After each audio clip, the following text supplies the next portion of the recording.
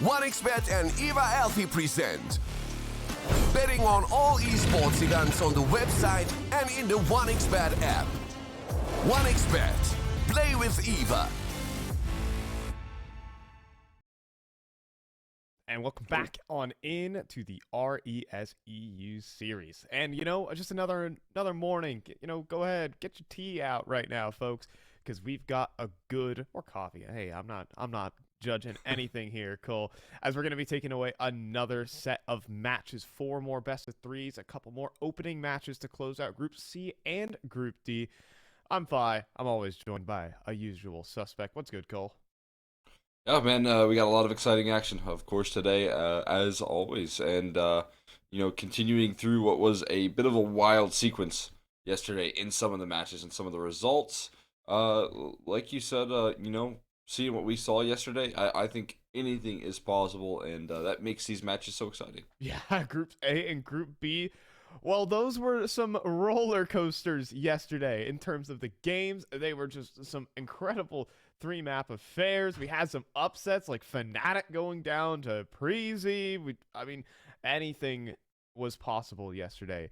And so, well, maybe anything can be possible today. Let's go ahead and take a look at what games we're going to be rolling with here. These are the opening matches for Group C and Group D.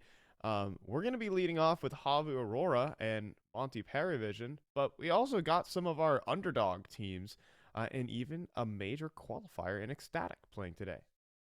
Yeah, exciting for them to see up against a really strong 3D Max roster who, towards the end of last year were leveling up their game. So I think that'll be a good look as to what Ecstatic are made of. I mean, but yesterday, like, one of our major qualifier teams and AmCal got blasted by the Young Ninjas, which is a couple of individuals that we know from North America quite well. But watching like Mistim get some wins back underneath his belt and playing pretty well with his squad is always welcomed. So yeah, again, it's just been a wild start to this event so far. We've seen a lot of big upsets. We've seen a lot of really close attempts at upsets as well with that last matchup versus Best Bet Boom as well. And I feel like that could continue into today. Yeah, it really could. I think, yeah, and it's possible in certain areas. Even like the name value of some of these teams, like a name like Monty, could definitely fall victim to a couple of these upstart rosters. But so kind of taking a zoom in to Group C as we're getting ready for our first game here with Havu and Aurora. In this group, I mean, Aurora seems like a huge favorite, but Rebels is a team that is also looking to prove themselves on later on today, that is. Yeah. I mean, obviously, like we had mentioned here, Rebels, they did some great work over there in Katowice. I think they secured themselves a lot of potential off the back of the opportunities that they gave themselves, and again, they were like one of the only Polish teams to ever make it out of the play-ins from that like Polish tournament that they qualified with. And I think that's pretty cool stories, right? When you're given the chances, when you're given the opportunities, you're able to capitalize, you're able to take advantage of that. And, it led to a pretty cool storyline and a big event for this roster. And now they're looking to transition that success back into, like, the online version of Counter-Strike. Are they going to be able to bring the same energy? Yeah, a lot of, I wouldn't even call it pressure, but, something to prove here for this Polish team to see if they can actually continue up the results that they were able to show in Katowice. Again, a best-of-1 victory versus Cloud9, taking maps off of Falcons, and God forbid they 2-0'd M80. But anyways, with with our North American pride being shot by that team, we'll see how they have to fare perhaps versus our first BO3. Havu is going to be taking on Aurora right now, and undergoing some roster changes as Slowy, gets benched at the end of the day. But the results, well, they have a loss to Spirit Academy. They have a loss to Spirit Academy, Cole, and to Ents. Yeah, at least they didn't get donked. No, they didn't get donked. They didn't get donked. They got bazzed. I'll say that. They got bazzed. Yeah, I mean, it is definitely a roster that's looking to build some stability. I think they have been trying to do that for a little while now. And again, I think they're so high rated because of their work that they did in Eliza. And they're looking to hang on there. But they've got to prove themselves. And kind of the the current competition that they have been struggling up against is a little bit worrisome, right? Because these are like lower rated teams when you talk about Ints Academy's roster and the lineup that they're bringing to the table, and obviously Spirit Academy that Mhm. we trust that they'll be able to field very competitive, very fierce roster from what they've been able to do in the past. But Aurora is in that same boat of a upper level competition, right? You're talking about some of the most exciting uh, prospects coming through here, and like the tier 2 scene. When you talk about like Kinsey and Nori and the Rifle Works, the way that those two players have been able to bounce off each other. But who has also gone through some roster changes of their own, right? Right. They kind of switched up in their anchor department and changed in that sense. So it'll be interesting to see if we're gonna see that success come through from them. Yeah, we're bringing in Belchanok as well. I think it's not necessarily official, but it's certainly going to be some extra elements playing maybe for or against Aurora. We'll really have to see. We're getting the litmus test for this team. Let's jump into the veto here to see what maps they're going to land on today between Havu and Aurora. I think Aurora specifically has been, still trying to settle on a map pool over the past couple of months, but the nuke pickup is the only thing that's truly been working for Havu in their pool. But it's going to be a real battle to see if they can even take Aurora to a third. Yeah, this is kind of the map that I would say Aurora defined themselves on and defined their team on was Nuke. If you remember, like when this roster was doing some of its best work, it was like challenging Astralis on this map consistently in online CS. At the very beginning or like for the first part of 2023. So, while Havu, like you said, have had that consistent success, and I think probably could continue to field that, it is going to be interesting to see them have to start off and succeed versus a team like Aurora here on this map because you're still playing a very good team on Nuke, and then you've got to work things over on Overpass and of course finish things out on Ancient here, which again, if you're the likes of Aurora and you're coming into this one, and you kind of feel like you're the favorite, and then you get one of your favorite maps picked out by your opposition, where you get to start on that CT side. It does feel kind of nice, the vetoes. Yeah, the veto does feel kind of nice, but maybe I'm not sure how it really feels in the camp right now for Aurora. I think Hmm. the one thing that plays against them is that the last couple of months have not been kind to them. Not able to even make the RMR themselves, going down 0-3 in the RMR close qualifier. I mean, fours has been this team's kryptonite wherever they go. So this is a kind of tournament where they want to stomp over some other international competition and maybe even break into playoffs and show that, hey, we're still very much here to play in this, sub top space in Counter-Strike. Yeah, I think it matters a lot to them that they're able to continue to develop because again, like the roster that this team fielded out of the gates was experiencing so much success very early on, and fielding that success, it feels like once you lose your grip on that and kind of slow down, it's hard to regain it, and this roster kind of found that struggle. I think that's led to a couple of roster changes that they want to like restabilize themselves and get back to what was a dominant tier 2 team, one of the most exciting tier 2 teams of last year. And obviously, I think they've lost a little bit of that same form that makes them as deadly. But I mean, the changes here I think are clear. The goal is clear of what this team is trying to get back to. Yeah, I think you know they're looking to get back into form, but we already know that so many of these players are strong individuals in their own right. Like there's not it's Mhm. not to say that even though, these players might be down a little bit, the vibes might not be perfect within the team.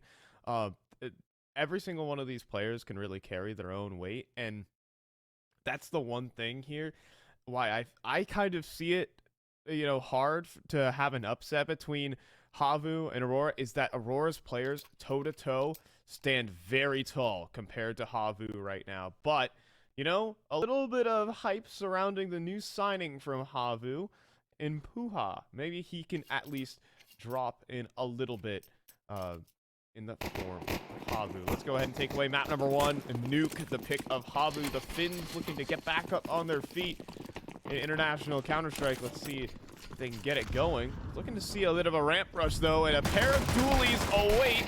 Uli falls first, but there's the quick trade, and we're dropping in. That was instant trade right there. Lackey couldn't even fire a second shot off towards another player. Hit a lobby lurk though, and Arex is overwhelmed by Kenzie. They deal with that quickly, and now they're transitioning in towards the lower side where Deco is finding more success here. They're collapsing in on these two players, but they're not finding the kills to back it up all of a sudden. All right. Banjo and Otto bring together 3 kills out towards control room.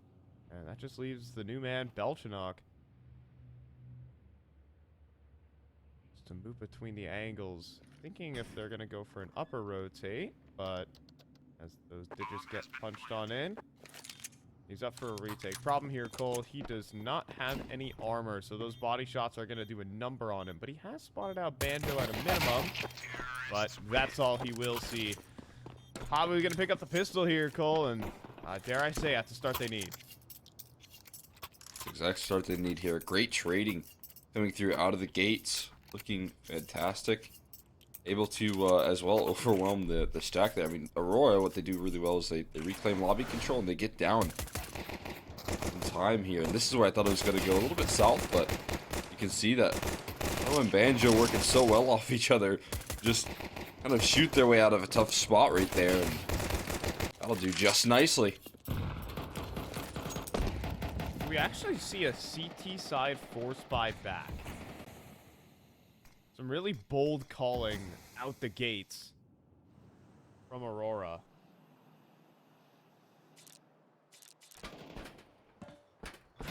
Looking over the top of these smokes, Deco does land a tag. Is that all? Is the question. Lackey picks one back up and toying with the lines right now. Both Otto and Lackey will still be standing. We got a 4-on-4.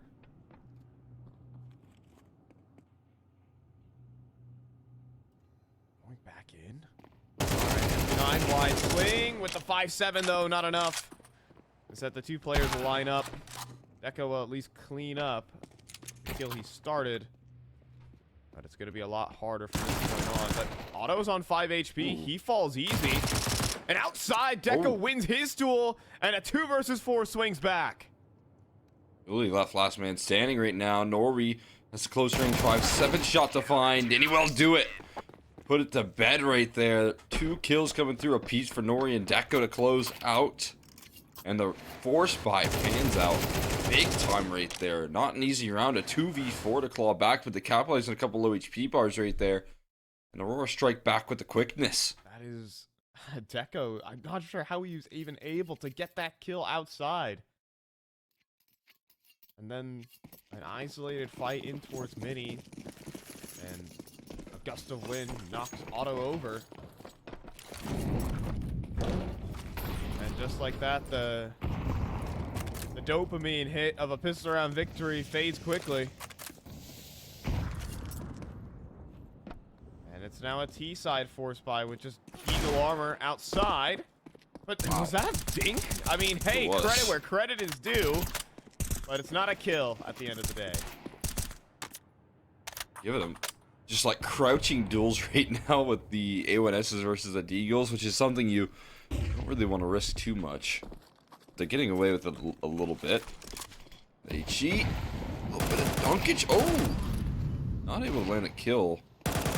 Well, that shouldn't be too much of a problem. And Banjo, 5 HP. Gonna try and do a little bit of damage. That force buy is easily punished though by Aurora. Handle business. The old classic Deagles in the outer yard don't quite work out as well as they had hoped for. We'll be able to continue success here for the CT side of Aurora. See here the crazy fall off. Good shot, but again, it's just through the wall, unfortunately for them. That's a bit of a bleak start there for Pavu. I mean, at least that force buy was looking to get some damage in, but now the money can start to stack up, and the confidence starts to brew here for Kenzie outside. Back a red box, and it's a little awkward now that he's been spotted, and the Glocks, so the dinks, 2 of them, but it's not enough to take him down, and Deco is also going to bring back up reinforcements so that USP's good enough. And here you're only beating the beast. Kenzie, by far and away the top performer here on this squad. Yeah, definitely don't want to feed this guy the ecos, but unfortunately, again, for Havu, he's going to hunt you. He's going to take those ecos by force. Confident Kinsey is not something that you want to deal with on your CT side because we talk about the effectiveness of the op, and Deco can certainly get activated. You know him to be incredibly capable in that department, but of course Kinsey can also do the same with the rifle. He can be very fluid in your face.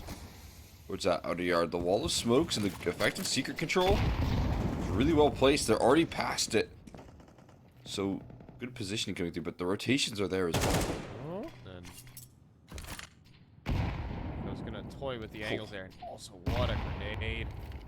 Really under damage on it, but it's not enough for any kills there. Lackey falls quickly as Arax is gonna start the drop down. Awkward line here is hoping to catch some players on the inbound. And, well, now as Belchanov falls, Deco's in some trouble. He'll be good for one, but surely to be hunted, or will he? He drags down a second with him. Get a 2 versus 2, and boy, are those wall banks close. Wow. Not actually hitting the mark there. 2-on-2, Arax still up on the top ropes, though, and what a shot that is. Now 1v2 for Norway, and Arax is going to be on fire to start this game for Havu. Wow, what a start right there. 3 separate duels, his first 3 kills, rolling on through, starts it all off by cracking open the ramp room. HE's through a smoke and managed to do so much work. This was all while, again, Pua was able to take so much space over there towards secret side of things. That's a great game plan here. I think that's a winning formula. There's 1x bet odds, so wow. I mean, again, giving Aurora a lot of favor for what has been kind of seen more recently. But if we have a lot more of that, I have more faith that this roster can show us. There's good fundamentals here. Get down secret control, best ramp room. Like the vision. Again, that control down in secret. Mission accomplished. That's the first step. That's only the first step, Cole. There's a couple more on the way, and Arax is going to continue to deliver on that front. Look at this. Rua has already beat him down to the punch. Double doors control now established for Havu. They can get themselves into the site easy. Maybe a little bit more. Swings the door. Very confident play here from the young gun of Havu. And that leaves a 2 versus 3 here. Kenzie at the single door will have nothing to shoot at just yet. And no targets. Only Norby now joining him. Will they realistically go for this? To retake down from the double doors. Who on charge again. And there's another kill for him. Banjo toying with the soft position right now, but he's gonna nail the shots. Hey, Havu are still here to play. That they are. Looking sharp as can be. Some of these duels, again, Eric's able to take so much initiative. And as we said, like, again, Hoo-Ha getting down secret is step number 1. He does that, and he does it to full effect. You've got Eric's cracking open the ramp room. They deal with the double setup as well, like Deco there, ready to go. It's such a good combination effort coming through here from likes of Havu. And again, it's straightforward, but it gets the job done if you can keep it up, right? The effective ramp control into, good lurking towards that outer yard. They're getting away with that space. It's going to work out for you if you keep taking that ramp control. Yeah, Arax has been a huge asset so far for Havu. And honestly, the times that I've casted Havu and the upsets that they've pulled off, it really has been Arax on that entry duty to do a lot of that damage. And a couple of other players are also pulling their weight. So, Abu, a bit of a brighter comeback off the back of losing the force buy early on.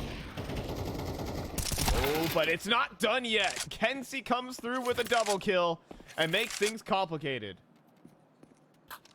Again, you don't want to deal with a confident Kinsey right now. Immediately strikes for 2. Is 9 kills already. Belchenok waiting. Oh wow, that's a brutal molly right there. What? He still wins the duel on a fadeaway, and he catches Eric's off guard there, trying to switch with the he can't track him. You can't track him in time. He still can't find him on the retreat as well. Oh my god. How did Belchenok even... He's armorless. He's an armorless M4. He wide swings the player top mini and deletes him. It's a 2 versus 4. And Arax is alone outside. You know, this is the worst feeling, is where you have to clear so many angles with an AWP on your own. You have no coverage. At the moment, he has to quick scope belt. And he misses the shot. That's the bomb on the ground and probably the round over here. Uli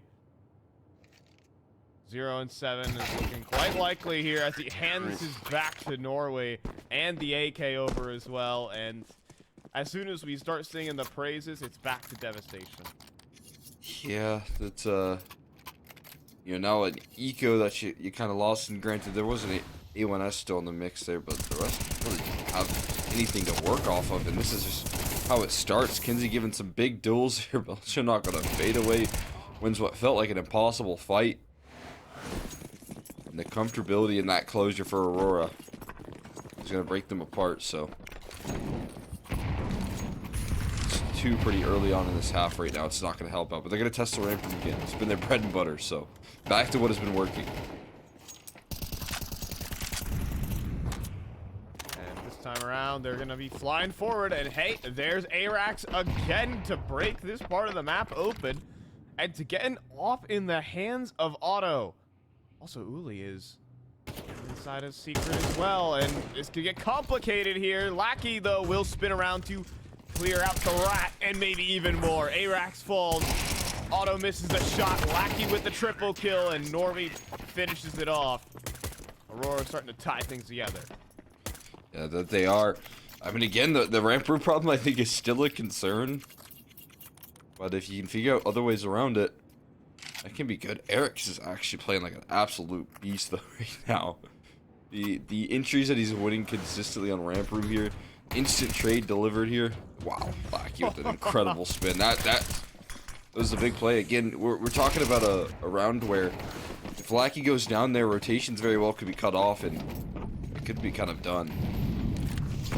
No, Lackey denies that possibility. Saves his team a lot of worry in that. Alright, cool. So that goes on an up in this round, and he's pushing high. Yeah. I'm just saying, it's gonna work as well. He's gonna find Uli, and every duel is being won outside right now for Aurora. Belchenok doubles up, and this buy goes down the drain here for Havu. Arax is in ramp room, but if there's no one in ramp to entry, well, he's swinging at air.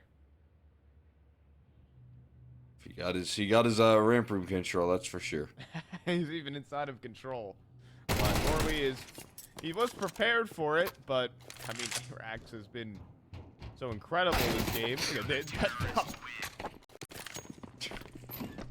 Okay then. Not a care. Not a care. He said there's an AK down for me in double doors. I don't mind if I do. He just ran down there, like he ran down there like nothing was wrong. So there's a pistol that I can take down? Thank you very much. Just a full speed UMP down the lower sight. Didn't even buy an op. Not super interested in that. I mean, again, if you're talking about dealing with like 4 players rushing your ramp, maybe you do want this gun. A rifle instead. Oh. And wow, that's a nice little HE. That's a great way to shut down the guy on 113 DAR, but there's someone else who is one-upping you right now. Oh my goodness. Kenzie is on a rampage this game at the moment. Now 13-6. And Bua's gonna try and make it down the vent, but the smoke fades, and so does he. 7-3 right now. What's interesting here is, I think, with some of these changes, obviously I think Zelter was a pretty decent anchor, but they've also gone through some of the role changes. I think Nori's now playing back Silo, and Belchenok is playing in Mini, which is interesting because, again, like, Belchenok was the replacement of Zelter, but maybe not directly taking some of those roles that Zelter was kind of finding himself in, and Nori sometimes transitioning into that. It's an interesting little tidbit there, but oh my god, Kenzie. That is just devastating there. You can't get anything going because Kenzie's just deleting your out-of-yard presence. This guy's a deity outside. But Banjo doesn't believe in false gods here. And a timing nailed there by Uli. It might not matter, though. Lackey, oh, no. He resurfaces and doubles up. Now, he is going to get flanked out. But he's Not going to before he get gets a another third kill. Are you serious? Oh, my goodness. The in-game leader just destroys all of Havu. Now Yuli's flank is really nullified here. Lackey, oh, he thought he's aware. I thought he was aware for a second. He shouldn't be super aware. I think his teammate thought he had a gap in the smoke. So bomb is going to be recovered. Maybe you just make your way on towards B. Get a cheeky bomb plan or something. But kill would be nice. And that will come through, but it's also going to scramble the rotates now. Falling into the vents. Normie is already above right now, and no headshot connected there. It's Aurora with 5 in a row. Aki. When things go wrong, Aki has been straightening things out very quickly. Been pretty impressive in that department here, as have everyone on Aurora, really. You can see, man, just the sequence here. It's so close to being good for Havu. I think when you have a player that sneaks down the vents, you would like them to be the one to clear out secret first, but unfortunately, it wasn't available for them. Lackey was too fast. Lackey took initiative there, and jeez. There's just nothing is free outside. Bua will be very fortunate to make it down secret, but hardly in one piece. Execute. Yeah, and Lackey. Okay, Operation Don't Get Killed by Arax. It's a go. Will it be successful? The question, well, Banjo will add to it. Deco, though, has made his way into control room. He's about to get flanked out, though, by Bua, who's made his way outside, and no respect to that situation. And Belchenok cannot hold on for a double kill. For once here, Havu get established, but Bua again is so darn low, and the door swings open, and there's a double kill from Kenzie, as it should be. This last round of the half is not sunshine and rainbows for Havu. It was looking so good until it wasn't. See if Banjo can save anything here. He's on half HP, though, right now, looking for an overextension that's just not coming. Oh my goodness. Aurora cannot miss a beat right now, Cole. A 9-3 half after it looked like Havu were putting up a fight. But, well, the freight train started running.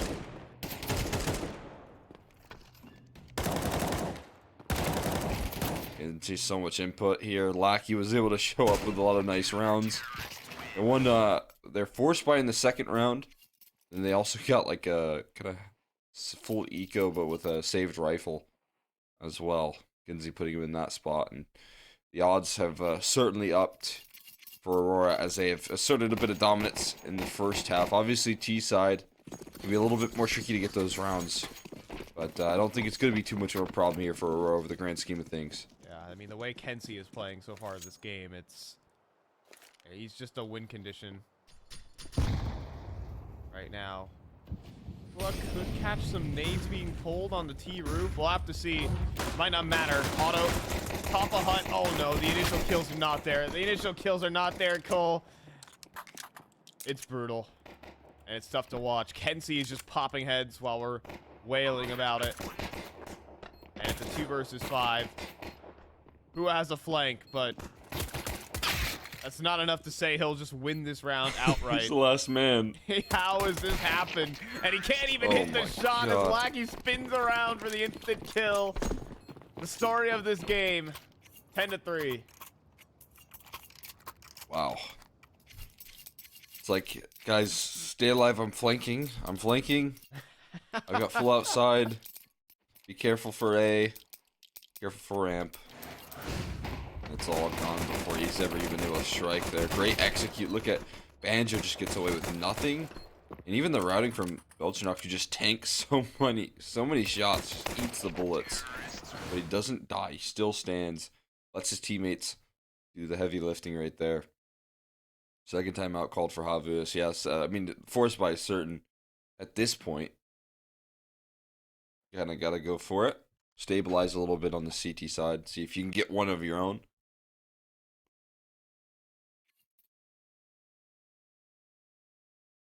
I mean, that's just the hope and the prayer. It felt like there for Pua. He's like, guys, teammates, stay alive, guys. I'm going to look away for a little bit, and you guys just hold on the retake, and they were all gone. I mean, Kenzie 18-7 is kind of helping out in making Havu disappear in these rounds. Vanish. Right before magician. your eyes, but ooh. This is a lovely start. That's something that they need here. Galil picked up. Deco hits the deck. And a little life may be given to Havu in this force buy with the man advantage. Now, the problem is the A site's empty, Cole. Oh, but they go down the vents, the and vents. they're gonna go right into a setup. But it's not good enough. It's at least a 2-for-2, holding on to the advantage. And Uli wins his duel as well. It puts a 12 HP Belchenok in a 1 versus 2. Will make his way up secret. And at least that to work with. But Havu with a chance for a force buy victory.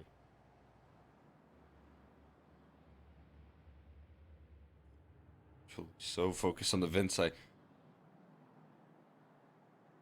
It's a bit surprised to see him out in the open like that, but now he has that internal clock kind of always going here, and I think Otto even does as well as he positions.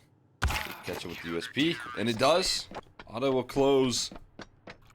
The round goes south for Aurora. Havu get the force buy down range. That's got to be a little life put into them. I mean, they are on the CT side of Nuke. You bail yourself out of what would have been a near impossible comeback if you lose that force buy. And so that's good news. Yeah, I mean, Aurora probably not expecting a secret setup when, you know, there was a 2-man ramp push just a couple of seconds prior. Like, why are 4 players committed down from lower site? That's probably the question they ask themselves. And right into the trap they go. However, I can definitely see this kind of round going wrong. Wait, this game's gone. It just takes a deagle headshot onto Pua, and this round's running. But that molly probably to keep him at bay for just a bit. And there will be no crisis just yet. Yeah, I have to readjust. The back of running to that ramp setup. Readjust towards the outer yard here this late into the round is not an easy task. It's probably for the best that they don't walk into the ramp right there. Could have been easily dealt with the duo and the Molotov as well. I'm personally Uli? not a fan of this angle. I'm just getting ready for a triple swing from Red. One flash, here you go, out in the open. He gets at least a double kill, so fair enough. And then the cavalry does arrive. Could have been awkward there, but instead it's a mow down for Havu. And that deficit closes down just a little bit more. Well handled right there. Uli gets the multi. It's definitely a confident angle right there from him, and he able to hold his own. Again, now we're talking full eco for Aurora. You get yourself a comfortable 6th round. And you're right back into a position where you can, you know, make this a lot more possible than maybe the odds are giving you credit for. You're on the CT side of Nuke. Already showing that they've got some really quick rotations. But, you know, it just takes one economy break, and the game goes up in smoke. So we're gonna see flashes through a hot rush. Banjo could be in trouble. Could be, is the keyword. Oh, bumps B. Oh, and it made it down to the B site. Belchernock is within the chaos. Found an opportunity. There's a chance, but he's in a tough spot. He's gonna go down, but the bomb plan's good enough there for Aurora. Cool game plan right there. So one flashbang and a hut rush. Sneak a player down the vents instead of hitting that A side. It was just a sacrifice of these 3 bodies right here that you see on your screen for the cause, and it's a great idea for Aurora to at least secure some extra funding for the first gun round. Oh, imagine if that was a full execute though, Cole, with all the guns and. Yeah, that's what I was just gonna say. That the one flashbang that they threw, the only singular flashbang, it caught everybody. It was a perfect bopper, and the fact that they did have that, it still looked like it could have been good if they had rifles.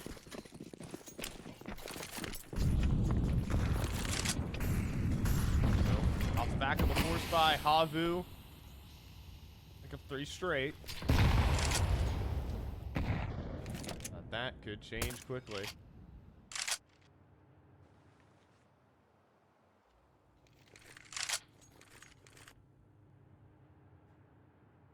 Yeah, I think Aurora are thinking of some similar things, but instead, it's going to be a mid-round outside take.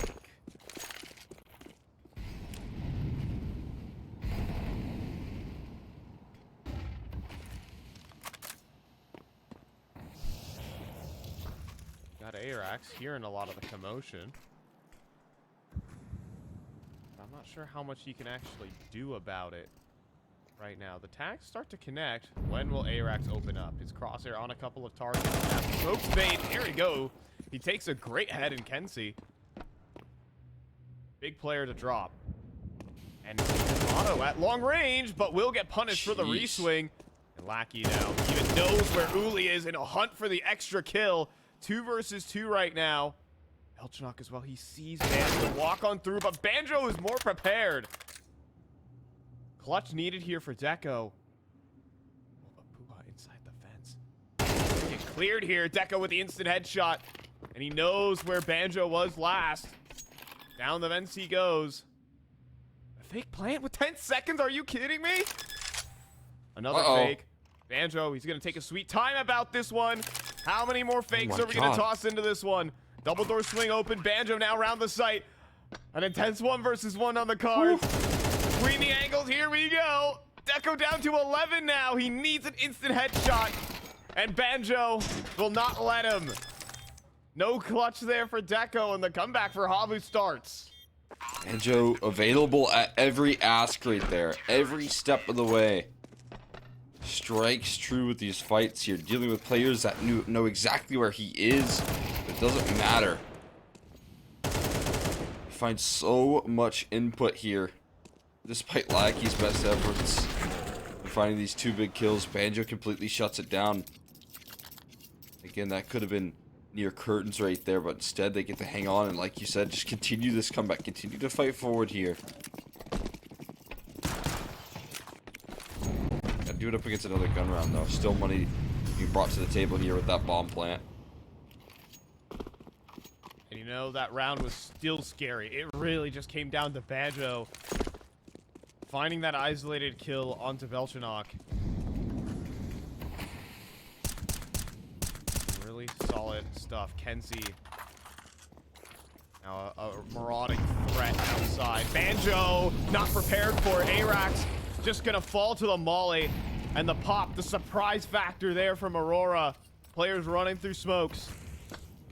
And it is an A site taken. That nade's gonna sink damage. 100 downrange. And the players just swing out into heaven into the meat grinder of Lackey. And quickly, 11-7. That is right back to reality right there as Lackey. This time able to get away with a whole lot more. On a really elusive call as well to sneak their way through Mini. And now, I mean, again, you have this opportunity to go for a full force buy. Banjo, he's got that extra cash flow going. So it's still like a tough question to ask, right? And I think you kind of want to. I think you're going to be hungry to go for this investment. Banjo immediately does buy into the rifles, and we are going to see this third time out called from Havu. But them hang in there.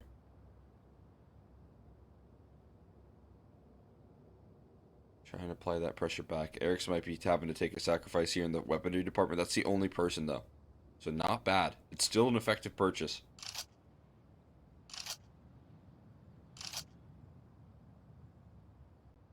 It's effective, but is effective enough?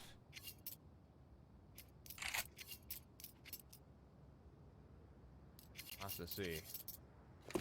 Kind of hold on to their map here and kind of make sure they don't fold to one punch from Aurora. We'll have to see. Uli is able to drop down.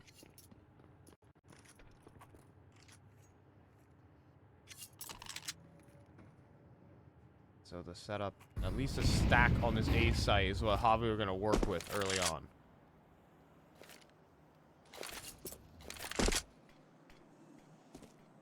A little bit of influence here in secret. Always a nice position to play in on the CT side as well. Talking about Kinsey. He's looking to get scrappy towards that outer yard. Looking for a duel. Uh-oh. And he's found it. He's found what he's looking for. This guy, Kenzie, just let him operate on his own. Completely self-sufficient. Give him some smokes and he'll make magic happen. Now just going to be the ramp hit. Uli needs to double up from this boost position. And I think his leg just got spotted. Belchanok, instant headshot. And that's a 3 versus 5. Make it 2 as the Finns are falling. This B site will be overrun. Bomb's gonna get planted. Havu have to save and face down 5 map points. Yeah, it is that nightmare scenario for any team of if you don't save these 2 rifles, which I think they should be able to get away with. They should. But if you don't, it is going to be money completely shot and you're on like pistols. And the best case scenario, no one has any cash flow in reserve. They went all in on this investment. And like you said, Kinsey starting things off with a big opening. The rest of the roster able to finish it with relative ease here. Go. Easy pickings. Very much, but look at this. Otto. Oh, they're just dropping guns over here. Otto says, I hear some sneaky exits I could find. But no, they don't give him too much of a hunt. Feels like Otto hears the coins in the pockets over there. Just, it's just a simple round. It's nothing crazy there from Kenzie. Just spots the shoulder first and Uli can't react.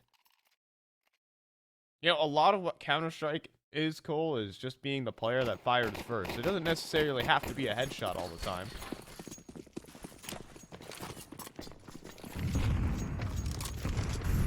Oh, Belchadog. Thought he was gonna moonwalk into ramp to dodge the flash, but instead, well, Havu have been put onto their last legs here.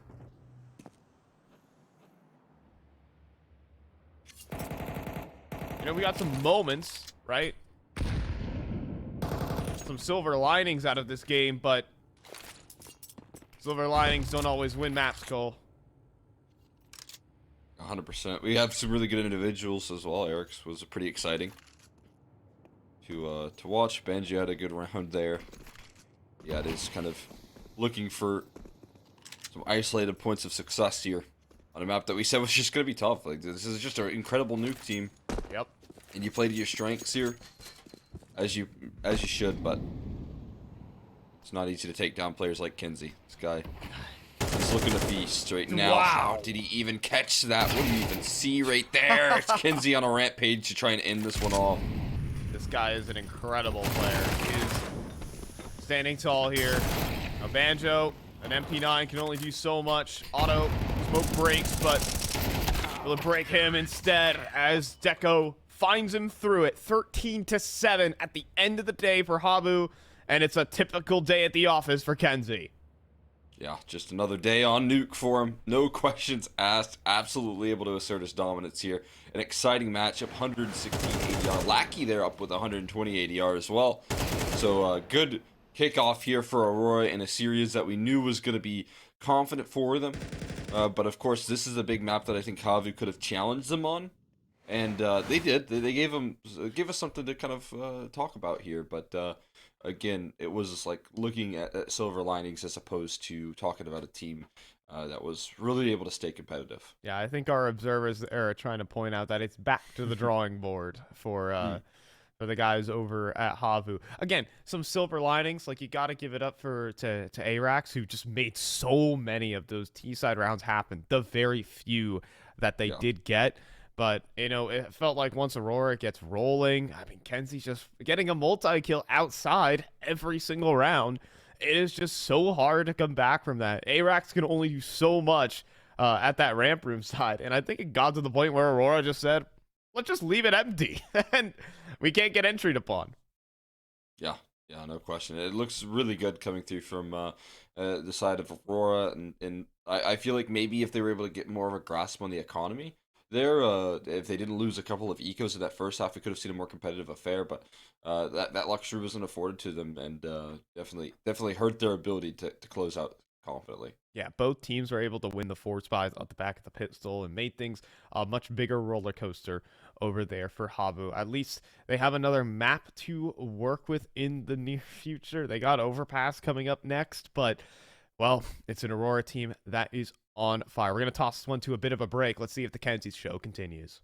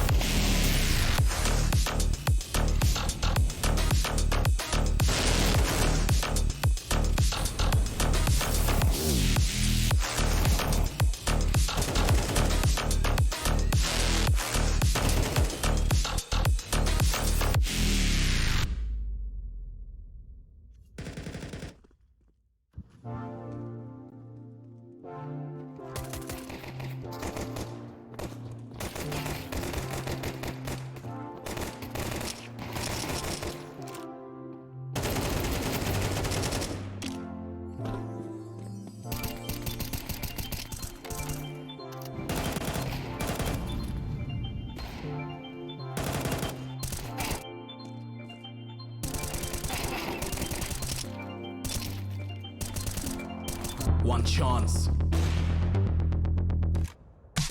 One dream. One match. One energy. One fight. One aim. One action. One hope. One expert.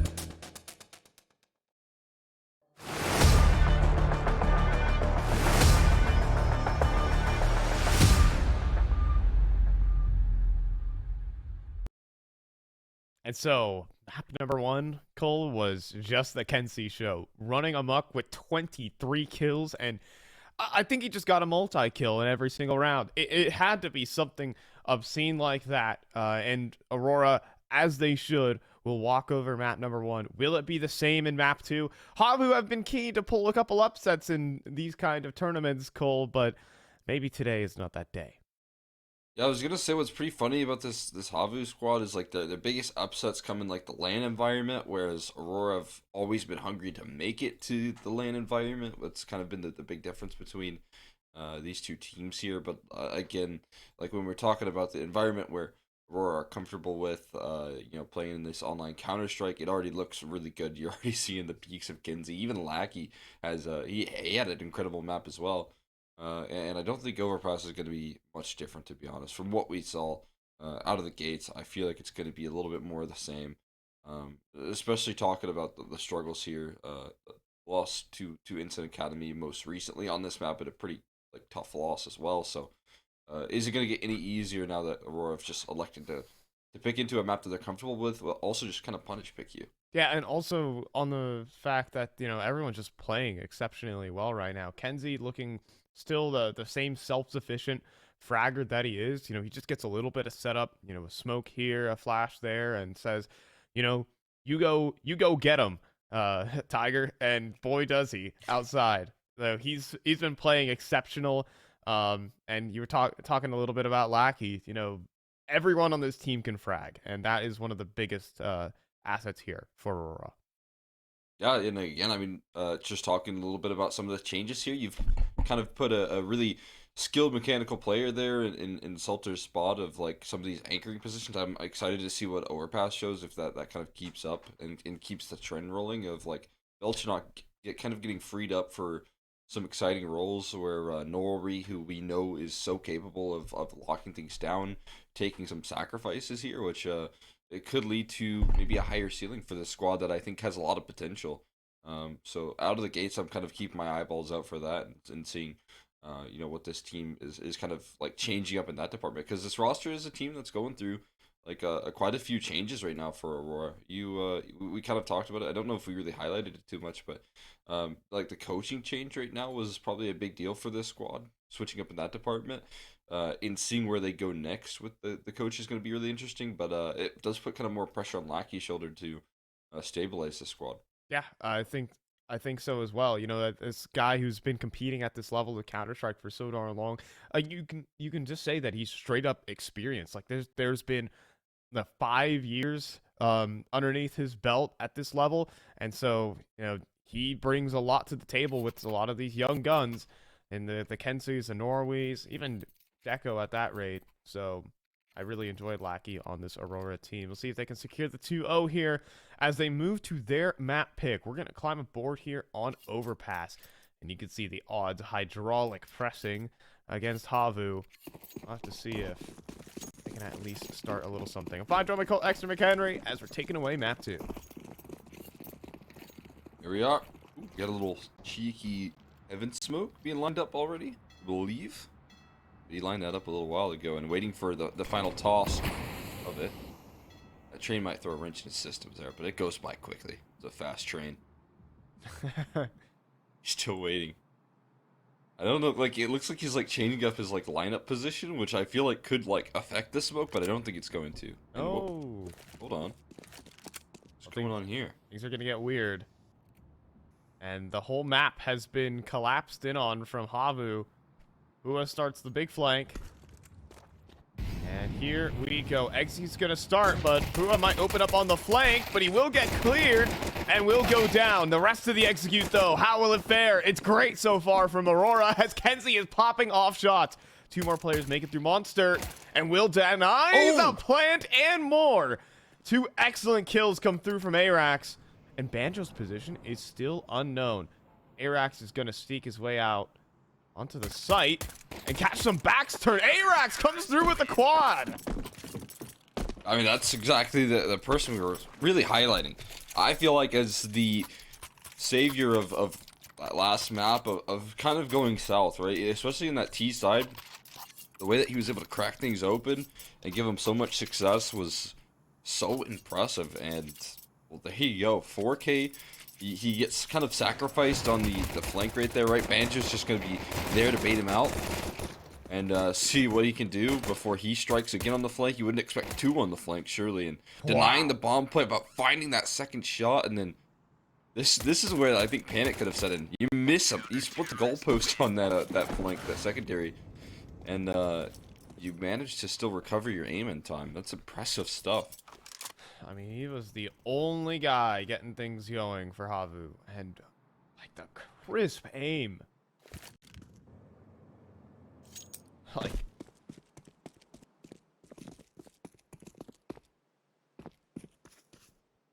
that was just some sick stuff. I can't really say much more. When I see good frags, cool, I gotta point it out. Have a little long walk up though, and nobody's really watching this just yet, except for Otto. That's a great headshot on a Kenzie. And I believe that was one of the Galils. And now, well, Belchanok will actually answer back with one. Keep things funny. Pua hopping around with an MP9, trying to be hard to hit. Here comes the Molly onto Lackey. And has to take out the Desert Eagle, and it'll get the job done. Oh boy. Now out Monster. A little bit greedy. Banjo looking the wrong way. He'll get dinked up. And now start to feel the pressure as Deco laser beam long range, and he finishes off Banjo. Oh, it's gone all wrong, Cole. The eagle shot on the player that wasn't even low right there, but it's just your rotation. It's all your help cut off at the seams, and another pistol that could just be instantly nullified by the firepower here of Aurora. The flank is coming through, though. Norby not watching. This could be a problem. Okay, there's 2 kills in for Uli. Now 1 versus 1. Deco around the site. Shadow spotted. That's a 1v3 that Havu desperately needed. They'll pick it up and keep it just in control. Oh my goodness. It almost got out of hand. In fact, it did get out of hand, but Uli will put the round in the win column for Havu. Incredible recovery right there, saving the day. I mean, that felt like a bit of an impossibility. They get so greedy on some of these eco kills and trying to save the round that you think it's done for until Yuli steps up to the plate here with the MP9. Looks incredibly comfortable in the clutch, and a breakdown in the post plants is going to cost them. But it's not going to cost them too much here because it's right back to the force buys. While it is a lost round and a massive save on the back of Havu, they still got a tough task at hand here. Banjo going to make it a lot easier by taking care of Lackey. Heavy short control, though. That means other parts of the map is empty. Aurora not necessarily picking up the pace too much.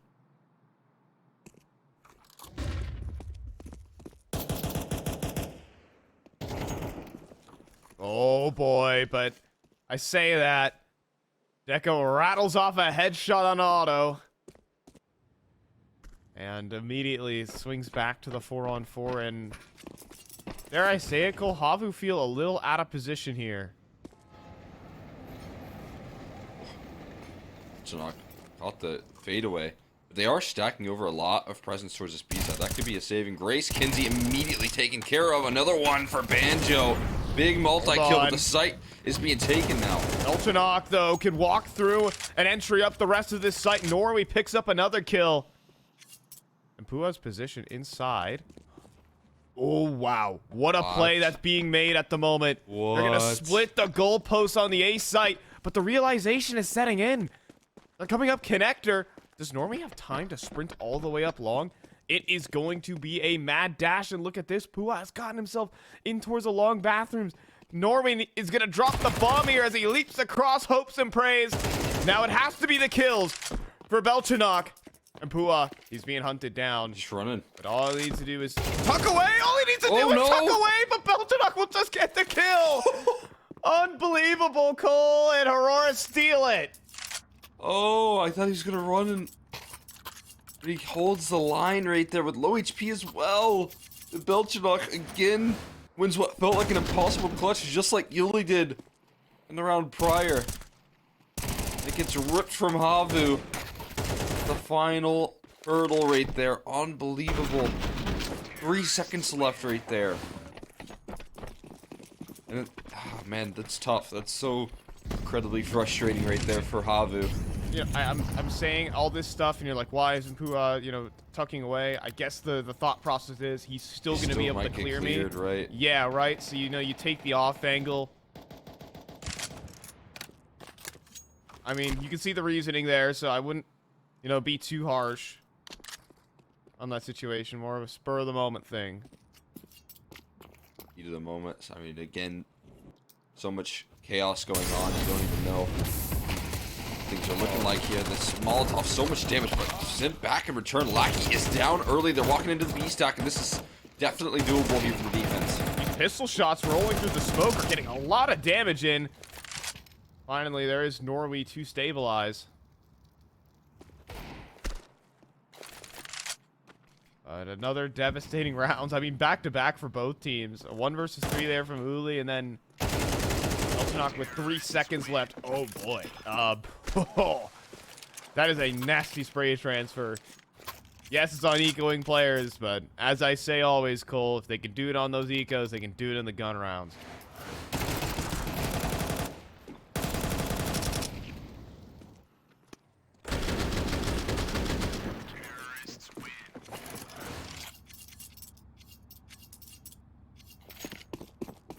Laser focus, 6 and 2 for Belchanok, who's currently just on a bit of a stand-in for Aurora, a bit on trial for this team, and showing his worth right now.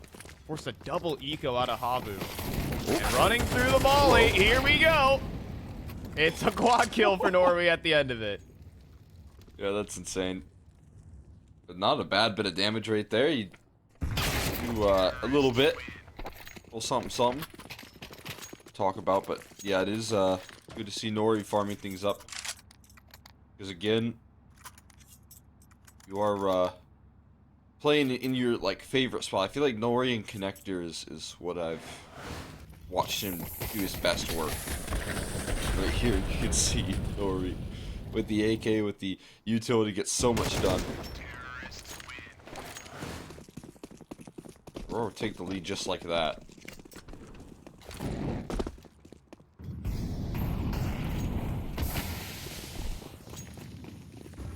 Just got so much cool utility being thrown out by Aurora to take some early map control. Compared to overpassing what we saw yesterday, it's kind of refreshing to see this efficiency come through. Yeah, just very fast-paced. You know, Aurora know exactly what they want off spawn out of this round, and they're already up long at the minute 20 mark.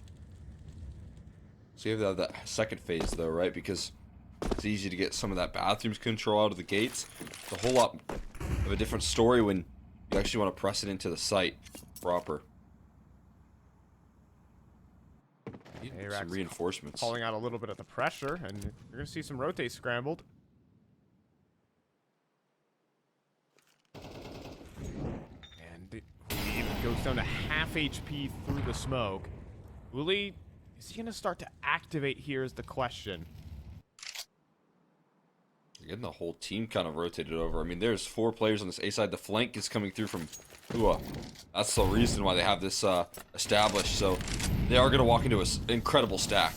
Yeah, but the A site notoriously hard to hold on to. Otto forced out by the molly. Now, you know, diving between smokes, he just gets dunked on by a grenade. Uli does start the flank, but Oh then my gets cleared and goodness. headshotted immediately. It's the Aurora way. 1 versus 3 here for Arax inside of a smoke with his knife in hand. I think he just might have Tapped out I or don't really know. something. Like, Yeah, you never know. 4-2 here for Aurora. it's, yeah, instant tech pause. That's a bit unfortunate.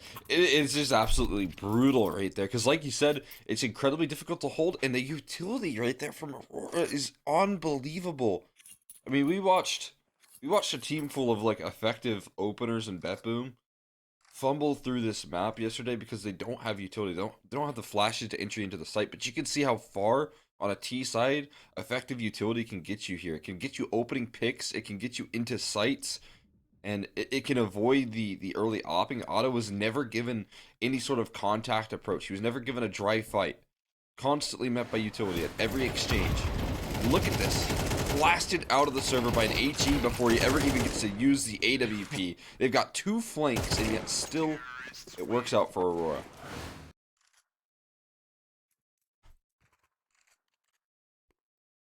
Only the sharpest aim as well for Aurora.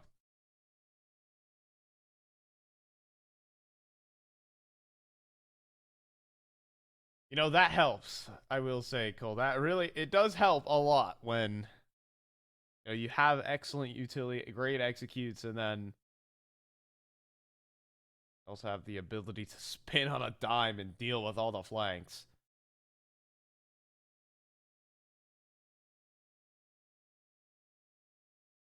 I mean, this team is just incredibly fun to commentate just because of the pace that they play at and the frags that they deliver. Yeah. If you're watching this, you got a treat here with Aurora and the rest of this tournament that they might deliver on. Absolutely. Again, we're going to bring some just incredible work in that last year. Or like one of the most dominant teams to play online in like the first part of last year. Really had a crazy win streak to start off, a lot of excitement. Again, didn't make it to the major after they made it to the RMR and Blast, and then obviously this time as well failed to make it to the RMRs, which I think was a big deal for them, and maybe even led to a lot of these change-ups because they expect a whole lot. And I like that out of them. I like the fact that they put that pressure on themselves. Yeah, I mean, they stuck with the same lineup basically for the entirety of 2023. You had Selter They and changed Laddick. the coaching role, right? Yeah, and Innershine went over to Bet Boom. Well, he's back to being a free agent, so you never know. Maybe he makes a grand return. Just talking about the future here for Aurora, but here and now, they're stomping down the site. There's just one such auto ND, and yeah, Lackey, a little suspicious of that smoke. Go ahead and spam him down. It would be interesting because again, this roster looks like they have so many different like set plays here. Like again, just that last gun round that we saw and the effectiveness in which they took so much space on that A side. Like this roster knows what they're doing in terms of like developing on this T side. The way they want to take map control is very clear. It's very defined. And it would be maybe not all that surprising if we did see Innershine come back after this campaign with Bet Boom. Like you said, just talking future for this roster because they do have that coaching role now opened.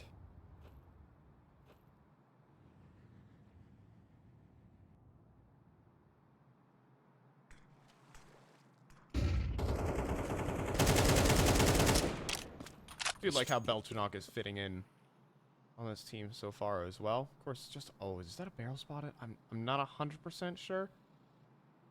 But also Lackey slinks in towards the sandbags, and this could get explosive very quickly. Feels like it. You see Deco gets the post up on his angle. Banjo comes back to clear this. Look at this. Just Blacky's gonna get escorted into the site by the op. Oh, and Pooh has no idea. Banjo's about to get instantly blindsided. And then there's the second from Lackey. It's just devastation from Aurora. Echo takes that time to take another. No, Yuli holds the line. Big kills from Yuli.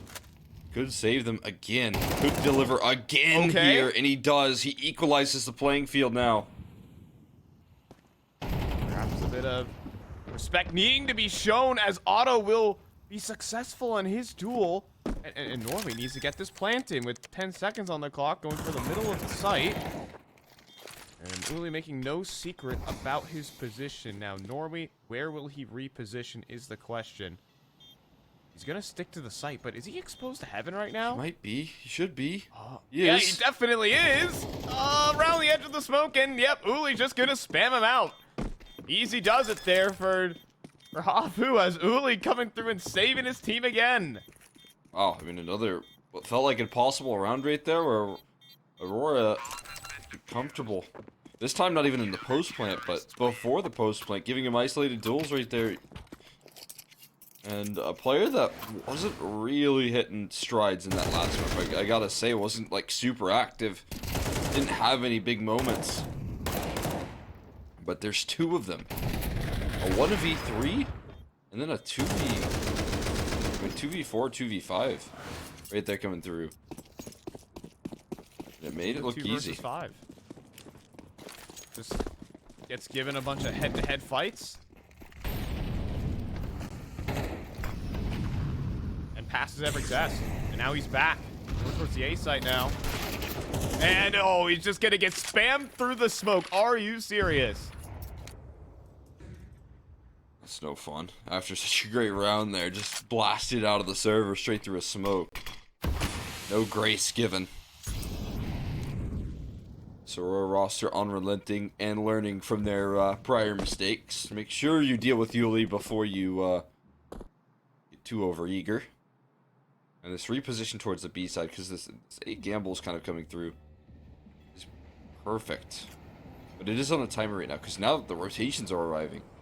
You can see Eric's is on a fact-finding mission on A. He's found something. There's a pop flash into the site, though. Oh, it's a bit of a team flash, I'd say. Hua in the open, however, the MP9 can't convert. And with Uli out of the server, who will be Havu's savior? The HE doesn't even strike true on the Norm. It goes down to 2. Banjo long range, gets some damage in, and oh, it didn't kill anybody.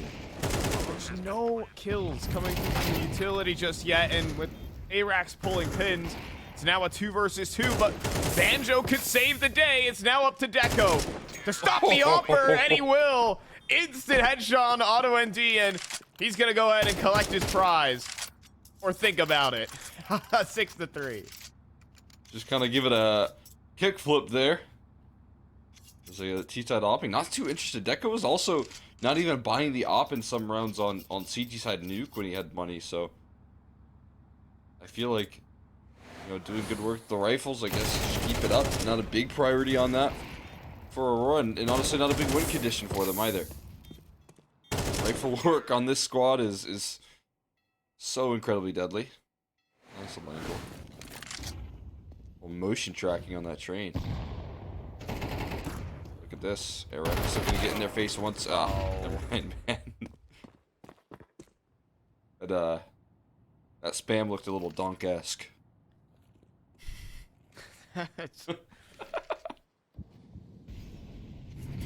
Well, stop yapping. This is so wrong. There's nothing. We're just gonna call every play a donk play. Kinsey's looking a little Mahomey today. Oh. Wow. Yuli. That's gonna hurt. Really playing good on overpass, that is for sure. It's a nice change of pace here for him, but they're walking into the last 2 players. I'll say that much. This is winnable. And okay, that's the realization. Wake up call here, but still, a possible round. You know, this is kind of like a continuing trend between all the RES series that we do is, you know, whatever's gonna be a donk play. We also got to cast Doc, which is a Donk's cousin. Close. Hold oh on, my but god. We're yapping about this, but here we go. Pua trying to put his team on the board right now, but he doesn't have a kit, Cole. It's going to be a smoke at a 10-second defuse that's necessary, and Norway's not even respecting his opponent, not even waiting for him to start defusing. Goes for the bomb, and Pua is just conceded this round. He'll get the kill, but at what cost? He's not. Is he gonna even survive the blast? I think he will. Oh, Nope. Wow. Okay. That bomb is relentless. That Jeez. bomb, you work hard, the bomb works harder. Absolutely. That's wild right there. I thought he was for sure good, but I mean that's just brutal again. You want to take a little space towards this A side. They do not give you anything to work with you on the side of Aurora. They will not leave you any relief. It's not the first time you've seen them just spam them right through the smoke on an aggressive play that Havu try and get away with.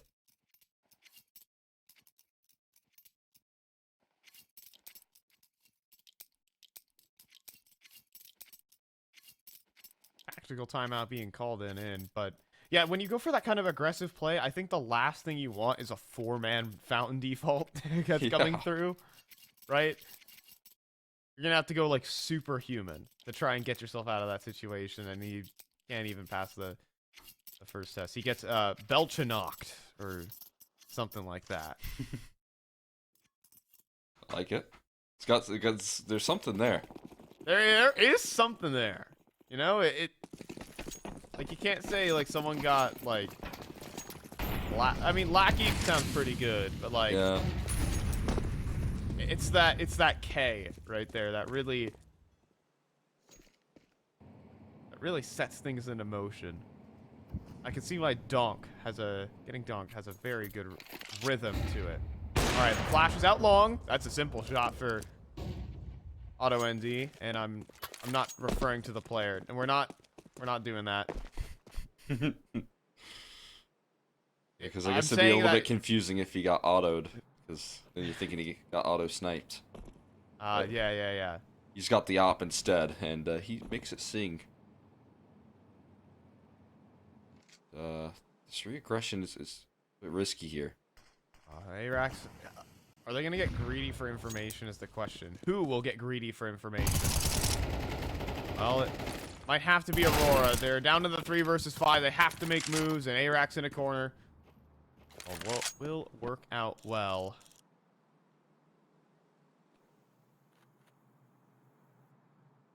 So weirdly enough, Cole, this map is very brittle. And even in the 2 versus 5, Nori's got to be quick up long and group up with his teammate. And I'm not sure how interested in this round they really are, but Handing is back. Top con.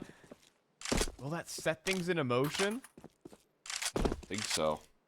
Just, And- I thought I was with you. I was like, maybe that's your chance. You still have to get through an opera on that A side, which isn't easy by any means. And they would rather just give themselves one more like good gun round here, at least decent gun round for the last of half, which makes sense because you already got 7. Right? This is a good T side from Aurora to set the tones, and getting anything extra at this point is icing on the cake. It feels like for what this team usually delivers on their CT side, but also what potentially could come through Havu on a very uncomfortable half for them, just in the entire map pool here. The T side of Overpass, not their strong suit.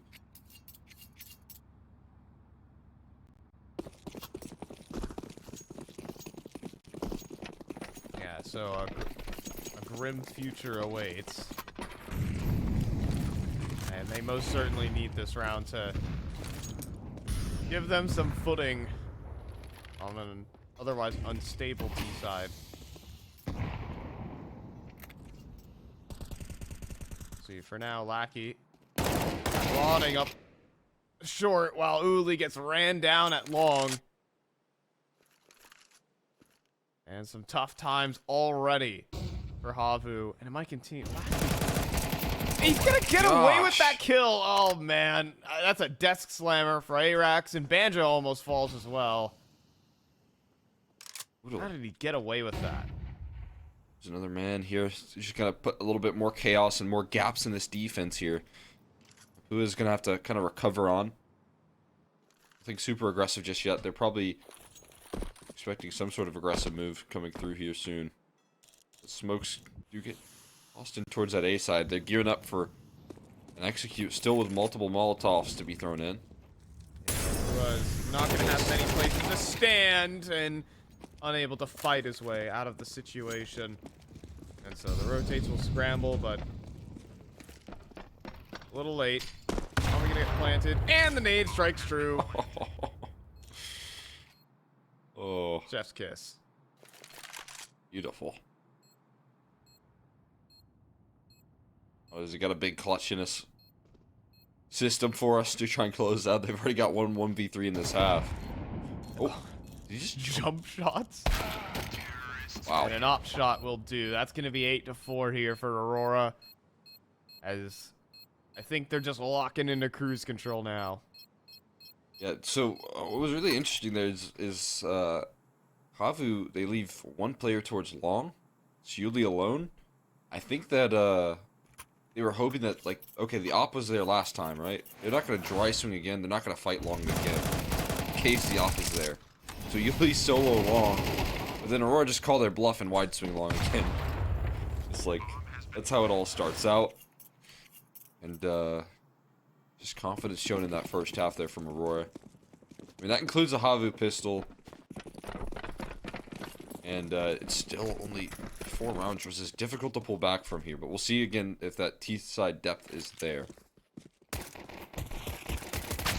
have to see, but for now, it's maybe not depth, just frags out on that A site, as no double kills come through for Aurora, but that can change. Beltranok resurfaces from connector, and oh, the timing. How good is it? Well, he comes away with the kill. He goes back in for seconds. And he's Lackey in a clutch, Okay. but Arax on these pistol rounds is a different beast. Dude. Get him a USP and hand it is over for Aurora. That's again another tough pistol round lost right there. I mean, the fortunate part about it is they have built themselves a great foundation already, but Arax, his aim is so incredibly sharp right now. He's going to need to keep that up. He was a big influence in that T side for Nuke. Massive when it comes to opening kills, so see if you can run it back here. Fast B play. And Arax leading the charge. And the Desert Eagles, I don't know what to say, but he is on only 4 HP. Whoa. Goes up top, however, and gets another double kill. Alrighty then. If there's someone to save Havu, I guess it's big man Arax. And time to bounce out of there. I gotta get that from his POV. He just, on 4 HP, sprays down 2. Yeah, not a care in this world here. Probably knew he wasn't long for this world. Even when you get bombed on, there's not a lot of safe places you can stand on 4 HP in this map. So it just goes down swinging. Lands some big targets right there. Finally a pistol and a conversion though for Havu, which I think is the biggest deal in that round. They have not had that yet, I don't think. They won the first pistol round and immediately got answered back. They won the pistol round in this map here for the first half. Got again answered, or no, they didn't get answered back, but they kind of essentially did in the next. It was the Yuli recovery. But punishing the force buy will allow them to close that distance. Kinsey still giving him a little investment here. You got tossed a pistol, you will get armor as well.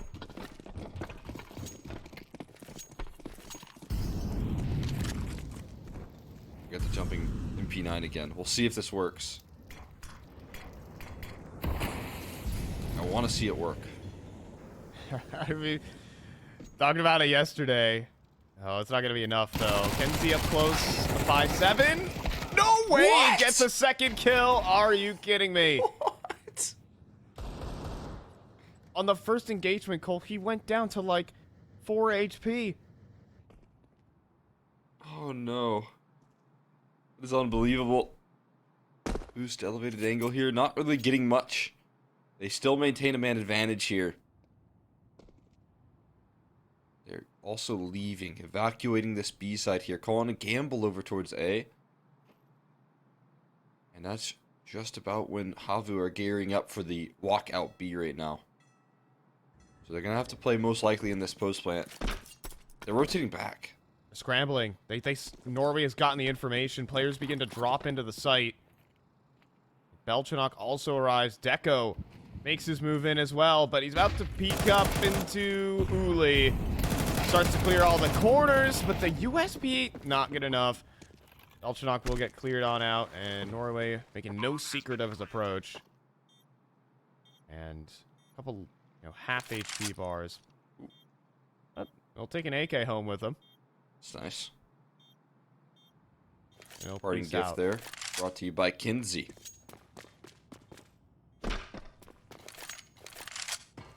a bad idea. He has so much money as well, so... first gun round can include an AWP. Especially with the saved gun. And armor as well. Nice little exit strategy for Nori. Meanwhile, Havu now closed that distance to a singular round here.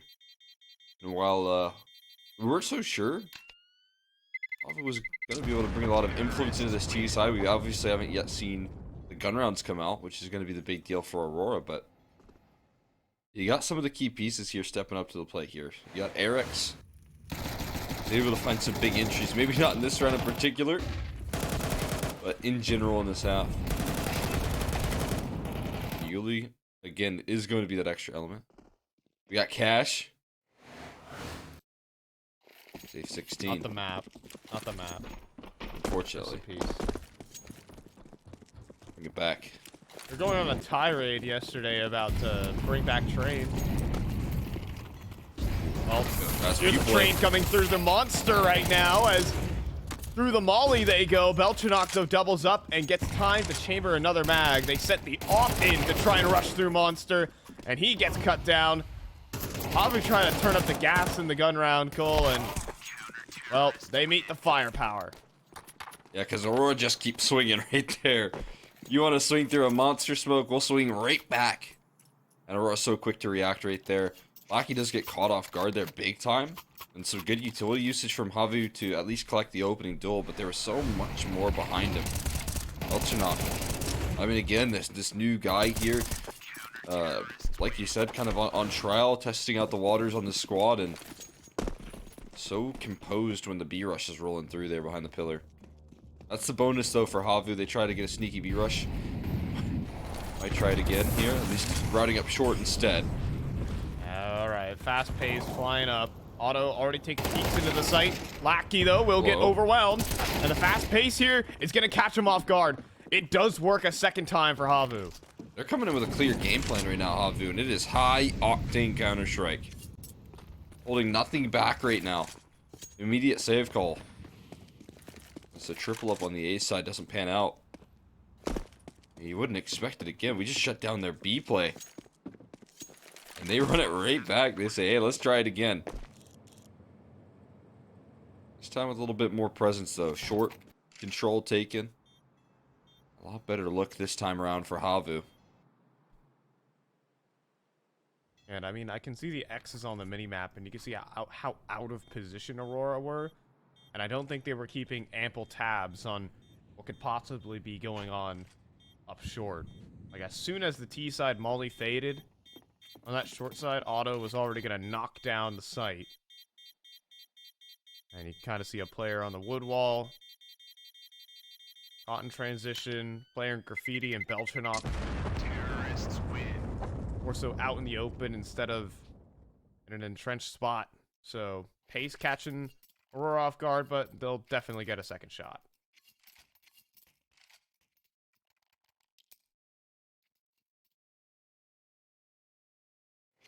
They'll keep on investing. And Now Aurora probably do have to steady themselves a little bit for these sort of possibilities. I imagine that's what's being discussed right now, right? It's like, hey, so far, they've come through and they've shown us what they're going to do on these T sides here. It's very fast paced. They're not really doing too much defaulting here. And that's a wake-up call that Aurora have to prepare themselves for.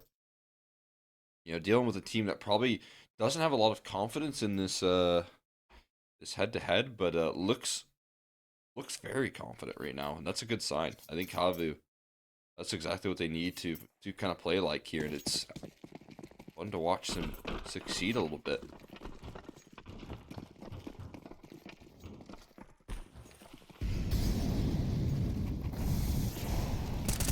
We'll see. This time around, it's Aurora who will turn up the Jets. In the short side, there's a flashbang through, and not quite the double from Banjo. Very close, though, and Lackey will escape for just a moment. Or Willie. The nade chases him down, and it's a man advantage for Havu. Banjo sent in to the fray, does so much work, so much damage by himself, and then the nade will close out the kill there. Nicely done for Pua.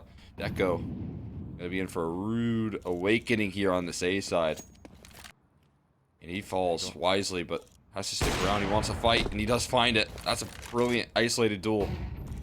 And a great flash as well. Follow-up to stun them further. There's a second. There's a third. Deco back to his old ways.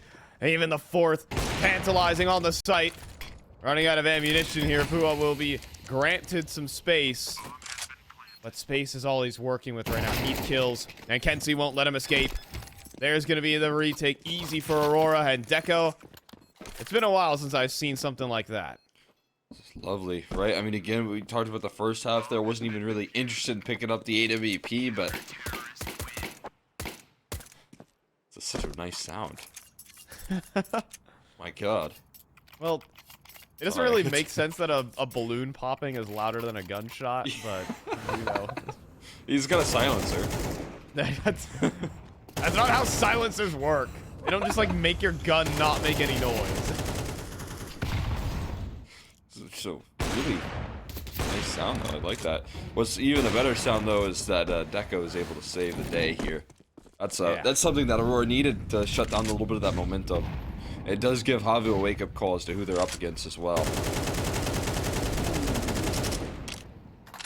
I'm not sure if the door was broken open there. If it was, then Pua is just definitely a dead man. Hold on, Banjo. Turn around. Nah, it's smoked off, but I think that was just through the door. If it wasn't, yeah, there would be an opening kill. A lot of pressure on that connector side there. Great spam. We're gonna flush out Banjo right now. Lucky catches him in the open, but guess who's there with the AWP waiting for you? And Banjo will find the kill even though he's pressured. And they punish accordingly here. And Deco holding pins at the moment and can't even connect the shot, so Havu will get clean entry. And so this is gonna force another save out of Aurora. That little short setup there from Havu just nets the aggression perfectly. With Otto holding at long range. It's great preparation there coming through for Havu. AWP looking good for Otto. He's had a bit of a tough time this map, but you know, having some T-side impact can quickly redeem that fact here. Havu might have stumbled to the op of Deco last round, but bounced back so quickly. That's what you need to do. Quick reply. Even an exit for Banjo there, denying one save. Decent enough money to keep the investments rolling, but this game is certainly not straightforward for Aurora considering the lead that they had in that T side.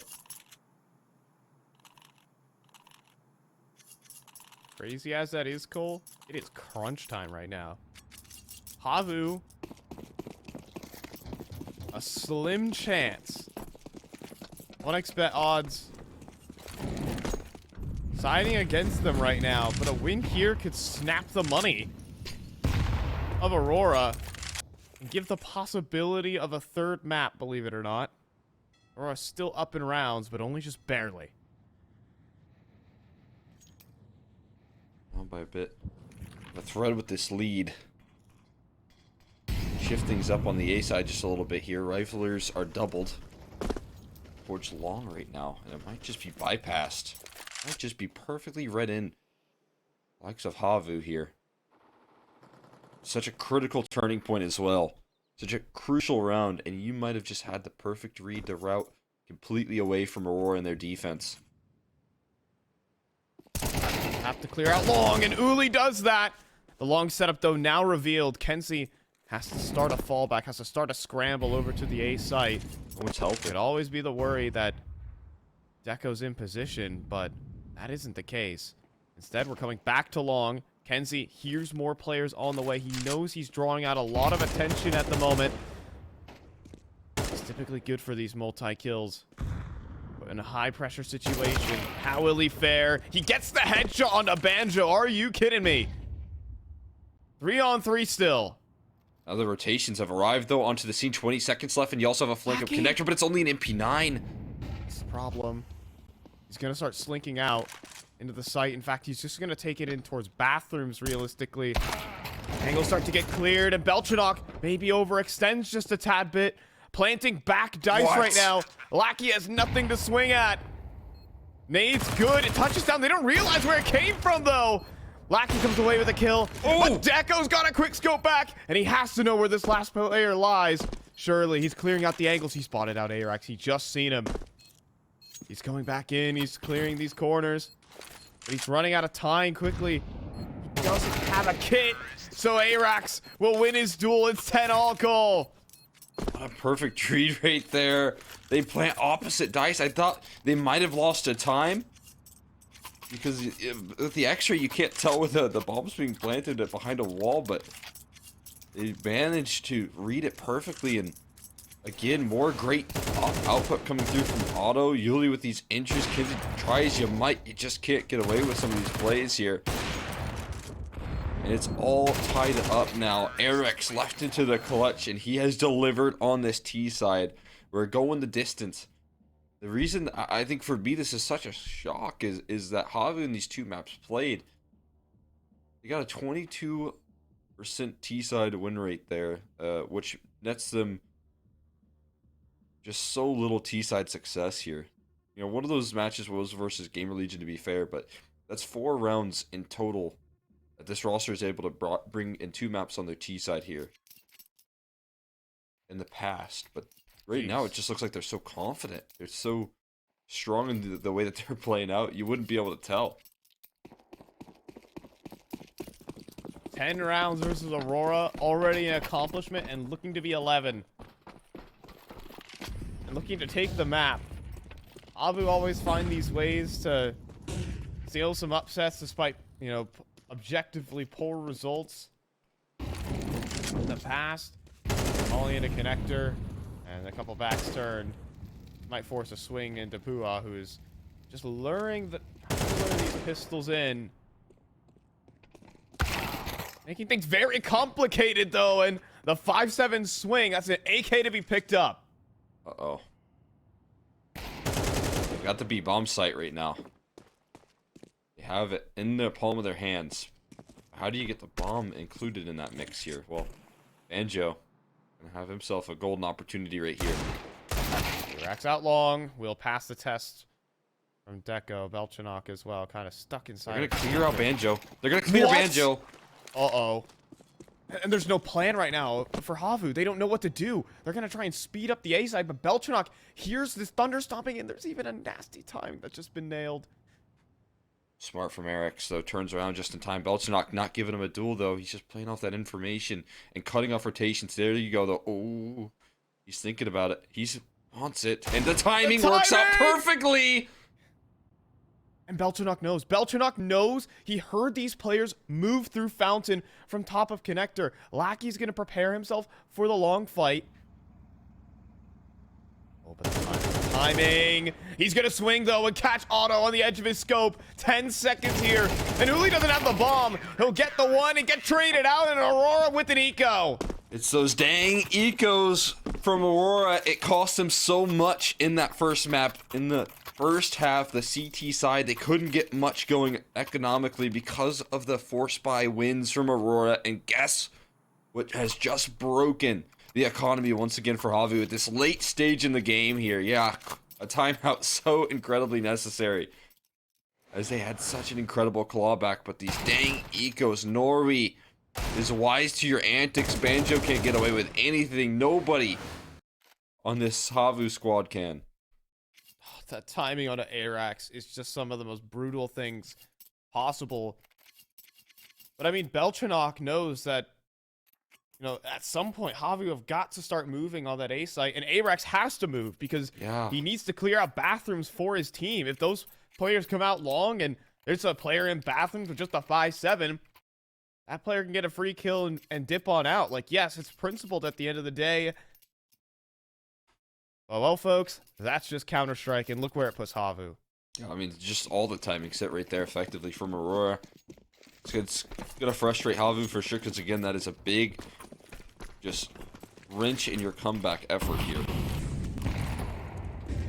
Now you got a force buy of your own. Try and bail you out a little bit. See, ignoring the problem of connector right now, as the Molotov's utility is really effective. A4 spam right there, trying to put them on notice.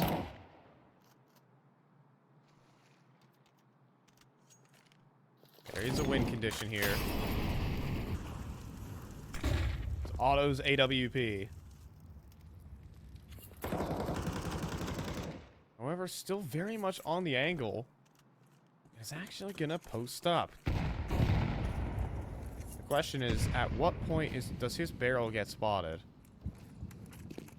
It might never come to fruition, because into the site they go, but into a crossfire as well.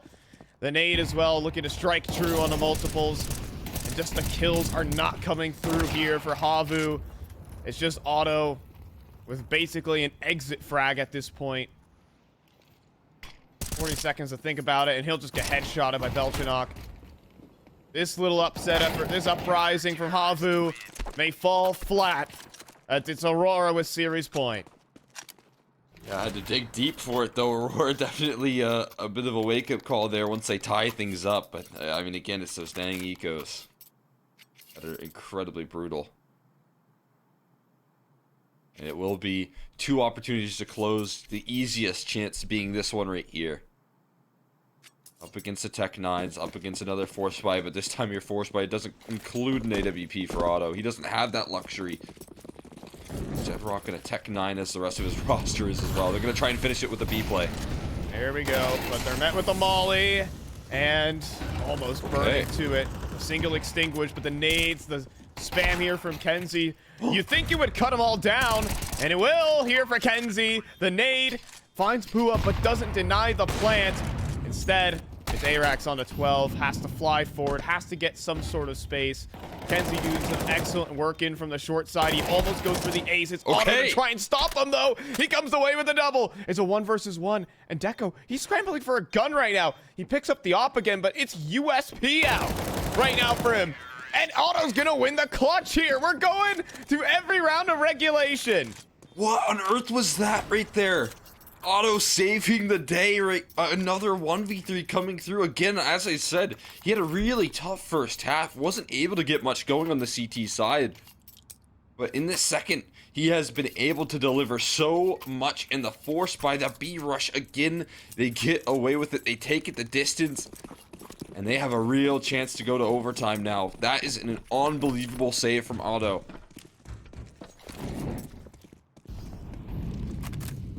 So, Havu are just alive right now. And a great flash, you would think. Oh my God. Are you kidding? Kenzie just keeps going. Otto falls and he almost gets a second through a smoke. No time to celebrate for Havu. You still got to get to OT. That's the tough part, right? There is no chance to really let that sink in. You got to run it right back, and Kenzie gives you a quick reminder of what he's up against. He got 4 in the last round. It wasn't enough. But now the man who saved him is out early. He's out first.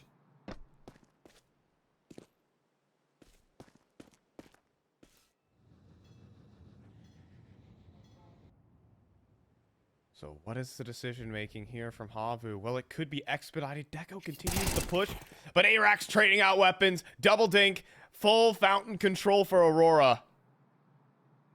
It's devastating. There's hardly anything you can do here for Havu. You just have to pull the pin on the execute, hope and pray that these players can somehow pull it off. They're starting to crunch on into the site. Banjo at least with the 1. Belchinok still back at the site though.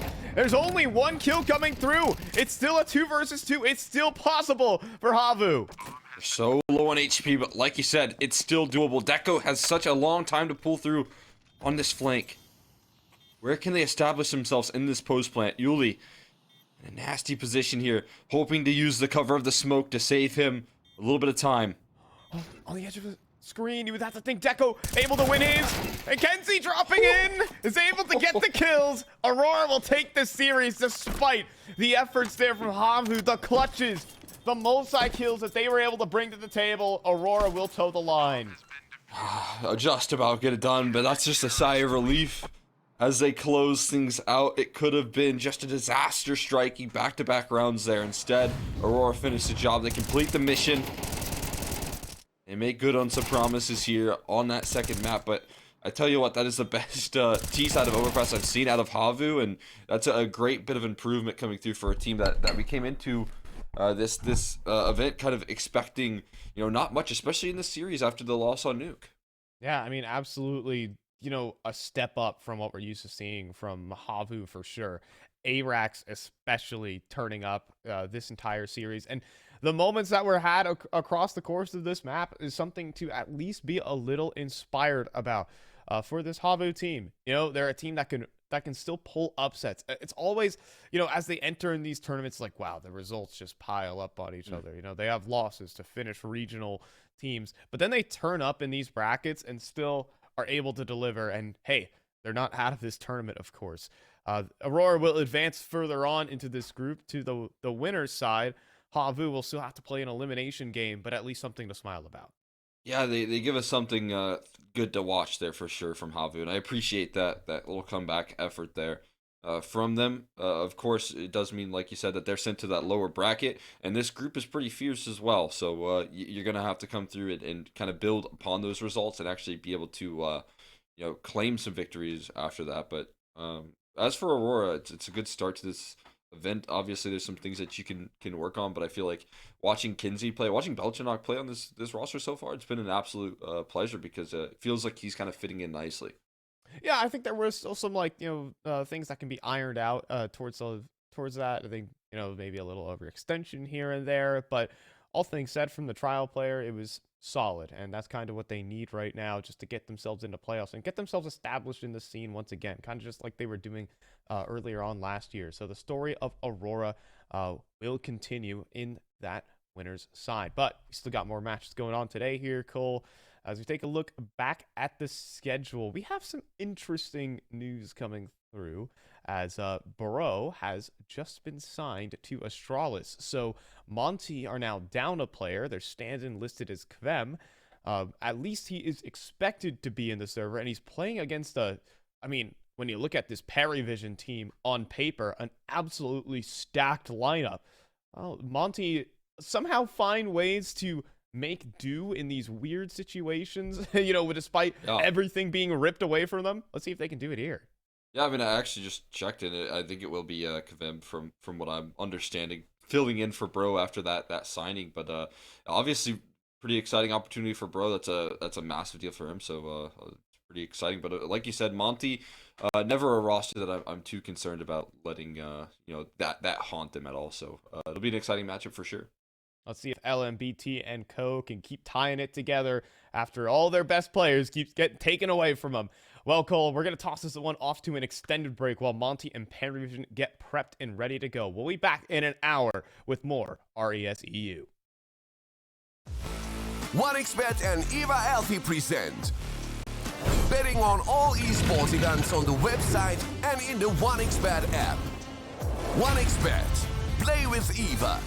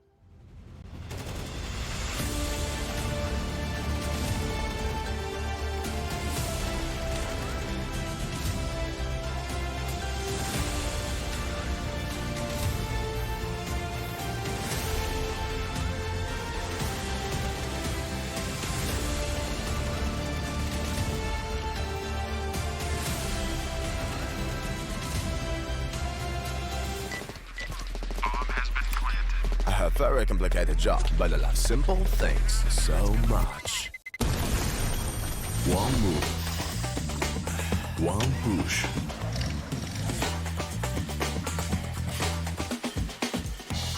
One touch.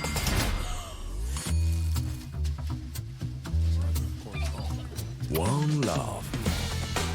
One click. One XBet.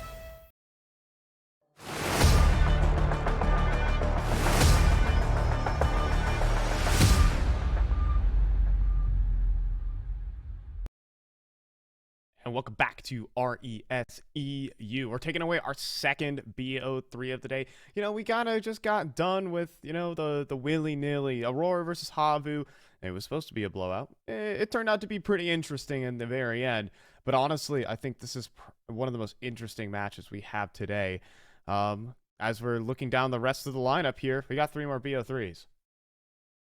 Yeah, I definitely agree with you. It's one of the more exciting matchups, that is for sure. We got a Monty who, kind of crushed it last year. They did great work there. Were able to win a land for themselves, which I think was a big deal for this roster. Made a lot of deep runs as well. And, obviously a pretty exciting team, but a roster that is clearly going through some changes, some of which even happening today, right? And, Yes.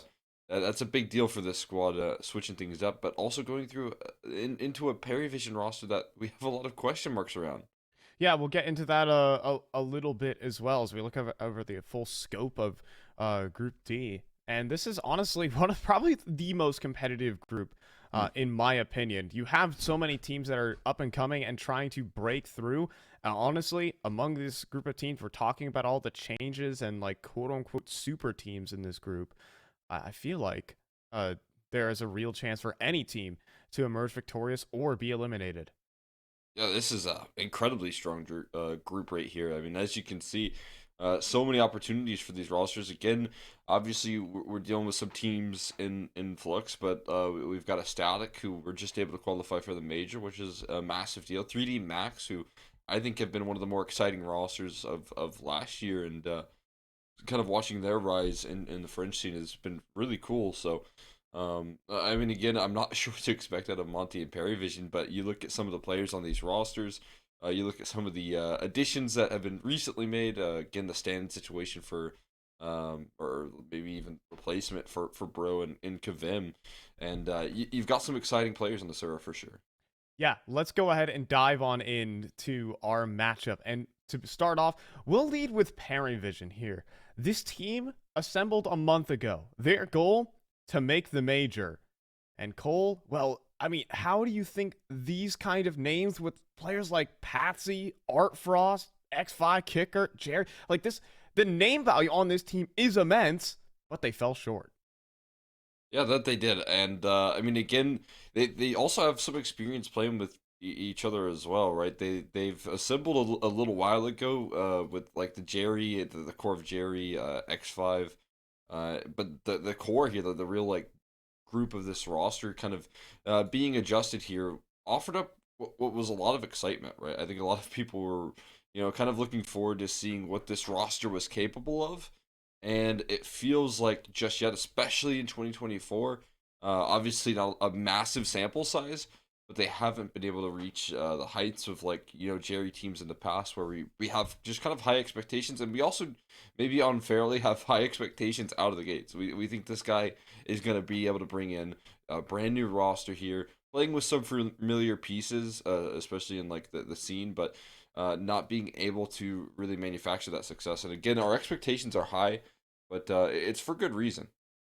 Yeah, and so now we turn back to Monty. And, well, for those who have been reading the headlines this fine morning, now afternoon, Bro has been signed by Astralis. So this team has been plucked apart once again. First it was Boros, and you thought, oh, Monty's dead. Well, let's forget about them.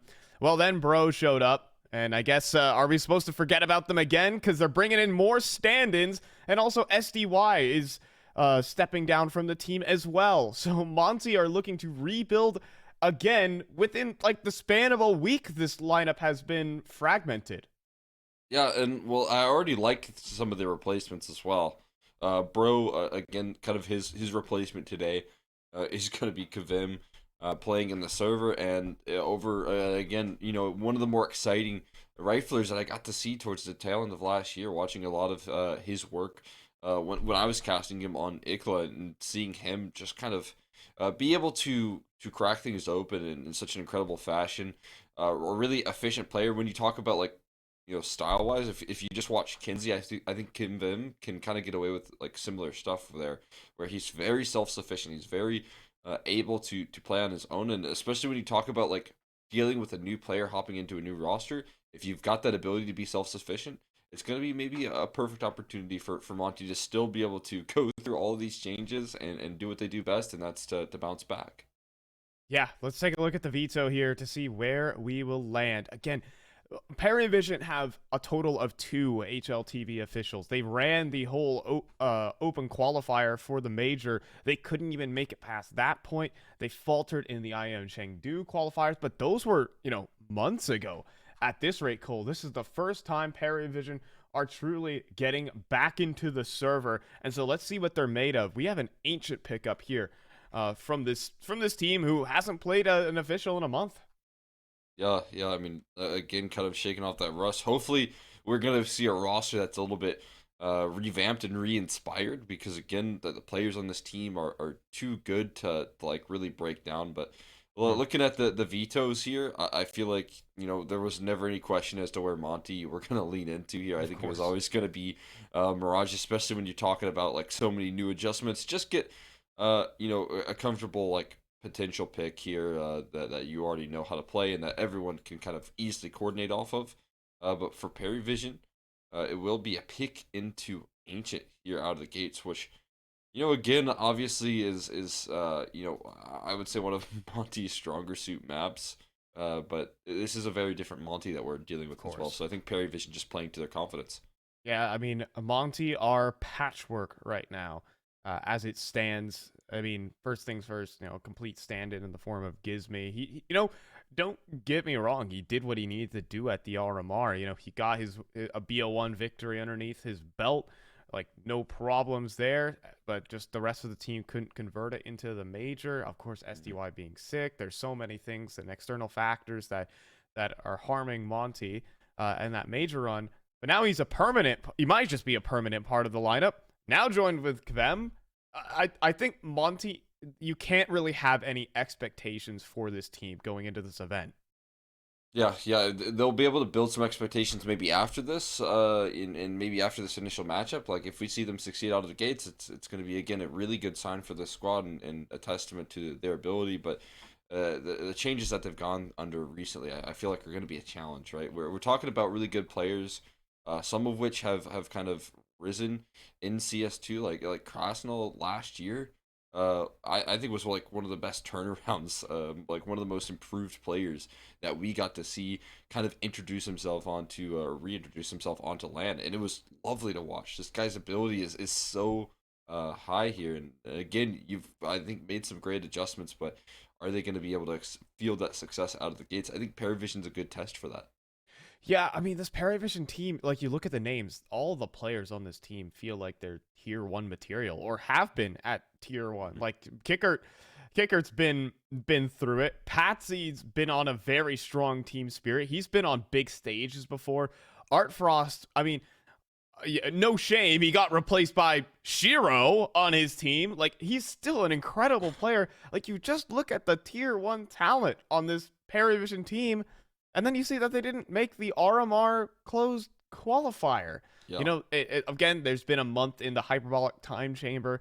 The scrims have been going. It's not that, we don't see the HLTV officials, obviously, because, they've just been in the chamber. So I want to see what this month of work for the Paravision team has really come to fruition, because you got tier 1 names. This is a team that belongs in at least the top 20. Yeah, I think so as well. I think if you're playing underneath Jerry's leadership and you have all of these established talents here, that you'll certainly be able to get to that point. It's all depending on whether or not they can build back that form here. Like you said, like Patsy, obviously, I think this guy needs to take some time to build back his confidence on this squad. I think that Liquid was a really rough run for him, where there was some excitement around him, but also a lot of criticism once he started playing with this roster, and a lot of changes in the way that he had to play out his kind of style. Art Frost, again, you're talking about a player who watching his former teammates kind of close out like the biggest events in the world, right? And that has to be a little bit of a daunting feeling for this guy as well. So Perryvision, they're going through a lot as players right now, and it probably did show in the beginning of the year. But like you said, this month that they've taken, I like that the fact that they've kind of identified a need to take a breather here and get back into the circuit once again, and that's where I want to see them build back. Yeah, this is like the very beginning. It's starting from scratch. Normally, Jerry has had a team to work with like for over the past, maybe 5 years with fours, right? Yeah. He's been, securing a couple invites to close qualifiers, showing up to international events. It's not, I wouldn't say taking it easy, but he had a straight route that he was driving. Now he has got to forge his own path with admittedly amazing pieces that he does have to work with, but it's still forging a path nevertheless, and these kind of tournaments is where that's going to start. Yeah, which is interesting because, again, like when we talked about Paravision before this, when they were dealing with like more of the like lesser known factors here, it was maybe not as strong as we once thought, but he was still able to field like a certain footing that I thought was pretty impressive. So I'm expecting to again, with these names that he has been able to bring to the server, get back to that point at some point. Again, it's only a matter of time.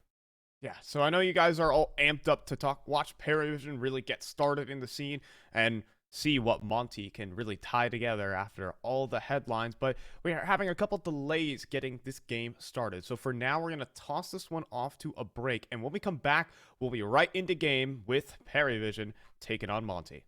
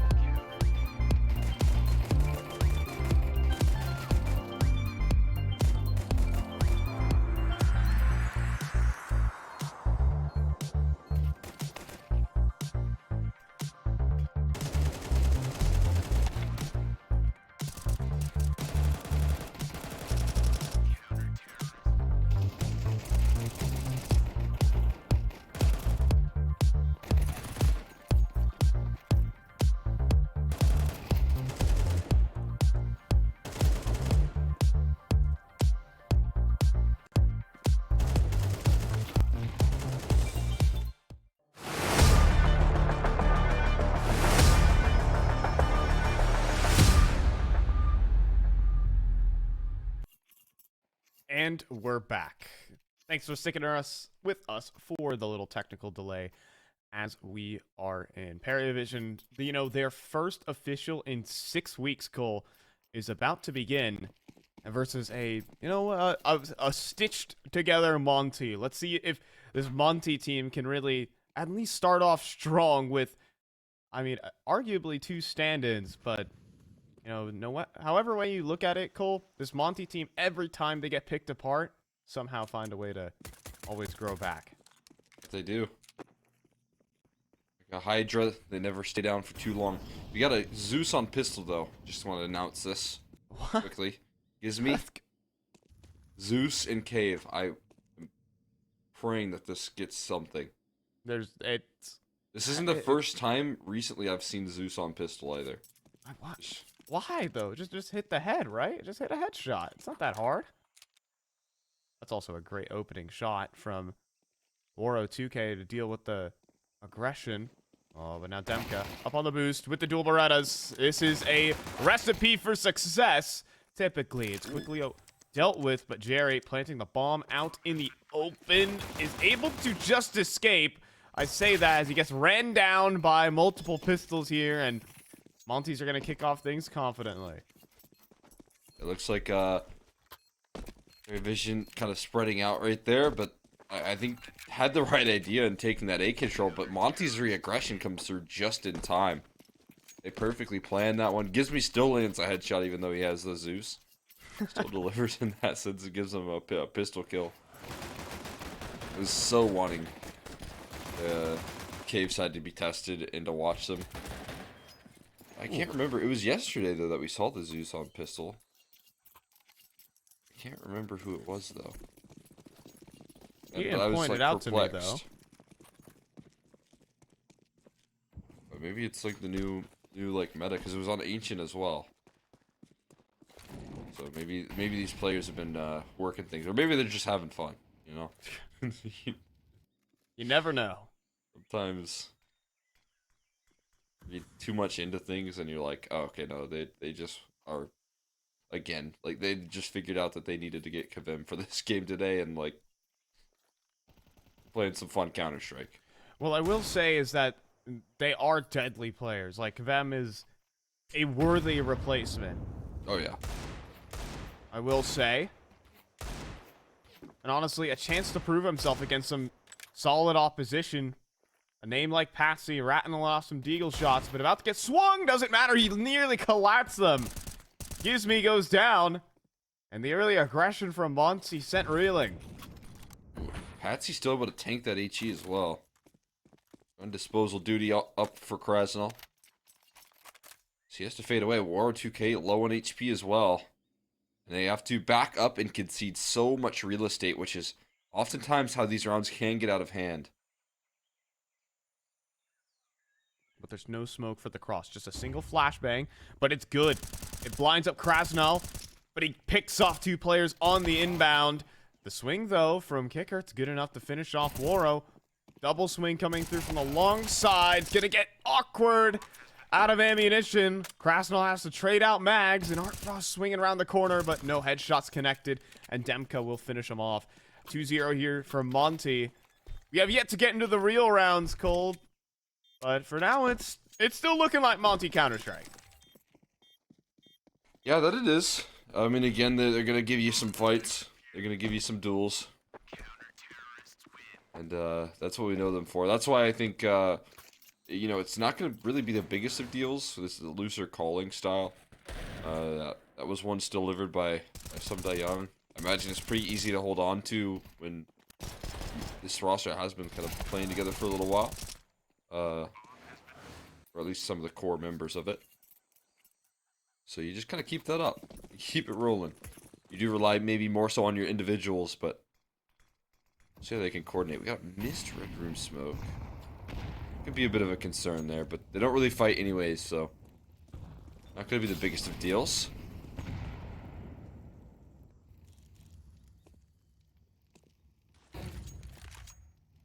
So we have ops on both sides of the equation here. Art Frost better respect Waro.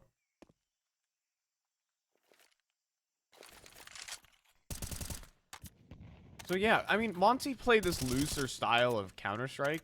They're not super regimented. You can't say that they don't necessarily have a system, but they're definitely allowing players to have more agency, do as they please. And that's going to work out to force Patsy here. Quickly traded by Gizmy. He'll swing back into the 4-on-4. Krasnov gonna need to prep himself, but Waro covering his other angles. Gets the advantage for Monty and furthered by Kvem. And then Waro just swinging for the fences right now, hitting everything. Repeak. Right into the op right there. And Kicker, not left with a lot of good options here. Maybe the best one is to fall off and save. If you get that op, even better. But that's a questionable affair now that they've closed in on your location. Instead of saving, he might just try and find some exit kills. Playing this far forward. Either way, Monty shut things down. All off the back of Patsy finding a big opening pick, but it really doesn't offer up much relief when they are so willing to get in your face still. World 2K firing down the ramp. Oh boy. And you know, again, Monty get picked apart, but when you look at this team, even over, the past year, it's everyone can frag. That is the storyline when you talk about him. Like, Some Da Young was out there having life games and life tournaments with this team. Look at that shot as well from Oro. Threat angle. And, who else but Waro to step up? Honestly, I feel like he hasn't had a lot of the spotlight when it comes to Monty and delivering opening kills and the likes, but, well, he's going to have to answer the call to arms.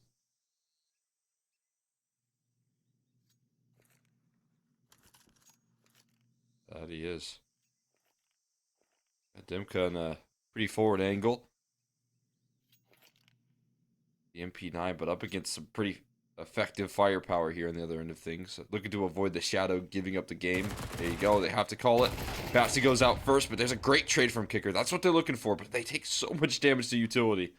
Yeah, but boost up there from Kicker. We'll deal with the AWP. Vem does arrive.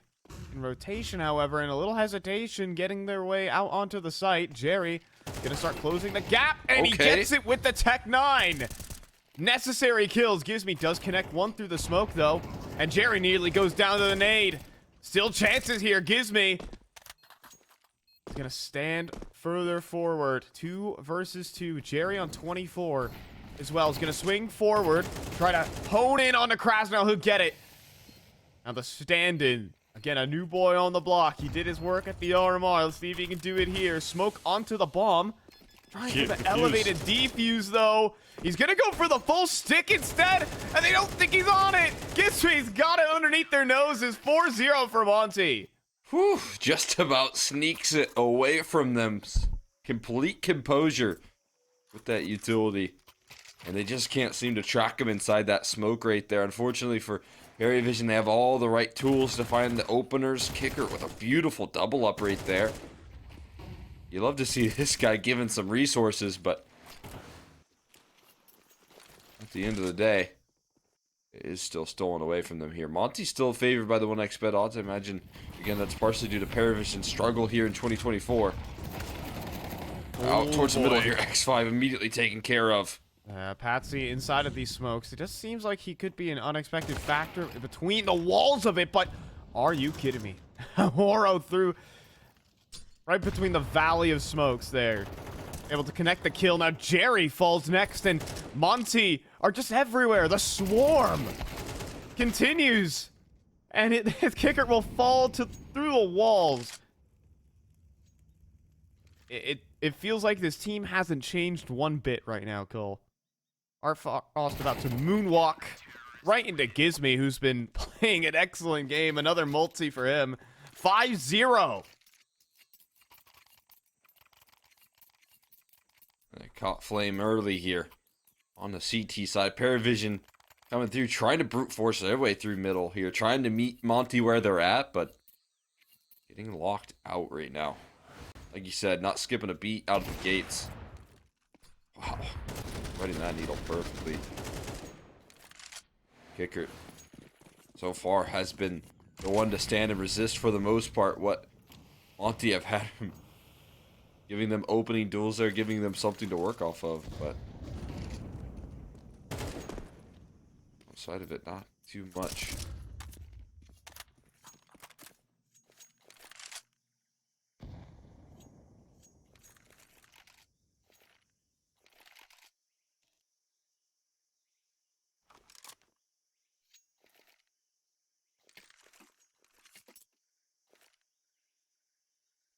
And so we Full just, A exec. yeah, priming up a split.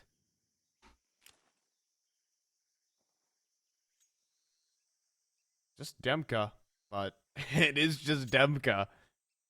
Now he is actually slinking away just as this execute reigns in.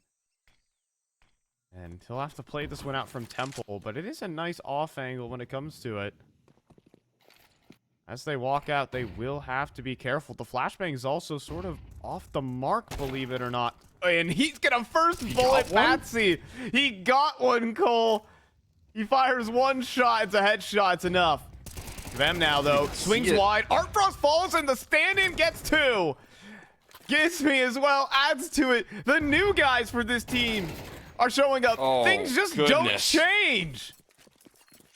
It's still just as terrifying here. That retake made to look easy.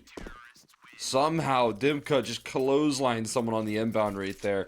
Just deletes him from the server surgically before Art Frost can even pluck a shot off. The trade was so quick, but Monty come through. These two new guns have just clearly defined themselves, making these rounds look easy. Gives me out of the gates here, 8-1.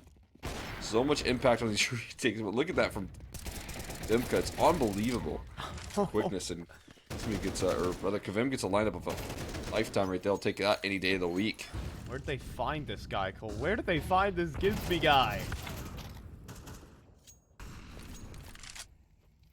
I know he's been competing down in UK Counter-Strike. I know all the Brits in chat are like, yeah, I've known about this guy for like a decade or something. Yeah, he played at Epic Land. Was 25. Like, I don't care. Come on, man.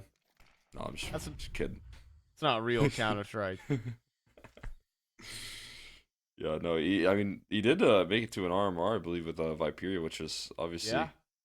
I imagine, where some of the eyeballs got put onto him. Looking just pristine here. That timing pristine, but not able to convert a kill. Just bomb spotted in cave, which is all the info you could ask for in the world. And a bomb of a grenade dropped as well. Krasnow could be in some trouble. Again, very awkward position around the site, but still nails the headshot into Patsy. And still just looking to toy with these angles. Here's another flashbang. Jerry goes down low. Demka follows up. And this team still plays the exact same coordinated Counter-Strike still. And it's going to be 7-0 on their opponent's map pick. Coordinated chaos right there, right? It's just so perfect. Flashes, but the re-aggression, you can never really breathe a sigh of relief if you're parry vision in this map control. Constant proactivity rolling through there. You can see, Dimka just wins the round by spotting bomb going into cave. You got them stuck. You got them stuck on the B site there. You just spotted bomb go into cave. You know where bomb is. You know where they kind of have to go, considering the positioning of that CT side. And, again, talking about the rise of Krasnal over the last, couple of months here, it's just been so clearly defined that this guy's, he's become like a multi-killing machine, where, he's always good for multiple frags here. He never stops at one. He never just gives them a single duel here. And again, a player that's incredibly self-sufficient. So the really strong suit about this roster is that you've got Dimka and you got Krasnal as your two main anchors for this team. And both of them require so little resources, and they give you so much. Yeah, that is the greatness of this team, and probably some of the reasons why they've had the longevity. I just remember when Boros was, I'm just say he was poached. Everyone thought this team is dead. There's nothing to really think about. They added Bro, this guy no one had ever heard of. Like, he's from Astralis Talent. Is whatever. And then, well, this team would still manage to be a top 10 threat. Yeah. Well, I mean, won a LAN. A big deal. Got that challenger in Jönköping. And we're able to bounce back here, but Kavim waiting for that flash. What a setup right there. Dimka. He's alone on A, but he's still supporting his teammates in mid. Jerry desperate to trade, but it's already a little too late. Now Waro returns. And here's Jerry advancing. Won't miss that one. And, I mean, Jerry was ultra dead to 2 players there.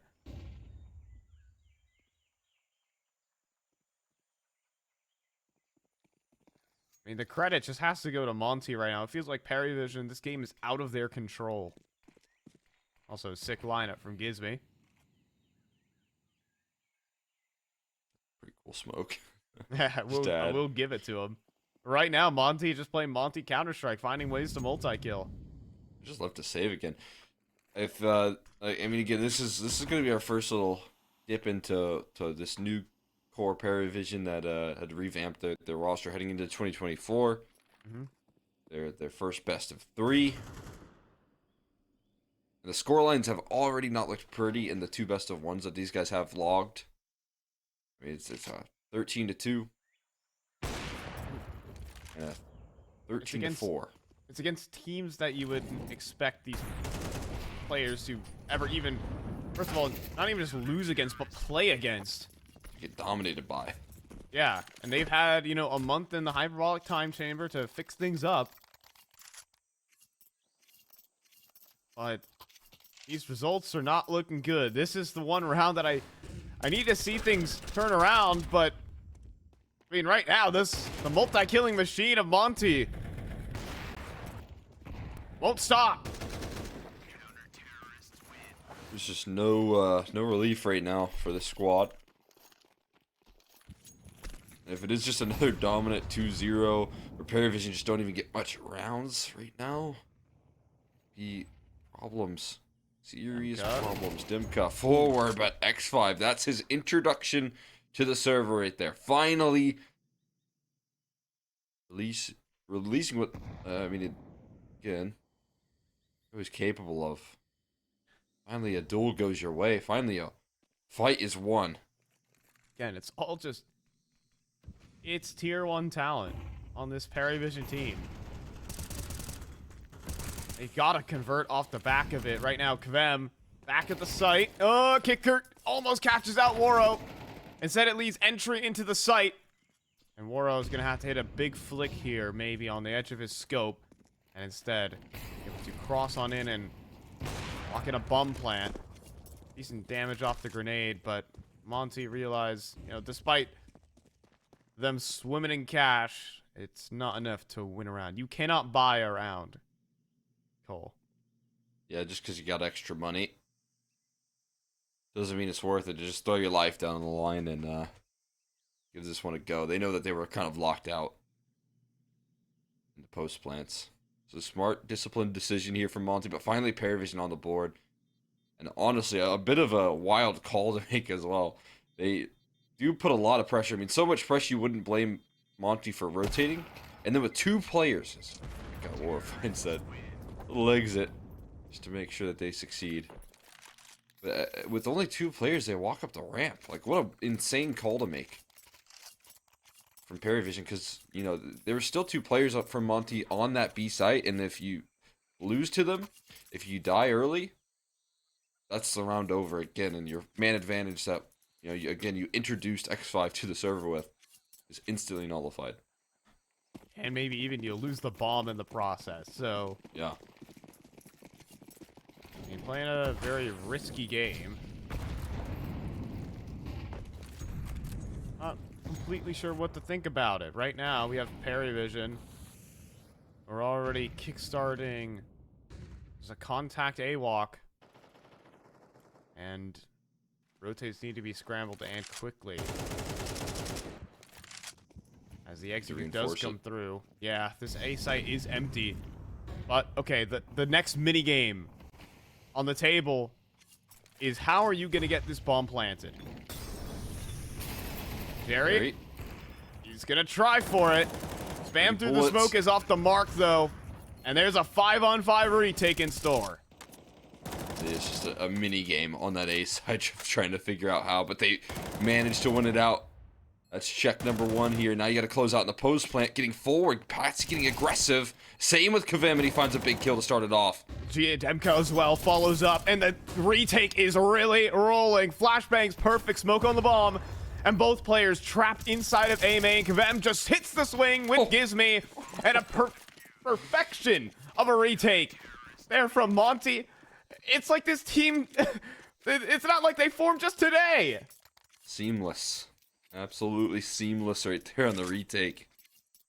It is flawless. A 5v5 post-plant situation. The numbers ticking against you. Could easily create panic, but they still have just this perfect flashbang. All 3 players that were left to fight forward on that A main side were completely blinded up by it. They could not see a thing. Kavim manages to not only find 1, but 3 kills on that retake right there, despite going down low. Even this little bit of discipline here. Look at the way he late peeks there, letting his teammates take first contact before he swings. Dude, the stand-ins are cooking right now, Cole. They got their 20-6 combined and top of their team.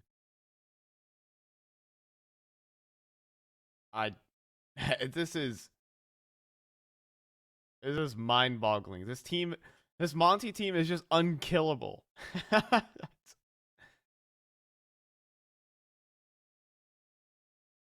I think we know Kavem is a solid player in his own right. Like, he's a very, I don't want to say like volatile. Maybe that is the word.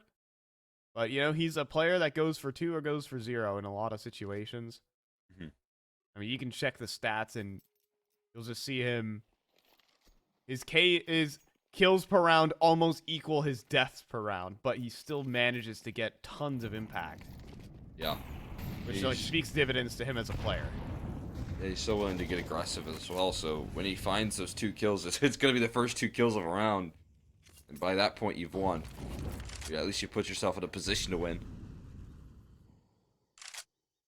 That's where the volatility can come through, but it's well worth it here. And again, I think it fits like a glove. Oh, Kavem, yeah, you can see he wants to get aggressive, activated, but Paravision work together to deal with a threat. So Monty will go down a player in this situation, but never count this team out. Never count the name Monty out of these rounds.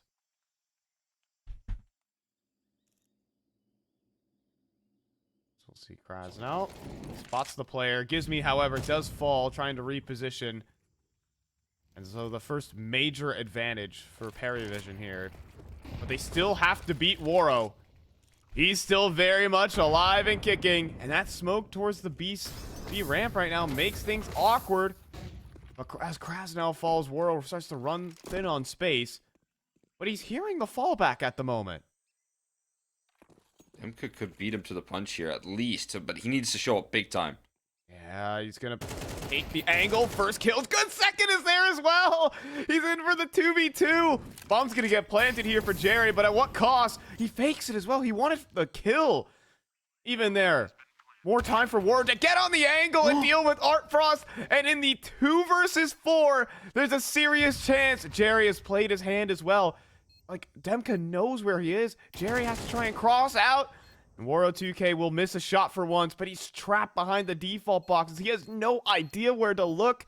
Jerry needs to clutch this one up to avoid a catastrophe, but Demka was closing in on the site. Now Waro needs to hit the shot, and he does. A 2 versus 4 for Monty. Oh my god. Waro absolutely brilliant with the positioning coming through with that AWP. But Dimka, those 2 sharp headshots right there, man. Instant. Again, that's what I mean.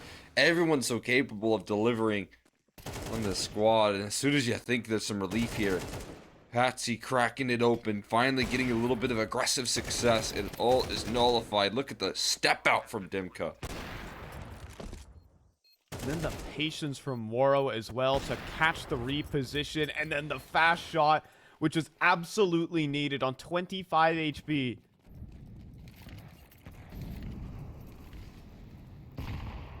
There's just everyone on this Monty team can step up. Even when it's two stand-ins whose names you probably might not have known a week ago.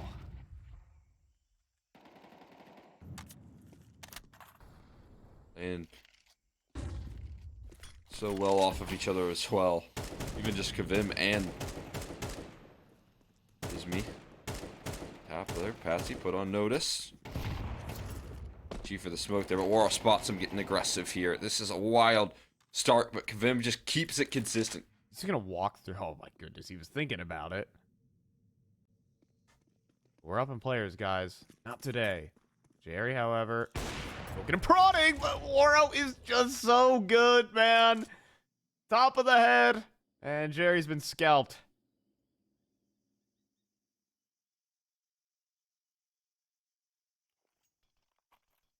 3 versus 5, and it's going to be a contact walkout cave. Now Gizmi is put on notice. Nade strikes true onto X5. And this nasty offing. Like, there's just no beating this. Gizmi with the double kill. And Art Frost is just going to get finished off. It's 11-1 here for Monty on their opponent's map pick. Absolutely devastating here. Again, I mean, we were talking about it here. This is going to be our first look of Monty after a change that had been announced hours ago. Hours ago.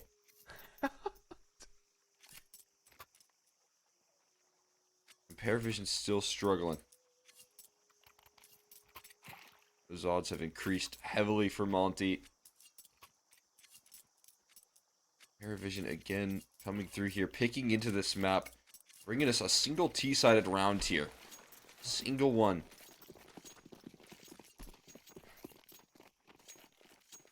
Monty, the unkillable team.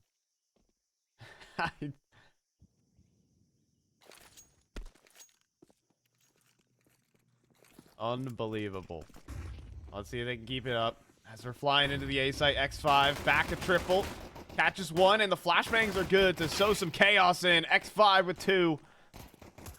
And Jerry as well arrives on the scene. So Paravision looking good to pick up this pistol. As I think a team of this caliber should be able to. Have players who can just simply hit the shots. And with the bomb on the ground and max security prison surrounding. Just don't get headshot here, Paravision. Just don't let that happen. Try to duck and cover here. They're still worried about Gizmi, though. Gizmi hasn't revealed himself. Wara's just been the one clapping his hands, saying, look at me. So you can see everyone is kind of in a fog right now, but it's handled. Handled pretty easily. No big deal.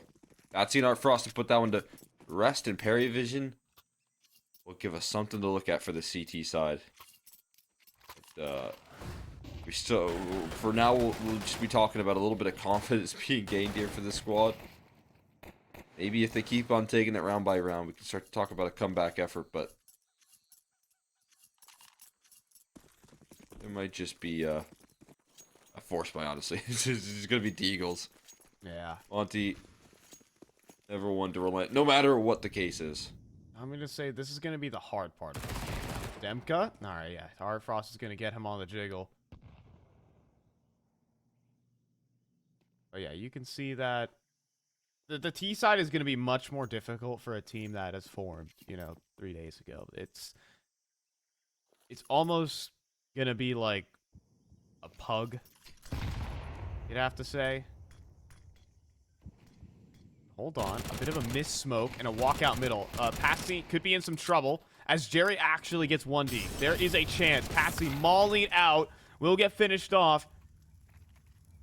The remaining players here for Monty are quite low, and the bomb out in the open. So this one is going to get mopped up. Paravision are going to get themselves established on the CT side, but very little breathing space. If Wara can walk away with one more. Let's have a smoke maybe to retrieve that bomb potentially, but off angle's too strong. X5 to close. Their vision. Give us another one. Sometimes, I mean, again, it all just takes a little lift off from winning a pistol. Finally getting the ground underneath you. Jerry's gonna have to dig deep here. Looks like, I mean, again, it looks like Kicker's given more opportunities in this squad. Feels like so long since we've seen this guy be prioritized in a team, but is in one of their only rounds on that T side that looked actually decent was at his helm, so maybe he can be more effective once he's entrusted. Also, Jerry's up to no good inside of Cave.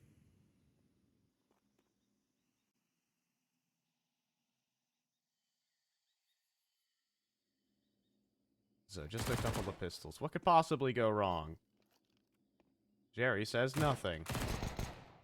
As he's doing the dance here, the MP9 swing.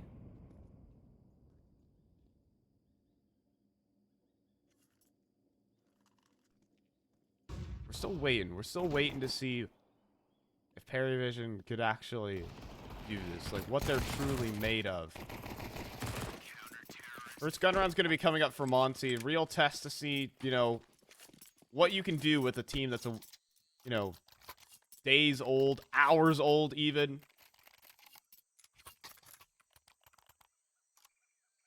This is the hard part. Just gonna lift off here. T sides can be a little bit more challenging. Yeah, it is. It's, again, hours old is kind of wild considering the scoreline. Got Art Frost getting a little bit aggressive, taking an interesting angle. Rifler gonna push up alongside him here. So good info. I think Dimka has forced him off. In fact, he gets information on 2 players there. And Patsy, a dangerous game, but he's just trying to lure them into Art Frost AWP. It feels like the signal is there for Waro. Try and bounce on out of there. Smoke to Red Room. Let op shot rattle off. I think it just did, and he'll bounce out of there. So they reposition. Our Frosty's been just about everywhere in this round. All over the map, which is what you want out of an opper. Really nothing giving from Monty's side of things.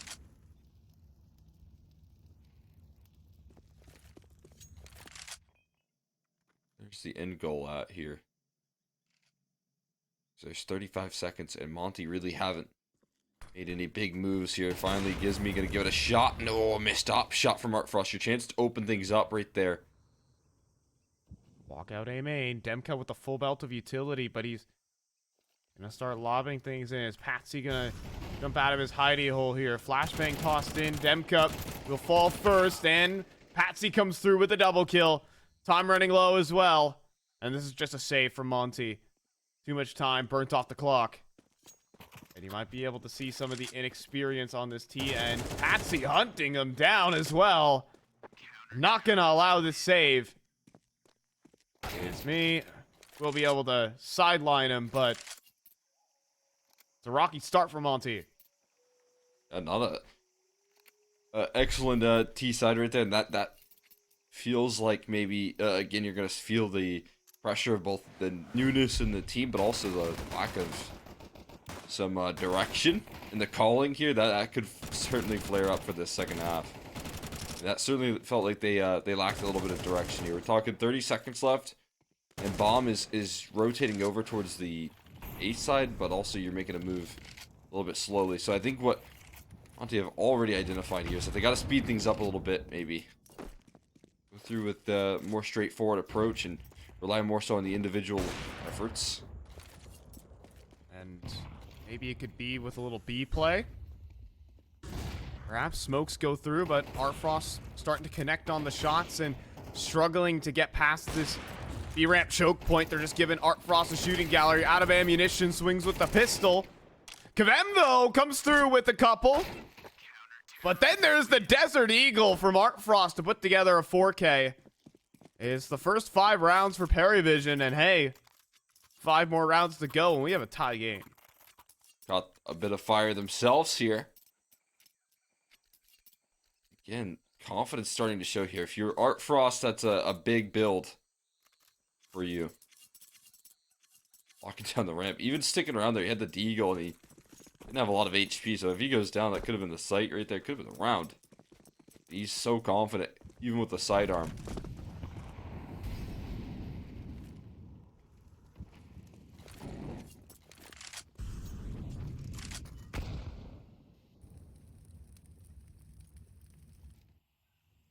Back to a bit of a slower approach here.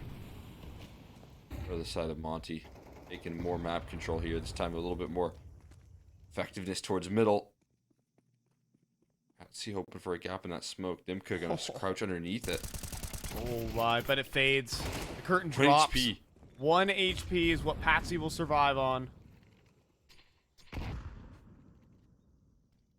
Not much more to be said. Jiggle peeks there from Kicker. He does himself get spotted, and all the utility gets deployed here, but Krasnell disrespects it and runs right into 2 players.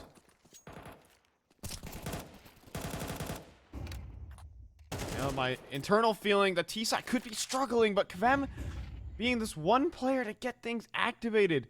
Patsy, 1 HP though. And just toying with the lines, and Kvem falls.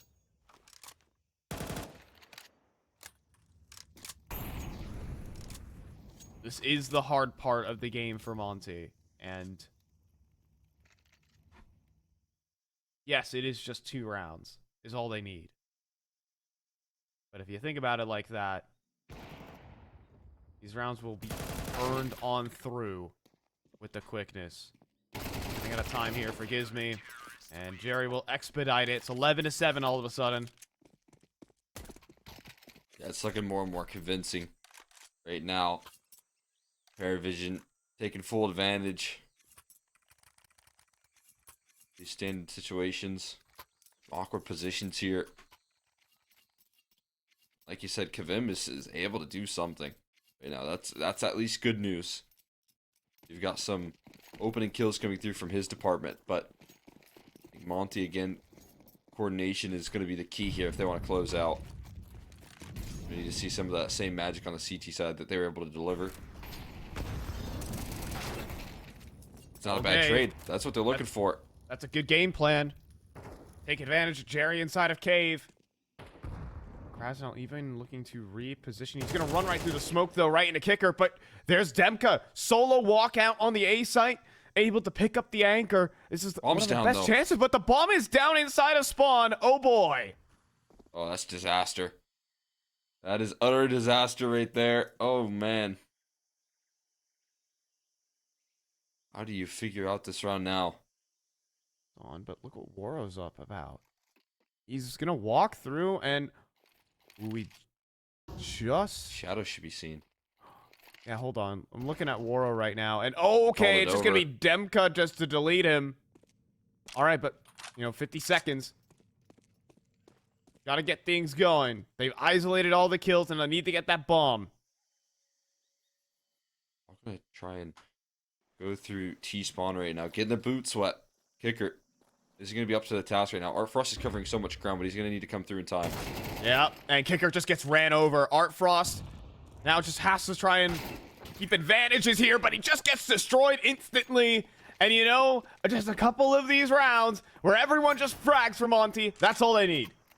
Yeah, I mean, you can't afford any sort of mistakes for Perivision, and you do get blasted out Dimka with a phenomenal closing round to at least secure themselves map point. That's a massive relief and also big confidence builder. This is what we were talking about here, that Jerry playing that aggressive, just one quick trade, one quick entry from Dimka, and while it could have crumbled from that point, it maybe even should have.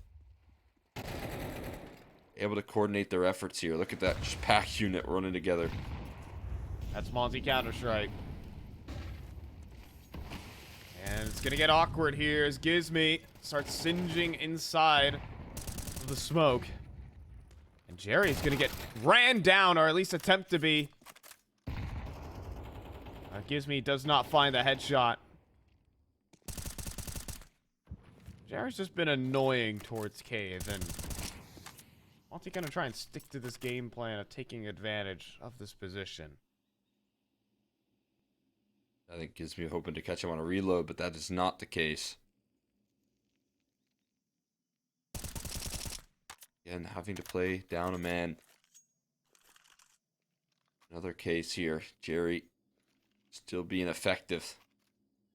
And still not scared after last round.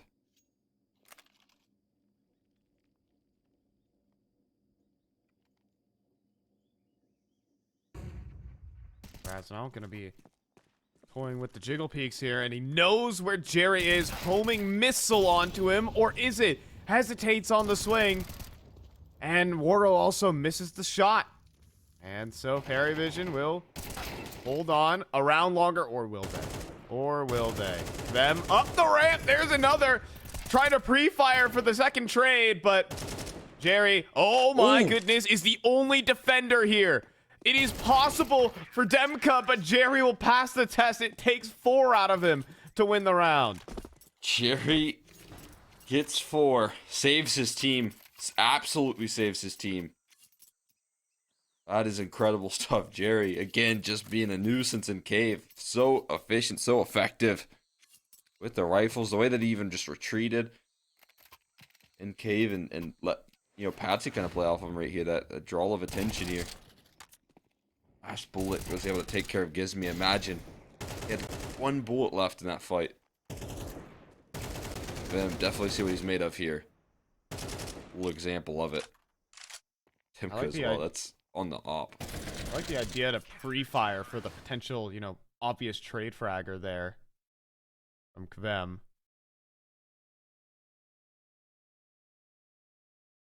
Nothing given. So Vision getting themselves back into this game, proving that that previous round was just a hiccup. I think if Monty can find ways to make these rounds complicated, though, there's a serious chance this could still work out.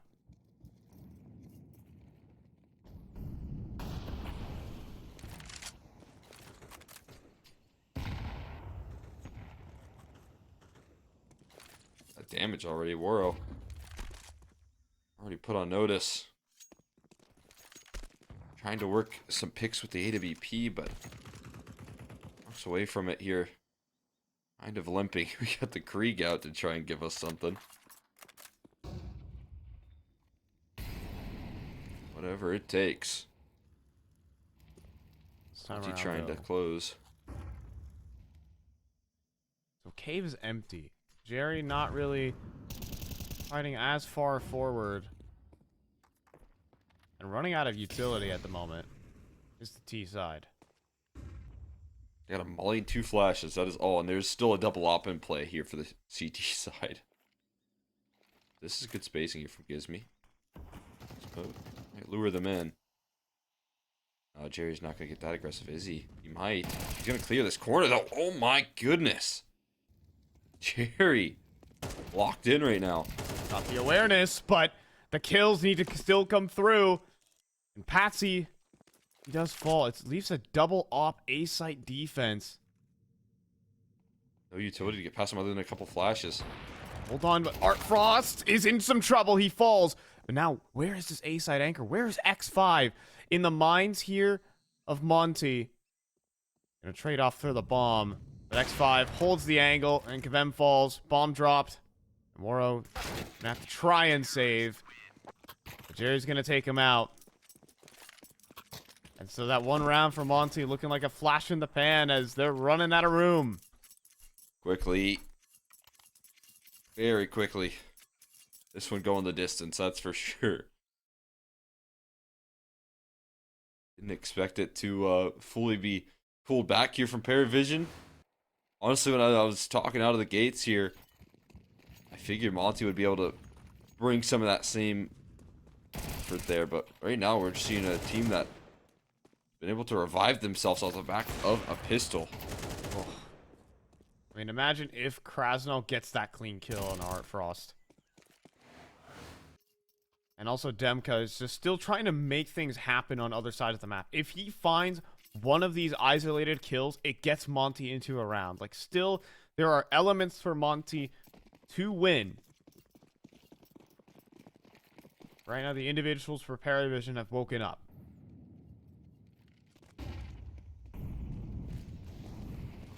So a speed up down in towards cave, but Jerry somehow survives the engagement with a double kill. He's keeping it together for his team at the moment. Jerry's going to be one of the leading factors to put this one across the line. Another multi-kill, another great cave win for him. And a series of victories. He has reigned supreme in this position. An op shot, easy pickings for X5 right there. This round already down to pieces here. Kicker, though, that might re-inspire you. That's 100-0 right there through a wall. And also, way. goes for the jump spot. No Demka way. closes out the site. It's a 2 versus 2. Monty to try and stitch it together right now. Smoke allowing for the bomb to cross. Demka. Oh, he's going to extend for the fight, however, and then Waro drops to 9 HP. He's going to have to step forward. It's going to have to be instant headshots, and it's going to end here. A little too eager there from Demka as X5's watching for it. And almost a 2 versus 5. Wow. That is a huge sigh of relief right there for Paravision. Both teams kind of giving some overextensions, but in that 2v5, you understand the overheat, but jumping up like that is crazy for Art Frost. His teammate has no health. Wild decision making here coming through.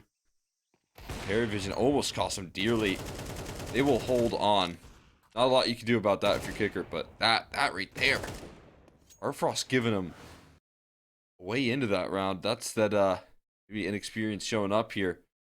Just a tad, but either way, timeout instantly called for Monty. They got 2 more chances. This isn't where they want to find themselves. They didn't want this game to go the distance, but it just might. I mean, the only way they've won is off of Demka. Yeah. And it almost happened again there to lock out the game in the 2 versus 5. Like, objectively, Paravision have been playing better CS. Jerry has been holding his own against Monty, who've been trying just to brute force their way into the cave position. Well, now Jerry, oh no, he's gonna survive for a little longer than he should have. That's the opening pick for Monty that they needed, but Kicker still in the corner, instantly traded. Oh boy, nice trade right there, quickly. It's instant. Kicker not able to land the multi to give himself some life. What do you do from this point here? Finally a man advantage off the back of this timeout. Finally something to pull this thing back. They're going to try and finish towards the A side. Next 5. He's turned his attention just about in time here. But he has to also be aware of a mid walk up. Anything is possible. Starting the move out, though. His op wheels back into position. Will nail the first. Now you don't want to deal with this. Instead, he's going to jump right into Kavem right now as well. And he can't scope up in time. And then Waro snipes down Patsy, and it's looking like the map call, unless Art Frost has got something cooking. 1 versus 2 necessary. He's got a smoke and a kit, and an AWP. Oh, Kavim actually isn't pulling through on the flank. I thought maybe he was going to go through and try and get a big flank. He's got a kit, though, like you said, and a smoke on top of that bomb. He's going to start it up. It's on the angle, but a missed shot there. Now it's known. Now he's off of it for sure. The stick is going to have to start now for Art Frost, and he's sticking through the smoke. Gizme's got it, and the team that is hours old will finally close out their opponent's map pick. Monty are up 1-0 in the series. Wow, not the way that I expected it to go right there. A little bit of a tale of two halves, but again, all they needed with the foundation that they set in the first was just a couple flash in the pan rounds, just a couple gimmies, a couple small mistakes. And they certainly were able to get away with it there. Demko with some big impact, and then of course Kavim as well there to try and close things out. Fantastic finish coming through from Monty. And again, given their situation here, they're going to be happy to walk away with a win here, I think, for sure. Yeah, I mean, it's absolutely expected that the T side gets awkward in that situation. And you can kind of see it. They didn't necessarily have like an incredible default. They kind of had these off spawn calls like, hey, we're going to try and take down Jerry this round. Or it's a lot of just off the wall, I'm just going to, a lot of instinctual Counter-Strike. Honestly, to be said, a lot of Monty Counter-Strike. And we got some of that. Map number 2 is coming up, and it's a map called Mirage. Isn't that just Monty Counter-Strike in a nutshell? Isn't that map just born for this team? And considering their situation, it might help them out. We're going to be back in just a bit. Mirage on the way. I have very complicated job, but I love simple things so much. One move, one push.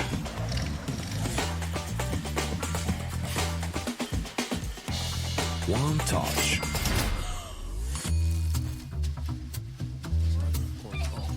One love. One click. One XBet.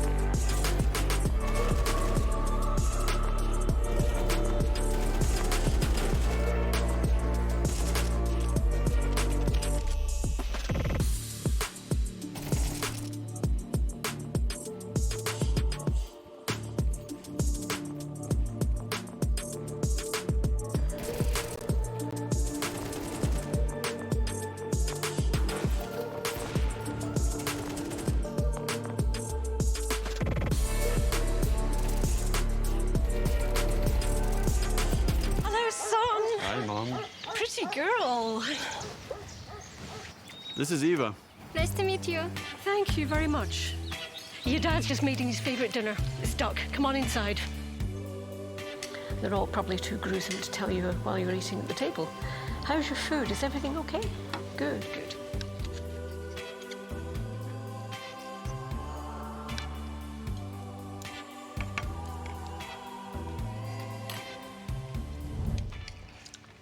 You seem to know each other.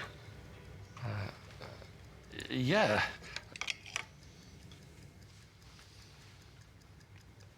This is the new ambassador for 1xBet. Oh, I see.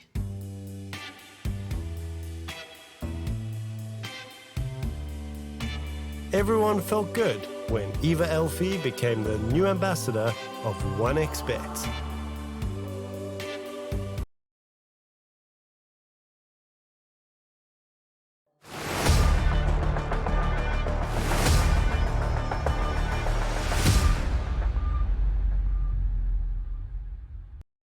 Monty showing up with surprises here, Cole. And, I mean, 2 stand-ins and, honestly, what could have just been a steamroll of a map. Paravision at least show some strength and maybe Monty a little bit of weakness on their T side there. But they get it across the line, and, Cole, that's all that mattered. I mean, T-side's a little bit of a concern here, but again, when you just get your IGL plucked out, you just get one of your players plucked out, one of your core, like, I would say, like, sacrificial players as well. It's going to be pretty difficult there to make your T-sides work. The big importance, though, is that they did finish the job. They did complete the mission. They didn't let the crazy comeback come through from Paravision, and now they get to hop onto their own map pick of Mirage. T-sides could still be a bit of a problem, as we've seen Monty actually struggle on their T-sides before.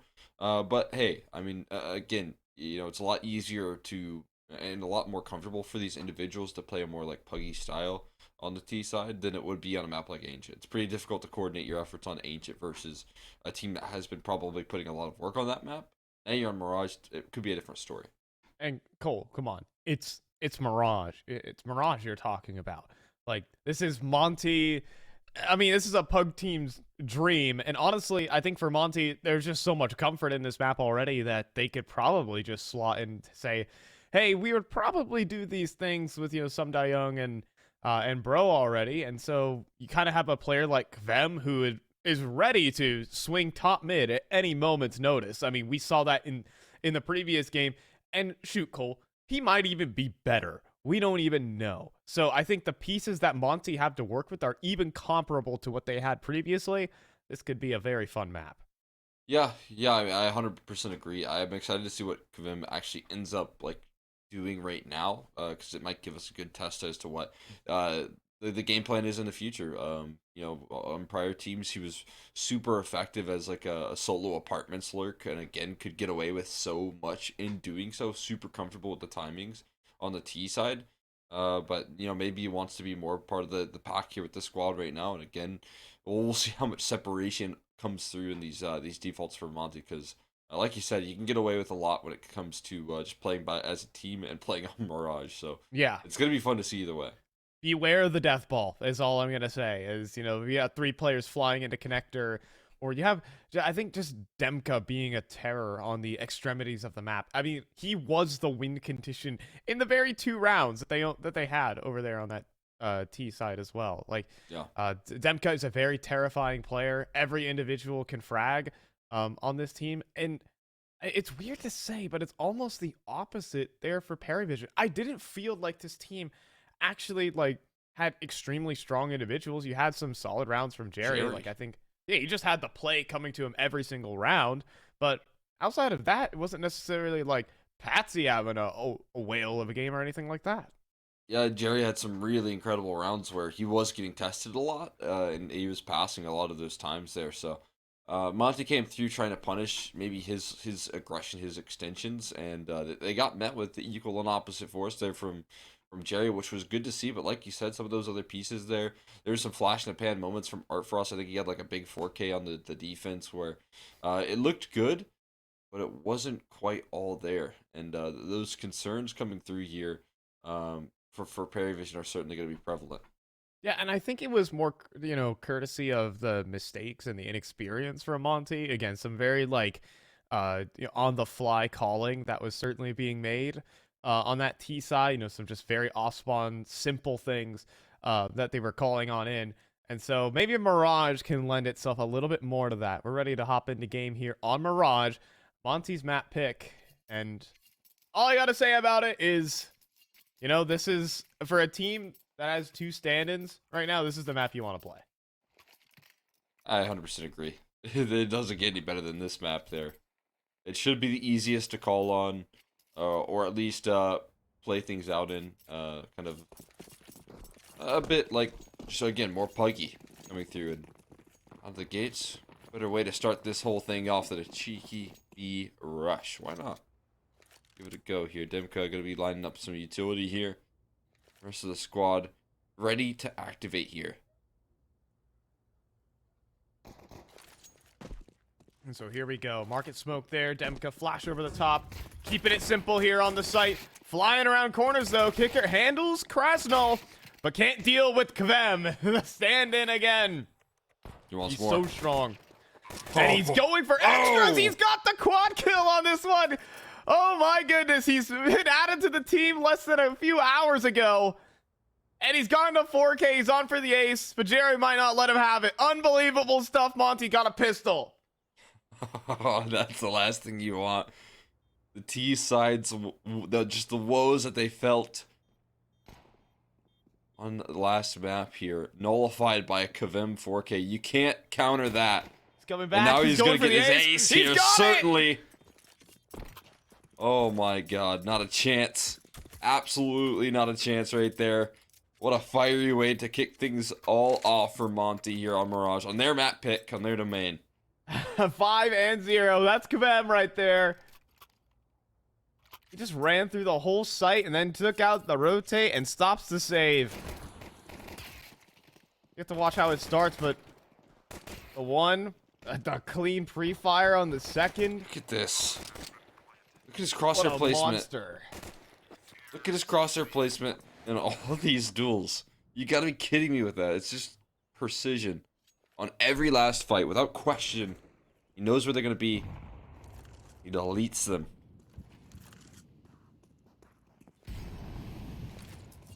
He's starting over towards the top mid here. This time around.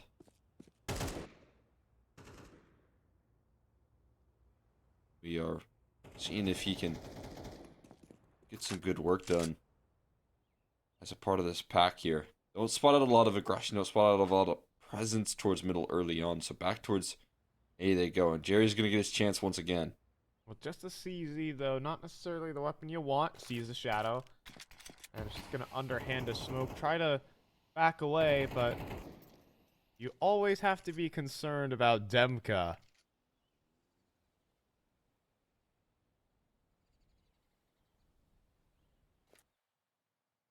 Jerry falling back right now. He's taking a more longer range approach here with the CZ, which isn't exactly easy to handle. The smoke fades, and so their execute will be queued on up. Yep, Jerry from default.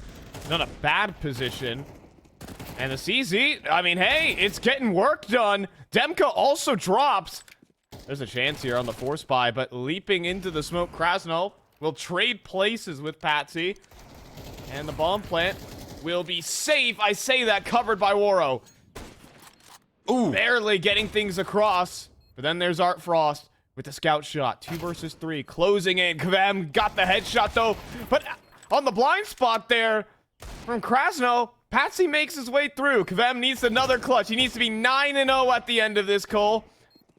It's going to be very tough round the site. Yo, get the first headshot, though. Patsy drops into the site, 30 HP. 2 bullets left in the mag. Patsy, he's out of time. Kvam, are you kidding me?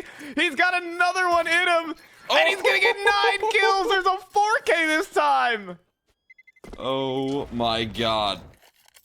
That is absolutely stunning right there. Nearly gets 2 aces to start off this map. That's just unreasonable. 9-0 in 2 rounds, and saves them the worry of losing that force buy. It's absolutely sickening here from Kavim, playing like an absolute beast. Tell you what, he very well could have gotten that ace there if he didn't have to plant that dang bomb.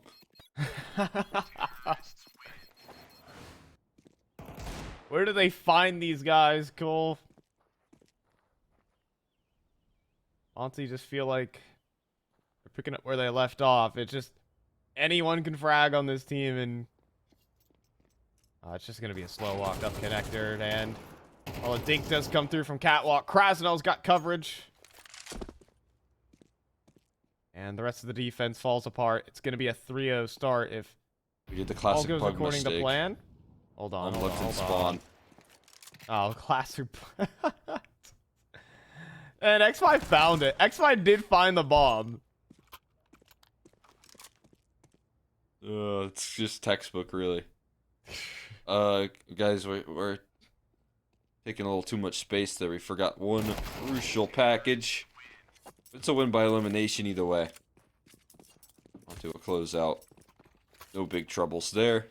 And only lose a Mac 10. I think Demka got the Galil at the end, so economy management still looking good for Monty, despite a pretty scary second round affair. The third, a whole lot cleaner. As you hop into the gun rounds here, though, this is where the real money's made for Paravision, or at least it was. The rifle rounds, including an op, all the tools, it got them so far back into Ancient. And we'll see if those stumbles come through again for Monty. Now it's going to be a lot of gas in towards middle. Double nades window. Triple nades even. For Art Frost and Patsy not feeling safe down there. Will still get the kill on Oro. Kicker now as well. Extending from Catwalk, but doesn't want to lose that advantage. Backs away. M also eats a grenade. Look at this from Patsy. He's made it all the way in. Through the apartments, and everything's sort of known here for Monty. Now, what if Demka nails this shot? Crosshair was on the money. It's unbelievable. As Demka's gonna walk out of Palace and blindside Art Frost. Oh, that's gonna hurt. They're out connector. They're out connector. And Jerry's gonna lose his head to them. Lose the opening advantage. Doesn't matter. Now he picks up the op. There's no way. There's no way he hits that shot. And now even Kicker gets a molly onto the plant spot. They're going Plenty B? of time here. They're gonna go through the murder hole. They are gonna go through the murder hole and try and beat him out. But X5 has seen him. It doesn't matter. X5 gonna return from Catwalk. And it's gonna be Gizme tossed into the clutch. Crucial trade. He's going to plant for Catwalk as well, but he's not going to be able to get into the Cat. I don't think so, at least. Kicker already coming through quickly in market, making no secret about his position, though. Now Gizme even gets to clear out some of the angles. Trying to catch the timing. But now making the reposition and unable to get his crosshair on the money.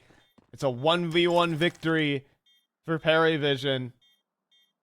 Monty again still showing that they're dangerous. Yeah, and that's where I think you can get a whole lot more. Like, there's no other map of Mirage where you can just watch one player lurk out Palace like that and find a kill, and then one player lurk up Con and find the timings. Like, you can just clearly see that Monty have such a better grasp on some of the things that they can get away with here. Some of the timings that they can manage. Again, all of these are very isolated, but it's enough to get the job done.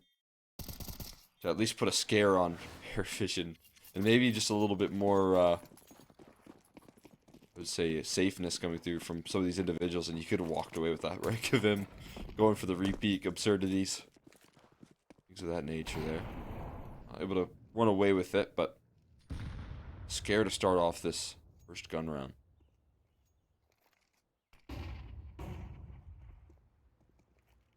Ain't no secret of their positions right now for Paravision. They're up Con. They're up Con. How are they already up Con right now? This is just something obscene, and it's just gonna be all the kills coming through. What is going on here? What? There's Art Frost. That's the big question. I mean, I'm just wondering, Cole, how this situation has even transpired. Like, how do they walk up connector within the first, 20 seconds, uncontested? No one Hard even cleared. knew. Now, come on. This Monty team feels unbeatable. Oh my god, he just hard cleared Firebox. I feel like if you're Monty, you just walked out mid right there and you're like, wait, that was a little too easy. Something is up. Where Let's is just keep Art walking? Frost? Well, but that's the thing, is they walk out middle and they're like, this is too easy. So let's walk up connector instead. oh, this is a little too easy. So let's just keep walking up onto the A site. Like, I hope we get like a third-person view, because it's just like a complete non sequitur that the T's are basically at stairs through mid in 20 seconds. Yeah, that is just terrifying. Silent crawl right there coming through from Monty, getting away with so much.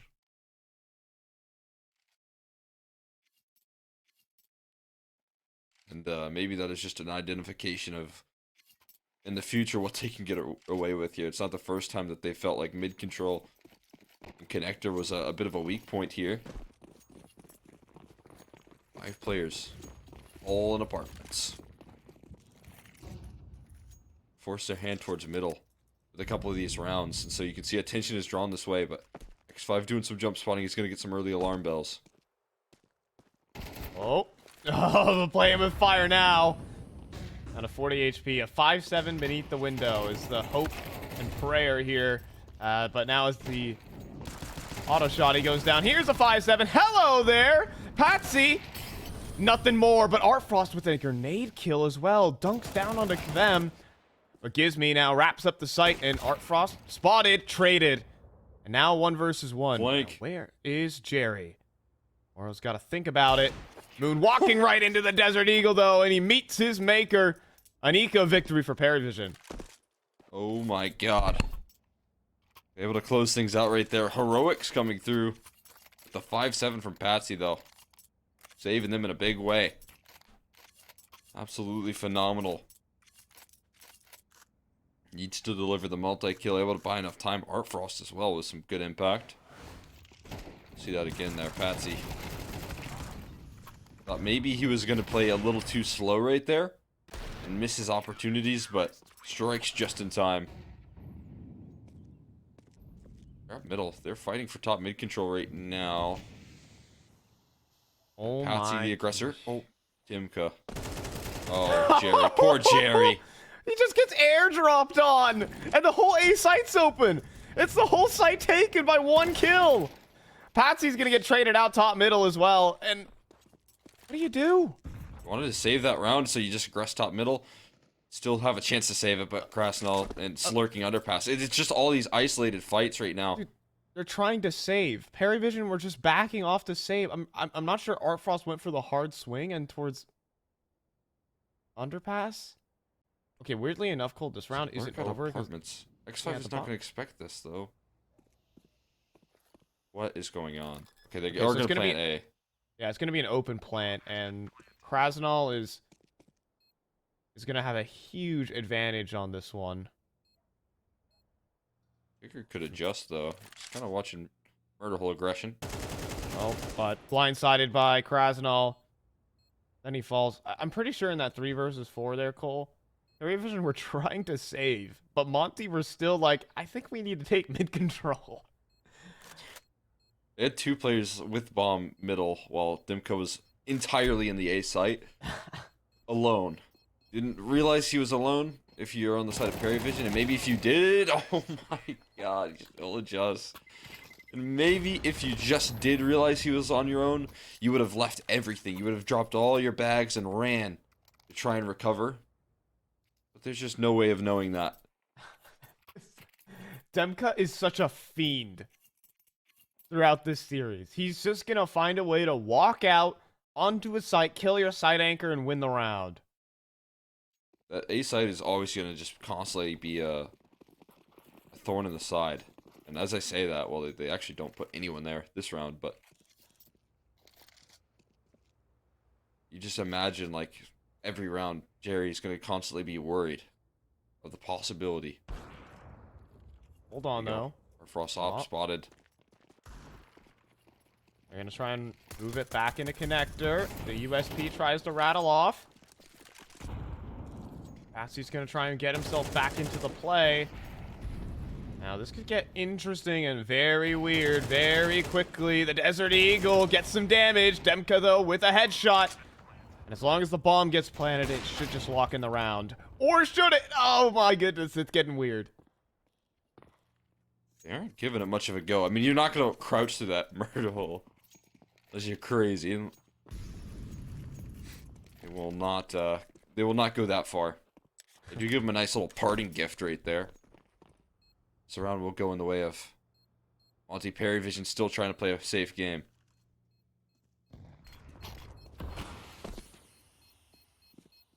Ah, everyone's got a blast. And he'll be able to get out of dodge just fine, surely, right? Yeah. 6-2 here for Monty. I won't say the round was clean by any stretch of the imagination, but one way or another, they got there.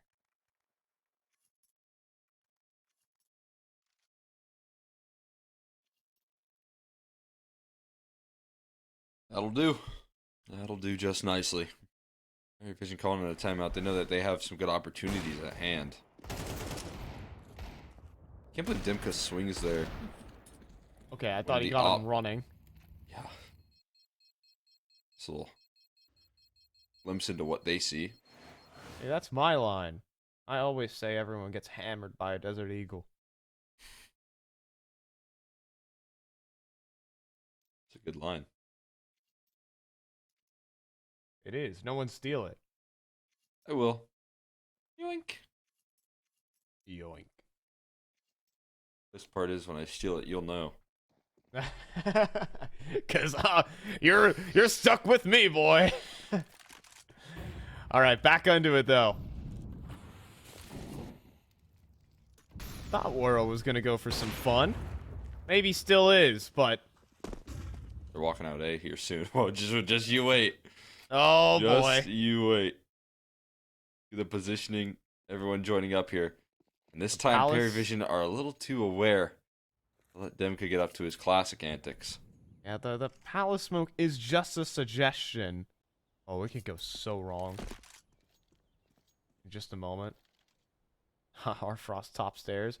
Now he gets himself down in towards the connector side. It could be deadly, but Jerry is going to get ran down, and Waro 2K snipes every single rotator. Round's over. My goodness. Waro cutting things off. Look at the pathing. Do you see how they just flew down the ladder? Flew.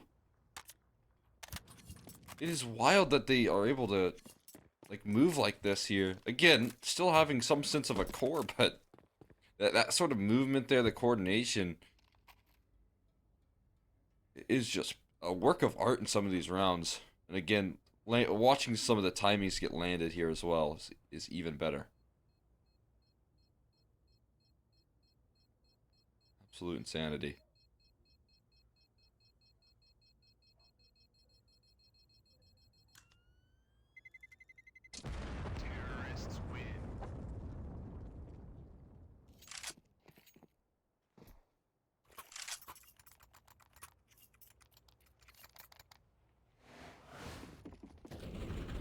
Look at this from Waro. First, he deals with Art Frost, which is massive, and I'm not sure. I think he just took a pot shot through the smoke.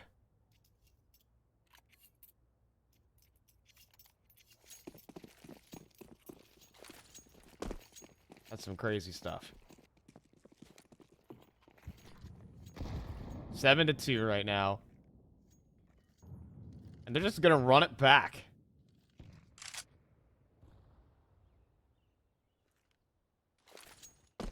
No. Oh, Palace here. Oh, this time Art Frost is there, but oh, not the same success there. Jerry, he does get leveled. And a little bit more success here for Perry Vision.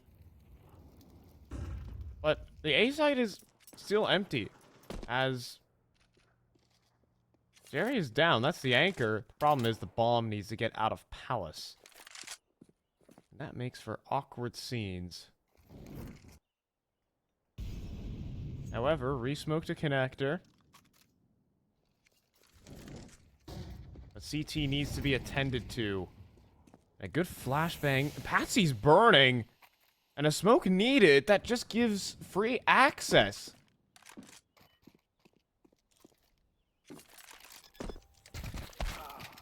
But the spam is so good there from Kicker. That's going to drop the bomb. You thought there was going to be free access. You thought Monty's going to be in with a chance. But the digits do not come through.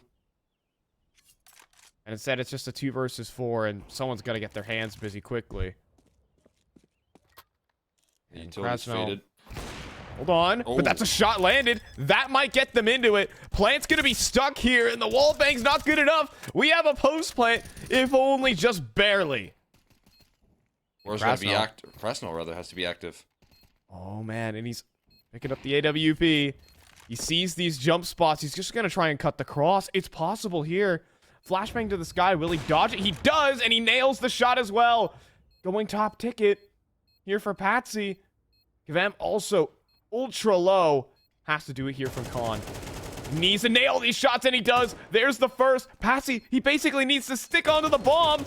Tapping around the smoke. He needs to aim further left. There's the defuse underneath his nose. They lose all their guns, but they get the round. I mean, a sigh of relief there for Paravision as I just need it. They just need rounds on the board. And in a 2v4, it looks a little bit chaotic. They nearly pulled across the line. Monty almost get the job done. Kavim almost delivers another impossible round there. Art Frost, what a shot right there to start things off. But the defuse still coming through. I mean, this is a phenomenal kill from Kicker. If he doesn't land this kill, I feel like it very well could have been so much easier for them to close out, but saving them the worry. Kavim will finish the job with a kill, but not the round. 16-3 right now. Unstoppable force for Monty. But, I mean, Paravision, with all 5 going down, this round becomes all the more important. I mean, that round was just such a massive asterisk, though. Ooh, around the edge of this smoke, though. Patsy is just barely holding on. Nade of the smoke. Patsy trying his great escape. And he will get away.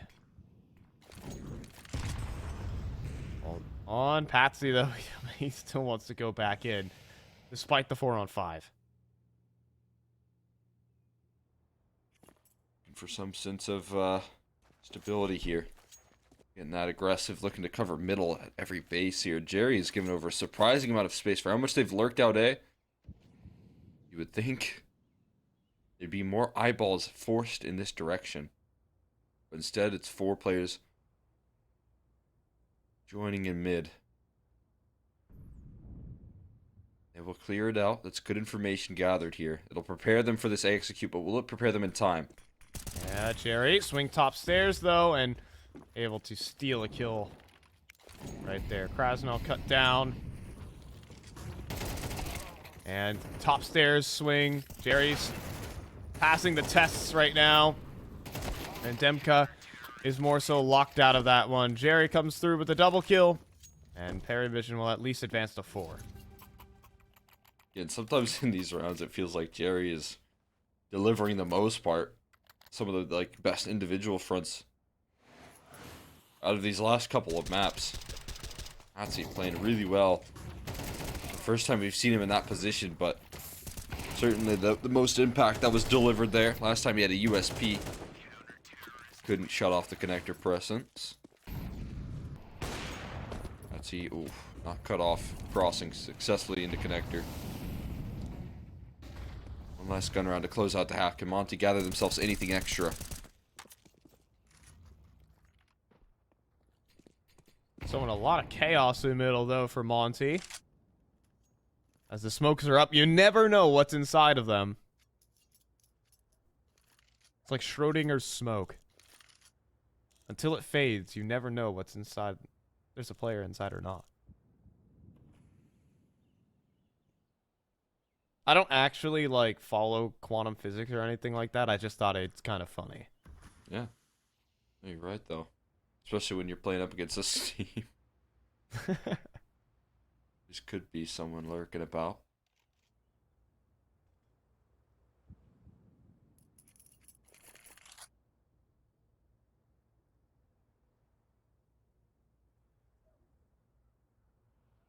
Eyeballs on middle. Patsy ready to collapse. Right piece is risky. Oh. It's risky. It's Kvem. Now walking up middle, though. Kicker. Let's collect a kill, and things can get awkward as players just escape hopping around. Kvem, he seems unhittable right now. The wallbangs start to connect, but he still stands and will be able to secure a plant. Some more smokes for Gizmy to kind of work around with his low HP bar. So the timer is now ticking against them. That's going to hurt. That is going to hurt severely, and it's Gizmy that finally gets to finish the kill as well. He gets himself in a jungle, too. It is a perfect plant spot for Gizmy at the moment. And even Kvem cutting cross right now, ready to peek with his teammate at the moment. Rattling off shots. Gizmy as well. Doesn't want to play his hand too early, but will cut down kicker. And that just leaves Art Frost. It's looking like an 8-4 half right now. Kvem kicked it off with a bang. And Monty are on one right now, 8-4. Nice shot to close it out there for Art Frost, but it's only cosmetic. But it doesn't help your scoreline look that much better if you're hopping into a T side, in which we just saw what they were made of on Ancient. The calling just doesn't seem like it is all there. The influence of the T side doesn't seem like it's fully put together. And the last time, again, saw Perry Vision play out on that T side, it was 2 rounds that they got out of 12. That was versus Cilio. So you got another challenge at hand. Yeah. Wow. Goodness For a team gracious. that is just a few hours old. 1xBet holds a lot of faith in them. And hey, you can see why. Every player able to frag. Demka pops out though, and now he could be in some trouble and needs to connect a headshot. And X5 will be able to pick him up on the way in. So, we're looking at a 4-on-4 post plant with CT spawn control too. As we're going in for the battle here, who will prevail? Art Frost falls with a 2-for-1 leading for Monty. And Jerry, he's going to be tested. Has to go for the wide swing. Has to get these kills. They have to be clean as well. X5 helping up, but now Jerry's on 4 HP. Whoa! Falling headshot onto X5, and he's got them both in. The defuse is there, and somehow Wara wins the pistol. There's no way that lands. There's no way that lands. Oh, man. It felt like everything was going to start to stabilize right there. The post plant was spiraling out of control. Perry Vision were holding onto that CT ground that I thought they were going to lose all until a falling headshot just from the skies. Unbelievable that that's a kill. Look at this. Oh my God. The triple box, man. That is unreal. You cannot make that up. There's no way that connects. He didn't even see him. He didn't even see him. It doesn't make sense, Cole, but here we are. Feels like nothing could go wrong right there in that round. For it was destined for Monty at that point. The unlikelihood of that shot actually connecting. And Perry Vision with the mandatory round win. They need it. And Jerry, no 1Ds. Not today. And disgusting angle from Gizmy. Now Art Frost does connect too at top middle. Okay.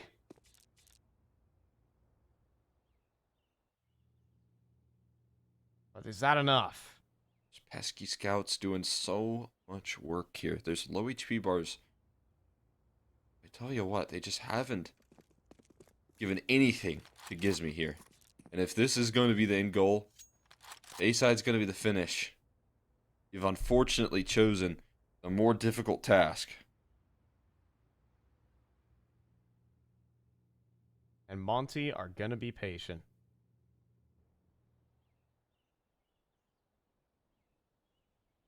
There's so much fear though right now. Look at the worry. Demka and Rasnal. Contact walk. Demka. Need the clear. Krasnal just flies up the. Are you serious? He goes down. Now you have to wonder, where is Demka? Has he been spotted? It seems like he has been. Demka reveals his position, but 15 seconds. They've got to kill him in quick. And Gizmi as well, providing problems. He just needs to stall for time at this rate, but both kills come through for Monty. And Devastation Vision's gamble does not pay off. Oh my god, again, that was what we were talking about right there. Just pure composure on the site. Not shaking, not giving them the fight. Even, I mean, the fact that Gizmi is able to get involved right there is crazy. That's just how much time is being bought off the clock. And Art Frost, I mean, he tries his very hardest to give him something to work off of right there. But it's not enough when they've still managed to find coordination like that. Monty gonna get themselves closer to the finish line. They're just playing off each other so well. I mean, leave it to Gizmi on 15 HP to just somehow get as much impact as possible. And a mid setup waiting for these Desert Eagles. See one headshot come through. Anything at long range? Oh, there's one from Kicker. There's two. Oh, boy. Oh, this is going to be fun. Kicker comes through with a third Deagle headshot. Give him one Can more. he make it 4? Not today. But oh, so close. What an effort. Nice try. Kicker, again, showing up big time here. It's actually put it in a position where maybe X5 could give us something special. Issue is bombs down, obviously. Looks like they've got a good understanding here. Krasnal immediately posts up on window. This is a tough angle they deal with here. Spots it out on the jiggle. Picks up an A4. Oh! And quickly kills him. 6 HP. 6 HP. Needs to be an instant headshot. Oh. It isn't. It isn't. It's to the body. Just a bit too low. Aim higher, they say. And I guess Monty are doing that. 11-4. Oh my goodness. What a bad attempt right there. I need to find that one. Kicker. Let's see the highlight reel for him. He's aiming high. Nothing but headshots. Out of his gun. Out of his deagle. I got close. I got very close. Two players starting over towards the B side to get into apartments with the boost. Oh, you saw the shoulder there. Oh yeah, he certainly did. X5 though. Not expecting Krasnal's that sort of got him. aggression. Just an insane off angle. I mean, at the minute 30 mark, how are you prepared for that? You just aren't. They have claimed apartments entirely. Now it is up to Vision to reroute this round and decide what they want to do from here.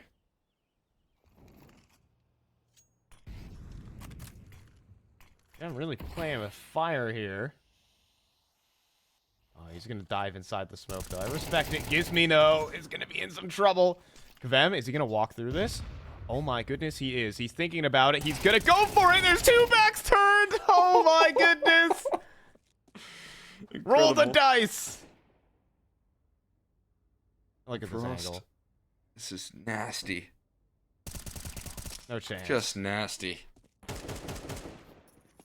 Jerry's got some nice taps in him. Oh, He yeah, does. he does. Down to 6 HP. He's got 2 taps. An AWP.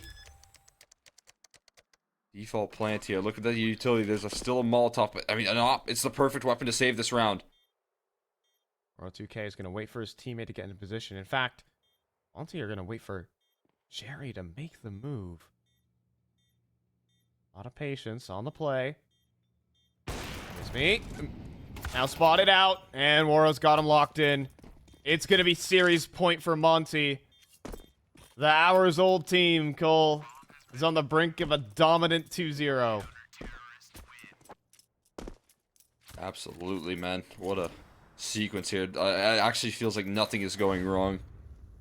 Other than, again, a little bit of flair. But look, I mean, the fact that Kavim gets away with this. Unthinkable. Unthinkable aggression right there. You would never expect him to push a jungle smoke like that. Again, that's just more great contact being taken. Gives me clapping his hands saying, look at me, and then Kavim just dives through the smoke. Those are the two new players there working off of each other to succeed and succeed dominantly. They've got 8 chances. 21 kills. Kvem's a maniac. I mean, He fell off when he had like 400 dar in round 2, though. I'll be honest. yeah, I should have maintained that for the whole game. You know, the highest rated like performance ever was like it was like 36 kills and like a 13-0. So he was like averaging a triple or not, sorry, a 16-0 or something like that. I think the record is held by Dispenser, a Filipino player, back in like 2018. I once Not got 30 Kvem. kills in a half on Face It. Damn, you're him. You should consider Pretty going clean. pro, Cole. Yeah, I'm too busy casting. Kvem. Oh That's my so goodness. dangerous. Somehow Shooting both wild. nades hardly deal any damage. And now a Molly to underpass is trying to establish mid control. Look at this guy. He is just brimming with confidence. An endless well. And a perfect grenade. Finally, the nade lands. That's a cheeky 50 off of him. Gizmy. It's in between these angles. The unfortunate part for Gizmy is he might not be able to help as much in connector sides of things. That Fint is broken. Molotov and window misses here. That could create some chaos. And they're going to try and walk up Cat instead. This is a pretty hefty setup to deal with. Yeah, Kvem spots it. Thinking about the double swing now. Here we go. Demka gonna follow up. And then there's Gizmy as well. He gets his end of the bargain. 2v2. But the bomb's down on Cat. And 25 seconds remaining. X5 falls. And it's up to Art Frost in the clutch. Monty just a few feet away. A few seconds from a 2-0. But Art Frost is able to make the great escape. He gets the bomb. Gets on out of there. Flashbang the jungle. Plant on default. And we've got a clutch attempt out of the offer here. How to prove your worth here in the project, but a first missed shot. It's not looking good. He gets finished off, and Monty run rampant. It's a 2-0. Dominance coming through from Monty. Absolutely shutting it down right there. Completely showing up here with new individuals, with new players that they might have figured out this morning. It's absolutely phenomenal that they were able to close that out in that sort of fashion. Yeah, I mean, absolutely insane. All things said, Monty. I mean, the news, the headlines this morning were just like, it's grim. As well as like the past couple days, Some Die Young parts ways with Monty. This project that peaked like I believe number 8 in the world, as well after winning international lands. Now they're breaking apart. Dead project onto the next. Not today, Cole. They're not dead yet. And with 2 stand-ins, this team looks just about the same. I'll have to say. Still a threat in this tournament. I mean, we can take a look at the overall bracket to see this, but Monty may be one of the favorites still. Yeah, well, if they keep that up there, certainly. Obviously, again, it is a big question of if Paravision are still kind of stuck in this rut as well, though, Yes. right? Because, I mean, Monty did look incredible. They gave us a lot to be excited about. There's no question about it. They are still playing a loose style here that when you go up against some of these more structured teams here, especially 3D Max and Ecstatic, that either one of them will be your next opponent. It's a different story here. You can't get away with the same stuff. And as for Paravision, again, how far can this team go here? After a month of work, we haven't seen any marginal improvement. We're talking very little T-side success. That was 1 T-side round in total. That's all that they were able to bring to the table here, and that's not really what you expect. Yeah, right. It's for a team that's led by Jerry with all these incredible pieces, right? It's like all of these players have. I mean, Art Frost is a prodigy in his own right, and was a solid performer when he was playing with Spirit. But many of these players have played at the top of Counter-Strike. Multiple Pro League appearances for Jerry, big events, stage appearances for Patsy, right? They've been through the circuit. And I mean, shoot. Kickert is probably one of the most long-standing CIS players of all time, right? And you expect these names to really perform to a level higher than what we're seeing right now. Of course, they've had a month in the chamber and they haven't logged many officials, but what we've seen so far, it's been pretty disappointing. They have a lower bracket to run through, though, Cole, so there's still second chances. Yeah, no question. We want to see these guys revive a little bit here. You never want to see Jerry struggle because I think a lot of people have faith that that guy can fix things, but things aren't really being fixed just yet for Paravision. At least not to start off this tournament. Like you said, lower bracket is where we're going to set our eyes to. Yeah, well, still looking at some more of our opening games that still remain. We've got 2 more BO3s coming your way for the rest of today. I believe we got Sangal taking on a couple of other teams over there in Group C, and as well as we've got 3D Max competing later on today as well. The Rebels trying to prove themselves versus Sangal later today, and Ecstatic, a major qualifier as well.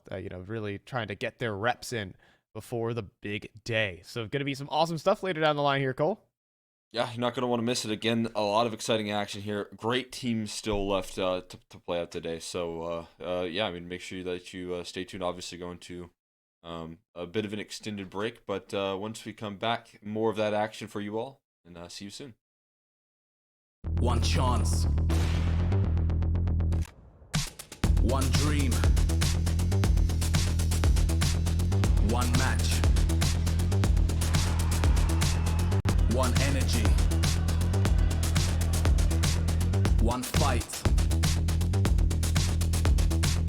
One aim. One action. One hope. One expert.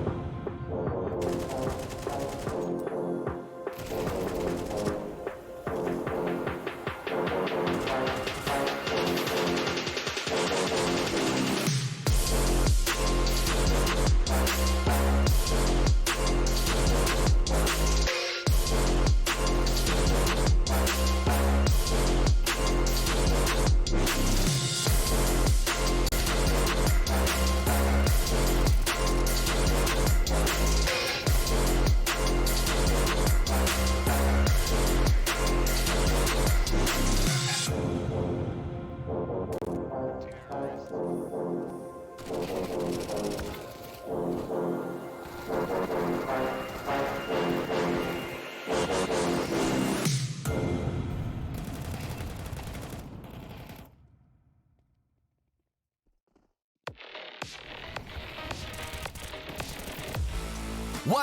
and Eva Alfie present betting on all esports events on the website and in the OneXBet app. OneXBet. Play with Eva.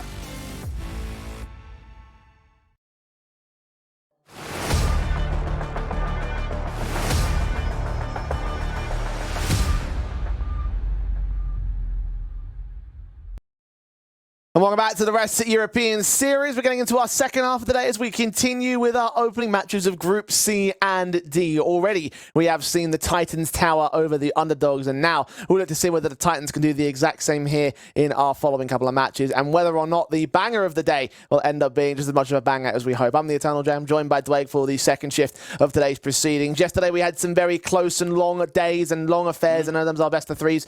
I think today, at least one of our matches can provide that the same. You'd imagine so. I mean, to be able to kick off the day here on the third game, I think for Rebels and even teams like 3D Max and Ecstatic, these guys have got a lot to prove going into the early stages of 2024. I think they've had some early successes, right? They've had some good tournament placings where they get to play against Tier 1 teams, and now you kind of scrape back down to the Tier 2 atmosphere, where after you've had those accolades, you need to keep pressing it. You need to keep performing and going deep in these kind of tournaments. Well, already we have seen Aurora and Monty, of course, stepping up to the plate and managing to provide themselves with victories over Haru and Parivish, particularly for Monty. Very encouraging to see that their standing situation isn't going to affect their form so much in the online circuit. They progress, of course, to the winners match of Group D. Aurora in Group C will also be meeting the winner of our third game of the day. Rebels and Sangul is up next on stream. And this is a match which does seem a little bit hard to weigh up on paper, because in my eyes, you've sort of got like a key comparison point of where they stand on the ladder. Last season in ECL, both these teams were playing. Sangul stayed, but Rebels went down to the advanced season, and now they've actually been eliminated from advanced, in fact, because of too many forfeits. So that's one comparison point you could make at in terms of just trying to find out where these two teams stand in the grand scale of Tier 2.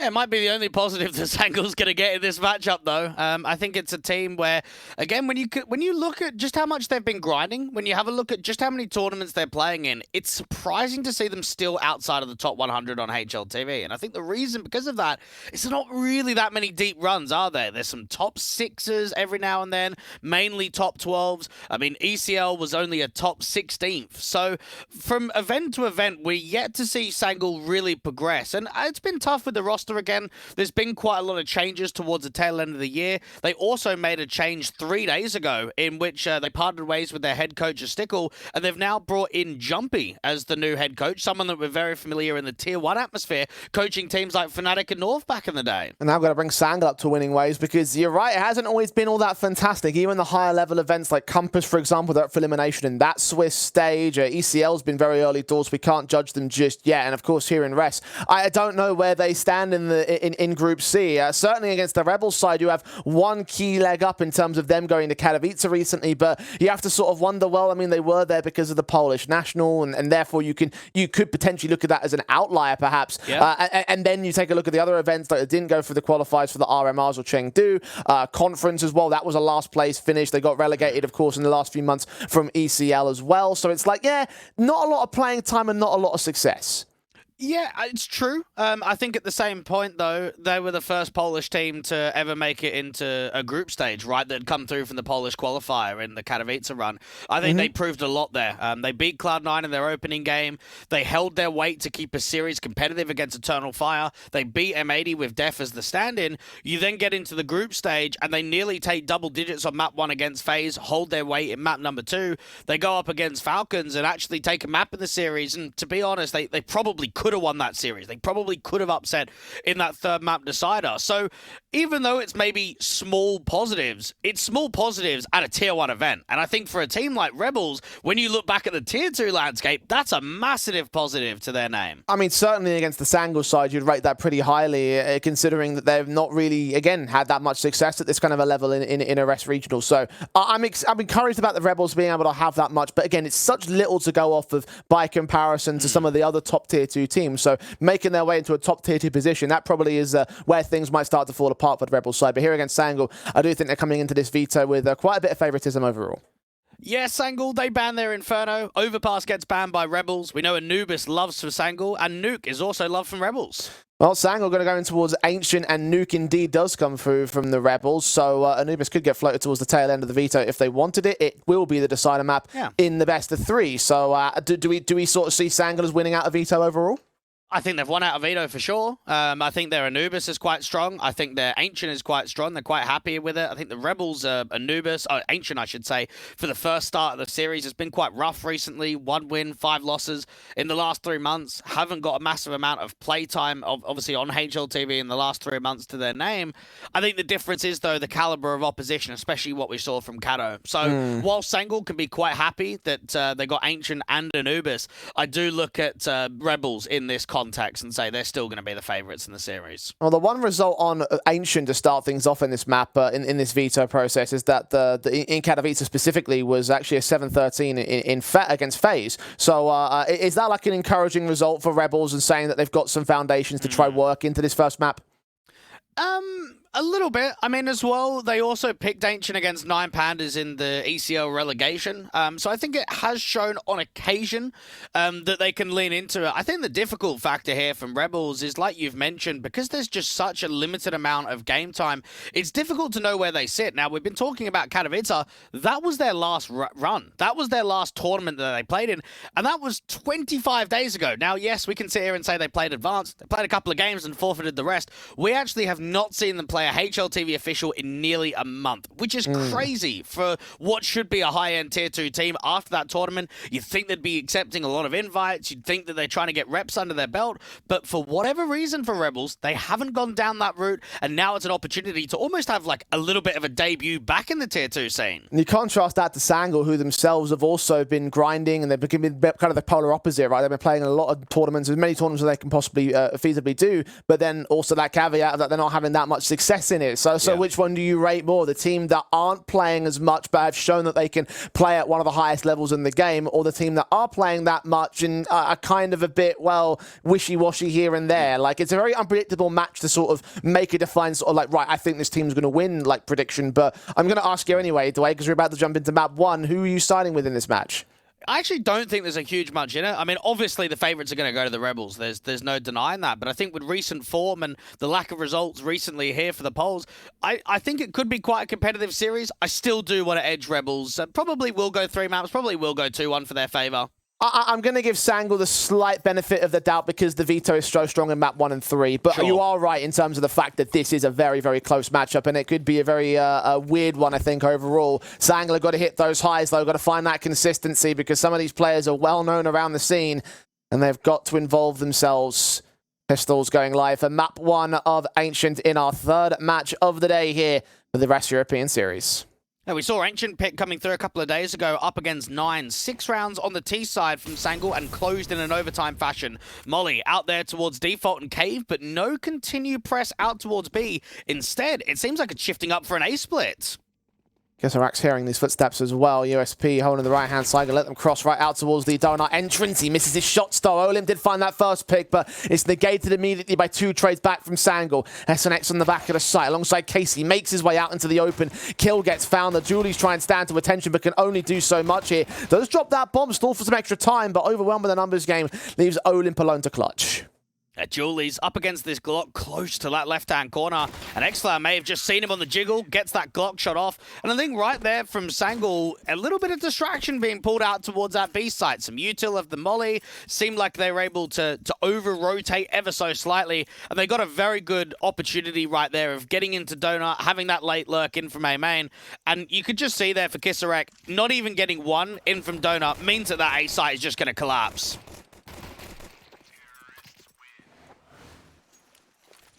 Start for the T side line singularity, sorry, Sangul rather. It's to the same tags. The Rebels. No need for distinctions here of their pistol bases. This is going to be a harsher eco Sangul. The ones that are in full control in the early game should be full in control of round 2 the same. See if these Mac 10s can farm the cash. 3 of them in play here. As the Soul's getting quite a bit of info out there towards red. The HE sees a lot of CT, so Rebel's just going to pop off of the back of it. There's Youngster in with his triple. Plenty of cash available for that one young man. Only one Mac 10 also dropped on the SNG camp, so Sangal with the start. Rebels with the guns will come out with the M4s very early here. Try and bring the fight back to the Rebels camp. I didn't see a kit being bought in, and I don't think they had enough cash for it. And we know that Sangal is certainly one of those teams where Ancient and Anubis is kind of the go-to right now. This is their 16th best of 3 on HLTV. They've picked Ancient now for the 7th time. They've picked Anubis 6 times. So it's one or the other, kind of depending on the opponent they play, of which direction they go. Early anti-rush nades out there towards lane. Respected from Sangal. Not looking to get aggressive up lane at all, but into the B-pop. Boston Youngster again going to lead that charge. Flame might get caught off guard, still gets that kill, as does SNX. X-Flower with a returning pick, but only one of them as Flay takes him out. They defend that B site very effectively. I think it shows as well for Rebels, no one's in an advanced position. No one's out towards the pillar. No one's out in cubby. So because they're so defensive, it almost draws in that crossfire towards long. Tuck in at the cubby. Flay gets that first encounter. And then from that point onwards, him and the likes of SNX can just kind of work off of each other and work that duo play out in long. Sangal, a 2v4. They've got Cave. Maybe they can get one pick to kind of work into the bomb site, but it will just be so difficult to get a bomb down in this scenario. Yeah, Sigangino considering his options. Alan Zed watching with the AK, trying to prod out. Look to the bomb site, see nothing as of yet, and hasn't got full angle. The Molotov would push players away from that wood wall. Not into the crosshair though, because nobody is there. Now they've got to try and commit. The backstab's been closed in by Olymp. Casey on the back site gets his kill. There's not really much that the last man can do here. 1-on-4, dealt with by Flay, and Rebels have the start. A very good beginning there from Rebels. They'll be happy with that one. Get into the opening rifle, and it's pretty clean. Only dropping SNX, your in-game leader. You're able to recover 3 AKs for Kisarek, Casey, and for Flay. And for Sangal, it's going to put a lot of pressure back on them if they're not able to convert. Money is not in a great position from them. They weren't able to get that bomb plant bonus. Rebels looking to try and see if they can score up a couple. I mean, even a Mac 10 being brought down rather than that Galil, just to be able to get a little bit of extra util forward.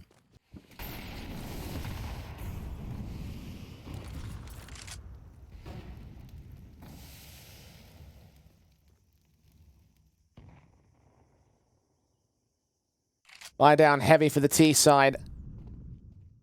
Still trying to walk up ramp. They've been very heavy-handed in terms of their early B-leans and trying to get into that bomb site. They do back off in the end. Not fully committing to Casey's position. SNX might have to take the brunt of the defensive here. He does fall back with util at the ready. He's waiting for contact. Immediately sees Youngster and just will suppress the position. He could just fill there as well for Sangal. They tried a bit of a lurk smoke on that front side of ramp just to see if they could present a little bit of an opening kill. Instead, they have to start working the offensive out to front side of cave. Now, Sasul's getting a lot of space in mid right now and by himself. So this could be a big execute with a late lurk in from red to try and cut some of those rotations out from CT.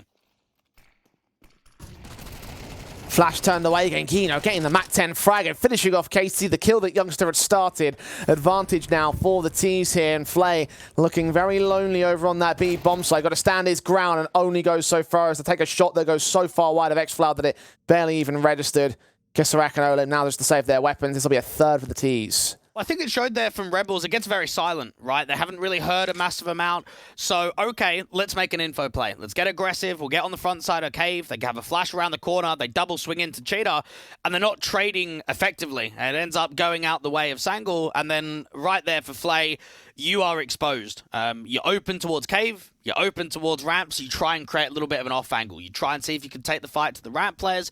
And as soon as you don't go 1-for-1, that's just the round over. So very good kills in there at Cheetah. It was a defining factor of the round.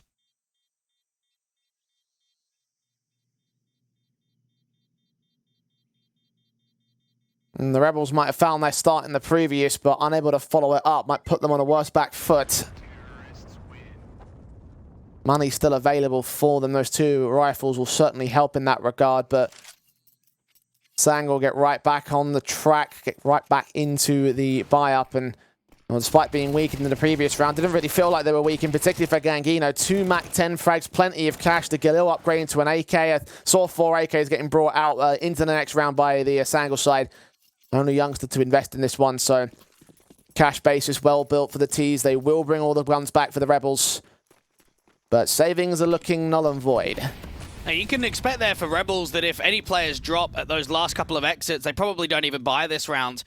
Saving onto those 2 rifles has meant quite a lot. Shadow advantage, aggressive up from tree.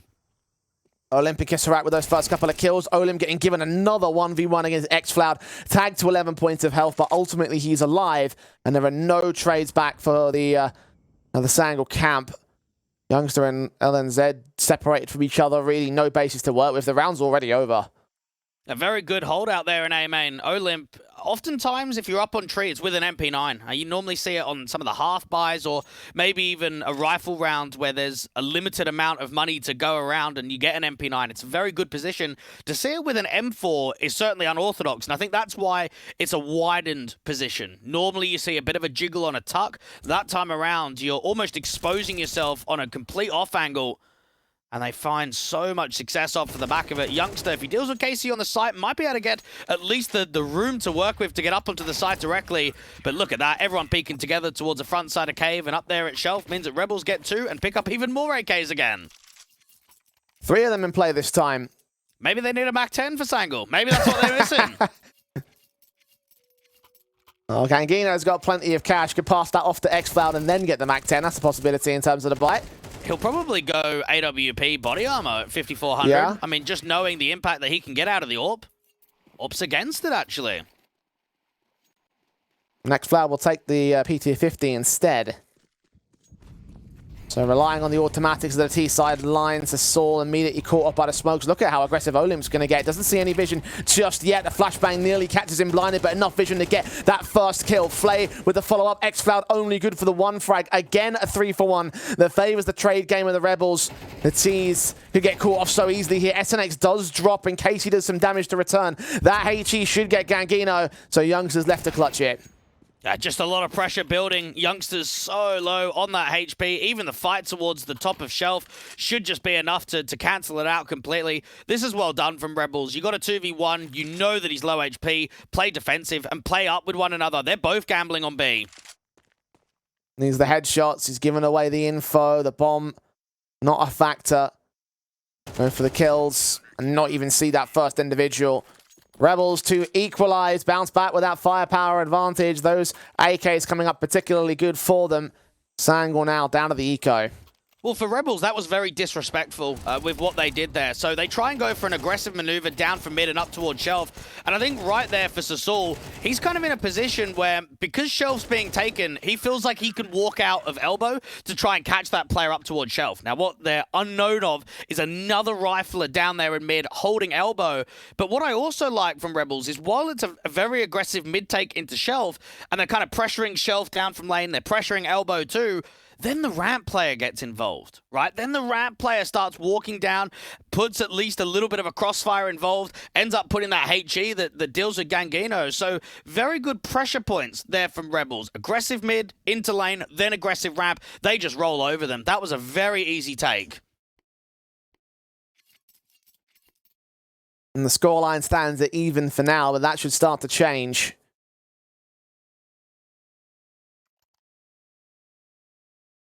Rebels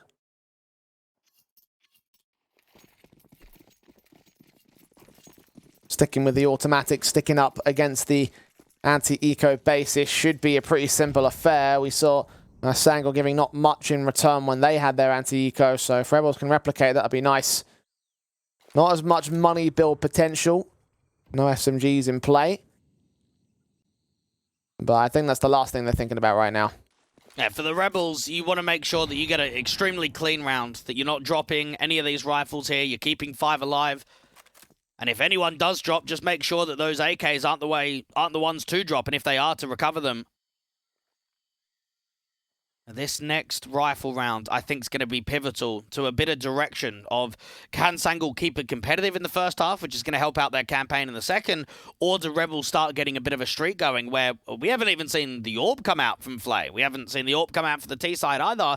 If money keeps getting farmed up and Rebels are keeping mass players alive in a couple of rounds in a row, we're going to see that AWP come out quickly. Flash to check cave, but now to focus fire on the crossfire. KC, SNX doing very good work to hold on to all those frags. No one goes down on the CT side. Rebels now in the lead over Sangul, who will be back on the bye. And there was actually an anniversary only last week of Olymp, SNX, and Casey playing together for 2 whole years, which is, I think, kind of surprising to the general viewer at home, because I feel like only these guys kind of got known when they went to Pro League as Orcs, and have kind of got known since going to Katowice as Rebels. Before that, on the all Paloma and Permitter and Ignis Serpens roster, they were kind of hanging around the tier 3 level in the online scene for pretty much all of their careers. I think Permitter got a chance to go to a Katowice, if memory serves me correctly. They got bombed. It was out very quickly. It certainly wasn't as good as this year, showing. I'll give you that much information for free. And this Rebels side redefined and hoping to press the issue further, but so far so quiet in round 8. The T's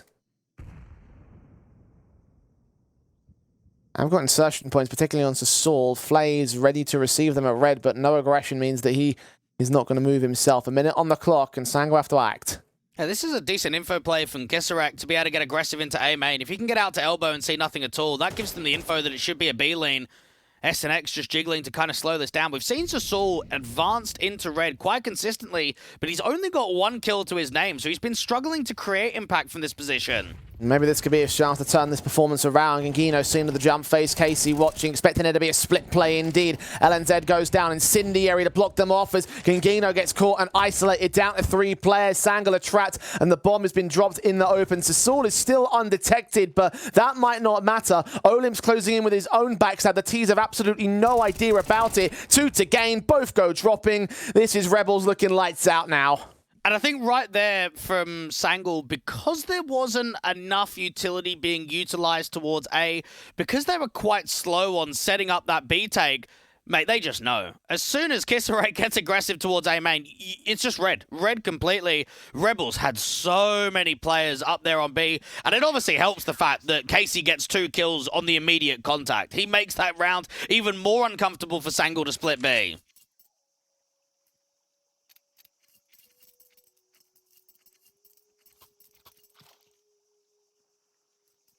That suits are the good now.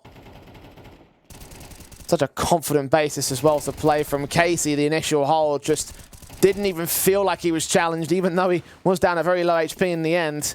And I think, honestly, when you've got a setup like that of 3 on B and a 4th player on the way and a backstab presenting, you just need to go 1 for 1. As long as you're getting 1 for 1 on the trades, you're going to win that round for sure.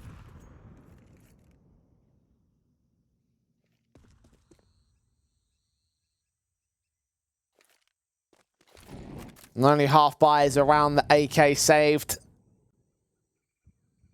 The Saul enabled for round 9. Rebels looking for 6. And the way that they're playing right now, I'd be very, very stunned if they didn't get it at the moment.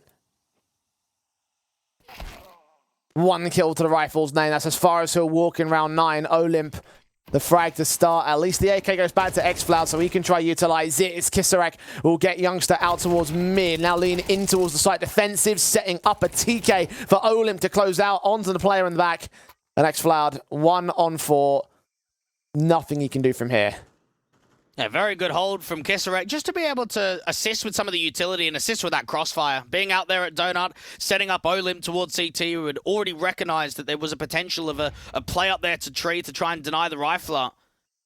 Xfloud is desperate just for 1 pick, and there was an opportunity deep there towards CT, but it just doesn't happen. And I mean, even Gisarek is one of these new generation players, Jay. I think between the two of us, we've seen a lot of players in the Polish scene. We're very recognizable with the majority of names. This guy played on the GGP clan and Lotus. It's like, who? Like, who is this guy? But he's been able to join these guys, what, the last 2-3 months? Like, it hasn't been long since he's joined up with them, and now we're getting more familiar with him under the Rebels name. Certainly, I think the least known of all the elements we have for the Rebels, and even in 100%. general, that's for the majority of like the wider audience, they might not know who many of these players are. Very sure. Imagine that Katowice was in fact the first exposure that the wider CS audience would have seen of Rebels. Yeah, definitely. I mean, again, for these guys, no one's really played at a higher end of Tier 2 outside of this core of the Paloma boys. I mean, they've never even really been consistently at the higher end of Tier 2. They've definitely had some good qualifications in the Polish scene, but it was about proving it internationally, which we've only seen the success in recent history.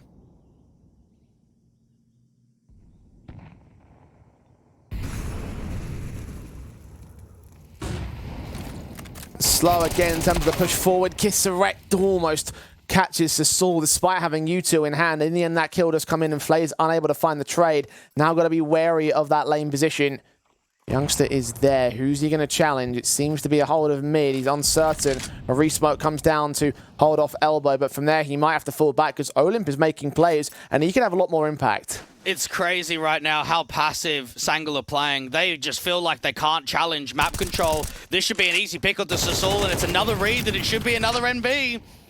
Casey tags Xflower to 15, so HP also not looking good for the T side as much as it does get returned back to the Rebels camp. Less than a minute to go. And they are walking their way into the XC. Casey seen them, but doesn't get much. A small tag on Gangino. LNZ making his way up. Yet to frag in this game, and will not change that for round 10. Flay with the pick, and SNX is hiding as Youngster goes falling. Gangino's going to get caught. The bomb's not even allowed to go down. Xfloud, the tagged up individual. 15 HP for the clutch. Not even going to happen. Not even going to get a look in. 7-3 now. Rebels have the half. Yeah, Brev, this looks Jova. This looks so completely done. Because look at these rounds, man. They're not competitive at all. It's Rebels just making info plays. And I actually do feel for Sangal because the first time around, it was as if, oh, they didn't show any A presence and they just got completely red. That one right there, they've actually got players at elbow. They've actually got players outside of A main. But as soon as they start walking away, that's when Olymp makes yet another info play aggressive towards A main. Rebels are all over the international squad right now.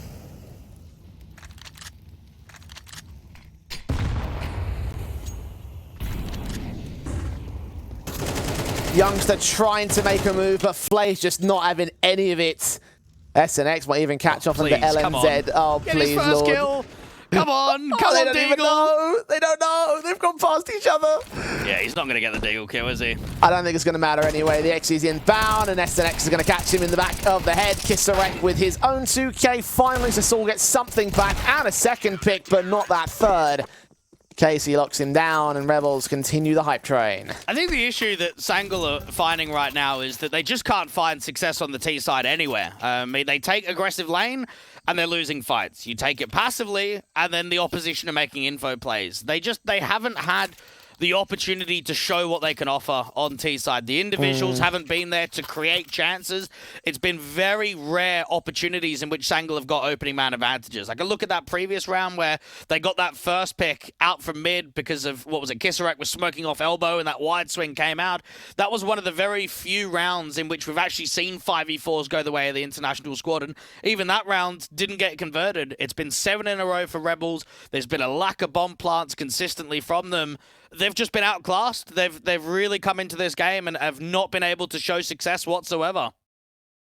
Yeah, we talked about how inconsistent Sangal had been, and I mean, it's completely on show right here. Like, Sasul only just hit the 4-kill marker, and 2 of those kills came from the Deagle in that last round after the round was over. LNZ still yet to get a frag here.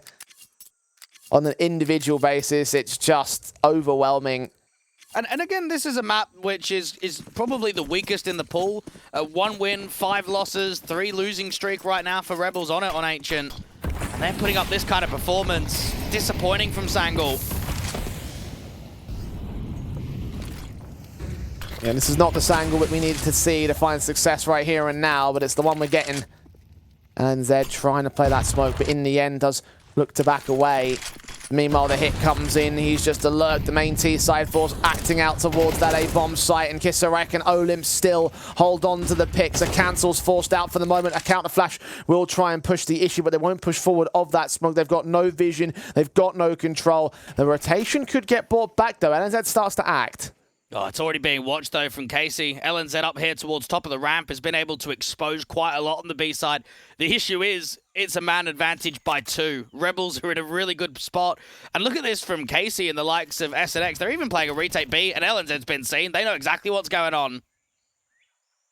Bomb's yet to commit to the site, and they must be aware that LNZ's been spotted. Now he's dead. There's no chance.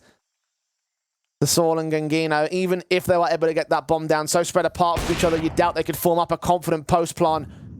And now the AWP is in a full-on 1v5. Will pick that first pick up, but will not go any further than that. Casey's there to cover it off 11 deep. Top of the server at the turn of the half. It's 9-3 for Rebels. And in all honesty, it's just one of those halves where, from the Sangle point of view, you just think, what else can we do? We've tried to adapt pace. We've tried different variations of the quicker execs of the defaults, and we just can't click. We just can't make it happen, and it almost just feels like your opponent's just too strong today. Very good performance from Rebels. I mean, obviously keeping the majority of AKs alive in almost every gun round is going to be a hurting mission, but you even look at that AWP pick out there from Donut, there wasn't a lot of AWPing to come through from Flay. I think the majority of rounds featured 5 rifles across the board.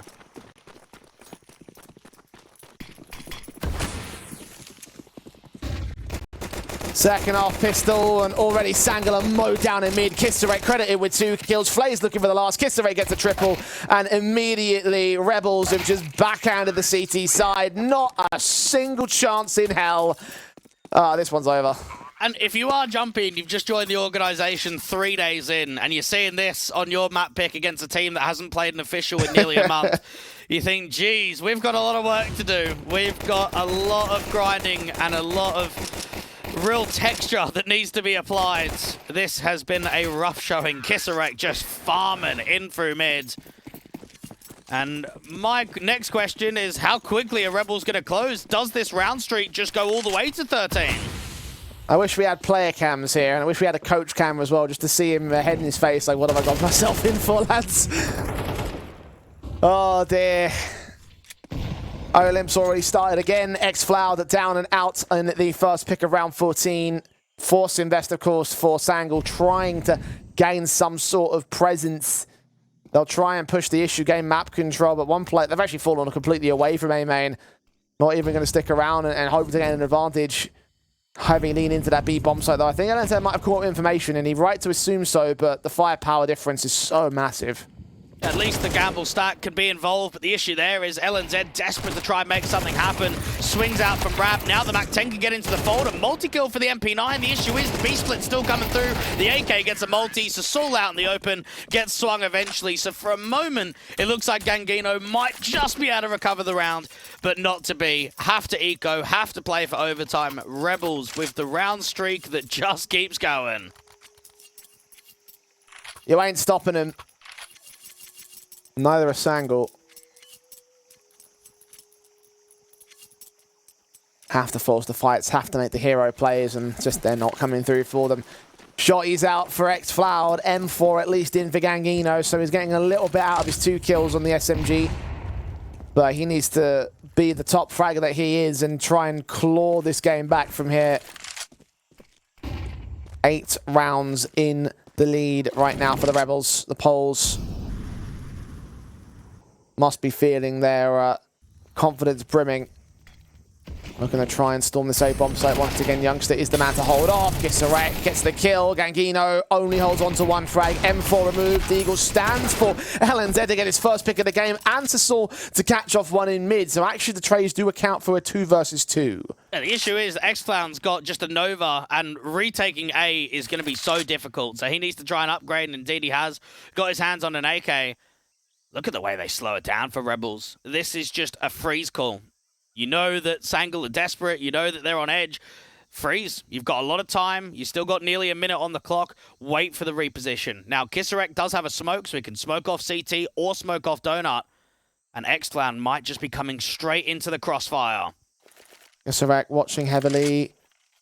Turns the attention away and looks to the back site where finally X-Flower can strike. SNX all alone. They still haven't seen him yet. And that smoke comes down at the right moment. That will block him away from the main control with 30 seconds on the clock. That might have just sealed the round there for the CT side. Slow rotate away. One player up top mid now wary of a potential counter rotate of SNX. Will go back in from elbow. See his man get his spray. 17 seconds. He's going to make his way in towards the A side once again. X-Cloud thinks it might be a full commitment. The mind games. SNX has played this to perfection. Oh, it's just great timing. Get that bomb down. X-Cloud now needs to reposition. Tap the bomb once to draw the fight. Knows that he's not CT. Must know that he's got to be on B. Here's the footsteps. Knows exactly where he's coming from and everything. Tucked away behind the box. Stalling for time, knows that he might be at a HP disadvantage here. X-Floud making no qualms about his position. SNX sees him, but still peeks out too wide for the fight. And ultimately loses his life. X-Floud keeps him in the game. Just about. Well, LNZ hit one ripper of a shot with that deagle out from CT to go and get his first. And I think we've all been there. We know what it feels like when you're down on 0 kills. The last thing you want to do is close a map or close a series like it. Very good performance from X-Floud to try and recover it. And just a little bit of an unlucky timing. I think the rifle there towards backplayer Kisarek just gets the smoke out. Then the MP9 starts walking forward into Donut. Round nearly gets recovered, but not to be. Sangle with a little bit of a lifeline.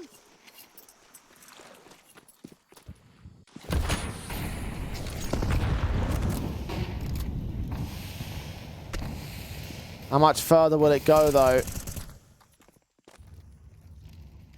Still 7 rounds to make up. And Rebels still on the buy up here. Limited by a couple of individuals. Only 2 AKs out for this round. 2 Galils and a Tech 9 outside of that. But still, with the way that they've been playing, don't doubt that this round wouldn't get them up on map point. And even if it doesn't, like, you're looking at such a ridiculous lead to bring back to that any one round could be the one for Rebels. Yeah, very much so. I mean, right here, it's very passive from Rebels. They haven't contested lane, they haven't contested mid, so retaking mid is going to be one of the options, but that resmoke down from elbow probably means that it could just be a contact towards A main now. Odin making a bit of noise here, youngster. Molotov's received, keeping his attention drawn on that position of the map. SNX also putting utility down. Smoke in particular, trying to look for LNZ. Tech 9 versus MP9. Meanwhile, the T is trying to act out towards the A-bomb sites. The sword is all alone. Backup is on the way. Smoke down at Donut and CT. Got to find at least one pick. He's completely flash blinded, but keeps himself protected. His teammates are now here. He gets Flay Kisarek with that trade back. Youngster engaged upon with a 2K. And now Olin mode down by the triple. The youngster finally shows up. And the CT side keep themselves in this one. One more round to add to the tally. And it's good composure there from the Swede. I mean, you could feel as if pressure is building of that player out towards default, and the X-Cloud needs assistance as quickly as possible. But realistically, that rifler of Youngster knows to himself he can't come through that donut smoke until there's a flash. And X-Cloud's the one to try and set that up. That flash comes in high. The first 2 players are completely blinded. So very good utility usage to get him outside of that donut smoke. And now a very light eco for Rebels.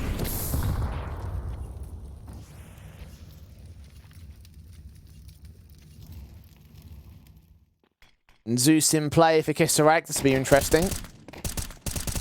Draw attention back as Saul. He does get a couple of tags, a couple of frags in. Still waiting for X-Floud. There's one frag. There you go.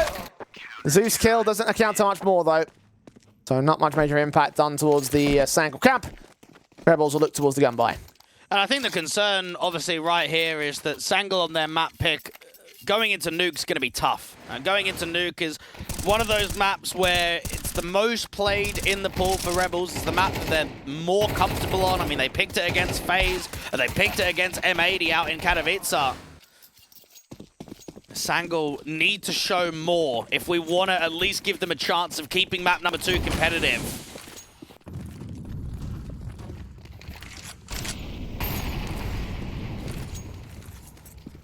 Well, Lee Sang is starting to bring back some rounds here and starting to make the scoreline look somewhat closer than it was before. Wouldn't call it competitive at the moment. A good rifle round here. Then an eco win. Suddenly the gap is close to 3.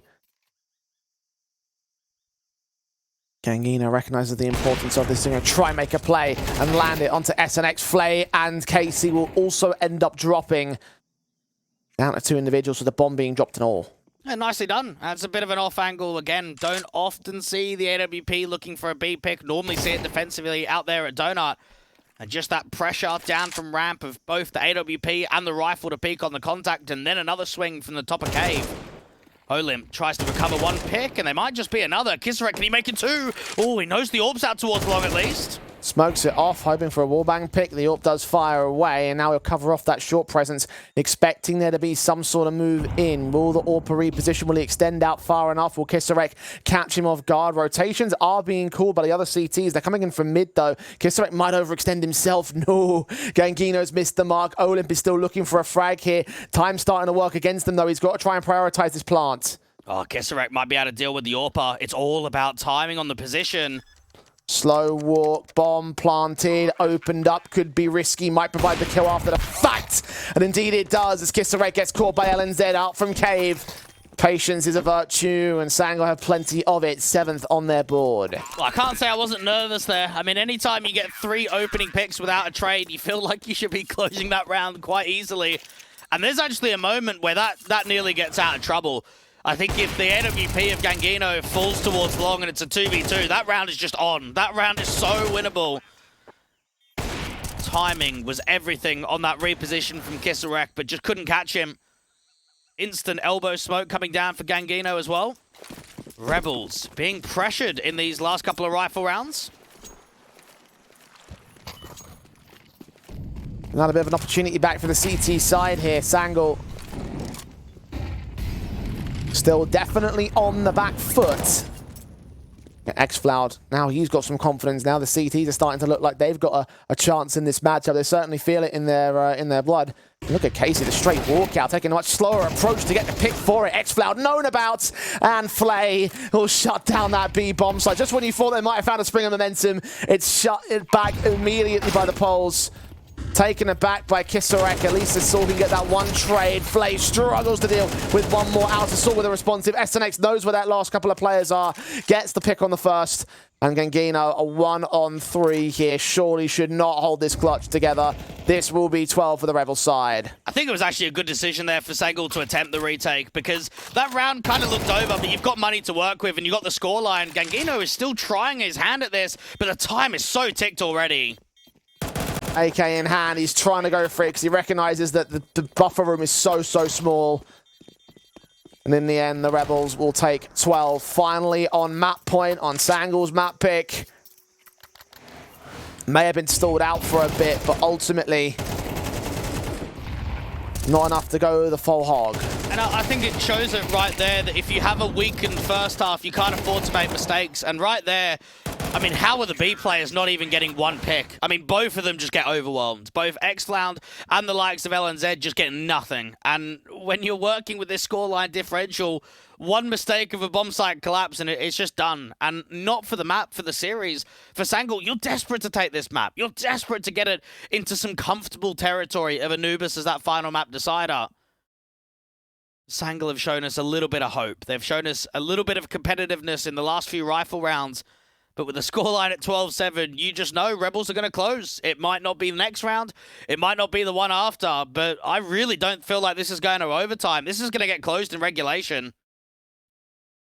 Yeah, I'm with you there. I said it earlier, that 1 round's all you need for Rebels now.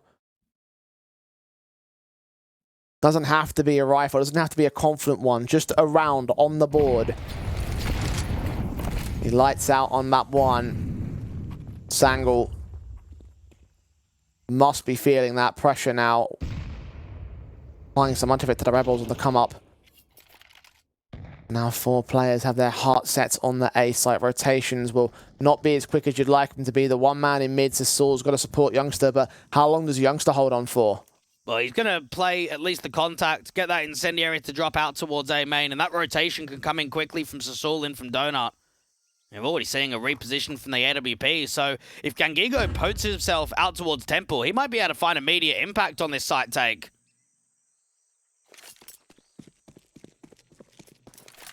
Minute to work with, and that AWP will start to post a little bit more directly. Looking down at that main entrance. It's actually a quick peek onto Youngster. Kill found by Casey. Shadow's seen. This AWP shot doesn't connect. Now they know exactly where he is. But Casey does get caught in the end. So advantage negated, but the CTs are suppressed. Watch about Olymp. He's got a late lurk in from mid, so he can come in from elbow and get into Donut in the late portion of the round and give much of a tell that everyone from Sangle's coming out from CT or from Temple. Because that is the case. AWP watching for the AWP, but to make a mistake. No, SNX forces out that mistake. An advantage goes the way of Rebels. This should be closing time here. Sangle need to make a move. SNX holding the AWP, watching. LNZ walks right into his crosshair, as does the Assault to SNX. X-Flower 1-on-4 only goes so far as the 1. 13-7. Rebels take map 1. And the only thing I can say is classic Sangle, right? I mean, right there, you're going up against a team that hasn't played a HLTV official in nearly a month, and that was just not competitive. That was them getting absolutely smoked. It is not good enough. That is just the bottom line here for Sangle. If you want to get victories, if you want to pose to the playoffs, having that performance on your map pick is just not good enough for this team.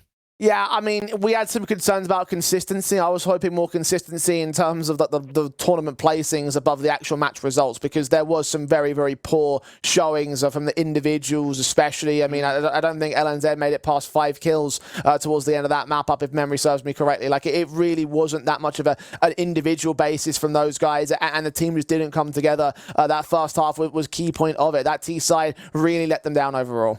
Well, of course it did. I mean, 3-1 up and then 3-9 down. I mean, it turned around really quickly there from Rebels. And I think for Sangle, they definitely didn't show a massive amount in this first map of the series. And coming into Nuke, while we can hope that they can turn things around, it's Rebels' home turf. And I think a very good opportunity for the Poles to go 2-0 and get a clean series victory today. Well, I'm certainly not very encouraged by what Sangle could bring out on Nuke. We'll head towards a break and see whether they can bounce back, whether they have got any tricks up their sleeve. And the second map will go live when we return.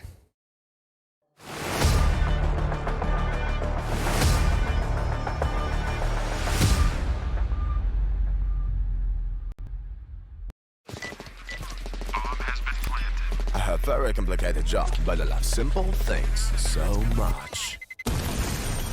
One move, one push.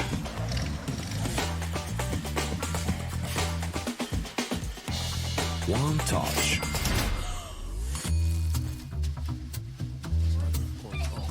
One love.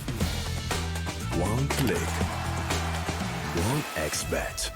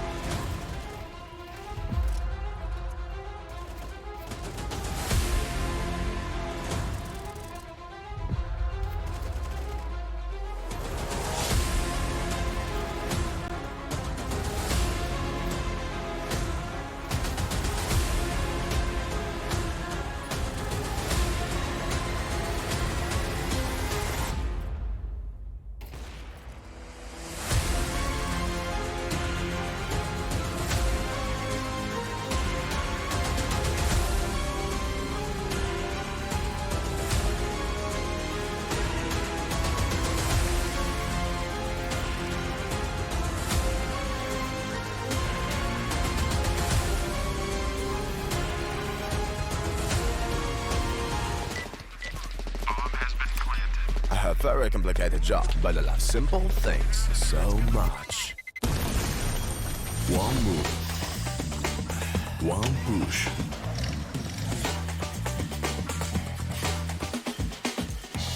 One touch.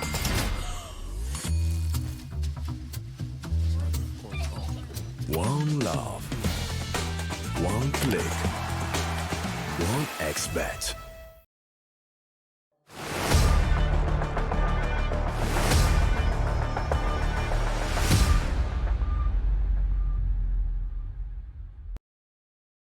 What a showing to start things off for the Polish squad. The Rebels looking much more like the established empire in this series over the Sangul squad. And there really is not much you can say other than that. They were just very poor performances from Sangul, very much not the kind of map on their own pit that I wanted to see, Dwayne. And I want to be the enthusiast here. I really want to say, oh, you know, Sangul going to bounce back. They're going to do really well. And strictly speaking, that is true. They have to bounce back if they want to stay in this series. But do we really expect that at this point?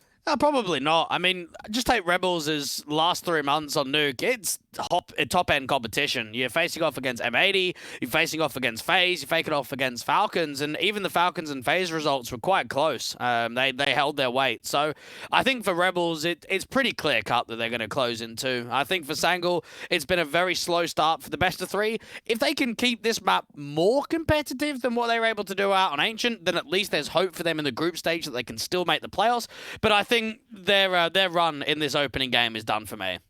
Yeah, I'm of a similar accord. Like they've got to focus on the next match. They've got to focus on the elimination game and the rest of the group stage. Because I think you are right. I just don't see them being able to bounce back here. At least they have this CT start. So I guess if there's a win condition for Sangul to be able to pull something back and try and make it competitive and try and pull what at this point would be an upset map over the Rebels, it would be a good CT side.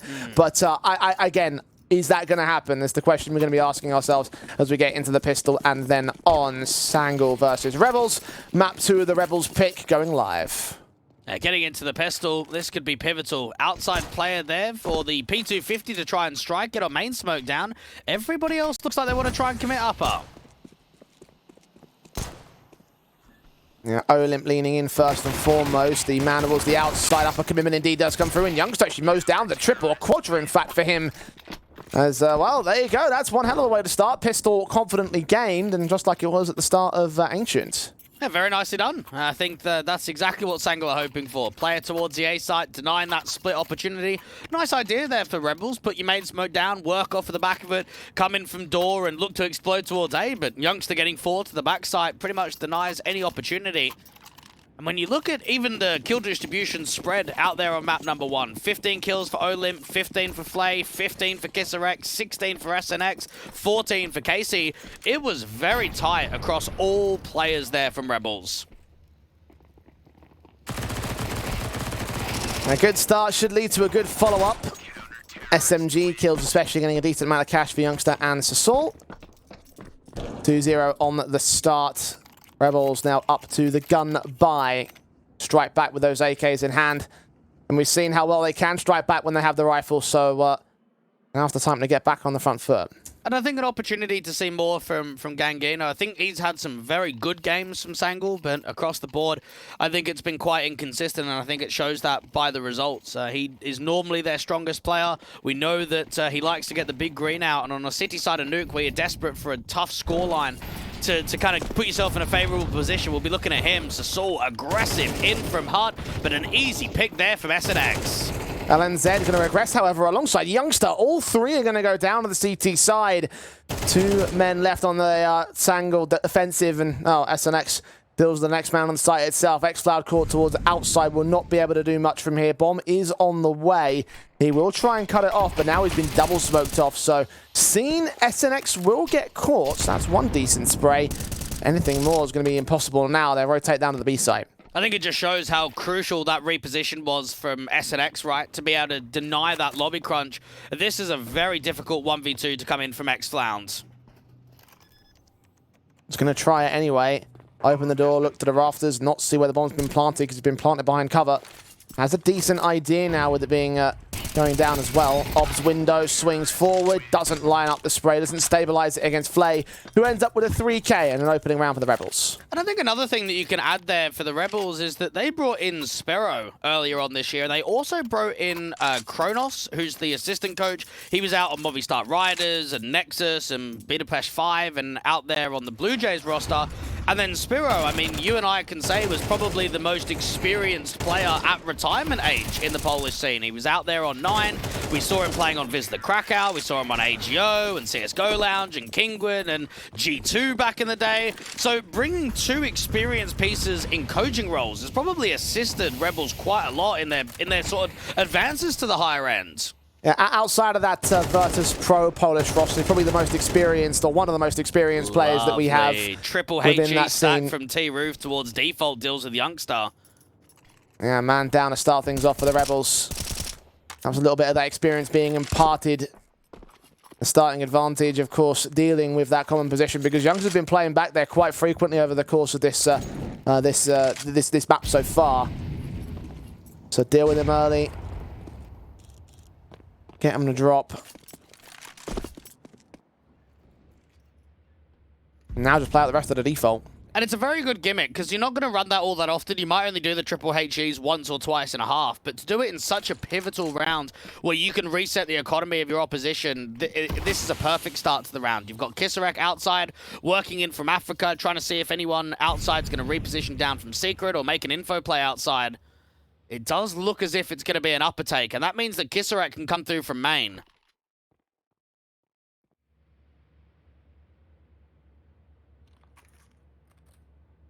.30 Saul's waiting for Casey to make a move, but Casey and Olimp, quick swing with the headshots. LNZ can line up 2 picks, but Olimp is right back on it. Oh, what a shot, what a triple, what a sequence from his entries. And around for the Rebels squad will be able to take full control over Sangor. Now down to the reset, down to the eco. Yeah, Olimp's looking sharp, isn't he? And he was one of those guys where I think in Katowice really showed the true potential. For me, when I watched that team upset against Cloud9, do as well as they did in the group stage, it was Olimp and Flame. Those 2 guys were those impact players, those sort of X-Factor moments. And right there, just cracking entries. I mean, even up against an AWP, that's not a difficult fight to win.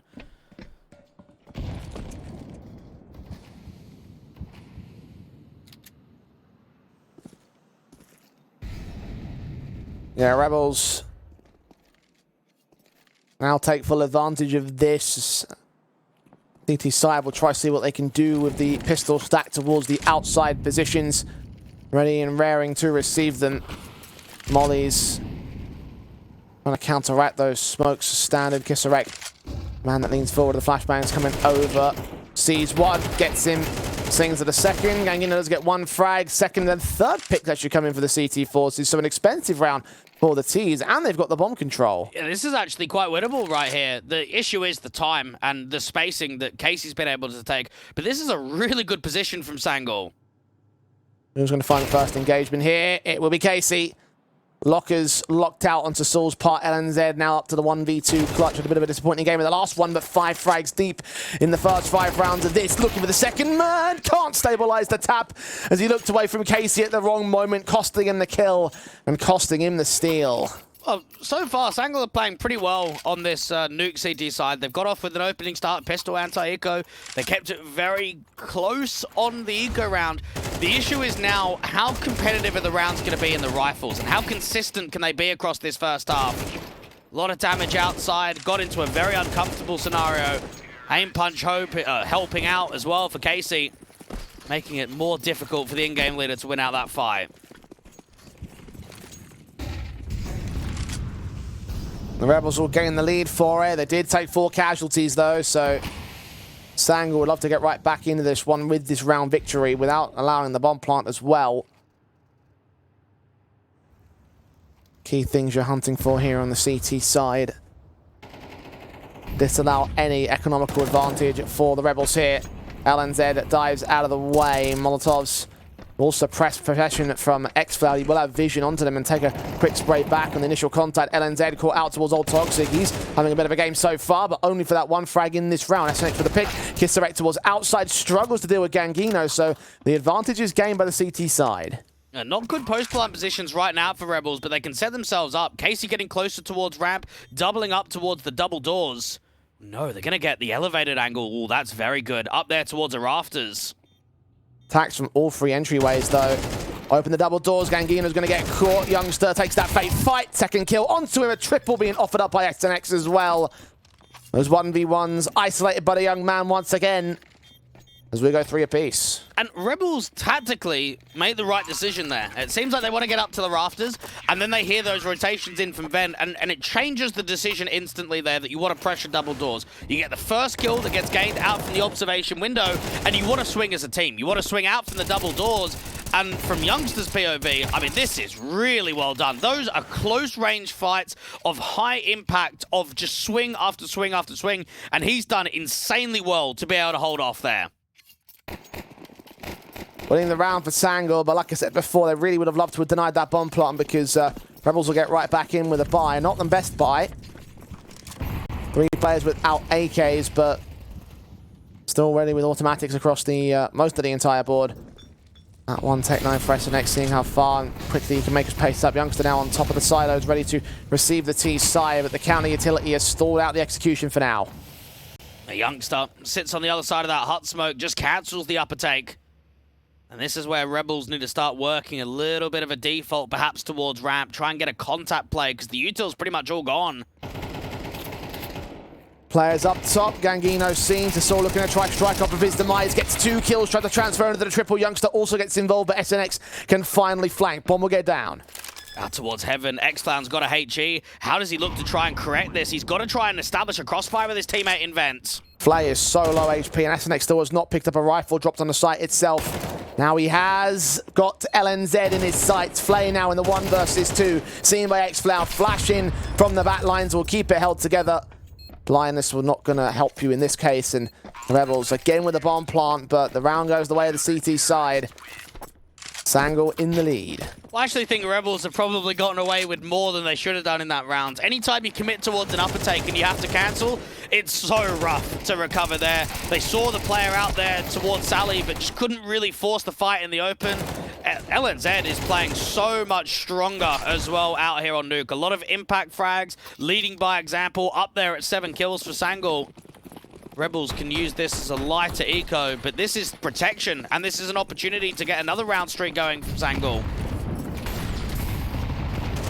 Take a decent CT side, something we hope to see, and well, decency cut down in terms of the vent dive. They'll still get that bomb down there, so plant will be secured, and at this point is the least you can ask for here for the Rebels. SNX, Flay, and Olimp actually do get 1 frag on that Tech 9. If SNX gets any more, I'd be stunned. That Molotov, 1 tick's all you're going to require. Olimp still getting as much out of this as he can, finally put down, and Flay in the 1-on-3. 73 HP and has an AK picked up. And now to hold on to the rest of it. The bomb's not planted for him either. He gets that first pick. Try to hold on to that second. X-Cloud will get on the bomb. And Gangino will close in the pincers from the back. The AWP there for the closer. I mean, these rounds are getting expensive for Sangor, so Rebels are at least getting away with as much as they could feasibly gain out of a round like that. Again, bomb plant. They will be up for the buy. The streak may be 3 in a row, but that could easily turn back if Rebels could find some confidence now. Yeah, they're getting very close to that double eco territory. And, I mean, even that round feels like they got away with so much more than they should have done. Losing 2 players on that immediate vent drop in a 3v5 with a lack of real upgrades.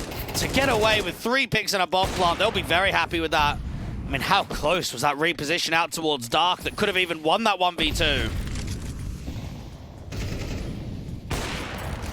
Gangino Zorb trying to continue. Last pick of the last round, cut down first in this one, sprayed straight through the smoke. Casey credited the start of round 9. That's a high risk, high reward play when you get aggressive outside from the back of T-Red. If you miss your opportunity, you're just going to get gone. The players are going to be spamming you up from silo. HE to break the smoke actually denies an opportunity for LNZ to get a return. X-Cloud's got a return fire, and even he's been tagged. Look at Olimp as well. He's going to hit us all. AK train, M4. one or two sets of footsteps that Olymp can hear here. Knows that the man's made his way in. Will just capitalize on that kill. Not going to go for any further insertion. 3v2 right now for the Rebels. Really good patience from Olymp, and now it's bringing more distraction. Now it's bringing more eyes towards that Herald position and out towards ramp. Olymp has got another impactful kill. And if you're X-Flan, I'm just saving instantly. I'm not even going for this 1v3. Money is atrocious. He's still pressing, though. Gets caught off by Olymp, and well, you can see why the money should have been accounted for in that particular play. There are two players at $5,000, but everyone else, $1,700, $1,500 on LNZ. It's going to be a very rough time to be Sangal. I really don't know why that 1v3 was attempted. Saving that AK would have really helped out the buy here. They have to buy. They'll be down to, what, 2 M4s? Pistols, really. You don't even want to get an MP9 out. Just don't have the money. Yeah, I think it would have just been... that just feels like one of those decisions there that could have impact, because how much faith are we realistically going to have in this force buy? Now, obviously, we can look at just the economy state and say you have to buy. Now, just because you have to buy doesn't mean you're winning the round. You want to try and get as much out of it as possible. And for Sangal, this puts a lot of pressure on both Xfound and Gangino to create impact. I mean, just think about the difference between 2 rifles and 3. I mean, I know which one I'd rather have. And the extra piece of utility would have helped with the money game. Probably could have dropped an MP9 over, dropped an M4 and an MP9 just because you keep the Kevlar and the nades. All that if you didn't go ahead and commit. Perhaps that inconsistency starting to show there, thinking I can go for it when in reality it would have been better to play the long-term game. Rebels. Prime opportunity to really springboard this from here. They are working their way outside. KC is the leading charger. Molotovs have been set. X-Flound on the defensive. One of the 2 rifles that are in play. Both of them downstairs. Yeah, X-Flound wants to get himself in a high-impact position. Might only get 1 for 1. Now he's got the AWP with him. Shot missed to the shoulder, mate. Kisserate does get caught. The 2 deals do come in. Casey with a returning frag. And Nino's going to dive the hell out of the way. They've lost one of the rifles here. And they still got Olymp towards the top site, so they might just kind of pressure Secret for a bit and then move back up to A. Another respawn goes down. There's a lot of time. There's a lot of sustainability here for Rebels to just freeze up and to start causing mistakes. Last of the smokes used there. Certainly no more downstairs. Gangino's going to have to defend. Straight shots of the AWP, assuming Rebels want to go for it. They still have to make a call here. They're going to try and commit. Flash is turned away from. Another one. Smoke will come back to block off Gangino's position. Molly deep as well. Rebels going to continue with the commitment downstairs. The sword has caught Olymp with the 5-7. And now Casey starts moving. But Vents is a key concern here. AK, you're going to have to check it. Realize what could be going on. A little bit premature on the shot. The AWP seen. He still gets that 1 shot back. SNX desperate to get anything out of this quick charge down B. But LNZ's Deegan was way too strong and way too quick to the trigger. Sang will get to minimum 6. Well, I really like that setup there from Sangal. They see that there's outside smokes coming in of the double diag, and they try and pressure both of the riflers together. Now, it looks a bit awkward, I'm not going to lie. It definitely wasn't the easiest of time between that M4 and the AWP, but that kill towards topside, that was a real difference maker right there for Olymp. If he gets a kill out towards door, it maybe brings a little bit more of a rotation towards A. It evens out the numbers ever so slightly. Very impactful double eco force buy.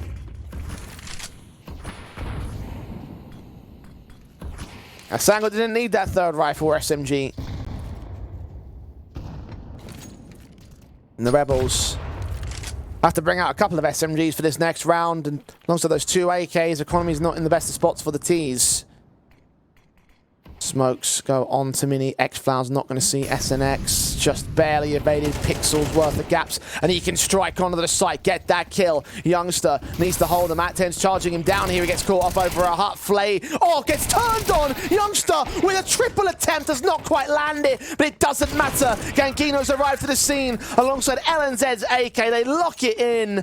Rebels tried to go pacey, but those rifles are just far too strong. The CTs have won the half. I think it shows that Youngster's been playing exceptional Counter-Strike. He's been involved in quite a lot of multi-kills, had a very impactful one down on B.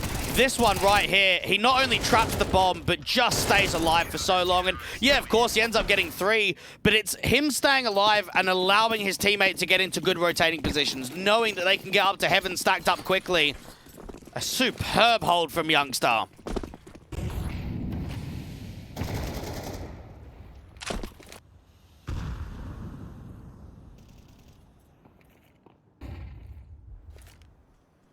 Key man, the Sangle side. Rebels. They're well getting rocked right now. LNZ's already caught Kisarek as the first casualty of this round. From here it should start to fall in place. Sangle showing up a wonderful CT side, precisely what we were expecting or hoping out of them to be able to keep things together in this series. Youngster delivering the latest as SNX goes down 5-on-3.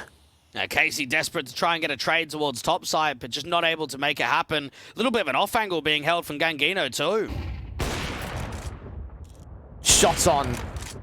Leg shot as well. Reface of the AK finally mows down that tagged up individual. Olymp will return back with one Mat 10 frag, but 4 for 1 on the trade counts. Nothing will get gained from here on out. 8-4 at the turn of the half. Sangle played a wonderful opener.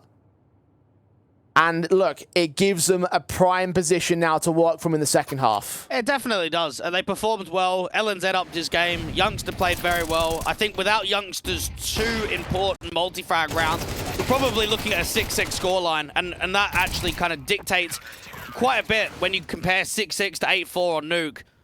The Rebels are in a tough position. They've definitely been challenged more so than they did on map number 1. For Sangle's mind's sake, they think, all right, maybe an opening pistol, an opening rifle round, and we get closer to that closing opportunity. The issue I have is for Rebels, CT side nuke, it's going to be strong. Pistol win almost required for the T's here. Youngster's going to try to do the charge and gain that for them. They dive down to the mini roof and now out towards outside and in lockers he'll go. CTs are trying to account for this and readjust. Flay looking to challenge. Only gets so much out of it. X-Cloud does get Olymp. Youngster does go down to the headshot and now Flay gets chased. X-Cloud's going to be so quick to this position. Flay gets out of the way. Finally cut down by a Glock kill. Looking for more on LNZ's pop. But SNX is stuck in the back. LNZ turn on him again and Casey is left alone. Indeed, it will be a pistol win for Sangle. And individually for Sangle, there's been moments of round-defining plays. LNZ and Youngster have pretty much combined for nearly 30 kills in just 13 rounds. Those two guys have been insanely impactful. And that entire round from Sangle was a bit gimmicky. And the outside play into hell, getting down towards ramp. Flay tries his absolute best to just keep retreating, get that first kill ramp, try and get out towards the observation window, but just being beaten by pace. And then LNZ out there towards sort of the vent and secret position, just putting mass damage down. Sangle have truly woken up here. Rebels a bit of a shock to the system now. Their own map pick may fall out of favor just like it did on Ancient for Sangle's part. Huge step up. Harsher eco basis as the Rebels will try and get the early gun round in. They're going to need it though. Sasor leans and the Zeus actually does find a kill on Kisarek, so that's a decent start. Mat 10 Youngster does get domed in next. Rebels are going to give this round a good go. This is concerning. I mean, man advantage, AK saved up, Olymp trying to see if he can make a play by himself. He's got a Zeus to try and work with close range. Zeus doesn't quite find that connection. Down at LNZ, 3-on-3, X-Flower can regroup with them now. They know that it's going to probably be some sort of play downstairs in the B bomb site. The Mac 10 of Flay, she sees them rotating back out of the lobby. Smoke to suppress the second individual as well. And SNX cleans in. Goodness. Oh my god, it's happening. They're going to steal it with a harsh eco, a Zeus pick, and just recovered weapons working so well. Kisarek especially with a 3K. Oh my word, Gangino knows that he's up against it and he can't afford to lose this round. Oh, this is such an easy position as well for SNX to even do mass damage if he comes up towards heaven. Gangino has so much to clear and not a lot of time to do so. SNX has grabbed that AK, going to try playing the range fight against Gangino.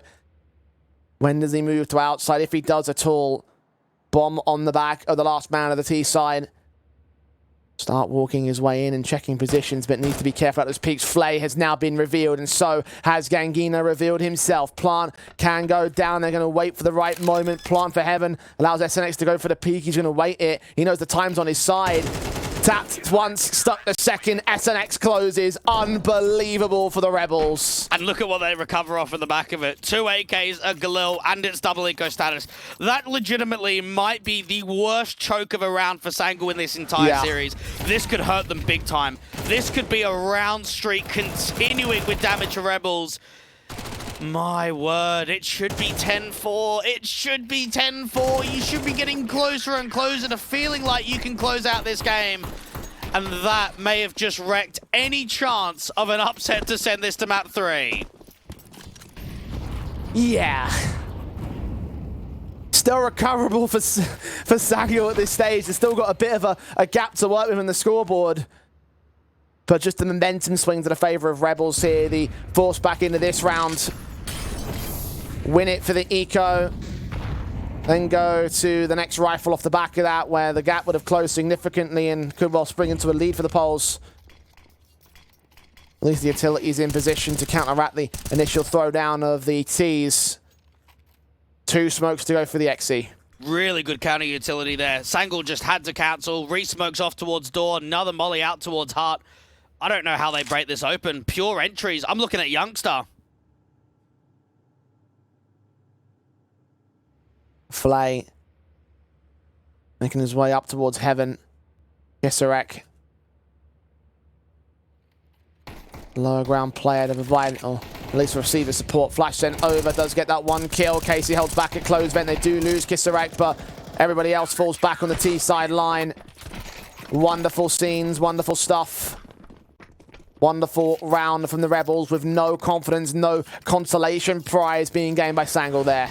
And I think so frequently, Jay, when we talk about MR12, we talk about being consistent in rifle rounds, right? Making sure that you've got a good foothold on the money.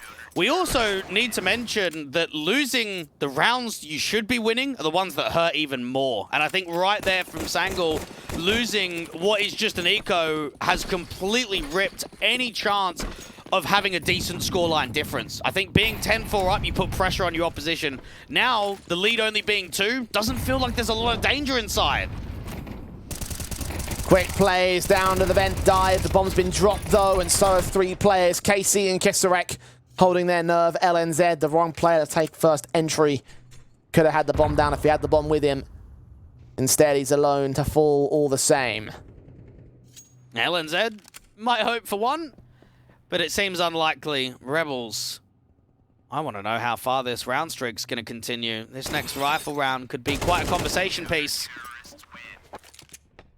Youngster and LNZ. I'm wondering as well with these 2 guys, can they consistently find that form they did in the first half? Because I think between the 2, they were the most successful players to round victories, to actually getting further up on the scoreline difference.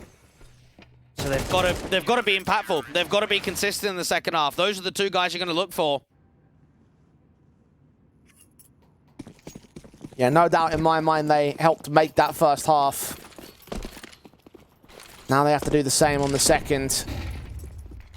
LNZ especially. If we see more of what we saw from him over on the first map, then Rebels will start running away from this. If we saw that in the first half, I'd have no doubts that they'd be in the lead by now. As it stands, 2 to the good on Sangul. Olymp leaning in first and foremost his AK. Potentially contest outside of Secret. The Molotovs will make sure he doesn't go too far aggressive. A second one also actually makes him extend. He's actually coming in for the kill. Almost catches a double. That was super risky and it damn near paid off. I think it has still paid off. Look at the distraction. SNX is going to double dip.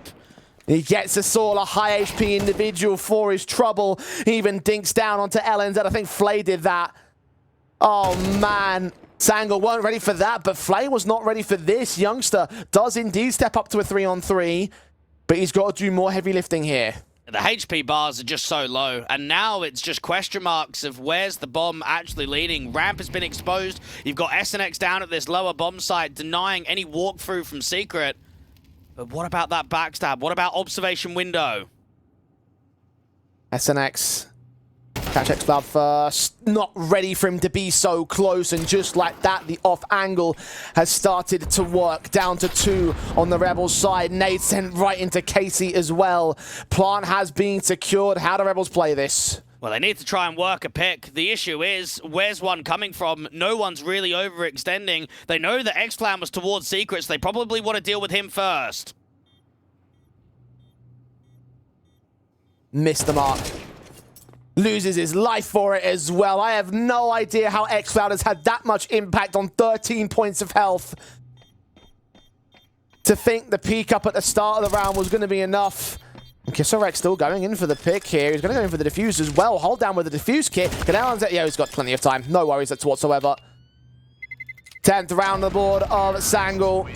Kisarek, good effort to try go for a ninja. Maybe if he had a smoke, it would have worked. I mean, at the same time, though, think about that. 1v3 feels like impossible. You've got yourself a good economy stock for yourself. Got a lot of money farmed up. That can't be said for the T side. The buy's actually going to be weakened here. You've got a Galil down for Sasul. Gangino might be down onto a Mac 10. For Rebels, you know, weakened buy in the next round. We win that one. We reset them. We're still in a very good position off of the back of that 1v3.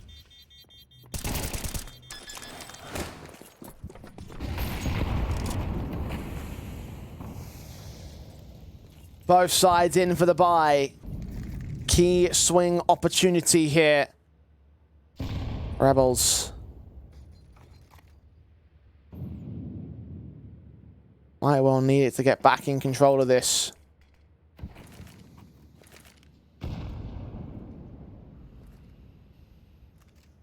Very slow and quiet approach from Sangul. X-Cloud at the ready. Utility to try press on Molotovs, or the CT side will counteract. It's not ready for the XU just yet. A double pump, and Kisarek is not dropped off. He's still here.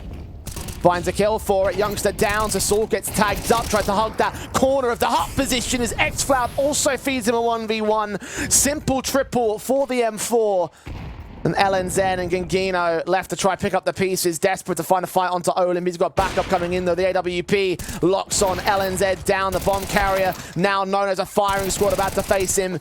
Kill on the first, not the second. Rebels bounce back. And that position on the top site of Silo on default, it is one of those off angles in which you see players in the early round playing quite frequently, just to sort of be there for the anti-rush, because it's one of those where you're always going to have Pika's advantage. You're going to see them coming out from hut before they see you, and unless you've got flashes on top site, mate, they're not going to move. And I think you can see there for Kisarek, he's getting what?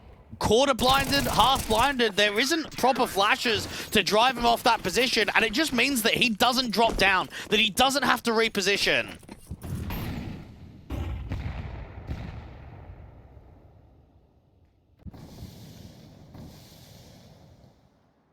Pistols to play with here. Sangul. Love another steal, love another way back in. Rebels hold their rifles to account. Stops a little bit awkward to the AWP, a little bit of pressure against the automatic weapons. They deal with it pretty effectively. 2 kills for X-Cloud and Sasul, and another one for X-Cloud. Hang them on a moment. Bomb still on outside, 2 versus 2. This is workable. X-Cloud has been exceptional in making some of these rounds competitive in the second half, but closing in the 2v2, and pressure's really on. I mean, that didn't look like there was a lot getting granted outside. It felt like they just collapsed to the crossfire, and then almost out of nowhere, it just shot after shot. A 3K comes through between these two, and it gets so silent. It slows down massively.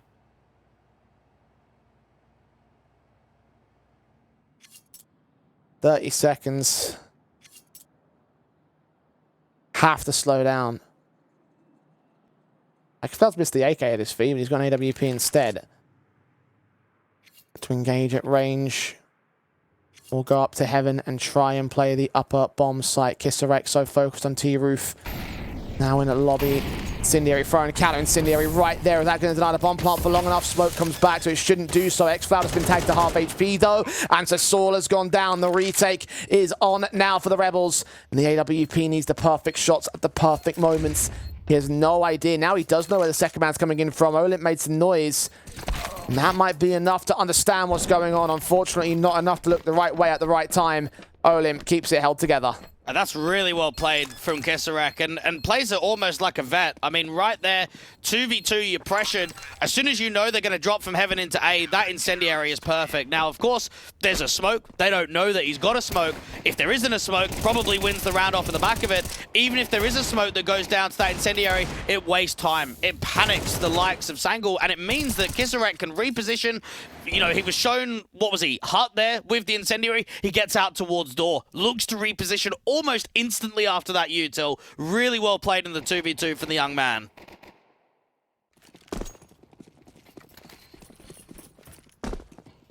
Sangul back on a bye.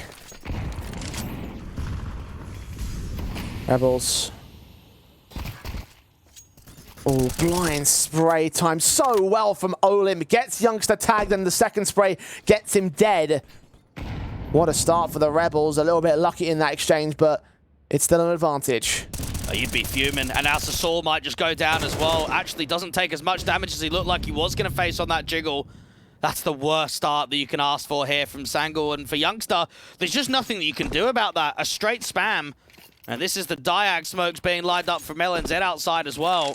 It doesn't look like they want to commit outside, though, so just a little bit of a lure, just a bit of a fake of direction towards outside.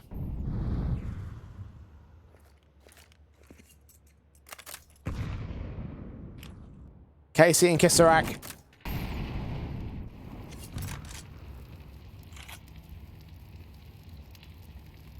Two defenders on the upper site. Meanwhile, the teams will focus on Olymp back here at ramp.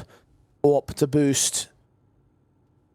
What's he going to see? Absolutely nothing for now, but there's 4 more players for Olymp to receive. He's going to need some backup soon. Just baited out immediately. Counter flash.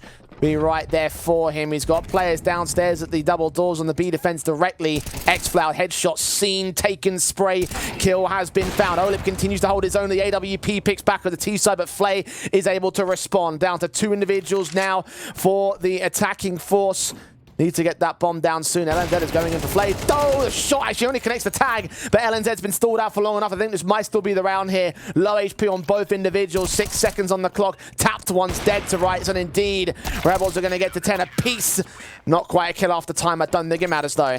That was really well played again there from Olymp. I mean, look at that off angle, right? He's obviously come down from ramp. They know he doesn't have a lot of room to reposition. He's either going to be tucked in that close left-hand side corner down from ramp, he's going to be tucked almost behind the shutter doors, or he's going to be in from dark. That's what you're thinking when you're getting down to that lower bomb site. But look at this for an off angle. Catch them out in the open, waste time, and you can see how quickly those repositions come down, how quickly the CT start diving players down to that lower bomb site.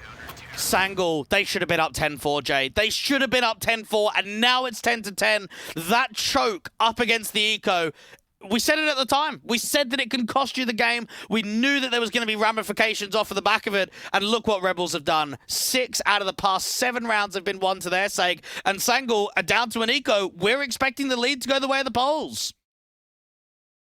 And maybe even more. Likely even more. Tech 9's all they can afford as the best weapons on the T side. Bomb plant would be lovely. Round steal would be phenomenal. Both are up in the air in round 21. They need to play their cards to perfection right here. With the diagonal smokes, try cross out to Secret. Incendiaries will get baited. They're going to wait this out.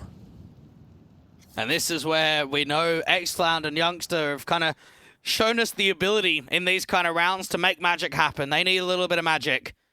Outside is dry. There's already a player down from lower. That AWP from Flay is going to meet them head on at the stairs.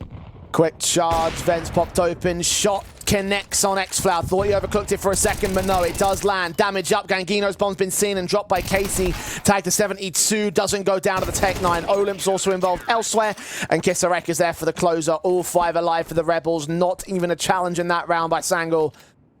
They get their guns back in for round 22, but as you said before, Rebels have a lead, and if they win this, they may have the whole series. Rebels just feel like they've been cooking in this second half. Feel like in the rifle rounds, they've led by example. We've seen individual plays that have brought out a lot of success. The readability of the rounds, the way that they're stacking up bomb sites, the counter utility against the top hit plays.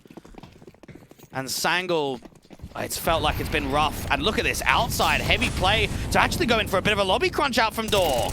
One player to receive. He's seen by Youngster's partner and dive back out towards the AWP's position, and Flay will land it. Meanwhile, the T's will act off the back of that, understanding how many players committed to that lobby crunch without having to commit back downstairs. In from the vents, Kisarek has already made his way up towards Silo, seeing nothing in the outside presence. SNX gets caught in an engagement by X-Flat. It's a 4-on-4. Flay with the AWP out towards double doors, gets that first, looks to jiggle in, but play the man advantage. Look at the way he has an overpeak. Olymp does swing in though and doesn't get anything out of it. He finally commits towards a kill, a double, not quite secure, but half of a frag onto X-Cloud.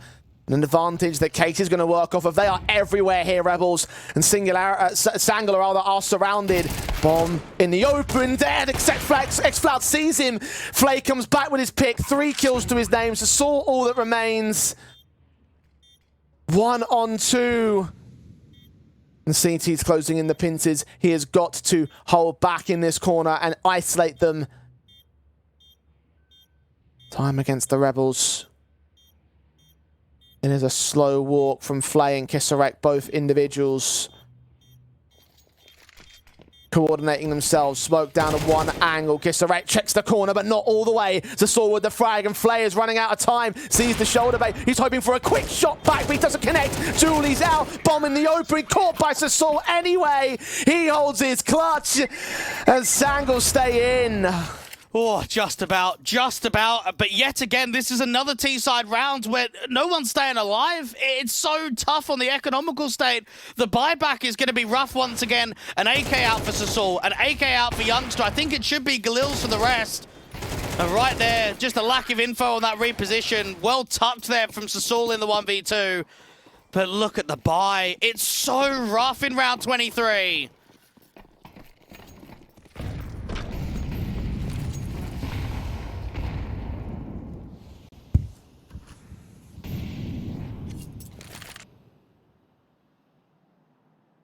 Rebels.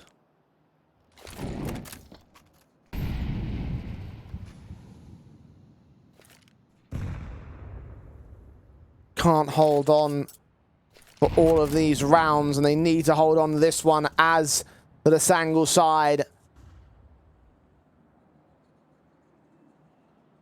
Youngster on a Deagle. Rifles on everybody else. X-Cloud has been seen on outside SNX a little bit late with that HE. Will tag up a couple of individuals that could have landed the center of mass right there. Molotov forcing him out into the open and into the kill. X-Cloud credited to Saul with one of his own as this Youngster come up good on the upper bomb site. 2 left standing. Olim trying to make a play. He goes down, and Kisarek with everything to do. Burst on the first, not to the second.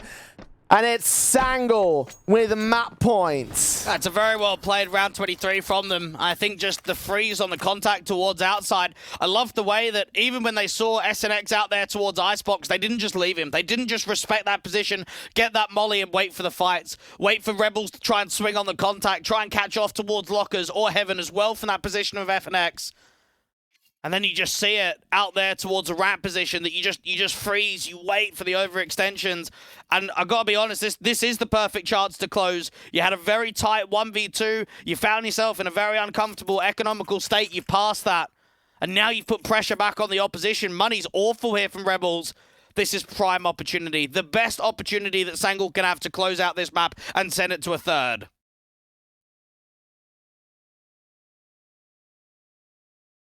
For once, it's Rebels who have the broken bye in this second half.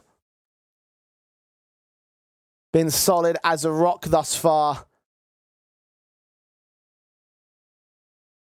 At least until now.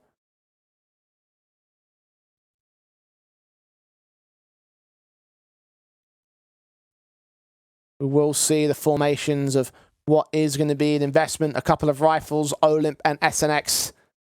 M4 and FAMAS respectively. SMG on Kisarek. Upgrade pistols for Flay and Casey. Round 24 pushes us the distance in regulation. Will we go the distance in overtime? Rebels certainly want to. Let's find out if they can make it happen. It's Assault scaling outside with the bomb and pretty much his entire team. Youngster was just in towards lobby to try and use a bit of early util.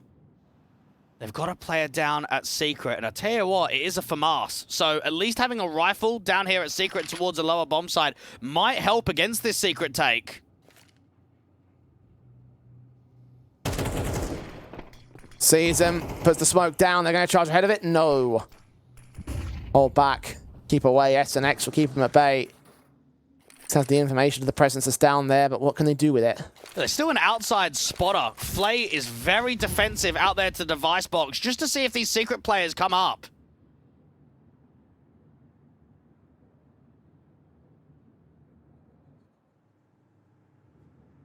Walks forward, Deagle Flay. Doesn't hit a headshot, doesn't even hit a tag.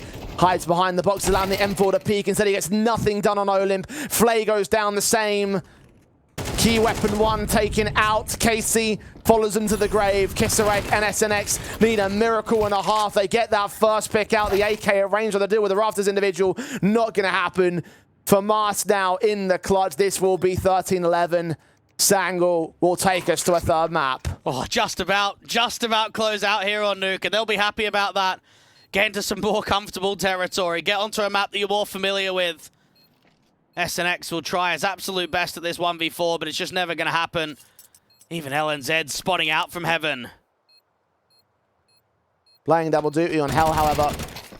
Finally caught. That's one pick. M4 now in SNX's hands. That HE's pretty well placed on X-Flow, but it doesn't get the kill for it, and he'll burn in the end. X-Flow there with the closer. And indeed, 13-11 for Sangal to take us to a third map. And honestly, considering the bit of a disaster we saw in Ancient, that's a hell of a bounce back for Sangal now. Much more encouraging stuff in map 2. Yeah. To an extent, I mean, I think it was a fairly rough performance from Sangal, all things considered. Again, that first half probably should have been 6-6 outside of 2 massive rounds coming through from Youngster. And when you get 8-4, I mean, it's a good-looking scoreline. I think it showed that the first 6-7 rounds of that second half were really rough. They weren't in the game whatsoever, and they win, what, an all-important 1v2? If that 1v2 doesn't go your way, even with what should have been a 10-4 scoreline, it probably is a 2-0. So I think Rebels can feel as if they probably should have closed out there. It didn't happen. Wasn't the cleanest of performances, but it is a win in the end. And that's the key point, I think, the Sangal side are focusing on the most, right? Because I think we're walking into Nuke thinking this is probably going to end up being a 2-0, and the fact that it's not is at least a small W for the Sangal side. However, they have to press on and go a little bit further. They have only won a single map in this series. We look towards Anubis to be the closer, potentially one of the better fortunes of the veto for that Sangal camp. We'll head to a break and see whether it really is when we return.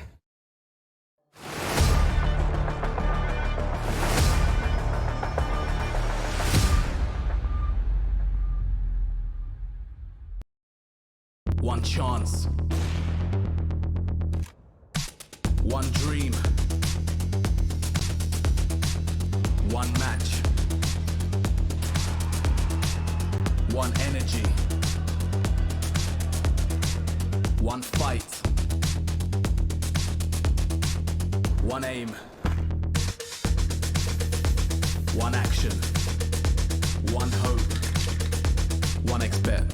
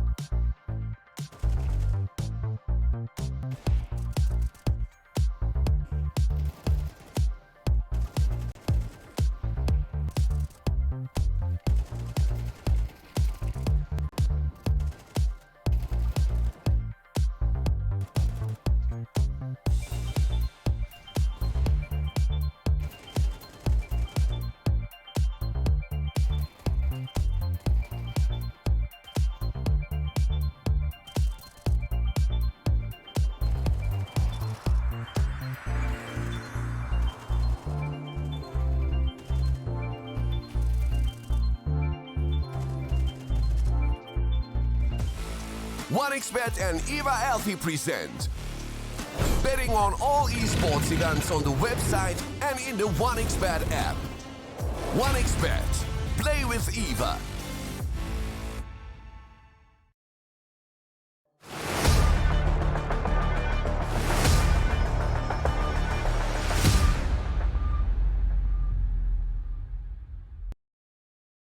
Wow, Sangal do indeed bounce back. We thought it wouldn't happen, but indeed it did. So congratulations for making it to map number 3. Anubis might prove to be a little bit more competent for them. Again, we took a look at that veto, thinking that map 1, map 3 was the key sort of winning points for Sangal overall in terms of the veto process.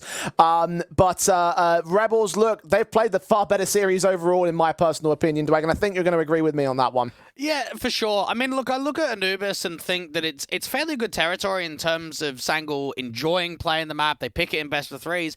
I did also watch their game yesterday before prepping for this show against Alliance, just to kind of get a feel of how Sangal were going, and they got smoked. They got absolutely pumped in that game, which was the final map decider, starting on the city side, had a 1-11 half, and then just basically lost it all. So I don't know. I think there's a lot of question marks in this series. I think for Sangal, individually, they've been able to create rounds and create more opportunities, whereas for Rebels, their team play has basically been the difference maker to closing maps. So I think Rebels are still in a favored position. There are just a lot of question marks with how this series has gone down.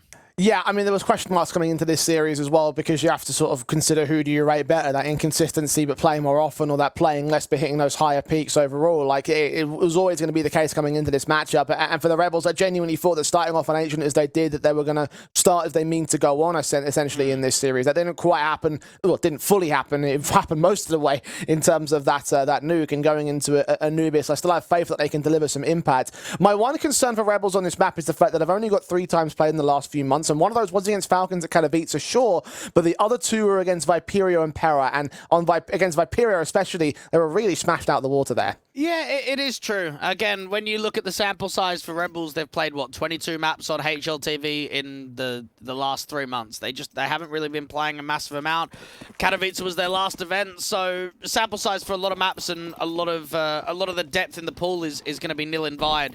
But to me, I think they just have more depth. I think they've shown more in the series already. But if you are Sangle, if you are LNZ and Co., you've got to be feeling really pumped in this series that it is winnable. The idea that you kind of got smoked on your own map pick, you came back to recover what was an uncomfortable nuke, and now you're going into something which is stronger for you, it's got to be looked at as a positive from their perspective. Especially LNZ and Youngster, the 2 bottom players of the first map, and then turning into the key impact stars of the second map, especially in that second half, right? Yeah, Xfloud did actually insert himself towards the tail end of that map, but those 2 individuals especially turning around their series thus far and now looking to strike back onto this last map of the series, take control for this for their team and try and maintain possession of a series to open things up in their group stage running. Dwayne, however, I think we are still backing Rebels to be the favourites coming into this one. I still don't know whether I've seen enough from Sangle to consistently say that, yes, they're going to be a force to be reckoned with. Yeah, for sure. I think for Youngster as well, I mean, he had 2 very defining rounds in that first half of Nuke, and you've got to remember that if those rounds don't quite come in, we're probably looking at a 6-6. The idea that you go 8-4 and win pistol, I mean, Sangle probably should have been up 10-4. You're never anticipating them to lose an eco round, which did nearly cost them the entire series. They were still able to rectify that and just pull ahead when it matters most. So for Sangle, probably shouldn't have been here. They are. Now you take it and say, okay, let's go one better. Let's try and see if we can take this series victory, because if they can cause an upset after losing their map pick, that would be a fantastic start to the group stage to get closer to the playoff position. It's not going to be easy for either side here. I think we've definitely agreed on that particular front. Rebels have still got an opportunity to prove themselves, and they will also be over on this T-side star, which, even though we've only seen a few maps from them, we've noticed that their T-sides have been the more consistent of the halves for the Rebels camp. And honestly, getting a series victory here, especially in Group C, is going to be pivotal to both teams, because I think you have a look at Aurora, right? They're one of those teams where they kind of made some changes towards the tail end of the year. The coaching staff is out. Belchnok is still standing in. Looks like he might find a permanent fixture on the team. And then the other team that you've got is Harvu, which I think their HLTV ranking is certainly overinflated. They had a very good end at Alyssa Masters towards the tail end, but that's getting on the verge of 3 months. That's going to start getting out of the ranking soon. So I think across the board, when you look at maybe the inconsistent nature of some of these teams in the group, getting yourself in that winners matchup will help you get into the playoffs so much easier than going down into that elimination game and looking to try and ride that lower bracket. You have 2 chances versus the one that you'd have to do if you lose out on this best of 3. So both teams would like that crack, both teams would like that chance, and let's see whether or not it will be Sangle or Rebels who will take that opportunity in this group. Kisarek will lead the charge of the pistol round, very fast down mid, very fast into A, as pacey as you want it to be. Xflower will strike. Kisarek will be first to fall. LNZ can follow suit onto SNX, so another couple of opening pistol kills and followed up with a third on LNZ's par. Youngster deals with Olymp on the flank, and Flair doesn't stand a chance in mid. All 5 alive to take the pistol on the CT side. Well, I think right there, Rebels are running into a bit of a trap. It's very, very unorthodox to see 3 on A. Normally on pistols, you might have a 3-1-1 or 2 on A, no on mid, 3 on B. To have 3 on A is certainly unexpected, and I think you could feel as if Rebels are just being drawn into that. They have the smoke down for Temple, they've got the flash out to get through from camera, and there's just really good positions being held out there at the beach position out in heaven, another one to sort of the pillar to the back plat. Rebels running into a complete trap and running into what should be a 2-0 beginning. Especially with Olymp going down first in this round. Tech 9, the only upgraded pistol removed, and everybody else will also follow him to their demise. 2-0 start.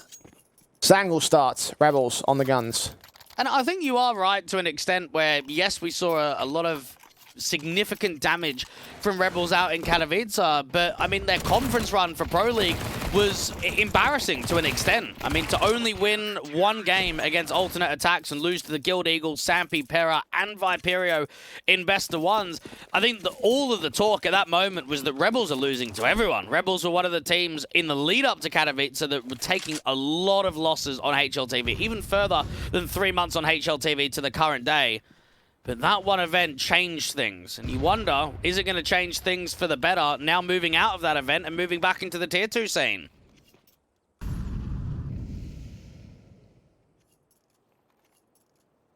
Kisarek does engage out here to the aggression of Sangle. 2 picks to his name, and Youngster will respond back on the AWP. Still an advantage for Rebels here as they try and beat out the Sangle camp. Youngster not ready, wasn't quite ready for Casey. Did look back to that corner in the end, but with that frag, B-site's fallen, bomb should commit, it should get planted. There's nothing that our 3 players can do except for save. Well, individually, that was clean from Kisarek. That's not easy, to hold that position and wait for aggression to come from B main. Normally you think, okay, you get 1 and then get traded. For him to come away with 2 kills really shapes up that entire round. You even got a little bit of a late lurk from Olimp just to put more pressure on those saving individuals. LNZ looks like he should be able to hold on to this M4. There's a bit of a walk coming through from Casey out to CT side, so could be another contact.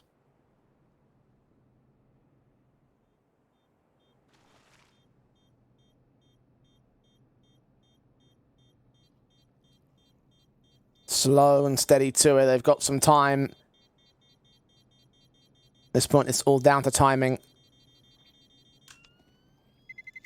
AC did make a footstep. LNZ's been seen. Okay. 1 taps for days. All 5 down on the Sangle side. And unfortunately, that extra rifle would have helped out quite nicely come round number 4, because obviously Gangino's double eco status, he's going to be down to not a massive amount. Youngster probably needs to buy himself and drop over to his teammate. That extra rifle could have allowed a strong rifle round. Now there's going to be some limitations. Again, good work from Kisarek, because those 2 kills, just pretty much the round was over.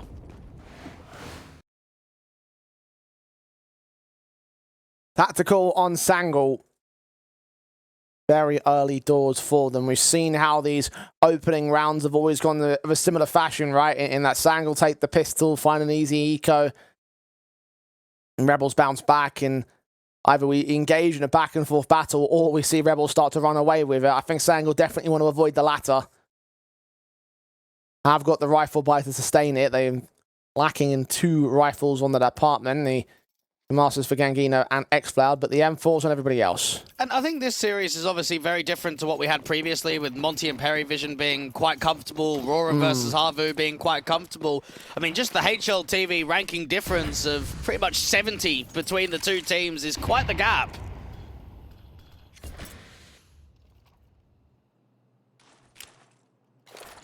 And yet Rebels have not been able to close out as comfortably.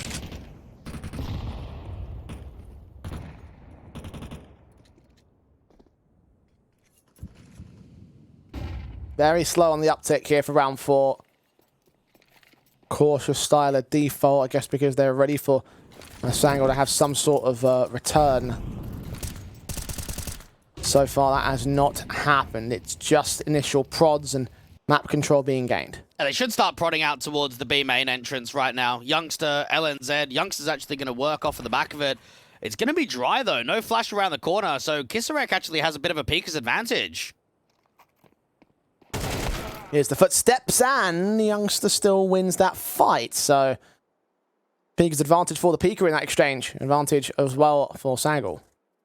Now Casey now finds himself out towards mid, looking to try and cut those rotations. Xcloud just needs to waste time and try and get a 1-for-1. Stay alive up here from heaven. Allow LNZ to rotate in.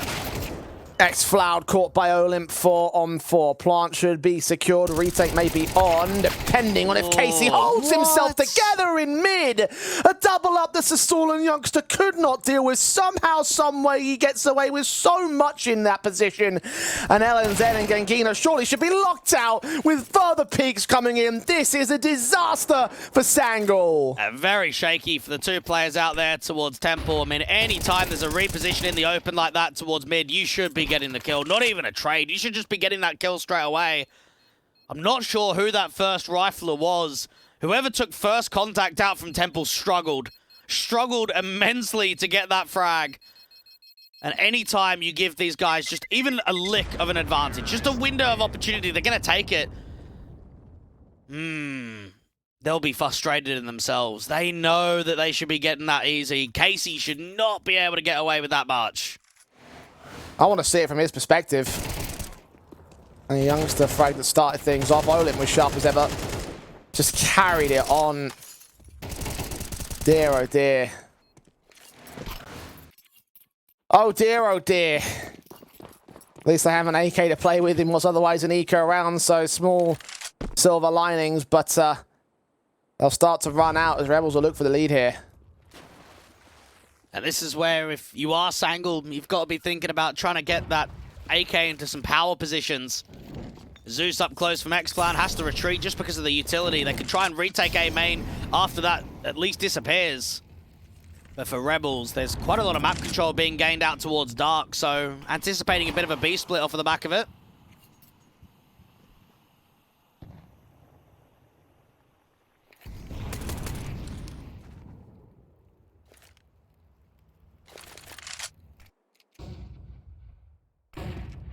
Again, slow to the approach. Minute to play with, and Rebels will now look into that B-bomb site. A prod out from main over at ASC. Nothing. The smokes on the center of the site will start to clear. I think Youngster's been known about, or at least a gun barrel or something's been seen by Casey. Blind spray on LNZ and the back lines. Burst fires to provide that covering. And that bomb to site, plant down, will be secured. Nothing they can do to deny it, but they might commit these pistols in to try and secure themselves a crack at a retake. Any exit frags would be lovely. Players have been seen. Distraction is there for X-Cloud to kill, and LNZ with one pick of his own, but all those pistols falling, and Gino hanging back to hold on to the AK. Right call to make in this instance. And there really is a disparity on just officials being played between both of these teams in recent history. I mean, the last 3 months, this is Sangal's 16th best of 3 on HLTV.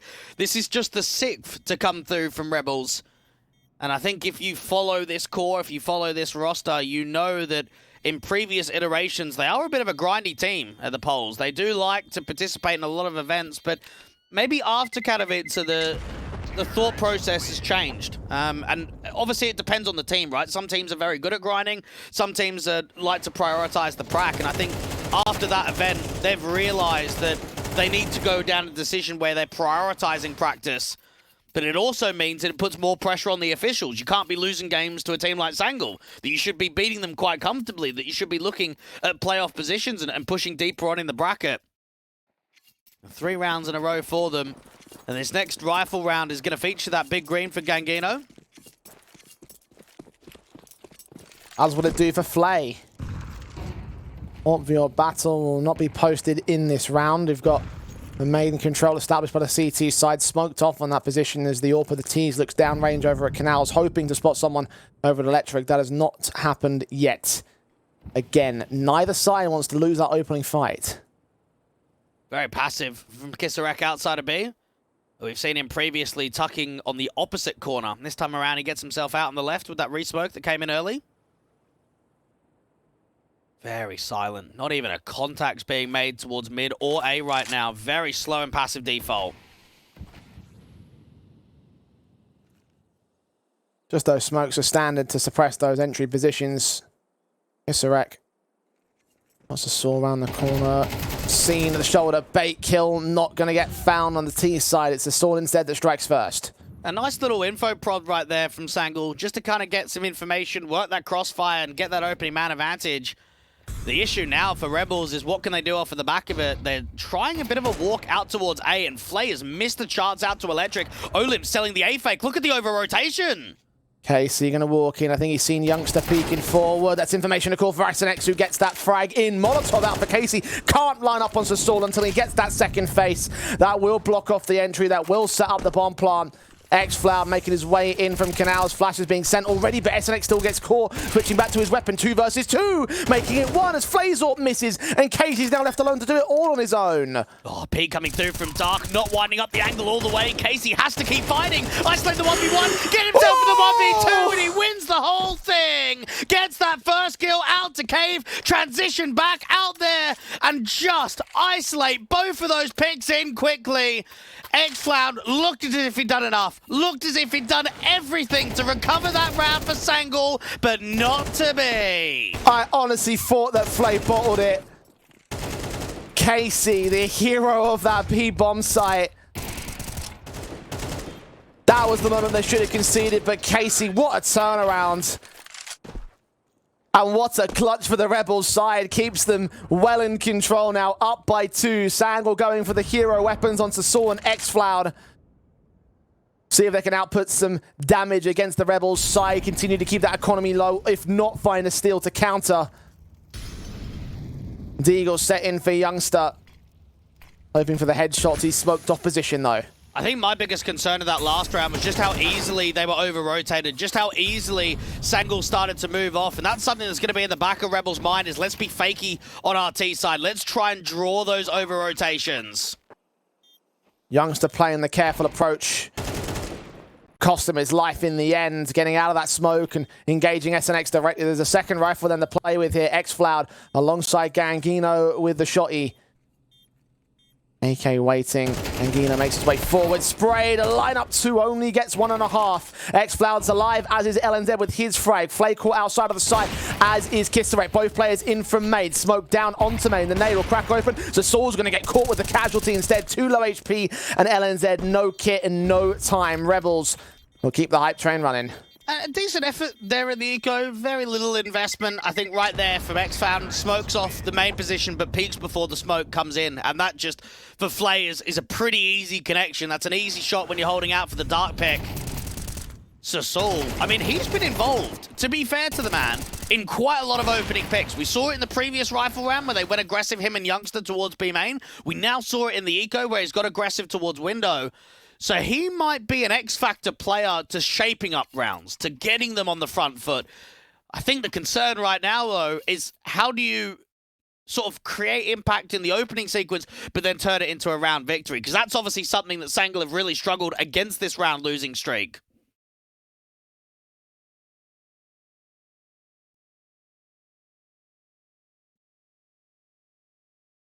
Rebels up to 5. Margin of the lead is 3. That's 5 on the trot as well, by the way.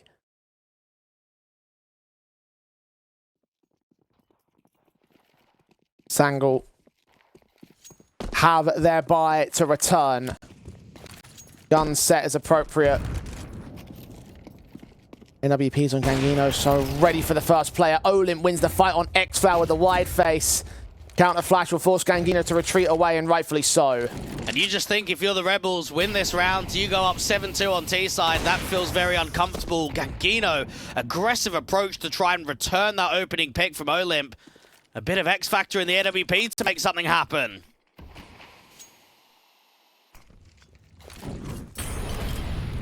Smokes and incendiary set. Stopping progress for the time being. 3 players on this B bomb site, and then counter incendiary will keep Casey at bay. They'll also know where he is. Be aware of the 1 player in the back line. Kisserek sees his target, but doesn't line up the full-on spray. The Molotov from Flay will get the trade back and keep the man advantage at evens. The 3rd player yet to rotate as Youngster goes down. They might need him soon. LNZ stands alone, looks away, mistimed.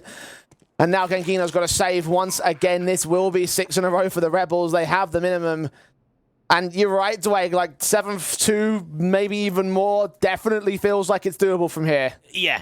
I mean, when you get into this kind of scoreline on a final map decider, recovering it is nearly impossible. Like, I honestly want to say the Rebels have got enough right now to close this game. And it puts pressure on Sangul, because I think when you look at the rounds, they actually have been quite close. They've had some decent trading games. It's been coming down to a couple of picks here and there. I mean, out towards the backside, right there from Youngster, repositioning without any information and just punishment. I like the way that SNX just freezes there. He's got the bomb in his back. He's playing out from the pillar position. Rather than trying to prioritize that bomb straight away or maybe tap it and draw the fights, make the mistake happen. Try and see if you can make Sangul uncomfortably make a move. And right there from Youngster, one over peak from default just cost them the round.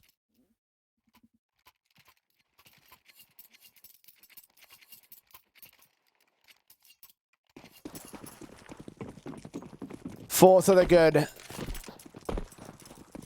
Rebels.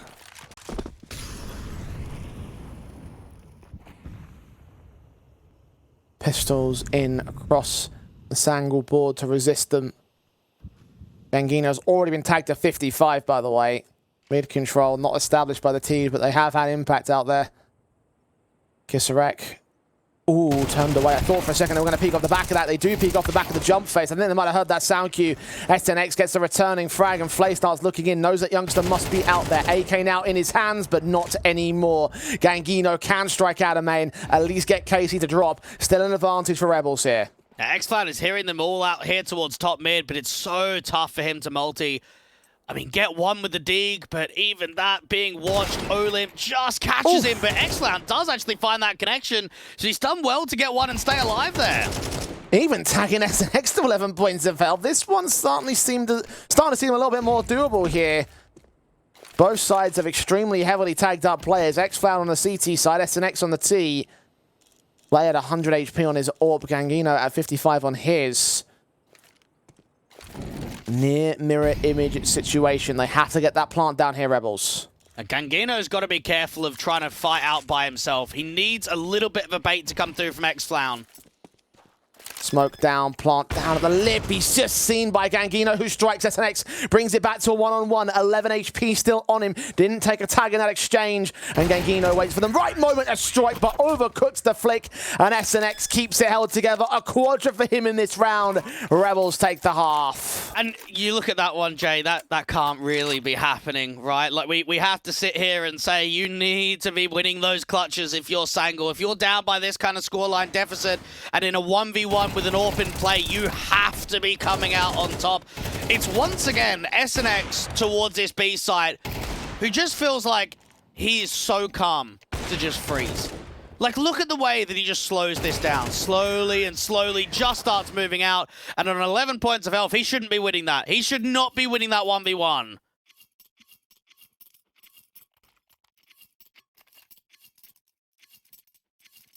This is starting to look a lot like map 1. Sangul are at least making these rounds somewhat close, but they're not getting the rounds on the board, and well, that's the bottom line, isn't it? Rebels. Pole position here on this map and in this series, hunting for their first series win. Looks like they may well just get it.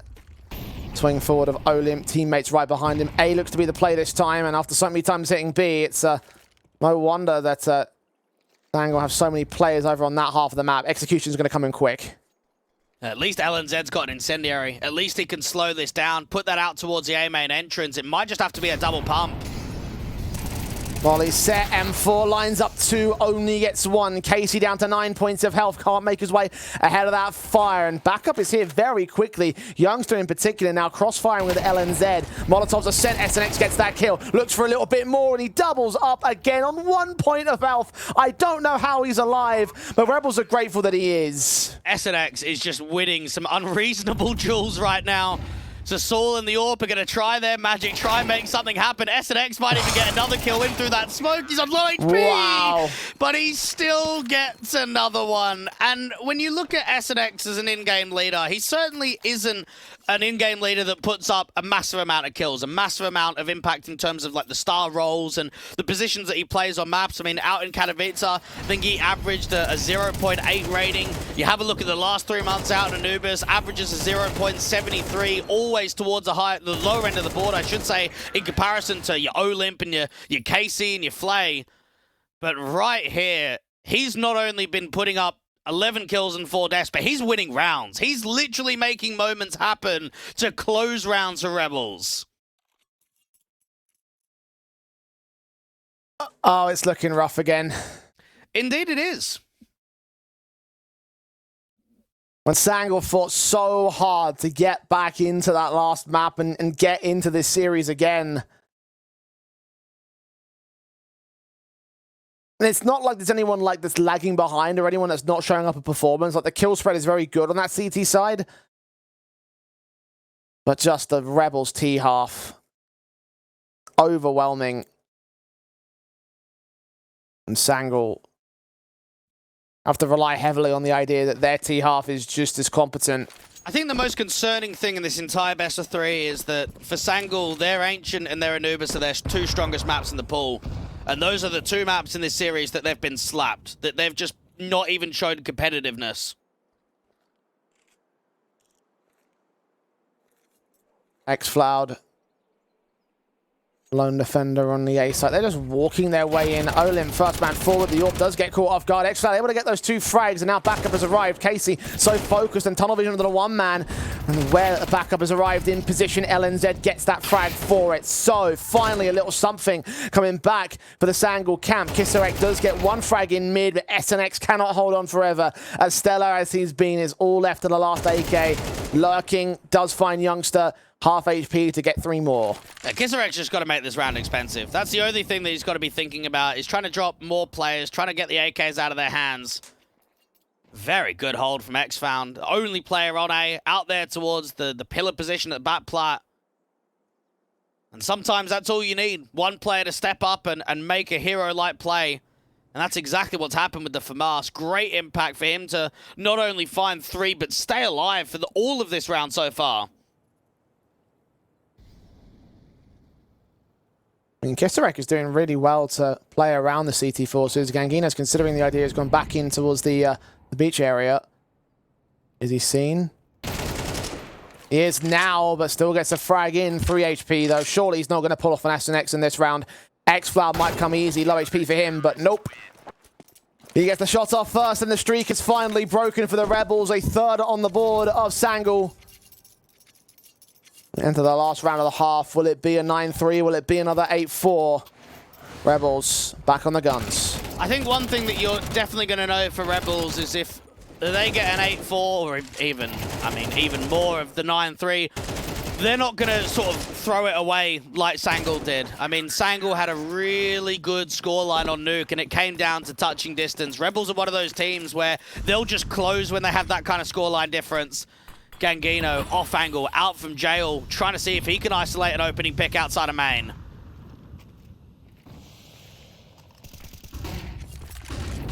Flash keeps him blinded. They do not check this forward contact, though. Kisarek's going to get caught for it, and Gangino can get 1. Olymp, only that 1 trade. Youngster comes back to a 4 versus 2. SNX trying to hold the trades, but Youngster caught off by Flay. His block's pulled out. He only lasts so long. SNX once again in the clutch. 2 kills to his name. 1 player in the backside, just barely spotted ahead of that smoke. And X-Floud will keep it a 4th round to close out the half for Sangle. Not bad. It's a recovery at the end, right? I think things could have looked a hell of a lot worse. They end the losing streak and at least find a little bit of success themselves. But the bottom line right there from Sangle is, as an overall pitch-up, it's another disappointing performance. Rebels will feel as if they can close this game pretty quickly in the second half.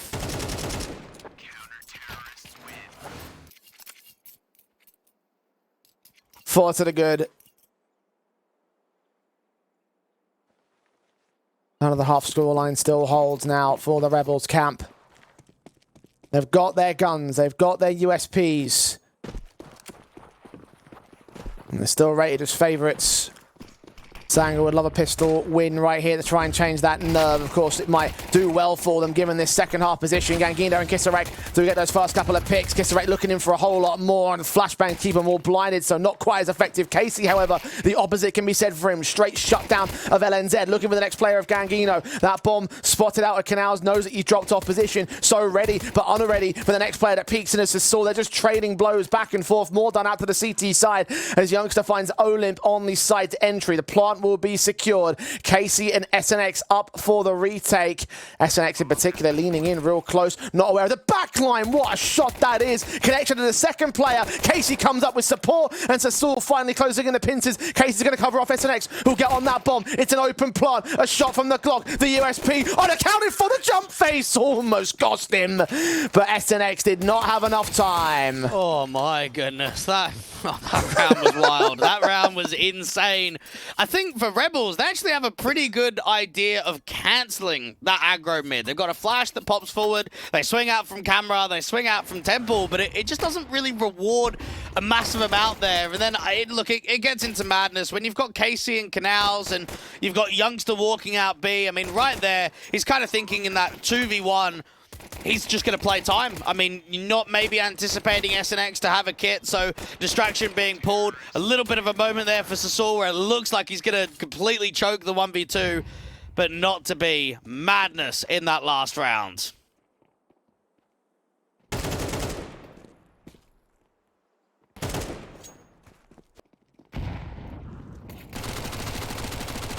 LNZ will just mow through them as they make their way up to the B bomb site. 3 kills to his name, 2 on the MAC-10, 2 on the Glock. SNX. Well, he'll try to find an exit, but I highly doubt he's going to get much staring at the floor here.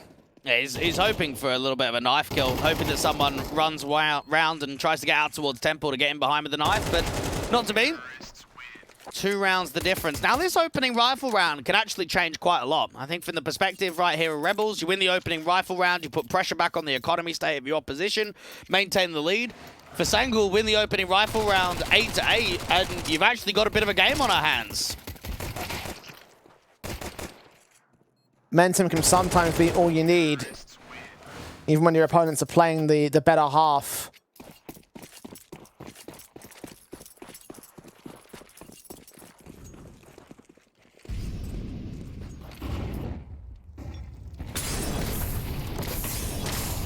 Damage up on SNX first and foremost, forced back on the Rebels camp. Mid-aggression on the T side. It's also a bit of a walkout from the B main position from 2 individuals that will be hunting them down. SNX swing for the kill. LNZ has other ideas.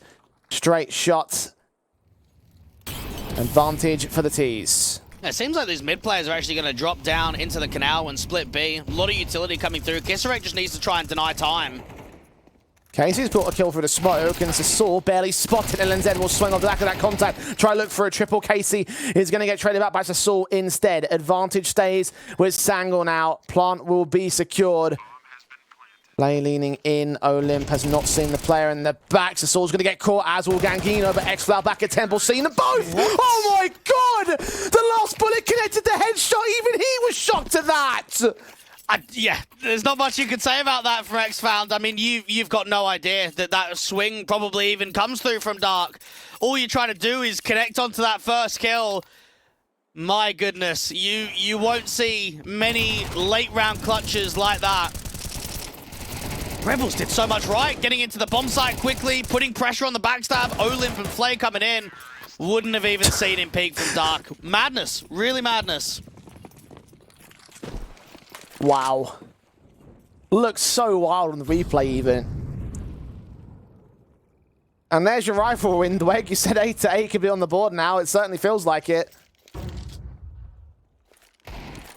Big momentum swing for Sangul at the start of the half. Rebels struggle to take it away from them. Flay is going to get caught off first and foremost. Sasul leaning in. Casey dead to rights for his 2K on the T side. Looking for a whole lot more. Kisarek is 5-7 rounds that corner, but just 2 spread out. The Deagle's got magic to make happen on SNX, and well, there's not much magic in the world today. 8 apiece. Sanglo have equalized. It's a decent setup to keep drawing them in, right? I think you get that first kill in A main, you get that second kill in A main, and you think, okay, let's start pressuring towards A. And in the end, it's just complete stack. You got a bit of a crossfire. Unfortunately, that molly goes out there towards back plat. I think if there's no molly to that MP9, it could be a little bit of a different round, especially if the pistols take first contact. 8-8, AWP into the hands of Flay, who's struggled obviously quite a lot across this map. Only 3 kills to his name. Gangino's not quite the star of the Sanglo side, but he is doing far better than the Orpas over on the CT basis.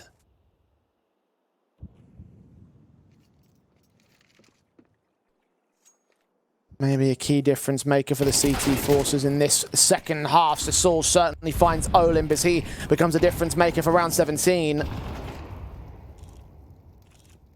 Advantage with 0 response. Well, so Saul's creating impact. He's allowing opening opportunities into the round. We saw it in the first half, even in the limited rounds that got won, where he was opening up 5v4 situations. He's now doing the same in the second half towards A main. He's been quite clinical with his timings and spacings. Seems like it's going to be a B split. You've got Kisarek, default. You've got Casey out in Glyph. Now, there is an incendiary, so Kisarek can just keep jiggling, and as soon as contact comes through, dive that incendiary out to Dark.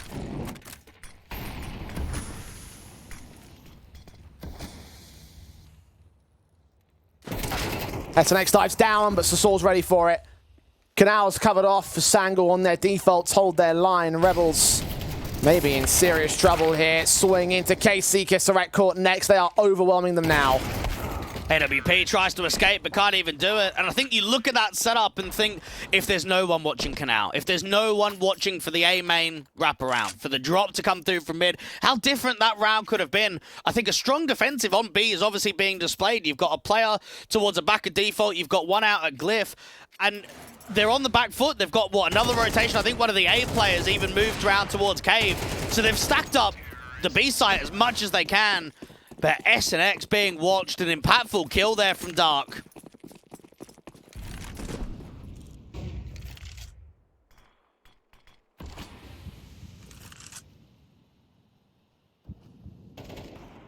Rebels reduced to just pistols and an SMG. Things are starting to get real out of control. The lights out unit when they were at 8-2. Now it's 8-9 and maybe even going to 10. Edgeflower has caught SNX first. Flays Deagle just doesn't line the shot up. Nade sent his direction down to less than half HP and further HGs and Molotovs to make sure he does not stay in mid. Olymp can't even win the fight onto Saul outside of main. Flay's going to get caught diving into the bomb site as they start peeking up from the mid and camera control. Kisarek and KC, there's nothing they can do. Well, there's no denying that this second half right here from Sanglo is probably the best Counter-Strike that we've seen from them all series so far. This is finally... like it's actually shown what we should have expected on at least map 1 and map 3. It's more comfortable maps. We know that they like picking into Ancient and Anubis in best of 3 contexts. I mean, when you consider that they were 2-8 down, and now you've got a lead of 2, that's a real recovery. They've shown quite a lot in this second half off of the back of a very good round of X-Flound. What was it, their 3rd round on the CT side that they were able to get. And Casey and Kisarek might just throw themselves in for a couple of late exits, but it will be a 10th, it will be double digits.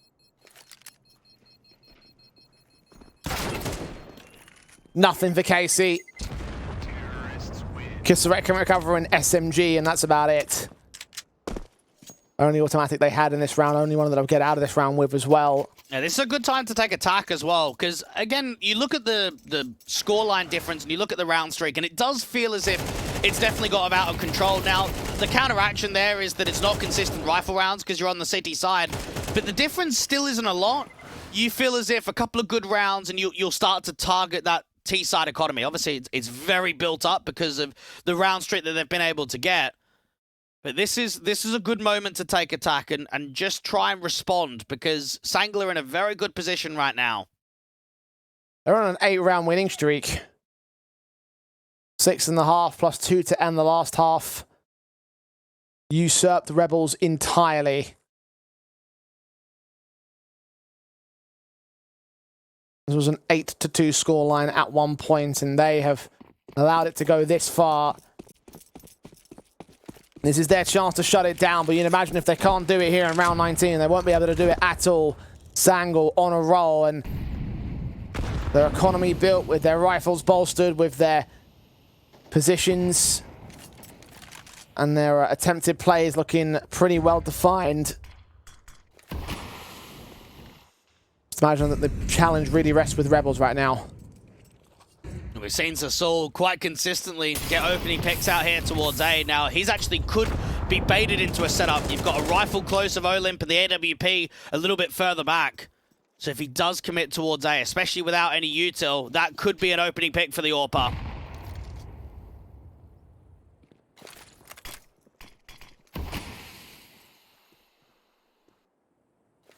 There's nade descent and those smokes go down.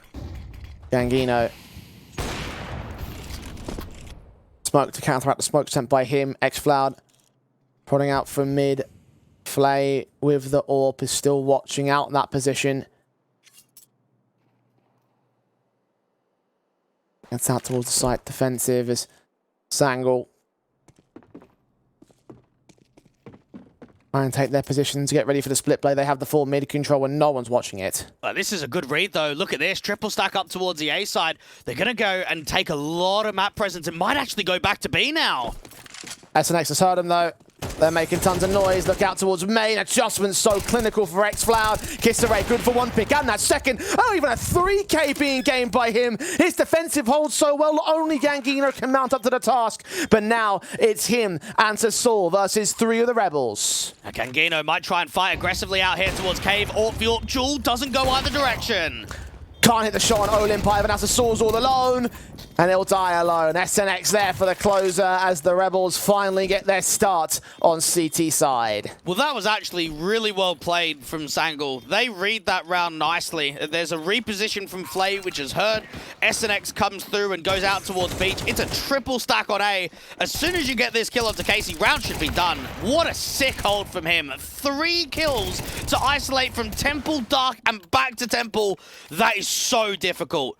Maybe you get 2 at an absolute stretch, but to get 3, he's the savior right there for the Poles. What a huge play. Mental scenes when he should have been overwhelmed that he keeps Rebels in the game here. 1 to the good on Sangal's lead. They have plenty of cash to buy, though, for this round, for the next. No worries at all. Rebels, plenty of worry still in spite of their significant leg up. A double AWP setup coming in from them, Flay and Olymp. Big greens to try and make the difference. Have seen very little of that over the course of the last couple of days, Dweg. Perhaps might be a difference maker. Certainly is against Youngster, he's first to fall. I remember seeing a bit of AWPing from Olymp back on Paloma. Now we're seeing it here on Rebels. Get that first shot off. Look to try and reposition in with that smoke. Stay up towards backplat. Looking for another, and he gets it onto Sasul. Good placement there of the smoke to not have to reposition. Beautifully timed, an accurate shot. The AWPs are making all the difference here. Double AWP was the right call. Double kills for both of them. Gangino and his own AWP trying to find one against Casey. The smoke clears, and he does land against Kisserek next to face out from main. You have got that AWP kicking in from Flay. Ready to hold it. Gangino doesn't know where to move here. He'll scope and will be heard. The flashbang will be evaded. And the Pinters are closing in on him. That M4 just going to wait it out. Plant closed to be unwise. Back will be turned to that M4 who does close out the round. What a round from Flay and Olymp. And this is, for the Rebels, the first time that they've looked threatening in their second half. They've won a very good round off of the back of one they shouldn't do. Again, Kisserek getting 3. You can look at that one and say that shouldn't be happening, but look at the response. Look at what they do after that round. Impact after impact, shot after shot with the double AWPs. And for Sangal, this is now a real threat to try and close this game.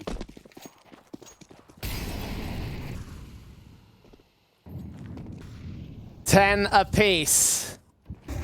AWP set on Gangino. He's flash blinded by SNX. Flay finds the peak with it. Now he's going. Needed some assistance from his teammates right behind him, but now it all comes up to fruition. Even returning the favor to get SNX into that mid position, expecting LNZ to be out there. He's not. Sasul picks the AWP off of Gangino's dead body. We'll see what he can do with it here. And this is where just confidence starts building for an AWPer. SNX out here towards House. Behind the doors, another impactful shot with damage. HE should finish off the job. There's 2 kills now from Flay. That sends the last mid player well out of there. LNZ retreating to rejoin with Sasor. Meanwhile, you got Youngster lurking on his lonesome outside of the B site.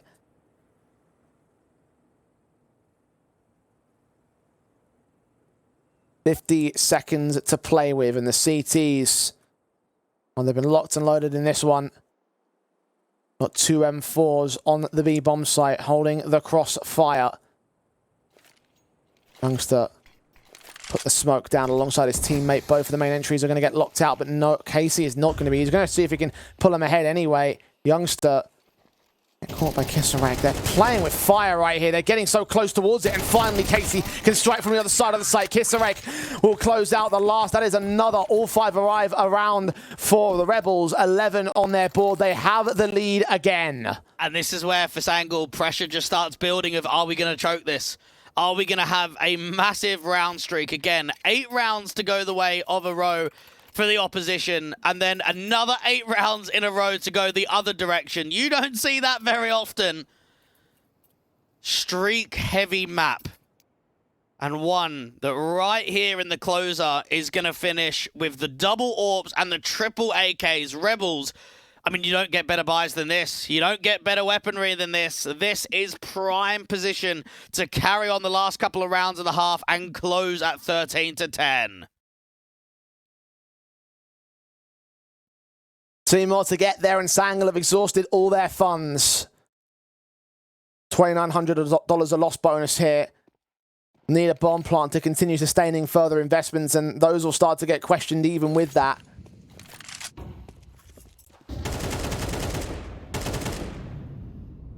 Not a lot in saving.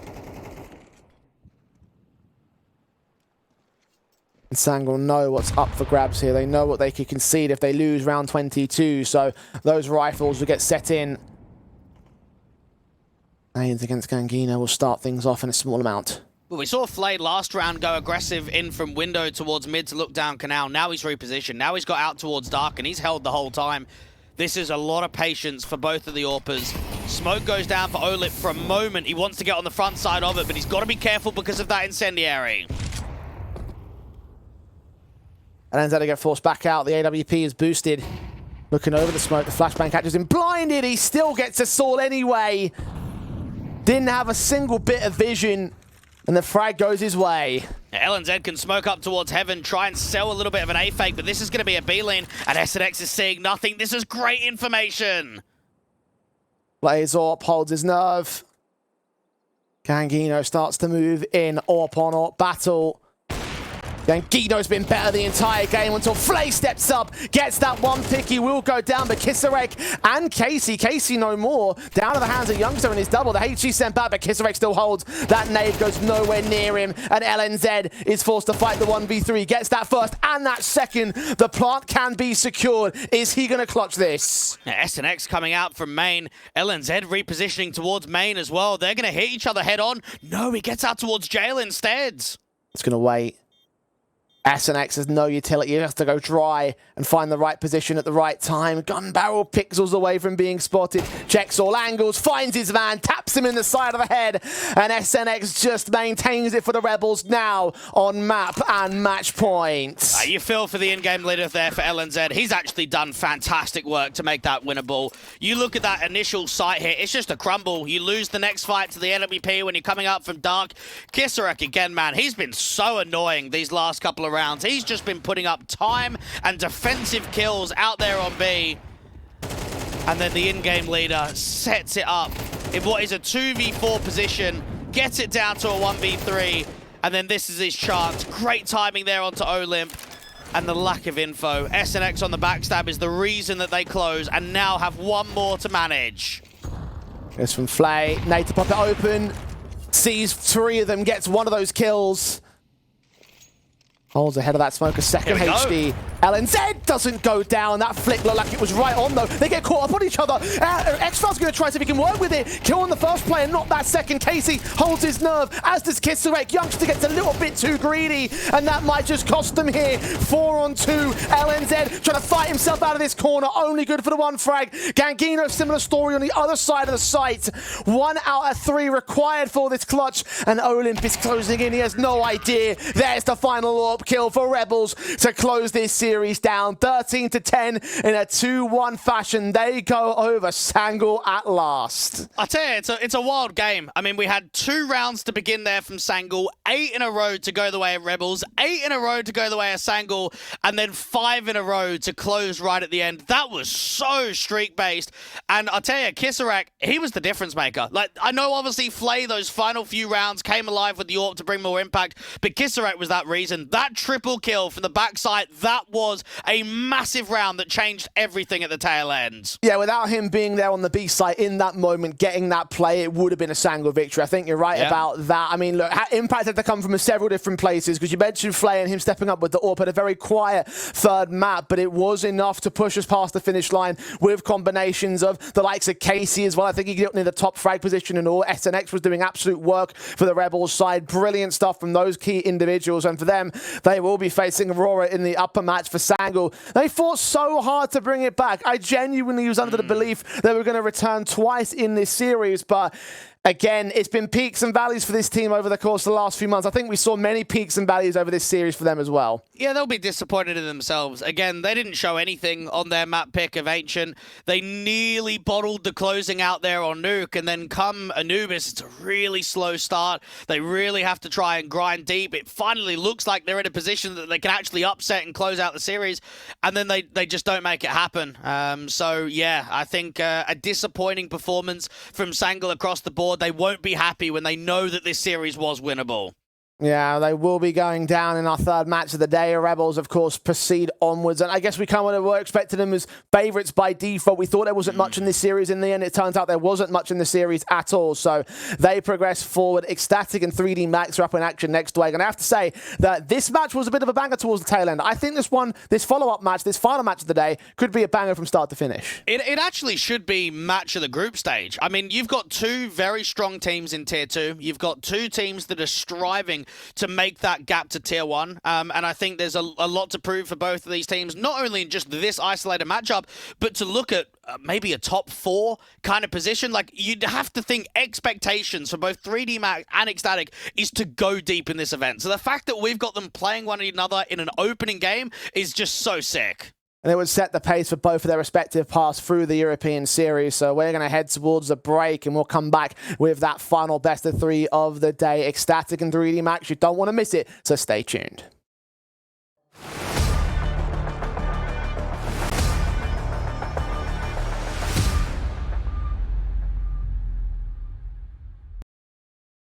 Hello, son.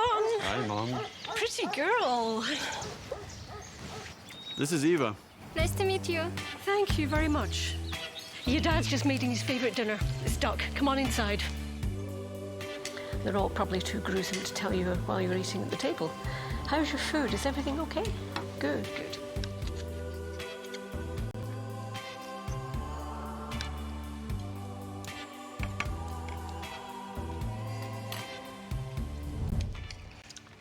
You seem to know each other. Yeah.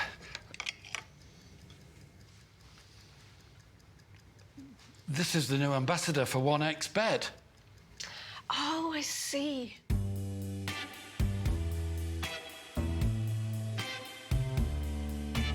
Everyone felt good when Eva Elfie became the new ambassador of 1xBet.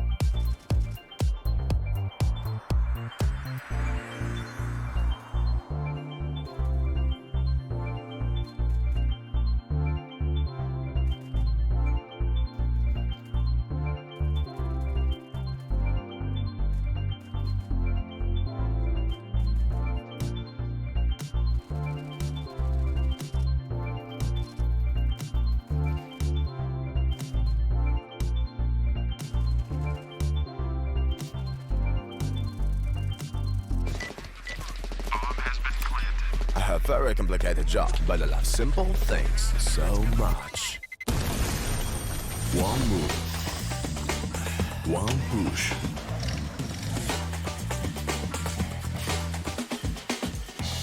One touch.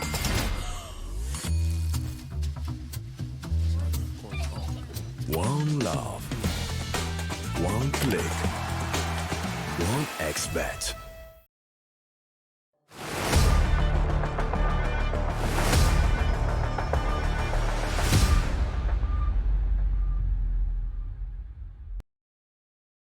And welcome back to the Res Regional Series for Europe. It is time to get into our last match of the day and the last of the opening matches of the group stage. And boy, do we have a headliner to close out the opening matches themselves. Ecstatic and 3D Max. Two of the best teams we have in Tier 2 at the moment. So if you're not excited for this matchup, then I have to question where your loyalties truly lie. These two teams have been on the come up over the last handful of years. 3D Max, especially in the release of CS2, looking like a lights out unit, but Ecstatic recently making the major. These are the two teams that right now, out of all the times we have playing today, I'm looking forward to the most. And it's still comical to me that obviously through different variations, Lyngby Vikings back in the day, which was previously where Ecstatic came from, they were like laughing stock, mate. They were down in the tier 3 and 4 scene, getting absolutely pumped month after month, event after event.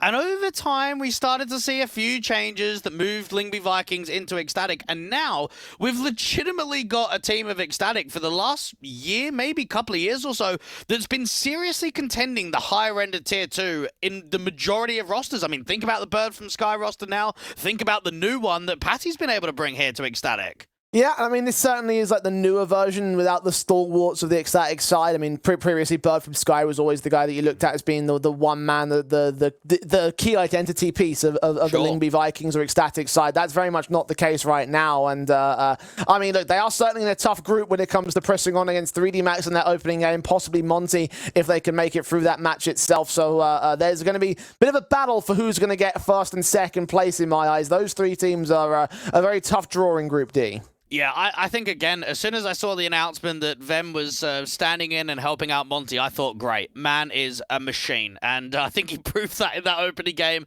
against Paravision. He just destroyed them on map 1 and on map 2. So he's going to be a threat for sure. So I think for 3D Max and Ecstatic, if you can avoid Monty in this group, even with a couple of stand-ins right now, I think that's going to help your chances of making playoffs. Well, you're going to go through your opponents respectively and try and see if they can make it through the upper bracket first and foremost here, and they'll have to meet Monty along that way. So we'll find out who's going to be the team that takes on Monty when this series concludes. But jumping back into it again, 3D Max, I have to say that they are a team that I had a lot of expectations for going into the RMR. I genuinely believe that it would be them that made the major and not Ecstatic, but the fact that they didn't manage to go through, the fact that they went out much earlier than their opposition, it does indicate to me that these guys probably want to bounce back, considering how hot of a start they've had in CS2. Yeah, I think for 3D Max, they've been really consistent for the last 6 months or so. They're constantly getting these qualification runs. We saw them play out in ESL Jonkoping. We've now seen them get to the RMR. We've seen them qualify to Pro League. The issue that 3D Max are finding, and it's not just them, I think it's pretty much every team that gets towards a higher end of Tier 2 is making that next step, making that jump to getting in with the Tier 1 teams, to qualifying to the larger events, to keep winning events in the Tier 2 landscape. And after the RMR, I'm sure the hunger is still there. I'm sure the hunger is probably even more so to say, hey, we're going up against Ecstatic who qualified to the major. Let's show them who's boss. Let's show them that we still can hang at the high end of Tier 2. Yeah, look, again, they were the team I expected to make the better run. I thought that they would be in the major above Ecstatic, and obviously with that not happening, and they really want to try and focus fire in terms of the online scene once again. I know that they've been focusing very heavily on the RMR, on like the Blast Showdown, for example. We saw them in Rest West, for example. Didn't quite go so far as to make the grand finals in that exchange, losing out to Apex, but it's another key opportunity again for them to start to establish themselves among the Tier 2 once again and rebuild from that position. Their opponents being Ecstatic, though, I mean, look, their run of form recently has been hot. Yeah, it has. And you've got Kragan and Queenix that have been here for coming up to 2 years now, so a long time involved in the organization.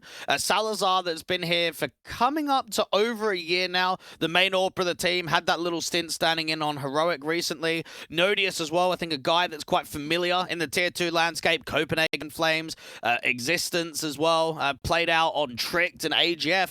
And then the one that really took this lineup to the next level for me was Patty, an in-game leader that played at the lower end, I want to say, of the Danish scene. Out on Arbe, out on Los Reyos, out on Sashi. Got a good call up to Astralis talent where he worked with some good pieces and has now made that jump over to Ecstatic and pressed them to a level that these guys have not got to before. Inside of the top 30 on HLTV, qualified for the major. For all 5 of these players, this is the biggest achievement to date. And it's on a team that, again, as you mentioned before, a bit of a laughingstock in years gone by. Now, certainly no one is laughing at Ecstatic. So I think very encouraging things for them. Probably walking in this one as maybe potentially favourites. I think we'll debate that a little bit more as you take a look at 3D Max's lineup, because you know him, you love him, you've seen him do so well. You've seen him at LANs, you've seen him go to the Challengers and win ECL. And of course, you've seen them during the RMR most recently. These guys, they're just one of the most stellar teams that we have right now in the scene. Yeah, it's very true. I think the one caveat, though, is playing with their coach. Not having Haji in this best of 3 is going to be different because, obviously, for Killazoo, he has been an ex-pro in the past. He played with Exercise out on Warthogs, played on Exaltia as well, MTP and NextG, the lower-end French teams. Didn't really get that opportunity of playing with sort of the LDLC players and maybe some of those guys that were quite consistently out on HLTV. So this could be a tough sort of matchup for him to come in against a really strong team and fill that gap. We know that Haji's a really consistent rifler, and it's going to put more pressure on the rest of the guys. I think Exercise played unbelievably well at the RMR. He was actually their best player. We know that he's a hard lurk on T side, an anchor on CT sides, but he was their most exciting player. So I think I'm going to be looking out for Exercise quite a lot. I think you've got a strong rifle pack as well between Jocko, Lucky, and Haji normally, so then the rifle pack stretches to the likes of Exercise too. Yeah, I mean, certainly losing out a key piece in this team. I mean, any sort of piece would be a key piece that you're losing out here. So a coach lost in that respect. Map picks and bans. Dwayne, talk me through them. Yeah, Inferno normally for 3D Max and Anubis or Overpass to normally come through with Ecstatic. So you actually get 2 very good maps there for the Ecstatic side very early on.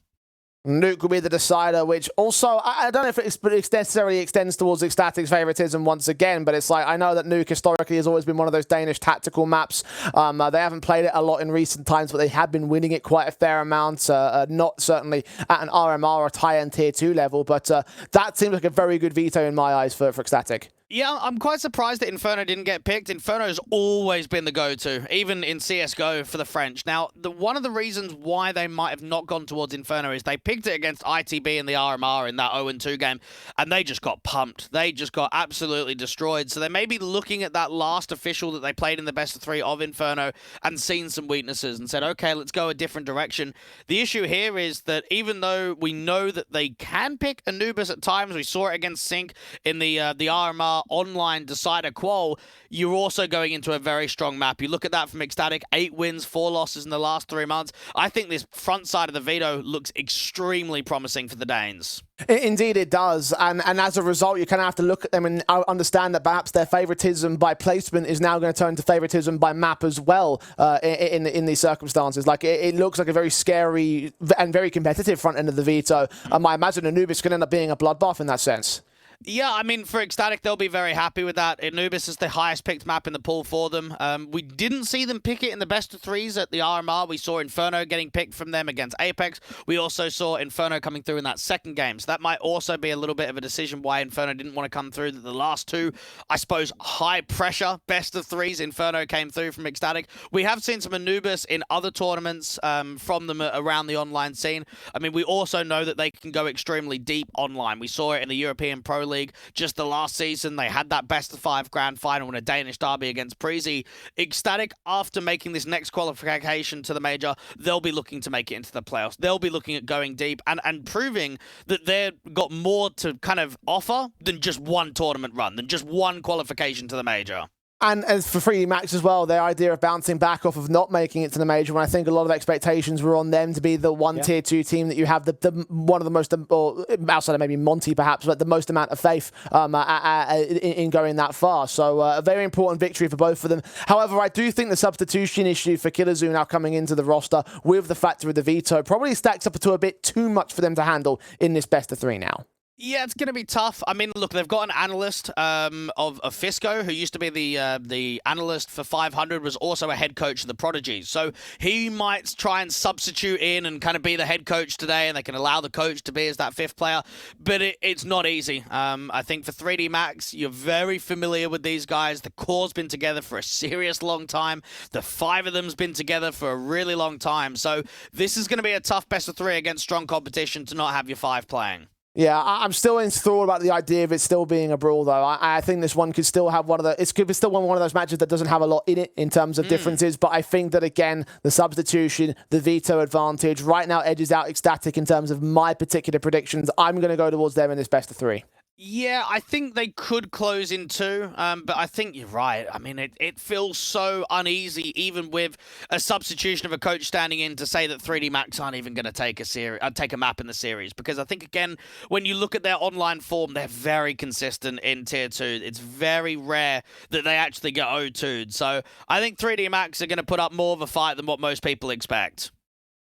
Well, Hadji might not be in server, but we will find out whether or not Killazoo can fill his boots as appropriate, and whether or not the lack of Hadji is going to throw that consistency off.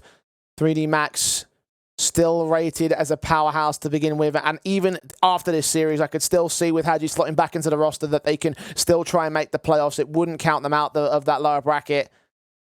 But for now, against Ecstatic, it's a rough set of circumstances for what is otherwise a rough draw here in the group stage. We've got all 10 players in servers fixing up some tech issues, and we'll jump straight into it here. Anything you want to particularly see out of 3D Max? Anything that you and Killazoo especially in terms of what he is going to provide to this roster? Because look, losing out Hadji, I certainly don't think it's a like for like, considering we haven't seen Killazoo compete at this kind of HLTV level. So like in terms of what his expectations are going to be outside of the standard, filling in the gaps and setting up his teammates, like how do 3D Max play around this? I think exactly that. I think filling the gaps obviously has to be the one. Probably getting him going in first on T side the majority of rounds, making him a little bit of a bait and putting him in an entry fragger role to trade him out, and just utilizing him almost as a bit of a punching bag across this entire series and looking to trade off of the back of him. I mean, one thing that I'm certainly going to be keeping my eye out for is, can the French prove what they did previously in that head-to-head back in October? We had a match in the CCT East Europe Series 3 event when, of course, it was still CS2. That was a semi-final game. That was a high-pressure matchup for a grand final performance in which the French were able to come out on top, and they bodied them. Now, again, it's a few months since then, but you look at a 13-5 and a 13-6 scoreline of previous. 3D Max coming into this series will be familiar with the play style of Ecstatic, and they'll be looking to try and put a lot of pressure up against the Danes. Well, those maps for Inferno and Vertigo, though, so completely contrasting to where we stand. Again, Ecstatic front-loaded in terms of the veto. An opportunity to really put the hurt in on 3D Max. Let's jump into it now. We're ready to get started with our final match of the day here in the West European Series. It's the pistol round. The Julie set on 2 individuals, and we have those guns as standard from Ecstatic.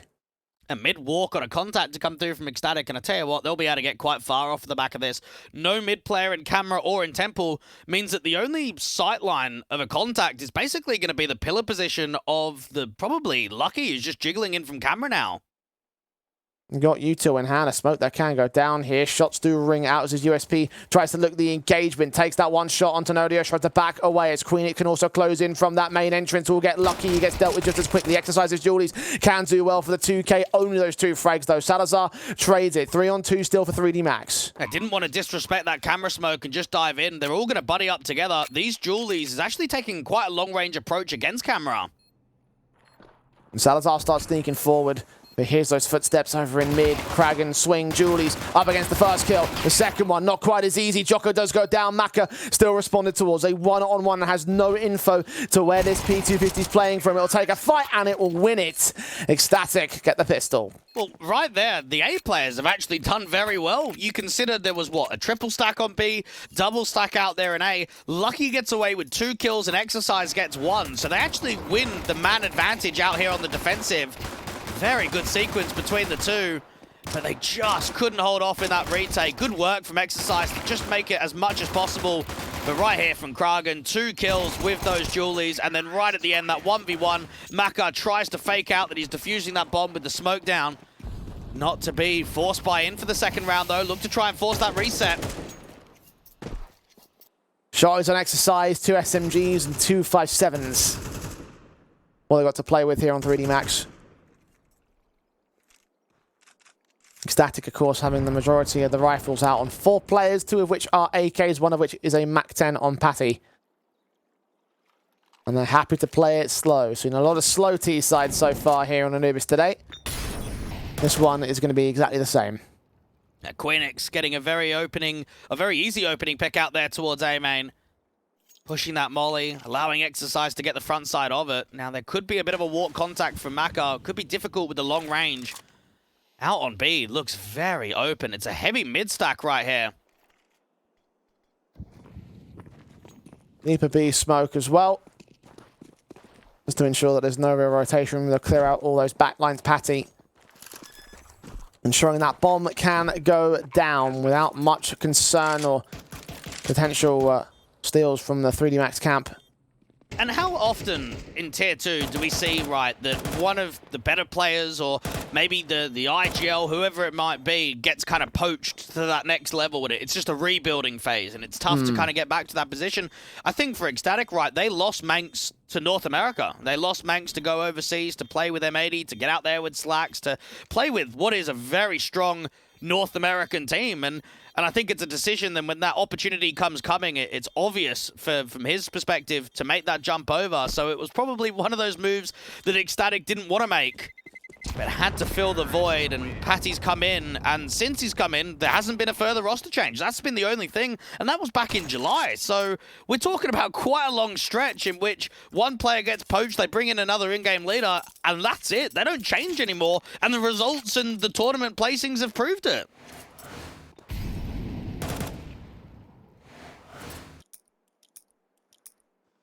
Real good stuff from Ecstatic in the scene lately and starting things off on the right foot. 3D Max haven't really got anything extra in this round, just those saved weapons that we saw from the previous, passing out the 5.7 off to Exercise. See whether or not this SMG can get anything out for Lucky. Engaging Kragan's definitely not going to work out for you. And 5.7 at range, needs the perfect headshots, and so far has offered nothing but the tees. Kragan working in here to the mid-offensive, just trying to get those HE placements further back against Maka. They're going quite aggressively. There's a lot of noise being created. Kragan will have to just drop down and get straight into dark. Oh, nothing for Jocko there on the shotty.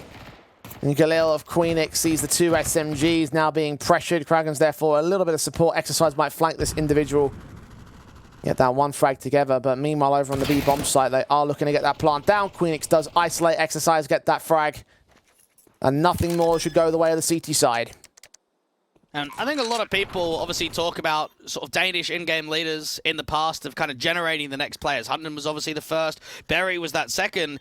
I think the third guy that obviously doesn't get spoken about a massive amount is Black, right? What he was able to do with some of his Masonic players and how far they've been able to progress up the ranks. I mean, have a look at Ecstatic. Kragan, his first pro team was Masonic. He was actually there for quite some time, a couple of years, in fact, before he made that journey over to Ecstatic and Queenix. He was also under Black's leadership. 2 elements that have promoted the one of the lower level Danish teams, I guess you could say, now up on one of the higher level ones. Yeah, I mean, Masonic were never really one of those teams that were at the higher end of Tier 2. It always felt like their players were getting poached to that next level up. Yeah. But when you look from just an organization point of view of some of the players that have come through Masonic, they've had some really good ones over the course of the last 3 to 4 years.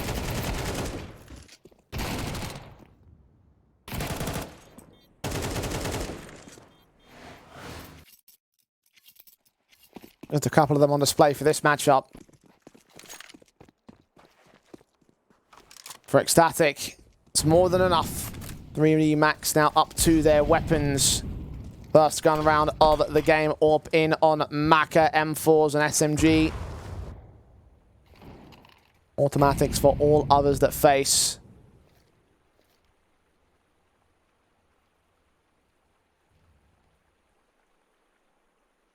And again, it's a slow approach to the default. Now, Patty trying to see if he can work out here towards Dark. AWP does get baited. Maka looked like that shot was very close to being on. 1-for-1 trade out there towards the canals. HP difference. Exercise should get a freebie, and indeed he does. Advantage now for the Frenchman. The Dane still looking to clap back this HE onto Killazoo, and Lucky perfectly placed in the back. Both individuals now tagged, but not quite dead yet. Ecstatic need a little bit more out of it. Now, they know that Haji's the B player, so they're going to know that Killazoo is playing B. So that might also be another decision here from Ecstatic, especially in gun rounds, to be ending B, to put pressure on the coach. 40 seconds, Lucky. Utility being sent in against him, still lands against Queenix. Salazar with a responsive, bombs on his back, seen by Killazoo. Stands alone at the defensive. Nodios can pick him up quite easily. To a 2 versus 2 will go. Plant will be secured. Yeah, they're going to just put that smoke down towards Temple, get the molly out towards Dark, just to try and see if anyone was going to get on the front side of that util. Oh, Exercise goes by himself. This is a solo mission, and it means that Mac is completely alone. AWP now unsupported by Utility. No kits on him either. Salazar not being seen. Maka, don't think he's known about just yet as well. You still got Nodios checking out the main wrap in case there is a backstab, but there isn't. It's elementary at this point anyway. Maka's going to fall away. Might even get backstabbed upon by Salazar. See the gun barrel, see the man, get the pick, and make sure no rifles stay in for the CTs. And that's got to be quite frustrating there from 3D Max, because they've done a lot right in the mid-round. They've been quite successful towards Canals to get a 1-for-1 trade. I think that's a good risk assessment there from Exercise to get aggressive, look down from window. Obviously, the call and the comm is that he's low HP. But right here, Lucky gets one, Killazoo just gets overwhelmed. And then for Exercise, I mean, it's a high risk, high reward. If he gets in there and gets one kill onto the MP9, you pretty much win the retake. But you get in there and you don't get a kill, it sets Maka up for a very difficult clutch. 3D Max are already getting a bit desperate here. Their half invest will feature a couple of shotties. XMs on Lucky and Jocko, hoping that the close quarters duels around these corners, particularly at main, will provide some sort of frag. Molotovs will drive the one-man back. Lucky at range still gets Salazar and Queenix. That's a bit more like it. They try and get that molly to force those CTs at least further back. This is still recoverable, but it's not easy. Lucky has actually shaped up this round to a perfect start. And he's still going here. Benefit of the XM is that you can actually clear out smokes with it, so trying to hunt for information is the M4, and Exercise now looks for its pick. Kragan strikes in mid, though, siphons off the rotation. There will be a backstab inbound from Jocko in the end, but Exercise still focused. Fire. Patty gets picked up by Lucky now. A triple found by him. Kragan on center of sight, caught by Exercise. Nodios now 1 versus 4 for him. Backup has truly gotten here because the bomb is in full CT control. Nodius going to try his best to at least isolate a couple more picks, make this round just slightly more expensive. Try and take some of the AKs out of the hands of the CTs, but everyone is pinned down. Nodius doesn't even get anything. Lucky, even at that range, finishes off the kill. Fantastic sequence from him, and so much money farmed up with that XM2. 4 kills, $900 a piece. Kanjay, how much is that? 3,600. I'm not that dumb. Well, I don't know. The other day. Well, the other day I was just all over the place, but yeah, the math wasn't quite cooking. Yeah, I was better with times tables than I was with addition, so I'll just throw that out. All right. Which does seem completely counterintuitive because it doesn't make sense, but I digress now. Ecstatic conceding their first round of the game. 3D Max. AWP trying to contest against them. Orc back of Maka gets caught by the flashbang, but still Queenix goes down. Patty very fast to respond. A very good pressure point. Ecstatic put emphasis out towards A main, lose that fight instantly, look to try and respond towards mid. Very good cohesion of just map presence and how they can try and exploit weaknesses. And Paddy is in a huge off angle right now in mid too, almost anticipating someone from camera to reposition into mid.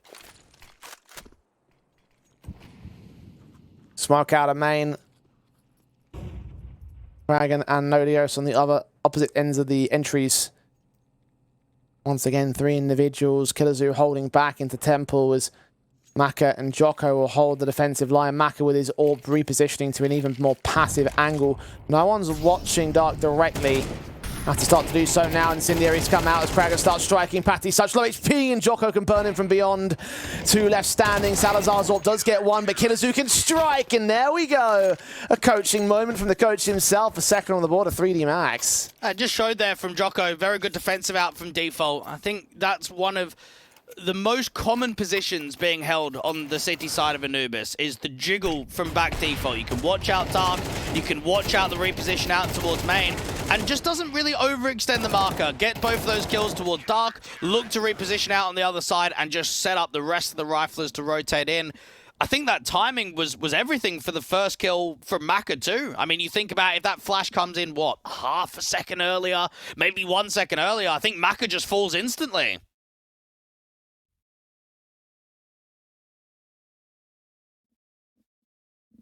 A tactical taken by Ecstatic.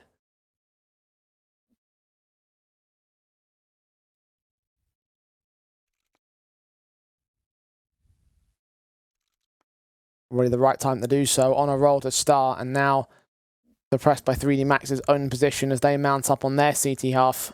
And who would have thought that it would have been the lighter eco that sort of shaped up that round? Yeah. The lucky XM4K that's now set a bit of a precedent to some winning ways.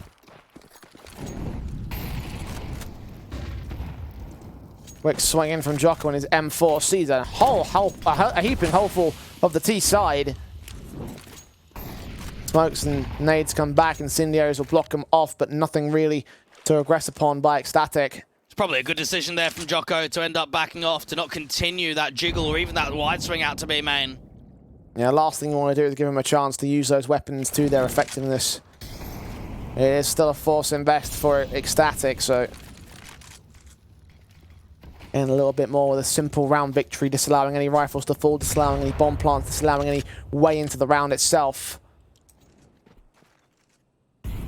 Though we have to get the split play in position, even though Patty is now down at Canals. Killazoo playing careful, Kragan making noise in mid. It looked like Killazoo was just going to set up that flash from the back of Glyph where you jump right hand under to just get it over the top, and that's just the God flash if it is going to be a B exec. So a fairly good read right now that it is going to be a B lane. Smokes down, third player's on the way. Jocko sees Kragan, but Kragan lands the headshot with the Tech 9. AK a range of Killazoo, can't quite line it up all the way. Maka did get 1 pick from the back line, but 2-4 on the site means the bomb can get planted from here. And Maka, unless he gets a kill, I just can't see how they're going to attempt this retake. Okay, now it's on. Spam kill in from Lucky at Temple. It didn't come in from the orb, but it came in nonetheless, with Salazar being 11 points of health. In fact, everybody's low here on Ecstatic. 32 at max for Kragan. I think combined they have maybe less than 70 points of health. Doesn't stop the Mat 10 from trying, and Kragan from transferring straight between Exercise and Lucky. Now Maka all alone sees that first, and the shoulder base coming in from Kragan, trying to force him to make a mistake. He lands that pick. Now needs the next man. The AK picked up one-on-one against the bomb. He taps it. Salazar calls his bluff as he stalled for enough time with his sacrifice there at the jump face. No, he has not. 3D Max Connect 3. Jeez, that feels insane that Salazar just peaked so early there. I mean, he can just full tuck the entire way. Oh, my goodness. That 1v1 should just be one for sure. I can't believe he swung so early there.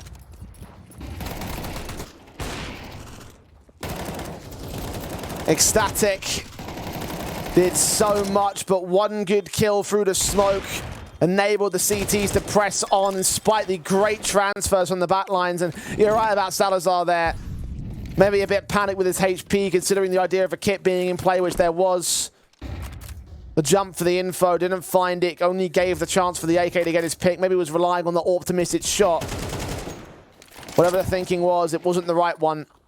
And Ecstatic can still bring the guns out here. Limitations are in play, but they are trying to defend their lead. That's a very good round there from Maka, because that doesn't look like that round is on at all.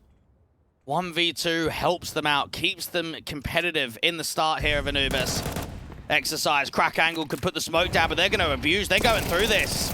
Flash sent, M4 engages towards 1, even a dink down on the second. That incendiary might cause problems for Nodius as Kragan tries to strike out from mid. The AWP and Maka, heavy pressure, does get Nodius in the end as he tries to aggress with his low HP, needing that AWP to hit 1 shot anyway. Advantage for the CT side as Makaling's back in for mid. Kragan gets caught. It's Salazar and Queenix versus 4. And Maka's even going to get a boost up to try and peer down camera when that smoke clears. Can't actually look down camera off of that box. You need a boost to look up all the way through. Good Molotov on the tees.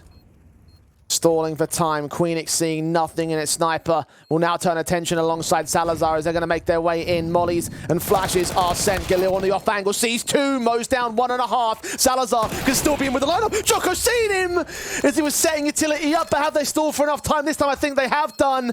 Jocko on the defuse with the kit. It seems like Ecstatic will get away with 1. Oh, just about. You can see that Killazoo gets on that straight away and doesn't have a kit. So if they would have got the kit on it straight away, it would have happened. Very good time stalling there with just even the incendiary out there to camera. And then I just think it shows that crossfire delay time. Get the first contact out from Beach, get the tucked angle. Great check there from Jocko. Really important check, just not quite enough. And that whole round was fiery. I think the one thing that is literally etched in my mind right now is Maka is feeling it. Maka is giving us a lot of impact with the AWP. And I think that's probably something that needs to happen for 3D Max, right? When you're going into a series without your main rifler, without one of your stronger rifles, you need to step up. You need to take examples an in-game leader and AWPer. And these last couple of rounds from him, okay, they didn't win the last. He's providing a lot, and this could be a best-of-3 series in which we see a lot from Maka. Well, already he's one off top frag, for his team at least.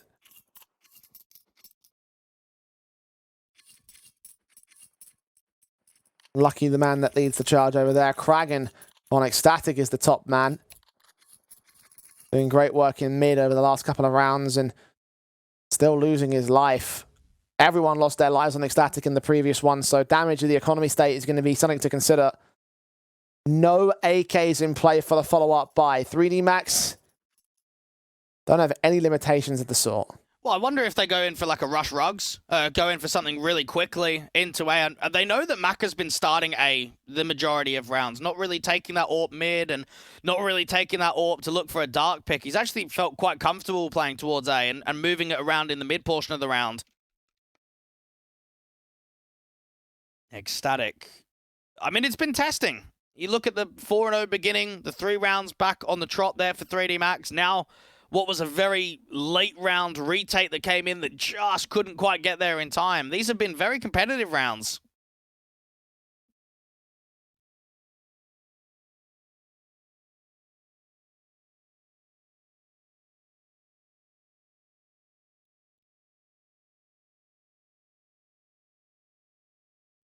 Still 2 to the good on Ecstatic's lead.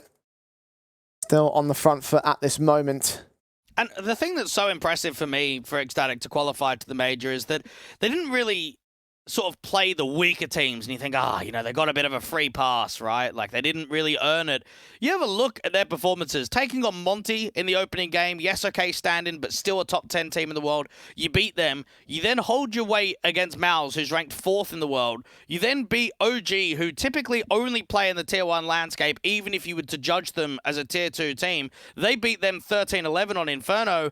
They go up against Apex in their first best of 3, and I gotta be honest, I remember watching that game. They probably should have won it. It was extremely close. They lost map number 1, or they won map number 1, I should say, 13-10, lost map 2, 11-13, lost map 3, 11-13, and then they came up against the Guild Eagles, who we know in history are extremely strong on LAN, extremely strong in the RMR circuit, and they comfortably beat them. Yes, okay, they had a difficult time on Guild Eagles as map pick, but 13-9 on Inferno as a pick and 13-5 on Overpass, it was a clean series. It felt comfortable for Ecstatic.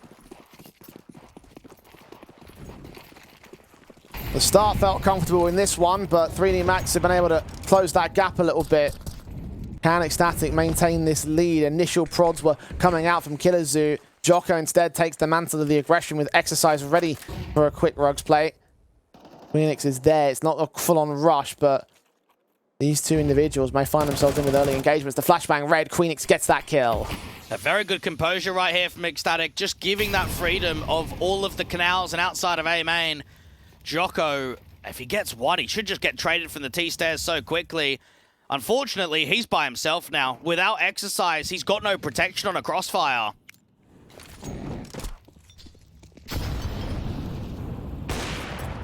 Orp firing away from Maka. Doesn't connect the kill on Kragan. With that one pick, it's slow approach from 3D Max. Do not want to press any further and give up anything further to the Ecstatic side. Similar story for the Thieves. Don't want to over-aggress, over-face, and potentially concede this man advantage back to 3D Max. Look at the stack. They are completely gambling on B right now. Yeah.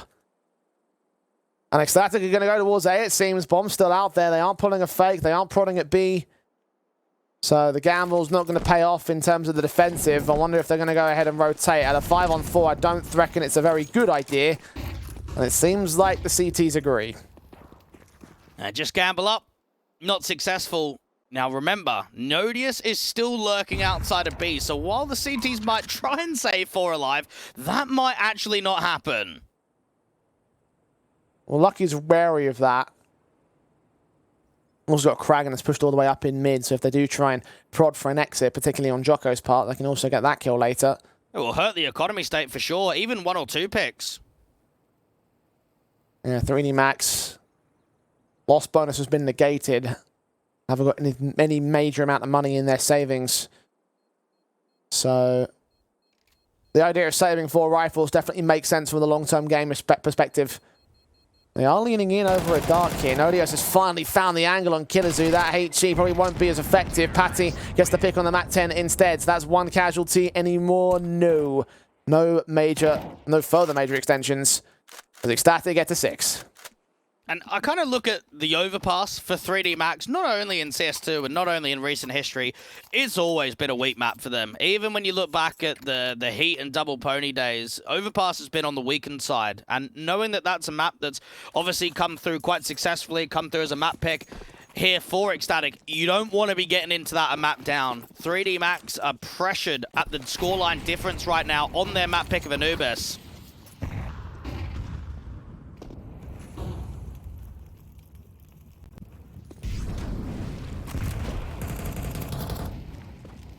Static.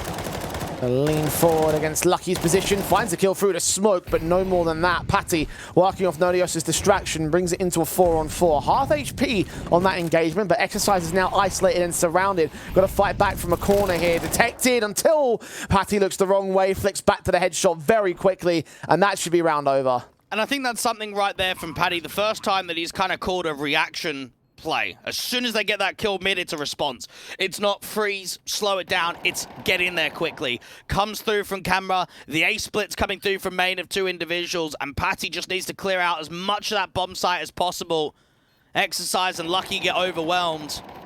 And it's yet another save, another T round being added up. Ecstatic will be very happy with the position they find themselves in right now.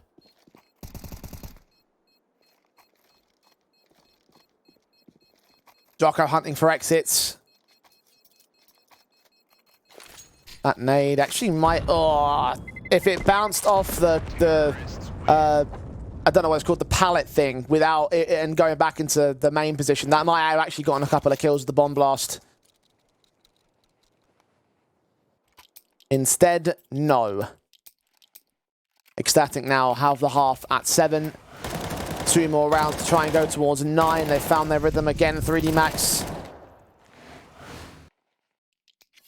only able to get their wins off an XM steal. At least keep these rifles in for the last couple of rounds so they can continue buying around whatever little money they have. I mean, it's crazy that round 11, Queenix, Patty, and Kragan are all on M4s and not even on AKs.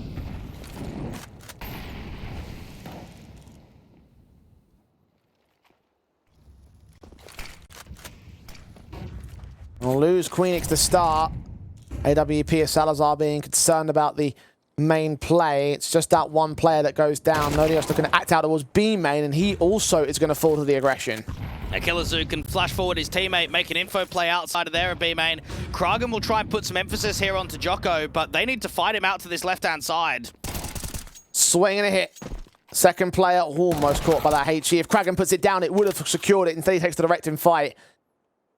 There'll be a 3-on-3 as a result. And they'll be frustrated at that 2-man advantage. Worked quite early.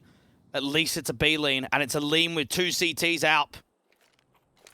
Exercise and Lucky start leaning in together. The AWP can't adjust. The kill gets found straight through the smoke. Patty's desperate to find this man. The nade gets enough information, but Exercise still out here. He sees Patty. He gets that kill and locks in Kragan to get the 4th round for 3D Max. Well, just about. Yeah, a bit chaotic from both teams there. 3D Max obviously start that round off quite successfully with a couple of picks. And then all of a sudden it starts to almost go the other way with that aggressive play out from B not working out.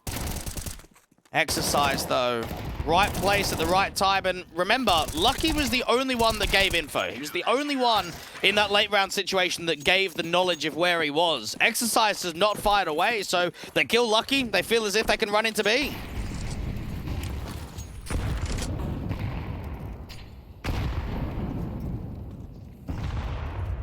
Initial nays to prod. Lucky. That M4 to fight onto Krug and get that kill. Not against Patty, though. Trades are good. 33 HP for him, though. If he fights on Exercise, that might lead to his demise. This is a tough duel, though, for Patty. Already making noise. Smoke goes down towards Temple. Exercise should be able to get this kill. It just depends on whether he wants to extend. AWP now in position for Maka. Sees the shoulder bait, but still gets the pick anyway. Queenix also striking out from Ruggs. Awkward spray for Jocko. Still comes up with the pick anyway. Now looking for the next man. He makes it a tidy double. Now Nodios is all alone to die alone.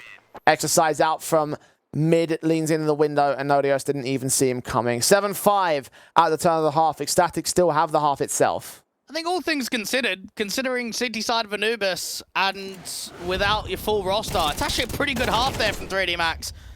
There was a couple of close calls, there's no denying that. But across the board, 5 rounds on CT side is very workable. It looked as if for a moment Ecstatic were going to run away with an extremely one-sided scoreline, not to be. 2 rounds the difference. Emphasis now on this opening pistol round.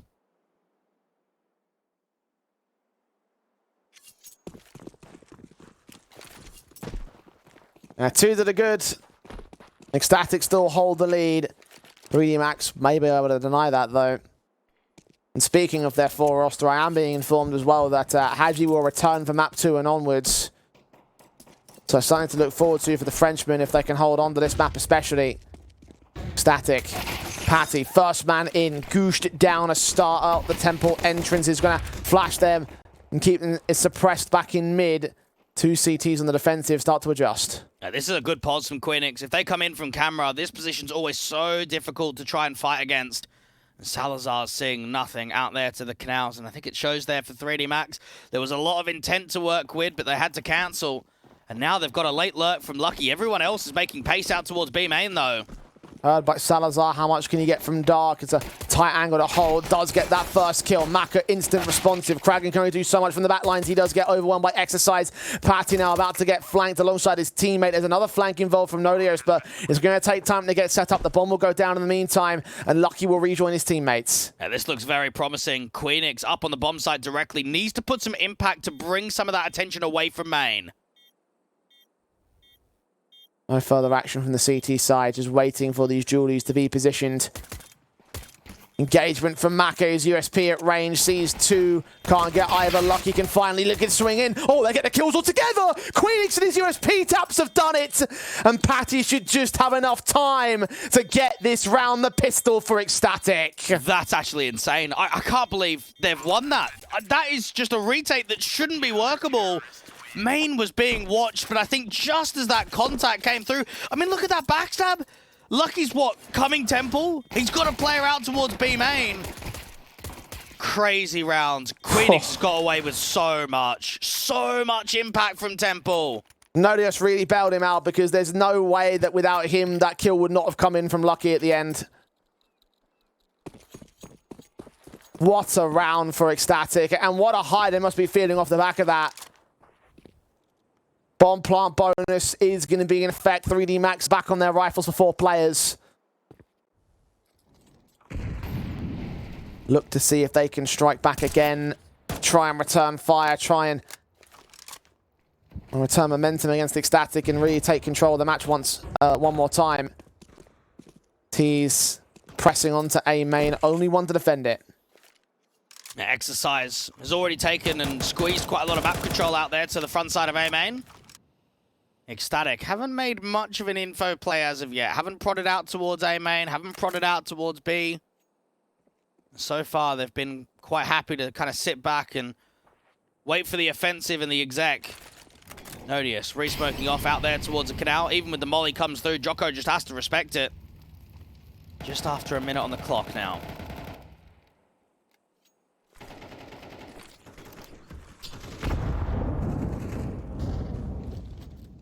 Small damage on Jocko and co. 43 seconds for 3D Max to form up the hit. Patty and Queenix, if they go down at exercise here, this could actually lead in towards that A commit, but no, Patty just gets the kill, sticks around for information. Maka will get the follow-up. Queenix swings in for a very dangerous duel against 2. Does lose one of those fights, but at least has info on the bomb. It has to commit in. Killazoo, his deagle to cut rotations, can't get Kragan. And Maka now versus 3. Taps that bomb, forces one fight, which Kragan's going to win anyway. 3K for him, Ecstatic up to 9. Well, that's really well played there from Quinix, because he knows, because it's an advanced position, because him and Patty have already aggressed out towards A main, he can't retreat there. And you don't want to get caught in two minds. You don't want to be attempting retreating while you're also being hunted, so get on the front side of it. Delay the push ever so slightly. Don't swing instantly, but put that pressure back on. He gets a 1-for-1 trade. He slows down that round. It makes Maka even slower to the bomb side, which of course just helps Kragan come out from Temple. Good check towards mid to cut that rotation as well. Ecstatic getting closer and closer to trying to win out this first map of the series. These pistols get straight shut down by the rifles against them. AK in against the likes of Nodius. Lucky he was trying to use that to decent effect. It's picked up by Exercise here. He gets cut down by Patty next. Glock out in mid, detected so easily with the tracers, revealing where his cross was. 2 less standing on 3DM. Ecstatic should be on 10. Patty just jiggling, keeping an eye out towards mid. You don't really want to be giving away too much, though. You want to try and come out of this round with everyone alive. 3D Max, I mean, it's been a tough game, and of course, I mean, coach standing in is never going to help the factor of what happens with the whole foundations. Maka's had a pretty good series overall. That's a good tap there from Jocko. But getting any more in this round, it's not possible. Especially the CT still have utility to play with here. One smoke just got sent down. Salazar can use that on camera again. And nade sent. Queenix does find Jocko as he tries to press ahead of camera. Drop the bomb in the open. Killazoo now revealed by his footstep. Really kind of has to go down and get the money bonus here. The M4, not the ideal weapon. Start swinging, making noise. The CTs are not too aggressive here, knowing that they can still get the kill after time and make it even worse for the T side. But eventually, Killazoo forces the fight. 10-5. Ecstatic building upon their strong opening. Now looking to make it a strong closer, but they've got to go through the guns. Well, realistically, win this gun round and the series should be done, right? I mean, winning Anubis gets you a map up in the series, go on to home turf, a very comfortable map for Ecstatic, one that's been very successful even against the highest of competition. 3D Max have never had a strong basis on Overpass. So 10-5, get yourself up 12-5. Pretty much won the series from that scoreline onwards.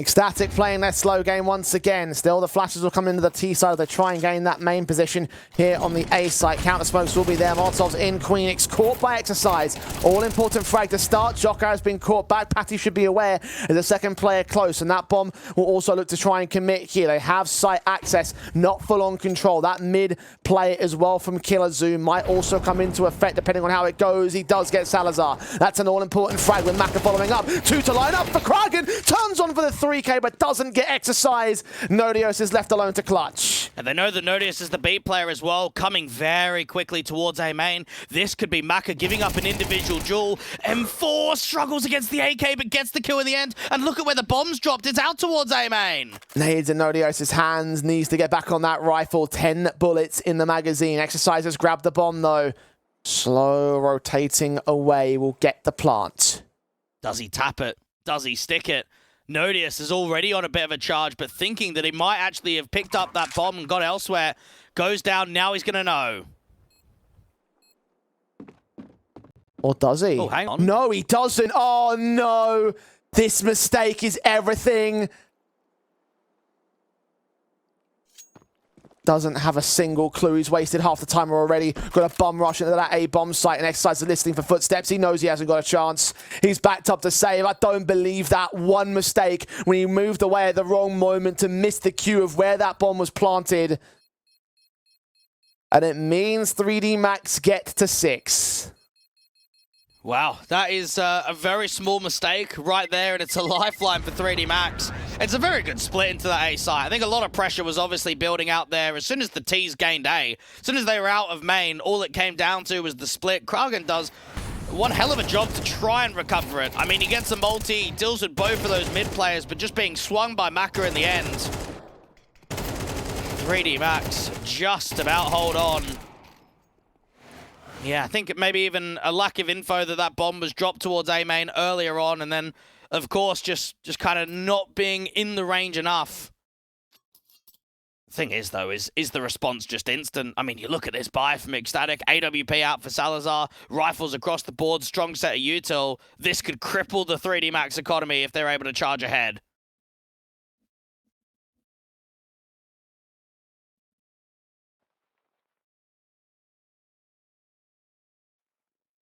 Key swing round. For Ecstatic, it would certainly lead to the end of the map. 3D Max could lead to the start of the comeback. Be looking back on that round, and Nodios especially would be kicking himself. Had a serious chance of clutching it, but just made the wrong decision at the wrong moment.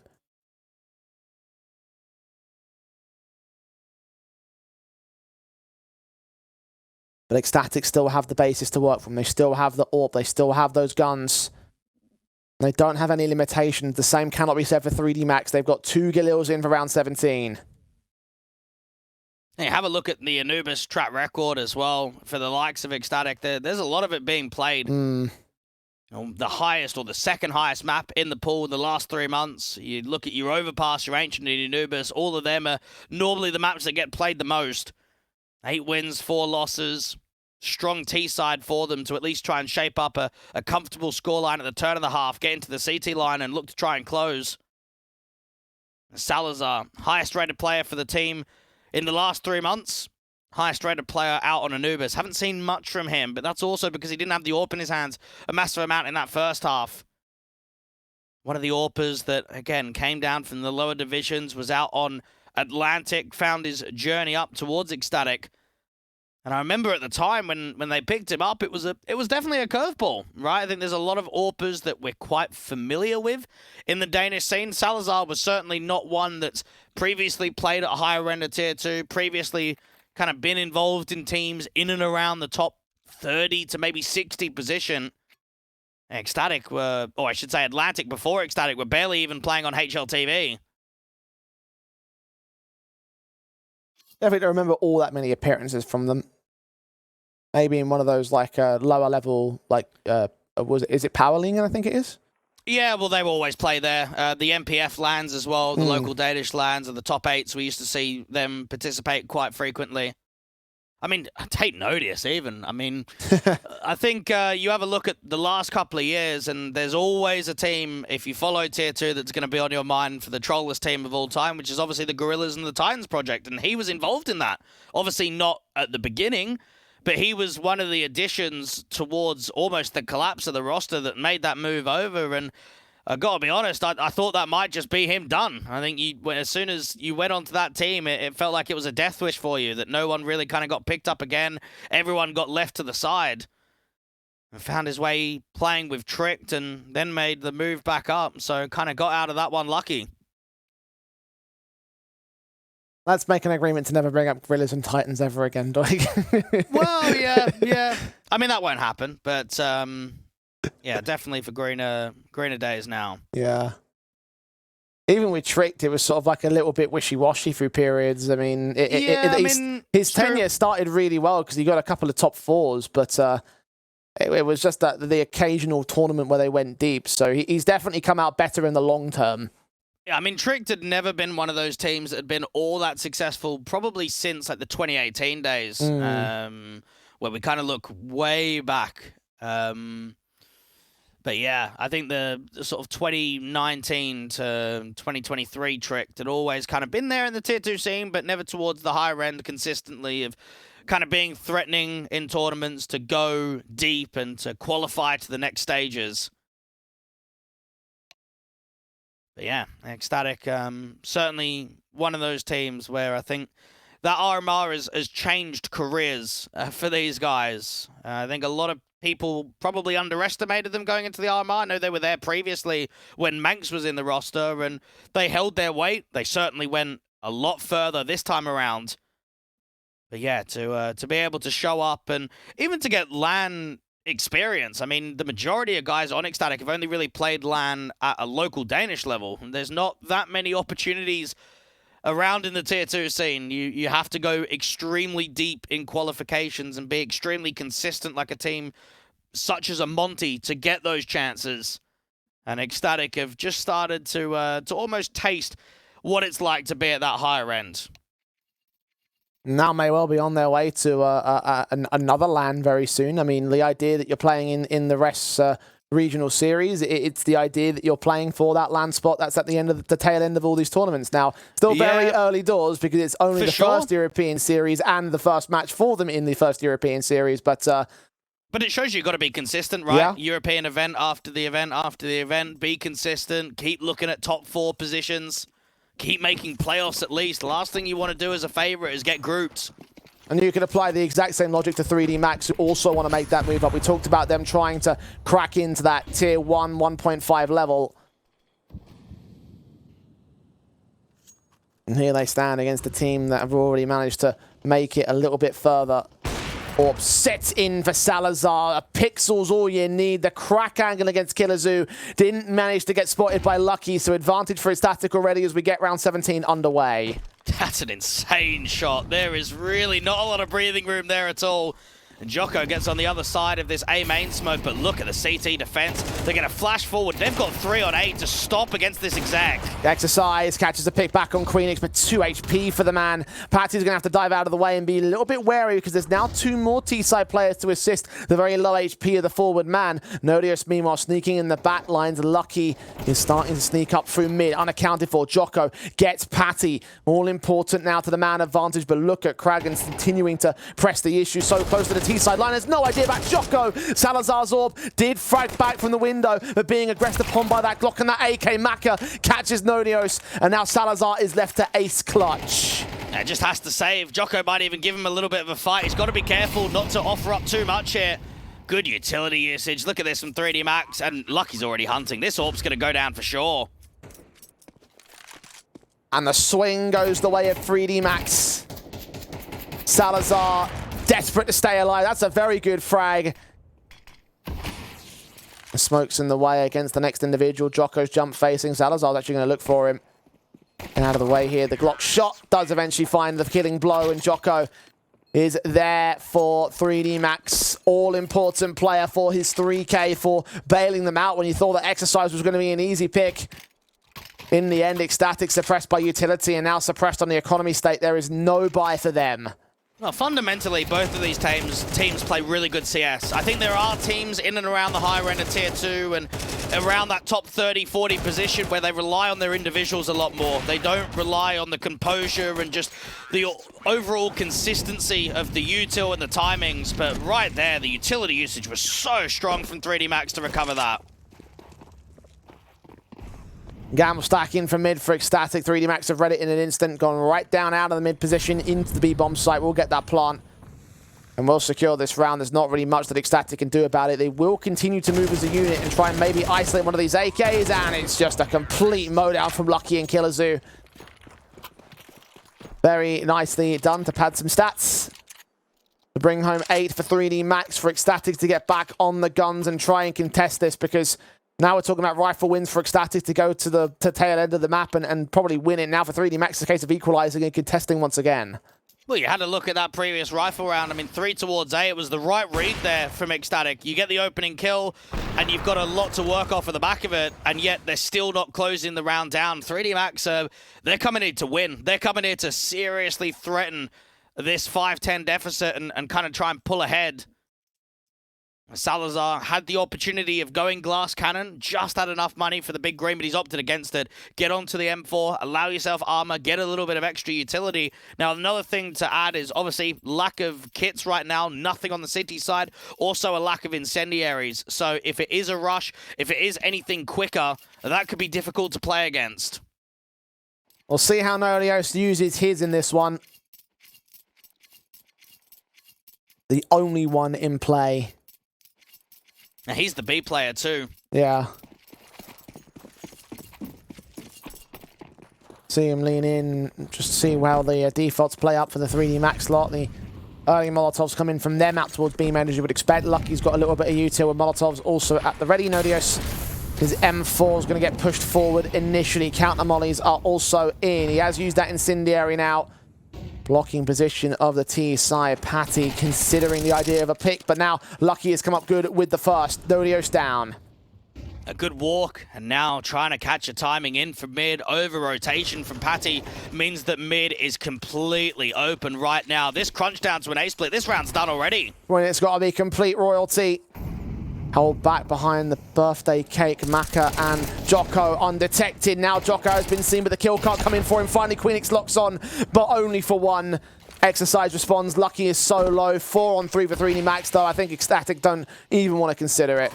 Yeah, Ecstatic is struggling to close right here. They're in a really good scoreline position, but 3D Max, I mean, right there, pressuring the B site, a lot of early util. You've got the smoke out to the left-hand side, the molly out from the pillar. It forced Lucky, that opening kill, to work in and around that lurk smoke. And then as soon as Patty over-rotates, you just know Queenix has to get, what, 2? Maybe 2.5 kills and do damage onto the third if that round is workable. By yourself, out on A, rotation's very slow. That was always going to be a tough position from Queenix. 3D Max. This round streak looks strong. We're seeing some really good gun rounds from them.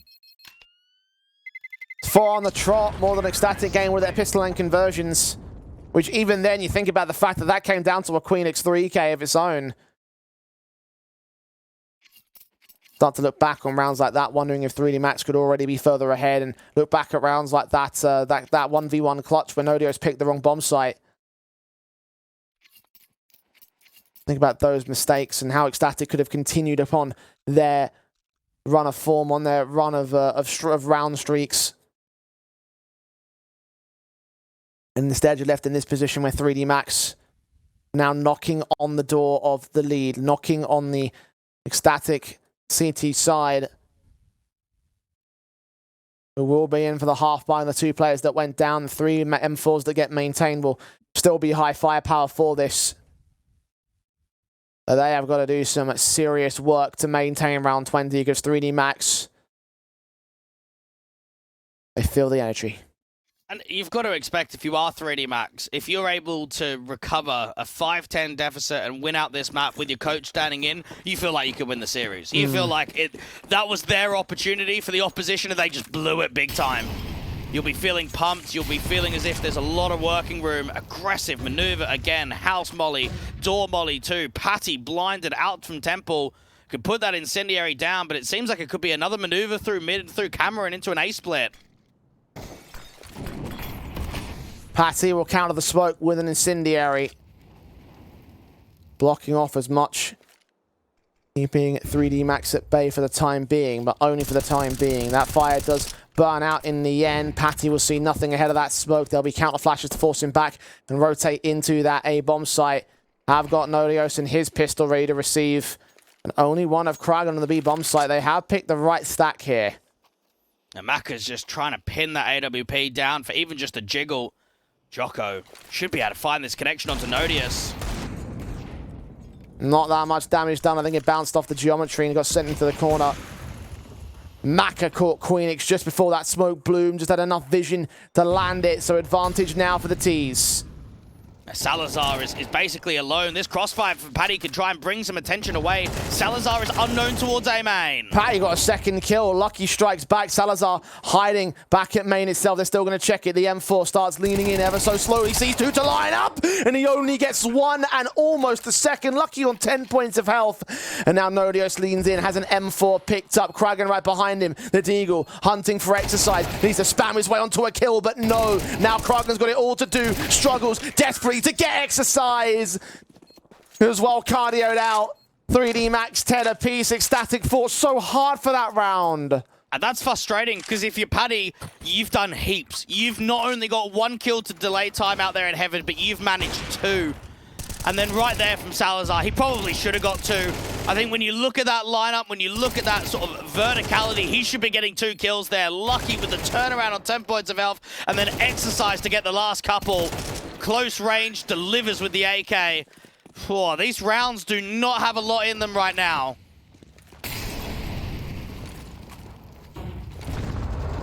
Desk slammers on the Danes. Jocko.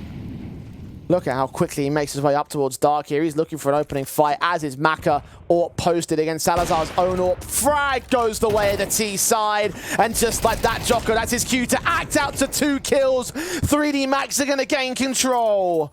Lovely, lovely sequence there. Maka gets that opening pick, and it's a pressure point. Jocko, we know individually he's the sharpest player on this 3D Max side. There's no denying that. So when he gets the cue, when he gets the go-to to go out there on B, he just rips 2 cracking entries on B. And ecstatic. The round losing streak just continues. They have choked after what was a fantastic scoreline. 3D Max have looked at Maka at consistent impact. What more can you do? Ecstatic losing Patty next. Only Queenix's AWP left in play. Even that might not remain at the end of the round. Maka slow facing. You've got Lucky also creeping around the back lines. A nade sent. The Tech-9 starts facing. The rifle sneaks in the back here. Queenix gone. As is this lead. Fantastic gun rounds. That's all I can say from 3D Max. Realistically, you can look at this round streak and consider what we've seen from the first half to the second half. But it's not so much the round streak for me. It's just the defining touches in the gun rounds. 3D Max have shown some real good quality here on T side of Anubis. Yeah. And it's tough to beat for Ecstatic. They've had their moments of the multi-frags. They've had those rounds that look winnable, but they just can't close. And this kind of performance in 3D Max is why I think we all expected them to go to the major above some of the other tier 2 teams. Ecstatic are the prime examples of that, just with the match and the way it's gone, with the contention they've held above the Frenchmen here. So concerned about the stand-in situation on 3D Max, about the front-loaded veto we've got for the Danish squad. And Jocko will act once again. Queenix to fall. Patty is going to burn a 57. He's finally protected. Salazar's fallen in turn, though, and he's not even going to get a chance to act here. Maka finds that AWP pick. Kragan and Nodios have got nothing in this round. 3D Max are going to map point of Anubis. When they were down 10-5, by the way, Dwayne. What a streak this has been. And we spoke about it very early on in the game. Killer Zoo's got to fill in the gaps, and other players have to take initiative. Other players need to step up. And for Maka, he's had a real good game. Yeah. He has been so key with that AWP. Consistent kills on rifle rounds. Nodius gets away with one, but the trade's going to be instant there from Exercise. I think the riflers, I mean, you look at the numbers. 18 for Lucky, 16 for Exercise, 15 for Jocko. It's consistent. The 3 rifle pack of those 3 have been able to keep putting impact up. And then Maka has just opened up rounds, been really key in rifle rounds. This could be a round streak right to the end. This has been a phenomenal second half from the French. 7 in a row, looking for number 8, looking for number 13. Ecstatic, looking for miracles here. Gone by. Still coming as you would expect it to. AWP on Salazar, M4s on the others, Ecstatic.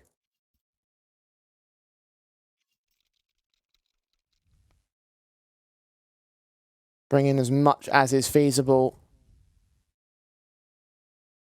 Still lacking on a couple of bits of utility here and there, and there are no kits in play. And 2 rounds to make up for the CT side. Just opening B smokes to start off from 3D Max, maybe to try and see if they can drop and pummel a lot of that counter utility from the B players. Very slow. Not really anticipating anything towards mid. Lucky playing anti-flash for the moment. This is going to be a B split though. 2 players working into the canals. Nodius on the other side of Dark. Had the lineup for the moment. May still be able to find it if they continue to group up and walk into that Dark control. Instead it's a smoke sent towards Nodius. So you can put that out as soon as the first one fades. Waiting for contact. First seen on Jocko. Gets the kill.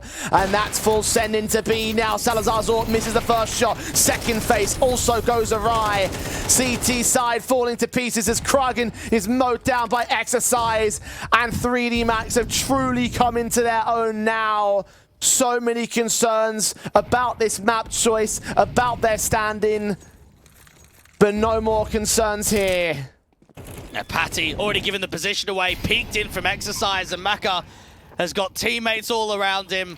5 versus 1, the perfect round to close. Jocko already spots it out, and Maka closes. 19 kills and 9 deaths. The in-game leader steps up, and 3D Max in that second half. That was threatening. They were not even competitive rounds. Yeah, that was absolutely stellar stuff from the Frenchman. I have to say that I was not expecting it to go that far. And when you think about it as well, it could have been even more one-sided in that half. Because remember, that pistol came down to Queenix getting 3 kills on his USP, bailed out by Nodios because of that backstab that didn't come to fruition. That has absolutely shocked, I think, the Ecstatic side to consider the idea that they're facing off against a team on such a strong map for your own accord. The front-loaded veto could have been a 2-0 with the additions of, or not the additions rather, but the stand-in of Killer Zoo. Yeah. So many things were going the way of the Danes and they still couldn't close it down.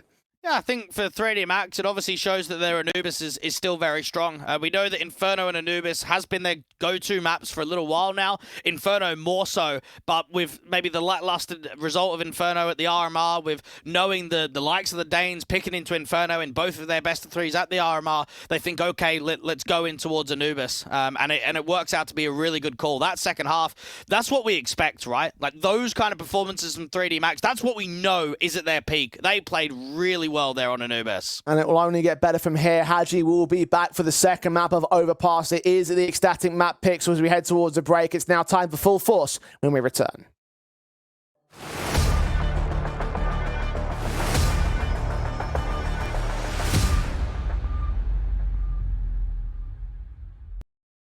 One chance.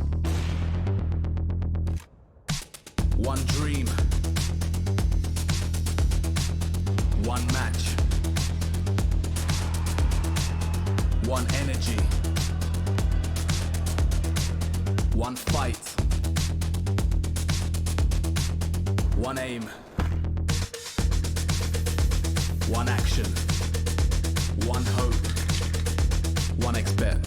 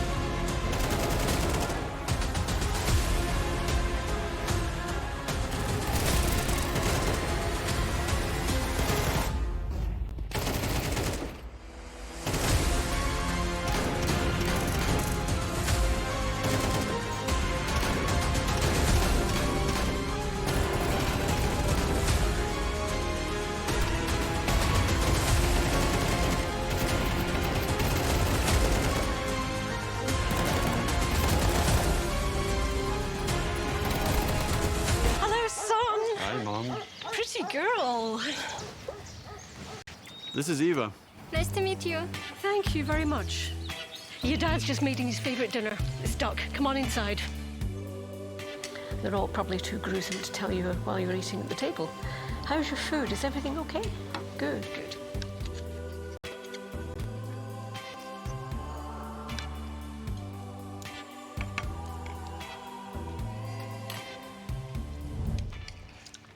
You seem to know each other. Yeah.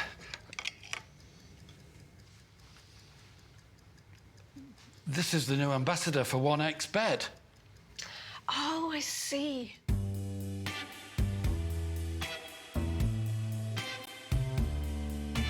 Everyone felt good when Eva Elfie became the new ambassador of 1xBet.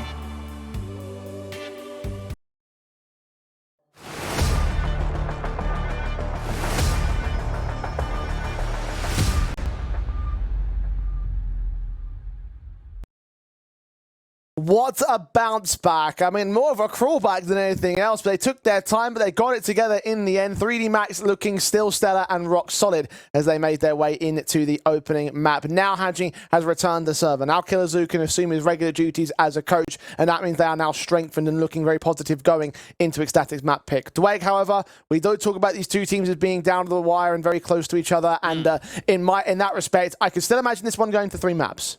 Yeah, I think so. I mean, obviously for 3D Max, they've surpassed expectations. Again, 5-10 down to be able to close it all the way with an insane round streak is not easy to do. And I think the French proved a lot in that opening game. And it excites me for what I can see performance-wise from them for the rest of the series. Yeah, again, they've got their full 5-man lineup now, so there's no real need to be worried about stand-ins, but they are looking towards Overpass, which again is the Ecstatic map pick. There's not been many many opportunities to play it for the 3D Max side. There hasn't been any major victories that you stand out and say, right, that's great. They didn't play it that much, or didn't play it against anyone except for 9 Pandas, of course, during the RMR, and that was actually a 13-7 loss. So again, nothing major encouraging for the Frenchmen versus a map which Ecstatic, of course, have played multiple times over the last few months. Looks almost, I want to say, actually pretty much as good as what the Anubis track record looked like coming into today. Yeah, we see a lot of Overpass bans for the second wave of the veto for 3D Max. They don't even really float it to a final map decider that frequently. So again, it's a map that historically they haven't been that strong on. I will say a CT start after a very explosive end to Anubis could actually help out their campaign quite a lot. I think for Ecstatic, it just has to be said that that's disappointment to not close on map number 1. I think from their sake, with the scoreline they had with their first half performance and going up against a team that's weakened with the coach as a stand-in, especially after qualifying to the major, I feel like you should be taking those. And I do wonder if a missed opportunity of not closing out a map to close in 2 might affect them in this entire best of 3. Yeah, I am concerned about the mental game to a certain extent. Obviously, they've had that break to reset their mindset and try to get back into their own map pick, knowing they are on home territory. But the truth of the matter is that they were up by 5 rounds, and they let a full 8 in a row go the way of the 3D Max. They found no answers. They were really pummeled in at certain points, and therefore, like, you can either see one or 2 ways here: that the mental will cripple them and they won't be able to get into this match at all, or they'll be fired up to start to take their map pick and now get back into the series, push it to another 3-mapper. I mean, Overpass is going to be really slow. It's not going to be the pace heavy that we saw out on Anubis. It's going to be a lot slower for the majority of defaults. I am keen to just kind of get an idea of what 3D Max are going to offer. Again, when it's a map that you don't play all that frequently, there's very little to go off of. So coming out here, getting a good start on the city side and try and put pressure back on the Danes is probably the best way forward for 3D Max. But realistically speaking, we should be going to a 3rd map. They will be on the CT side start for the Frenchmen. The Danes, of course, with their pistols in play. We get to the pistol round to start things off on our second map of the series. Jocko, the forward individual of the defensive line, takes a quick fight onto Salazar. Doesn't do much there. Neither player gets away with a tag. Ecstatic allowed quite a lot of map control. Queenix walking on a contact in with 3. Up towards top con, you've got Jocko as a spotter and a tucked Lucky waiting for the shadow advantage out in top con. Swing with a shot. There's Jocko with the opening. Lucky misses all of his bullets, but Jocko has got absolutely no worries. Lucky does go down, but Jocko's still looking in for that 3K. Finally runs out of ammo. Close quarters, evades Kraken. Somehow Nodios gets in with the knife pick. So cash bonus available for the T side. A 3-on-3 still ensues, though. A good decision there from Nodius. As soon as you hear that reload, put pressure on, try and get that knife kill in. Hadji playing up here towards the bank, getting ripped with the Glock at long range from Kragen. Exercise has now got a lot of pressure against him because Mac is not making major rotation moves. He has to close in for a backstab at some point soon because they are still looking to commit. They're so wary of a rotation, though. Goosh down on Exercise. He's going to get run down by Kragen, and now Mac has got no chance. You feel for Jocko because he actually puts up quite a good defensive in there in the bathrooms and divider, and what's coming off of the back of it? Not a lot, right? No one else finding picks, being overwhelmed completely. Maka in the 1v3 doesn't feel like this clutch is winnable. We saw him win a 1v2 with the AWP that also didn't feel winnable. Ecstatic gets started off with the pistol.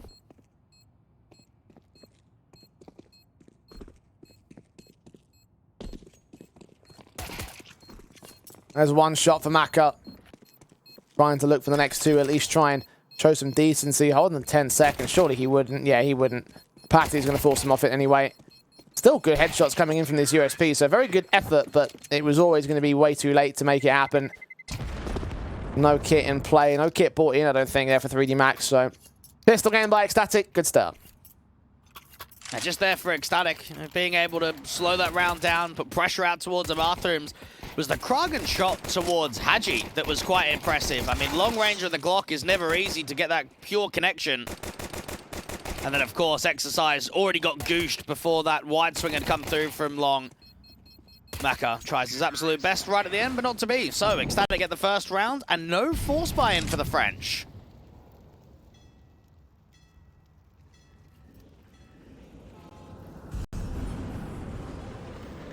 Straight up with the pistols. Walks closer in with those Galils. As standard, the Ts will have the weapon advantage. Stacking on the B side, they'll be careful about this anyway. Walk up A, should see the plant, should see the round. Seeing more and more overpass being floated into the map pool here from Ecstatic in recent history. 8 wins and 5 losses in the last 3 months. They're quite consistent on the map, and I think they proved that at the RMR. Again, that was the map against Guild Eagles that qualified them into the major. The final map decider, very comfortable at 13-5. Had a strong CT half at 8-4. And got it into the second half and just continued that strength. 3D Max will not get farmed. So save out towards T-Spawn and look to go into the next rifle round.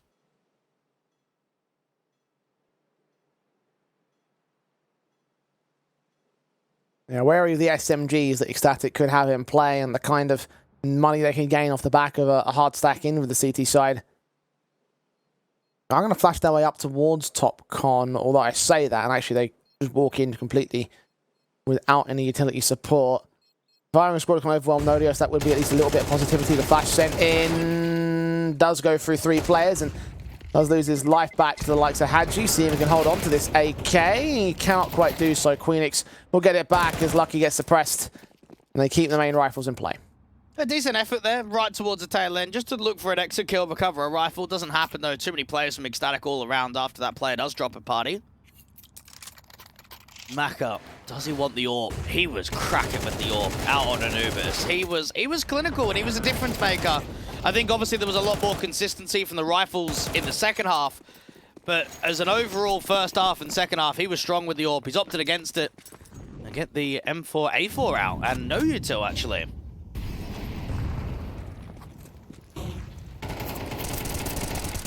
Swing on Hadji, kill found on Nodios. Patty comes back. Ecstatic able to maintain the man advantage as Queenix finds Jocko. Bringing it true to their favor as that whole charge up towards short didn't bode all that well for 3D Max there. At least they have that control. But now spread very thin across the CT line. If Maka goes down, the A site is completely opened up. He does line up a couple players, but only gets the 1 kill. I think it just showed there for 3D Max some slight hesitation. They got that opening kill. They didn't swing together into short pipe again. One player stayed around, the other player moved away.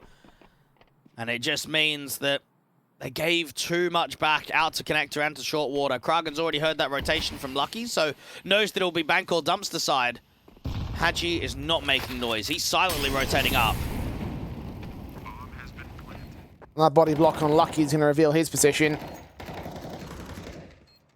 Looks to dive away back out to the bank basement and into the heaven position. Alongside his teammate, both will look to escape. This is a safe call for 3D Max. Ecstatic on the 3-0 start. Hadji just realizes that entire round that when the A defense falls, there's not going to be much in it. Yeah, Ecstatic has always liked a bit of their overpass. I mean, even in the different variations of the roster, even before Paddy joined and Manx was still in the team, they used to play quite a lot of it in best of threes. And Queenix especially is always a player I quite enjoy watching on T sides. Catches some good timings, makes it very uncomfortable for opposition. 3D Max. I can look at upgrading lightly. I mean, working with the max round loss bonus, you can buy down to around a K 1.5. Try and get as much out of it as you can. I mean, Hadji's buying down all the way, so they're actually completely buying into this heavily. Get the 3 and 4s out for it. And it is a risk. Oh, at this point, I think they realise now that Ecstatic are going to be the favoured team now in their own map pick. There's not going to be as much of a chance for them to return a comfortability. Especially on this T side where Ecstatic are really posting up the numbers with 3D Max not able to get much on CT half, and that could really lead to a bit of a disaster map. At least the start in this round has been positive for them. The utility and the initial engagements have tagged Kragan and down at 32. No kill for him yet. Jocko just consistently falling back here, giving that respect out to the bathrooms and that banana position. Jump spotting out to the side. Now he's got a teammate on rotate of Maka. The issue is MP9 in an uncomfortable position. Jocko getting caught, repositioning, already contacts. Patty able to make that responsive happen. Maka well known at closest quarters against Queenix. Gets that pick in. Very ballsy swing on Patty, but does get away with his life and information. Still wary about the bomb committing towards that B bomb site. They haven't seen that much, so Exercise will stick around, but 3 players still on the A defensive. That's the right call to make here. That resmoke out to long and the resmoke into the bathrooms makes it very uncomfortable. Maka, the trigger discipline. This is good work from Salazar. They might think it's completely clear. He does strike back to bring it into an even man stance. So Hadji now calls Lucky back into the defense. The smokes will start to get landed back at bank. The Molotov over at dumpster. Nodios finds that kill and Lucky desperate to find a spray. He gets nothing for it. Exercise full of committing now, as is the bomb. A fantastic composure there with the trigger discipline. And now look at the post plant. They're in good positions. The smoke is still down towards dumpster and bank. This is so tough for a retake.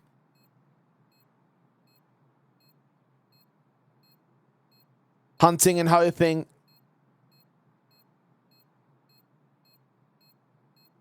And seeing nothing coming their way. Ecstatic have Salazar and Patty on that crossfire initially.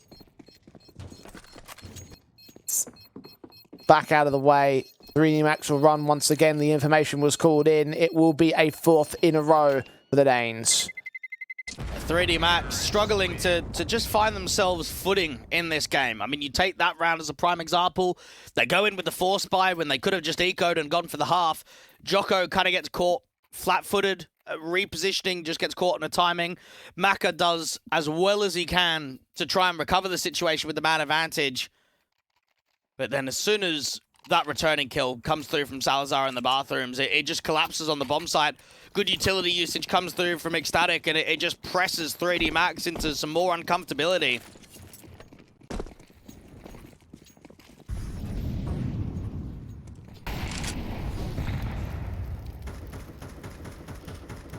Quick in the CT side.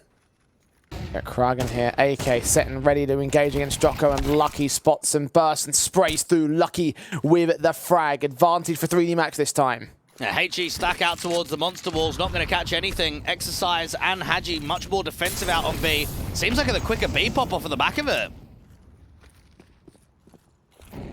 HEs go back and forth. Mollies are sent. Exercise diving out of the way. Hadji holding on the center of the bomb site, or looking into the center of the bomb site. And that's Jocko with a decent kill on Salazar. So there's 2 players down, no trades back for Ecstatic. Now with the bomb in full CT control, Jocko will just watch this backstab. Now, Jocko can just waste as much time here. I mean, there's still a minute on the clock, but they are just trapped completely out from the short pipe. Jocko getting blinded by that first, getting half blinded by that second, does lose the fight, but now the monster players can come in with that crossfire. It's all falling apart. Great backstab there from Jocko to not only get that first kill in there with Lucky towards Part, but to keep pressing, to keep getting in from behind. And as soon as that bomb gets dropped outside of Monster, you just know that that round's going to be finished.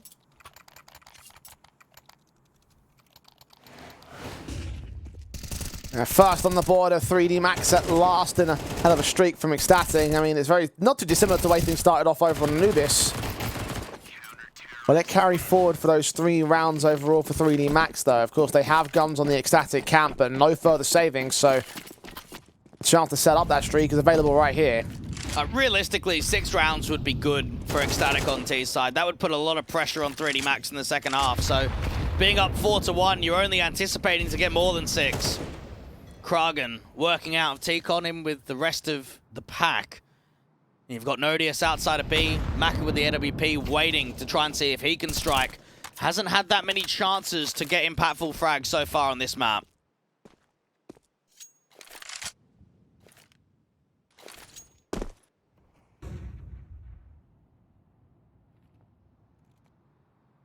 Very, very far back line of engagement from 3D Max. Mentioned they start walking up towards long, Jocko specifically. No contact from the T side though, still working their way into connector. Looking for that B site pop, it seems. Quinix getting down out from the short pipe. Haji just jump spotting right now. Exercise has still got a molly to try and deny this. Drywalker Queenix gives up his life. Kragan with that 1 frag. Exercise still here at the T ramp. Gets only 1 kill, almost 2 though. Patty on 4 points of health surely shouldn't last long here. And no HE to try and get into the retake. They do have an incendiary for Maka though. He stalls it out, denies, or doesn't deny the bomb plant rather. Jocko making a lot of noise out on short, so they'll know that he's out there. No one watching it directly though. He continues with his aggression. Patty hiding. Jocko continuing to press, continuing to prod. The AWP starts firing. Maka caught tagged. Salazar caught dead pretty easy. Patty very low HP. He gets that 1 pick, needs the headshots against both of these individuals. He'll do his best, but ultimately will get overwhelmed. Maka with his USP there for the closer. Should have enough time for the defuse. And you could just see that even the incendiary missed out there from Heaven. I'm not sure where that lineup was meant to be, whether it's out for the pillar or back into that pit position, but it actually didn't come through. Very good retake in the end, and it's Maka to kind of close it up. Haji tries to waste some time. I mean, both of the B players are successful here. Both of the B players go 1 for 1. And then Maka just about gets that clutch together after missing with the AWP to get out to the USP. 2 in a row now for 3D Max.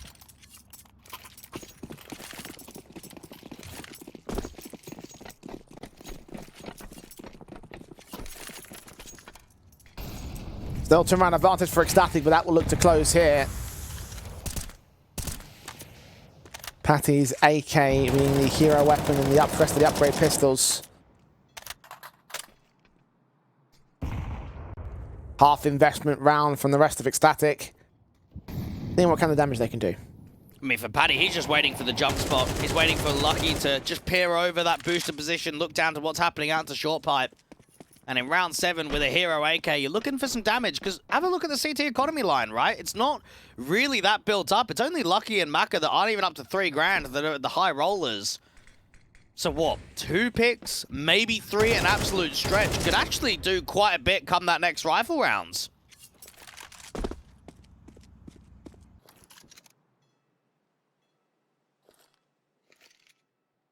Really Max forming up heavy towards this A bomb site. Seems like the right call though, because Ecstatic, exact same in terms of their execution. All 5 players in mid and bathrooms. The smokes will start coming down. The flashes from Jocko ready to pop out very quickly. Will get caught blinded himself. The T's have to walk into the bomb site, get a pick back for their own right. Overwhelm the numbers here. Haji finally lines up a 2K, but Patty brings it back. Exercises all alone. Couple guns picked up. Plant can be secured. At least they'll get the money bonus, but the round itself is on the table. Now, Patty's working a solo mission by himself out here towards Bank. He does lose that fight. And now for Salazar, this 1v1 gets even more difficult. Kit's in on exercise. Is there a smoke being dropped by his teammates? Can he find anything on that bomb site to provide extra cover and go for the straight ninja? Checking all positions at Dice, taps that bomb once, forces him out into mid, sees him, burst fire, does not connect the damage. Salazar thinks it might be a defuse, and in the end he swings and gets the kill like it is. Exercise could not hold that clutch, and Ecstatic find the steal. And unfortunately for 3D Max, that's just not good enough. You've got a couple of rounds in a row, you're up against the Eco, you can't afford to drop that, because that probably just cost you the map right here. Rifle round's going to be weak come the next. You could be looking at a 2-7 deficit on T side of Overpass, and that's proper rough. That's a very good eco round victory from Ecstatic. You would be fuming if you're 3D Max.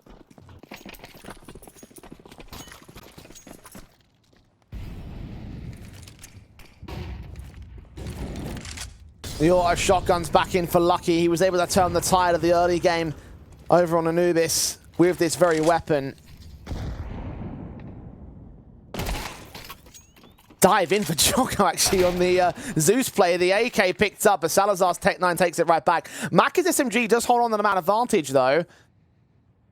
Unorthodox strategy is working out for 3DM. And now you kind of see that Hadji was in a position to kind of pressure up towards Connector. They've got Lucky in a good position, and we've seen previously on Anubis how strong this XM can be for him.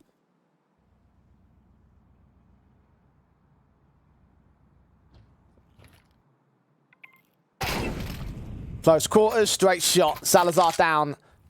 AK recovered as well. Bomb plant will be secured here, so that much is certainly going to be gained. Patty tanked down at 4 points of health, though things are not looking good for these remaining T-side players. 3D Max look to turn the tide indeed.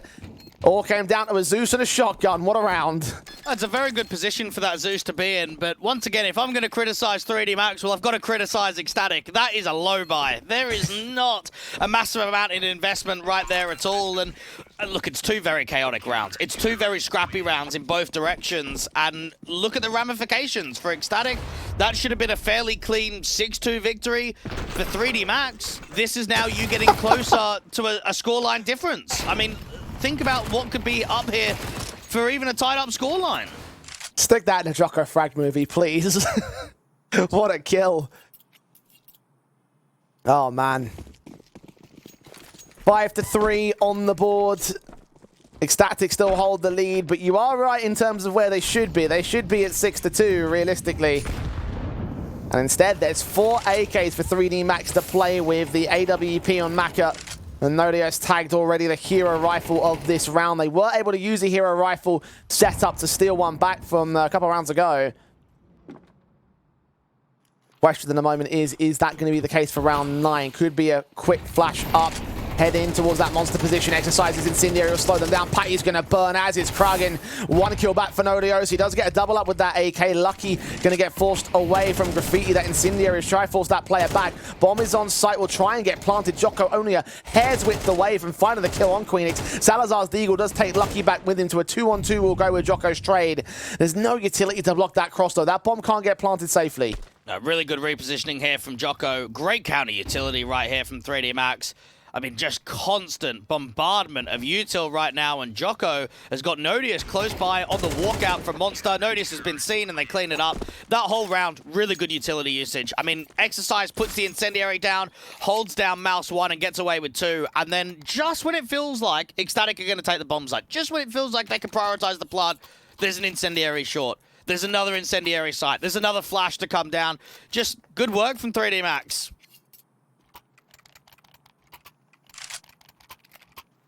Now within 1. You say that 6 could still be good for Ecstatic and a positive T-side half. Perhaps 7 would be a nice way for 3D Max to aim for. Still a very long way away, and it requires them to go 3 in a row. This one will certainly be one of them. Patty swings out. Jocko instantly mows him down. AWP for Maka will also be involved. Now, Jocko's got to be careful here. He's very aggressive by himself. And these pistols are quite hungry to be able to just deny any opportunity of an aggressive play like that. And Queenix has been detected out towards Con, and Kragan is known towards T-Con too.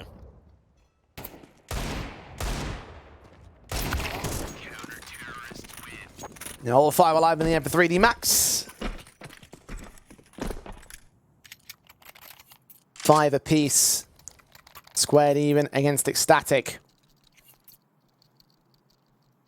Now bringing their full buy to the fold. Still limited with the hero weapon, of course, in the previous round, but still having those AKs out for 3 players and a Galil for Patty for the extra utility. Try and fight back and get to minimum 6. See if you can hold on to this T side that you've mentioned before. That would be the target marker for Ecstatic. Jocko might try and think about an aggressive move once again. Early Incendiary out there towards Park. Maka waiting to see if there's going to be acceleration at the pace. Haji playing anti-flash and straight to the hands of Nodius as that opening pick. Oh, and they make it 2 and break it open the smoke. Very nicely done. They stormed out the short control before, but Ecstatic were able to deal with them and get the 2-for-1 trades. This time it's 2 for nothing for 3D Max. Even Jocko, look at the press. Incendiaries from Lucky will stall them out from this monster position. If he continues out towards that backstab, he'll catch off the information here. Even the nade sent deep on Lucky. Kragan is going to catch Haji out to short, so that's more information to get gained by the CT side, and Jocko changes tact. They try and get out towards Monster, and they're coming back towards him. He might get a multi. Kragan, oh, looking away at the wrong moment. Jocko is going to catch the info, but now has no further action in this round. 3-on-3. Ah, that is so unlucky. That really is. He should have got 1, maybe even 2 kills there. Just gets caught on a timing looking out to that right-hand side. And my goodness, that seemed like an info play that was going to close down the round. Now, a 3v3, this is still very workable for the Danes. Mac has also gotten towards Heaven as 3D Max are gamble stacking the B site for all intents and purposes. Start to make his way back into the A play, but at this point, Ecstatic have established full lone control. They'll put the smokes down on the utility, and Maka realizes now that he can't defend the site directly. Nades to crack open the smoke. C1 missed his mark, though. The bomb will get planted. Everyone's coming up from CT. No one trying to come through for Connector. They might just try and get a boost up on this right-hand side. For the M4 specifically, Exercise sees 1. I think Queenix didn't see him. Kragan certainly will do now. They're forced to dismantle that boost. Nade sent the hope to catch the damage, and they will be successful in that regard. Exercise to 45 HP. Look at how much space is made up here, though. Macazorp finally can strike, but it's still even man standing, and the time is starting to run out on the CT side. Now Maka's got to do it on his lonesome. He recognizes he's got very few chances here. Save the AWP into the next round. I mean, 3D Max have plenty of cash to buy into round 12, so I'm not really sure that's the right call to make. Ecstatic will hit 6. It's the call to make because otherwise you give a free AWP. Like, from that perspective, right? Obviously, if he goes down, Ecstatic can pick it up, and they know that their economy's on the rope. So you do give over a free AWP, but didn't really want to give that to be a chance. Very good start. I think it was even a HE that came through from the T-side perspective that cost them. It really felt like when you get 2 picks like that, you should be closing the round down. They'll feel disappointed in themselves.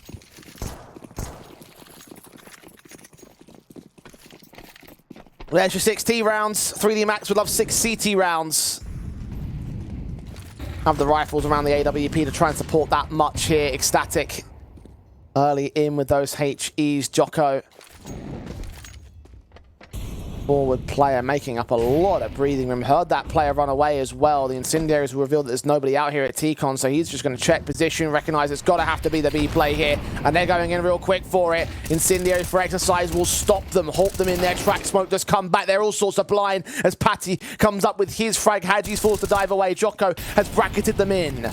Haji's just got to try and waste some time, pull some more distraction away. How quickly does Salazar start checking this monster position? Well, no, Jocko's already struck. Kill found on the Nodius. That HE takes Salazar back. Plant has been secured. 2 versus 4. But look at Patty's HP here. 9 points to his name. Does still catch off Haji. And Kragan gets Jocko back. Now Mac is struck. It's all on Patty here. Over a graffiti. Defuse being held. Bomb not planted for him. He'll look on Maka. Get that headshot. But it's far, far too late. Lucky knew to hold the whole thing. He would secure the round and make it 6 apiece at the turn of the half. Yeah, and I said it earlier on that 6 rounds would be decent on T-side. At the same time, though, 3D Max are playing well. Like, just the way that the rounds are being won, they're putting up more of a fight than what I did anticipate. And when you consider a 4-0 beginning, I think both teams will be happy with it. I think both teams, like neither team's been able to really explode off of this half score. The opening few rounds can mean quite a lot. And I think quite similar to map number 1, there's not going to be a lot in it with the majority of these rounds. The opening rifle, the opening pistol, it's going to be impactful for both teams. We've already seen in this series how the half switch can turn into a streak on the superior side. I know Ecstatic are much highly rated on the CT half, so 3D Max still got challenges ahead of them. It's not the job done yet. Flash sent, Kragan seen, engagement there for the Julies. Mo's through 2, almost gets to do the next 2 as well. Maka and Hadji get those trades. Hadji, in fact, takes them out of advantage until Patty takes him right back out with Maka. 2 on 2, exercise, swinging in. Patty engages a headshot, and now it's all on Hadji versus these 2 individuals of Ecstatic. Forced to fall away. Bomb is on his back. Where does he go with this? Does he back away for a rotation? Does he stall things out? Looks to be the stall out here. Looks to engage against both individuals who have the crossfire set and have the pistol for Ecstatic. Hadji just knows he has to keep fighting there. There's no way that he can reposition out from the pillar. And I actually think that's a fairly good response from 3D Max after a multi-frag comes through from Kragan. I mean, check out that setup for Ecstatic. There's 4 on B. There's 3 players. You got 1 at Toxic, I think 2 around the pillar, and then obviously the 3rd or the 4th player really of Patty up there at Heaven with the smoke and at least the flash. So a very heavy stack play. A very early success with the couple of kills, but 3D Max tried their best to try and recover things, and Maka has got a bit of an unorthodox hero round coming into round 14. Galil passed off to him by Hadji.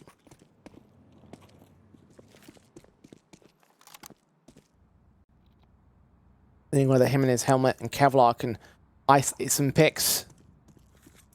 Hero weapons have been heroic over the course of this series, so I don't blame 3D Max for going for it. It's certainly gimmicky, and they'll need to pressurize a couple of kills or at least a bomb plant. It's slow on the uptake here.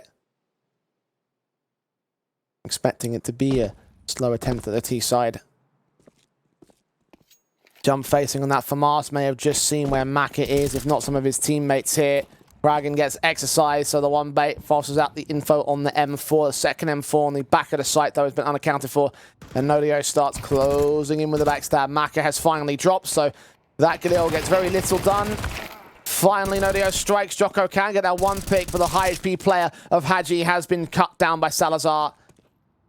2 versus 4. Bomb will try and commit here from Jocko, but doesn't really know where Queenix is. He'll deny that right there and then. Ecstatic on 8. It's not the best of performances there from 3D Max when you consider the investment, but this is still a chance for them to rectify come the next round. Now, Maka and Hadji will, of course, be a little bit limited in comparison to the rest of the team. Ecstatic.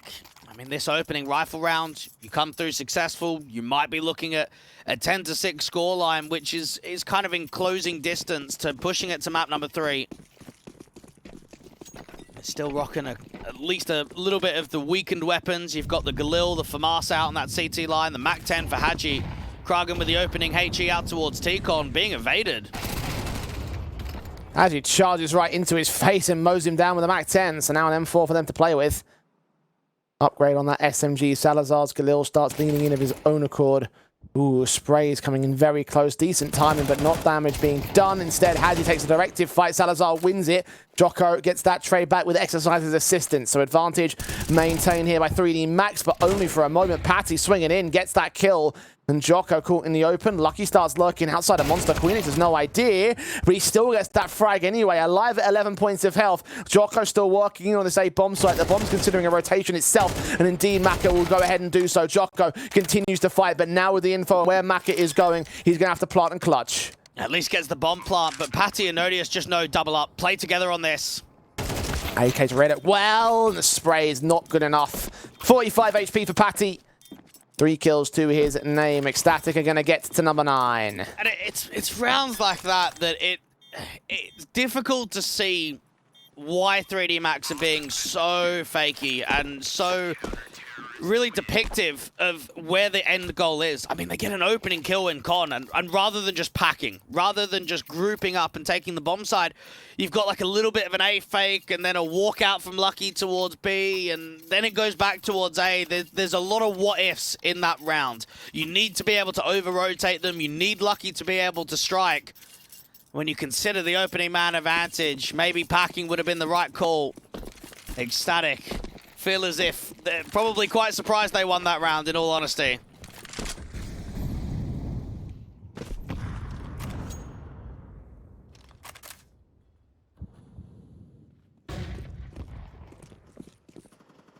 Gun set in for 3D Max once again. At least can sustain the buys, but desperately need to win some rounds here. Kragan, Mostly Jocko, exercise, caught off the same. 2 picks found without any trades, no utility support there on that exchange, so it looked pretty easy with the isolated fights. And Kragan still at 66 HP, gonna get flashed in by Patty, who will also start peeking in, get the next kill unlucky, triple found, not quite the quadra. I don't think it matters though, Kragan's had mass impact. Just a lot of damage coming out there in the bathrooms, and then even Patty can set up the crossfire with the NWP towards A. Oh, this is rough for Maka and Haji. You're separated from one another. You're desperate for a pick. You're getting jump spotted, so it's already been seen out towards long. Maka's hoping for a B rotation. He's hoping that Queenix gets up aggressively out from short pipe and gets into con. Timing here for Patty. I can't believe he actually hasn't won that fight. Salazar's orb's been baited as well. Saw the hand peeking out ahead of the wall. Scoped in, didn't see Haji yet. Edge of the smoke stuff right there.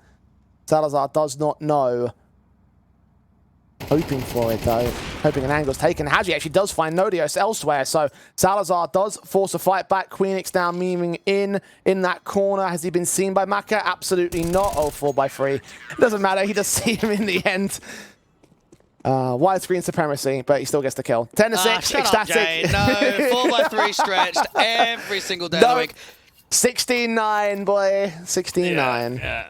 I think for 3D Max there, I think it just showed that damage from Kragan out in bathrooms, it really hurt the round. Like, there was just so much coming off of the back of it. And right at the end, yeah, it's a couple of good picks. I mean, it's a good watch there from Salazar. They know that Haji's long. They know that 3D Max are desperate to hold the edge of the smoke. And as soon as Haji starts firing that first couple of bullets, it opens up a slight easier shot for the NWP to connect. And Ecstatic haven't really been pressured a huge amount, I want to say, in the second half. It's looked fairly comfortable for the most part. And 10-6, should be 11-6. I don't think we're going to have much of overpass left. Yeah, I have to concur. Which does excite me for Nuke. Yeah? Because, again, Nuke is one of those maps where both teams don't really pick it in best of threes.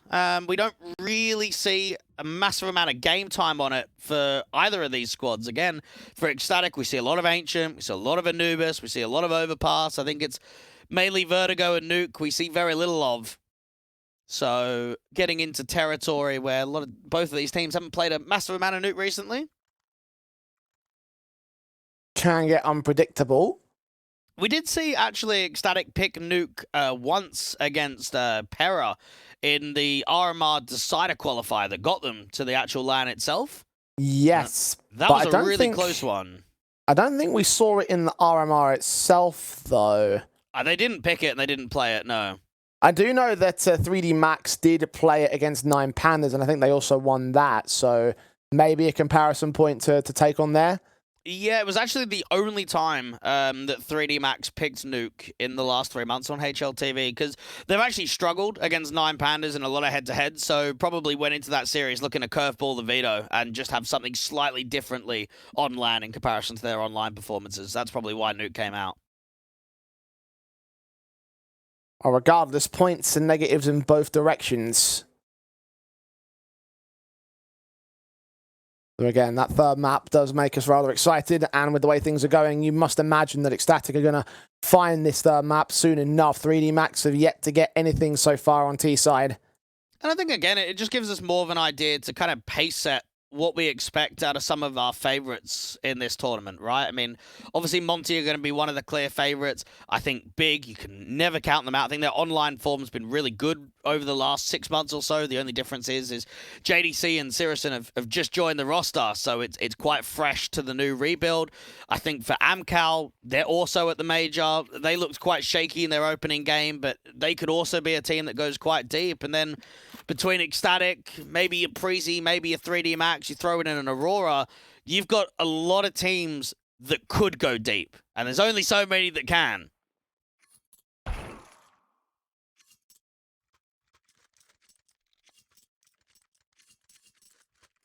Ecstatic are going deep in this map up. 3D Max forced to go deep in this series, and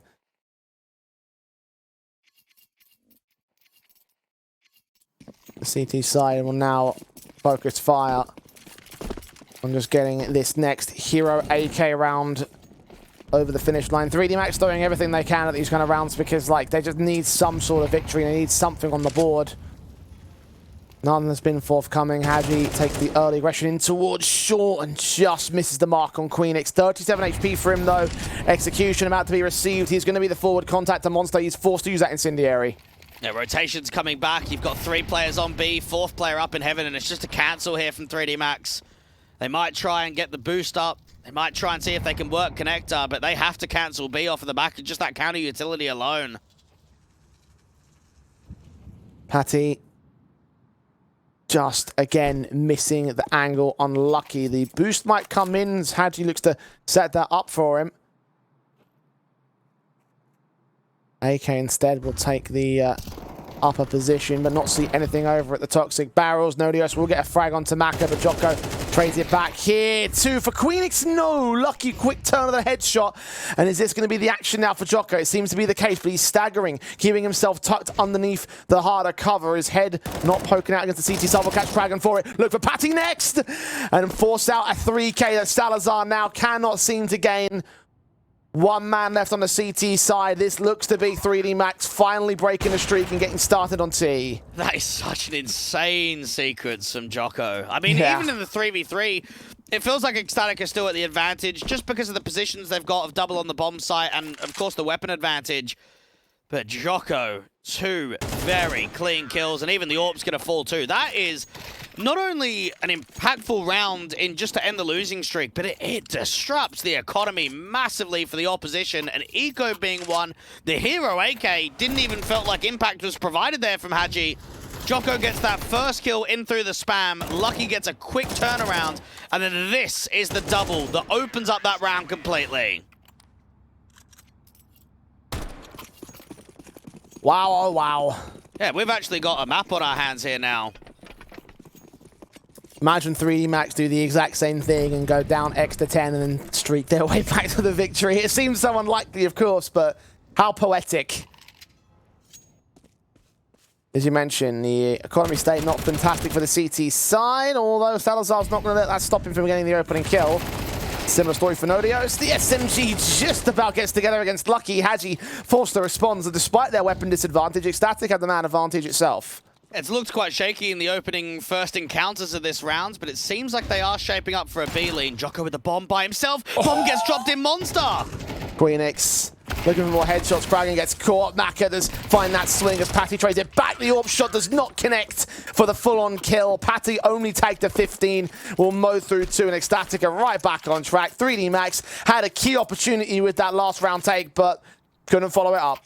I think what it really proves is I saw quite a lot of it in the first half of Anubis, not so much in the second.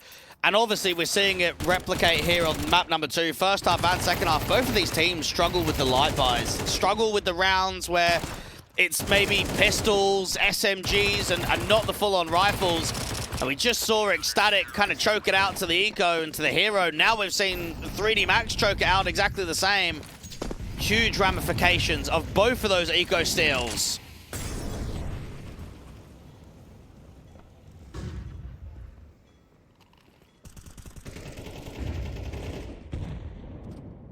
Both sides investing heavy, still have a SMG for the CT forces, so it's not ideal on Ecstatic.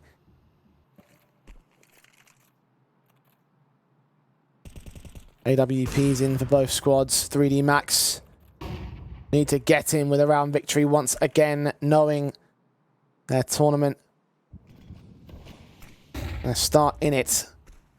Hinge on round 19. Ecstatic. A minute to play with. They've seen very little of contact. Now, Hadji out here towards top con could be everything in this entire round. Salazar eventually repositioning and playing a little bit more passive. A lot of nades have been used out towards B, so 3D Max could end B, but this is a good lurk. Exercise has got a lot of space at long.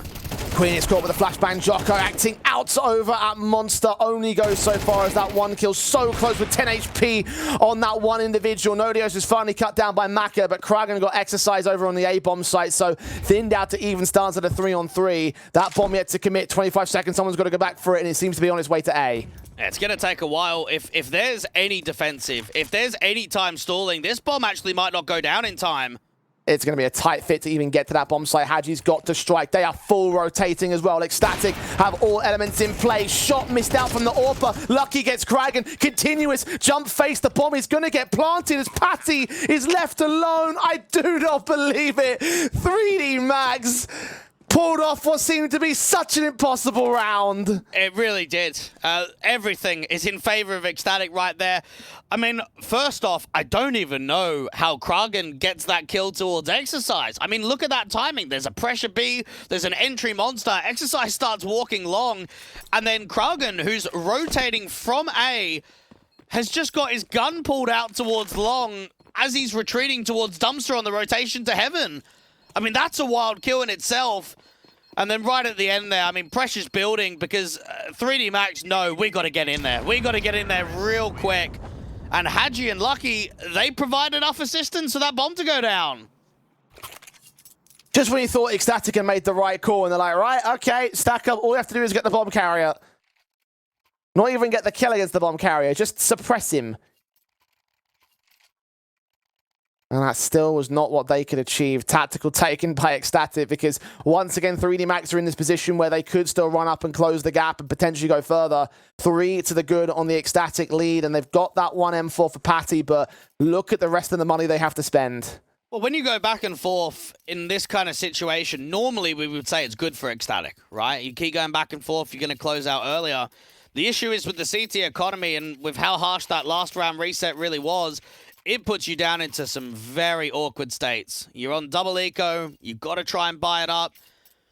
8-11. I mean, Ecstatic win this round, you win the game, or at least win the map to send it to a third. But for 3D Max, they're in a decent position right here. And obviously, it's going to be quite touch and go when you sort of get 8-11. If you can win the anti-eco, get to the eco, get to the next gun round, you're looking at a one-round scoreline difference. There's not going to be a lot in these next couple of rounds. All 3D Max have to do is not bottle it.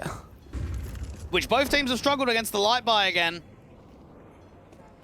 Ecstatic on a force invest. Handful of players out towards this B bomb site. Flash is sent, but Queenix is caught just as blinded. Kill found. Nodios' SMG trying to make up the difference. Molotov sent towards him. Body block was heard. Got a lot of damage on Maka, but not enough to get the kill. The 3 players that remain on the CT side can only do so much here. M4 needs to protect itself. The CTs are out of there. Maybe Kragan can get some exit frags. This round is going the way of 3D Max. And once again, this series brings us more and more an exciting turn of affairs when it looked like Ecstatic were probably going to close map number 1. That crazy round streak that comes through from 3D Max. They come out into Overpass, one of their weaker maps in the pool, and they're still fighting. They're still putting in a shift. Kragan just tries to get that exit, but look at that from Maka. He chucked that gun back over, so just goes out to try and make that info play. And you see Kragan expected it to be an AWP or an AK. Realizing now what his opponent had done. Maka knew he was never going to win that kind of fight, so it makes a lot of sense what you tried to do, just to get the info as to where that player was, if he was there at all. Had to push even further out anyway to avoid the bomb blast, so... Ecstatic, only that one exit, no major impact in that last round. 9 on the board of 3D Max and No investment to follow it up. Just these three that stay alive. Just that M4, just that SMG, and just that Deagle. 2 USPs surround it, and Ecstatic could have their lead closed even further. And the last thing you want if you're Ecstatic is to go down 0-2 in this series and play Perry Vision. Now, their results might look quite rough, but you look at that lineup, Patsy, Kicker, X5, Jerry, and Artfrost. You don't want to be going up against them in an elimination game. You've got to close your map. You've got to send it to a third. Patty tries to work that opening pick out from the boost, but misses that opportunity to deal with Lucky. Done a fair bit of damage. Dragon's SMG just seen by Jocko, mistimed by a moment. If he had struck a second later, that would have been enough. Exercise now continues the pressure. Queenix seen by Jocko next, 2 left standing on Ecstatic. 3D Max are going to get to number 10 without much resistance at all. Nodios and Salazar might as well try that hand at getting some exit frags here. 3D Max, though, they've obtained their objective. They are going to press on and try and close even more so. When this T-side felt like it was going to be so awkward. We're at 10-6, saying there shouldn't be much left of overpass. Well, here we are at 11-10. And the Frenchmen refuse to go down so easy. I mean, 10-5 and 10-4. I mean, we know what happened on map 1, don't we? It's not promising from that outset, right? That we've had Ecstatic on back-to-back maps have good scorelines, have good scoreline differences, and yet they're still struggling to close it out. They're still struggling to get over that final hurdle. Yes, they've at least got the lead, but it's not security at all.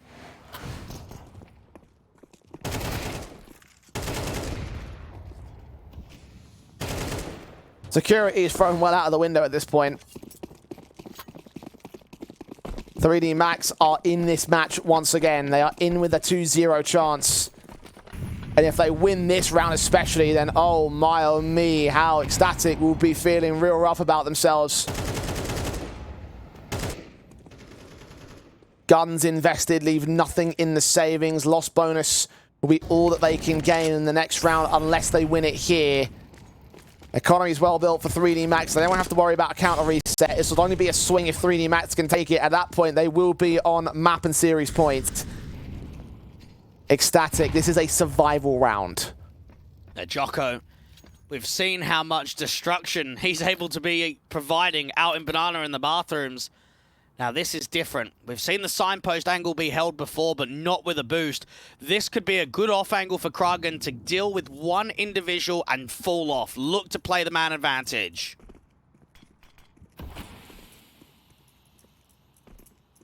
Initial smokes sent by 3D Max. Not going to prod anything out of Ecstatic, who don't have much to send anyway. 3 flashes, 2 HEs. That's the entire CT utility set. 40 seconds for the Frenchmen to make their way in. They're set up at long. There's only 2 players on the bomb site now. Clear out long. Now, there's normally been a lurk out to Monster in previous rounds. This time there isn't. Haji's just trying to sell it, but because Nodius has short water, they've got the tell that it's going to be A. You can already see the B players start to rotate up. You're going to have to act right now, 3D Max, and they're going to have to act with precision. M4 engages for Kragan. Booster ready for exercise. He mows them both down and looks to the back lines, but the flashbang keep him blind. Patty maintains a 3 versus 3. There's 10 seconds left. Exercise swinging forward. Has not been aware of Nodios and the back lines. Queenix's core. The plant is secured. Nodios coming in for the backstab here. 3D Max. Man advantage, and the AWP locks on the final kill. They have completed the return. They are squared up against Ecstatic again. And how are you not closing? You could not ask for a better round. Opening kill gets granted. B players are shifting. Nodius knows they're not going B. Nodius knows that Haji is trying to fake the B lean. There's 20 seconds on the clock. They have an opening pick. They have mass players on A. 3 on A, the 4th rotator up through the smoke, and the 5th through con. Ecstatic should be closing that round. They are in such a good position to close, and they can't do it. Oh, they're bottling it, Dweg. Not just these rounds, but this whole lead that they had gained 4 on the trot for 3D Max. And a broken buy state. Max lost bonus. Patty's already invested into that M4. SMGs and pistols. They want a hero right now, and Patty's going to have to be that guy. There's multiple heroes on 3D Max. Jocko at 21 frags. Even rocking a Mac 10 because he recognizes there might be a serious lack of Kevlar and helmets in this round. Precisely what we will get out of Ecstatic. No one's got a helmet here. Salazar completely naked at the moment. AK's leaning first and foremost. They're lucky. Getting up close to the short sandbag. Haji out to connector. Has to deal with that MP9 and deals with it easily. Only player on the A site, or on the A site defense rather, taken out in an instant. Queenix, similar story over on B. Salazar peeking in, drawing the attention of Patty as well. Nodio seeing they must be aware now of what's going on, but they've got the firepower for days. They can just rush him down. Mac 10 finally looks to get involved for Jocko. One pick back on Haji. Patty supported. Salazar does get pushed away. And the M4, there's a couple of kills he can gain, but the idea of holding on to this clutch, the 1-on-4, seen there by Mac and known by his sprays. His smokes will try to provide a little bit of cover to get him in, but no. 3D Max have done it from the most difficult deficit ever. Twice in a row in this series have got to map point first. In this map, it's match point as well. Ecstatic are certainly the opposite of their namesake right now. 10-5 on map 1 and 10-6 on map 2, and yet both times it looks like 3D Max are going to come back from the deficit. What is with their round streaks? We saw it on Anubis to close. We're seeing it here on Overpass now. There's a reason why this team's been so highly rated in the Tier 2 scene. There's a reason why you say that they're gunning to break into that next level, to be within those top-level competitions. It's on display right now. Ecstatic have a gun buy. They can still take us to overtime. Look at the engagements that will happen out towards Long. Kragan is alone. His M4, the stand against the majority of the T-side force here. Smokes deep, exercise around that corner. Flash comes in, he's fully blinded, and he's fully dead. That's a very good start. Even Patty gives away the info that he's playing out there from DICE. HE placement is just perfect. Look at it, right at his feet. 3D Max. Backstab T-Con. Queenix has to shape up a round success here. What forms are going to come in?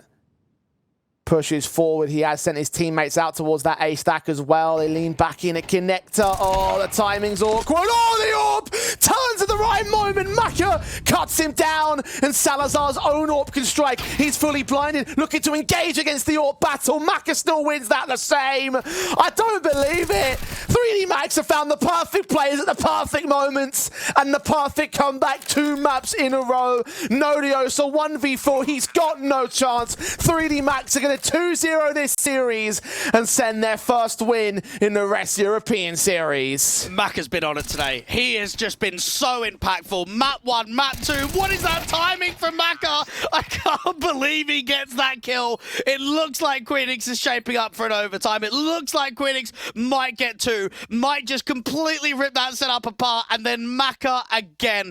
This was a crazy series from him. He was on it today. Sixth sense, I tell you, mate. Like, just turning instantly, like, just at the perfect moment. Not even like he was watching it, accounting for it. Literally, he was creeping in, gets vision, orb turns, good night, see you later, mate. And good night to Ecstatic. They close out the day with a 0-2 loss. And you mentioned before, going up against Parivision next, things aren't looking all that fantastic for the Danes. That has got to be such a disappointing result when you consider the major advantage they took in the first and mid portions of the matchups that we just saw these 2 maps. They have got to be feeling so hard done by today. Yeah, and this is where we've got to be more critical, right? I think any time a Tier 2 team gets success at that higher level, gets that success on LAN or against Tier 1 teams, you hold them to another regard. And I think right here, for Ecstatic, to be 10-5 up on map 1 and 10-6 up on map 2, you should be closing. I mean, another thing to add as well, your map pick of Overpass, you're 10-6 up on the CT side, right? Like, that at least should be a 3rd map decider. I think we certainly saw Ecstatic struggling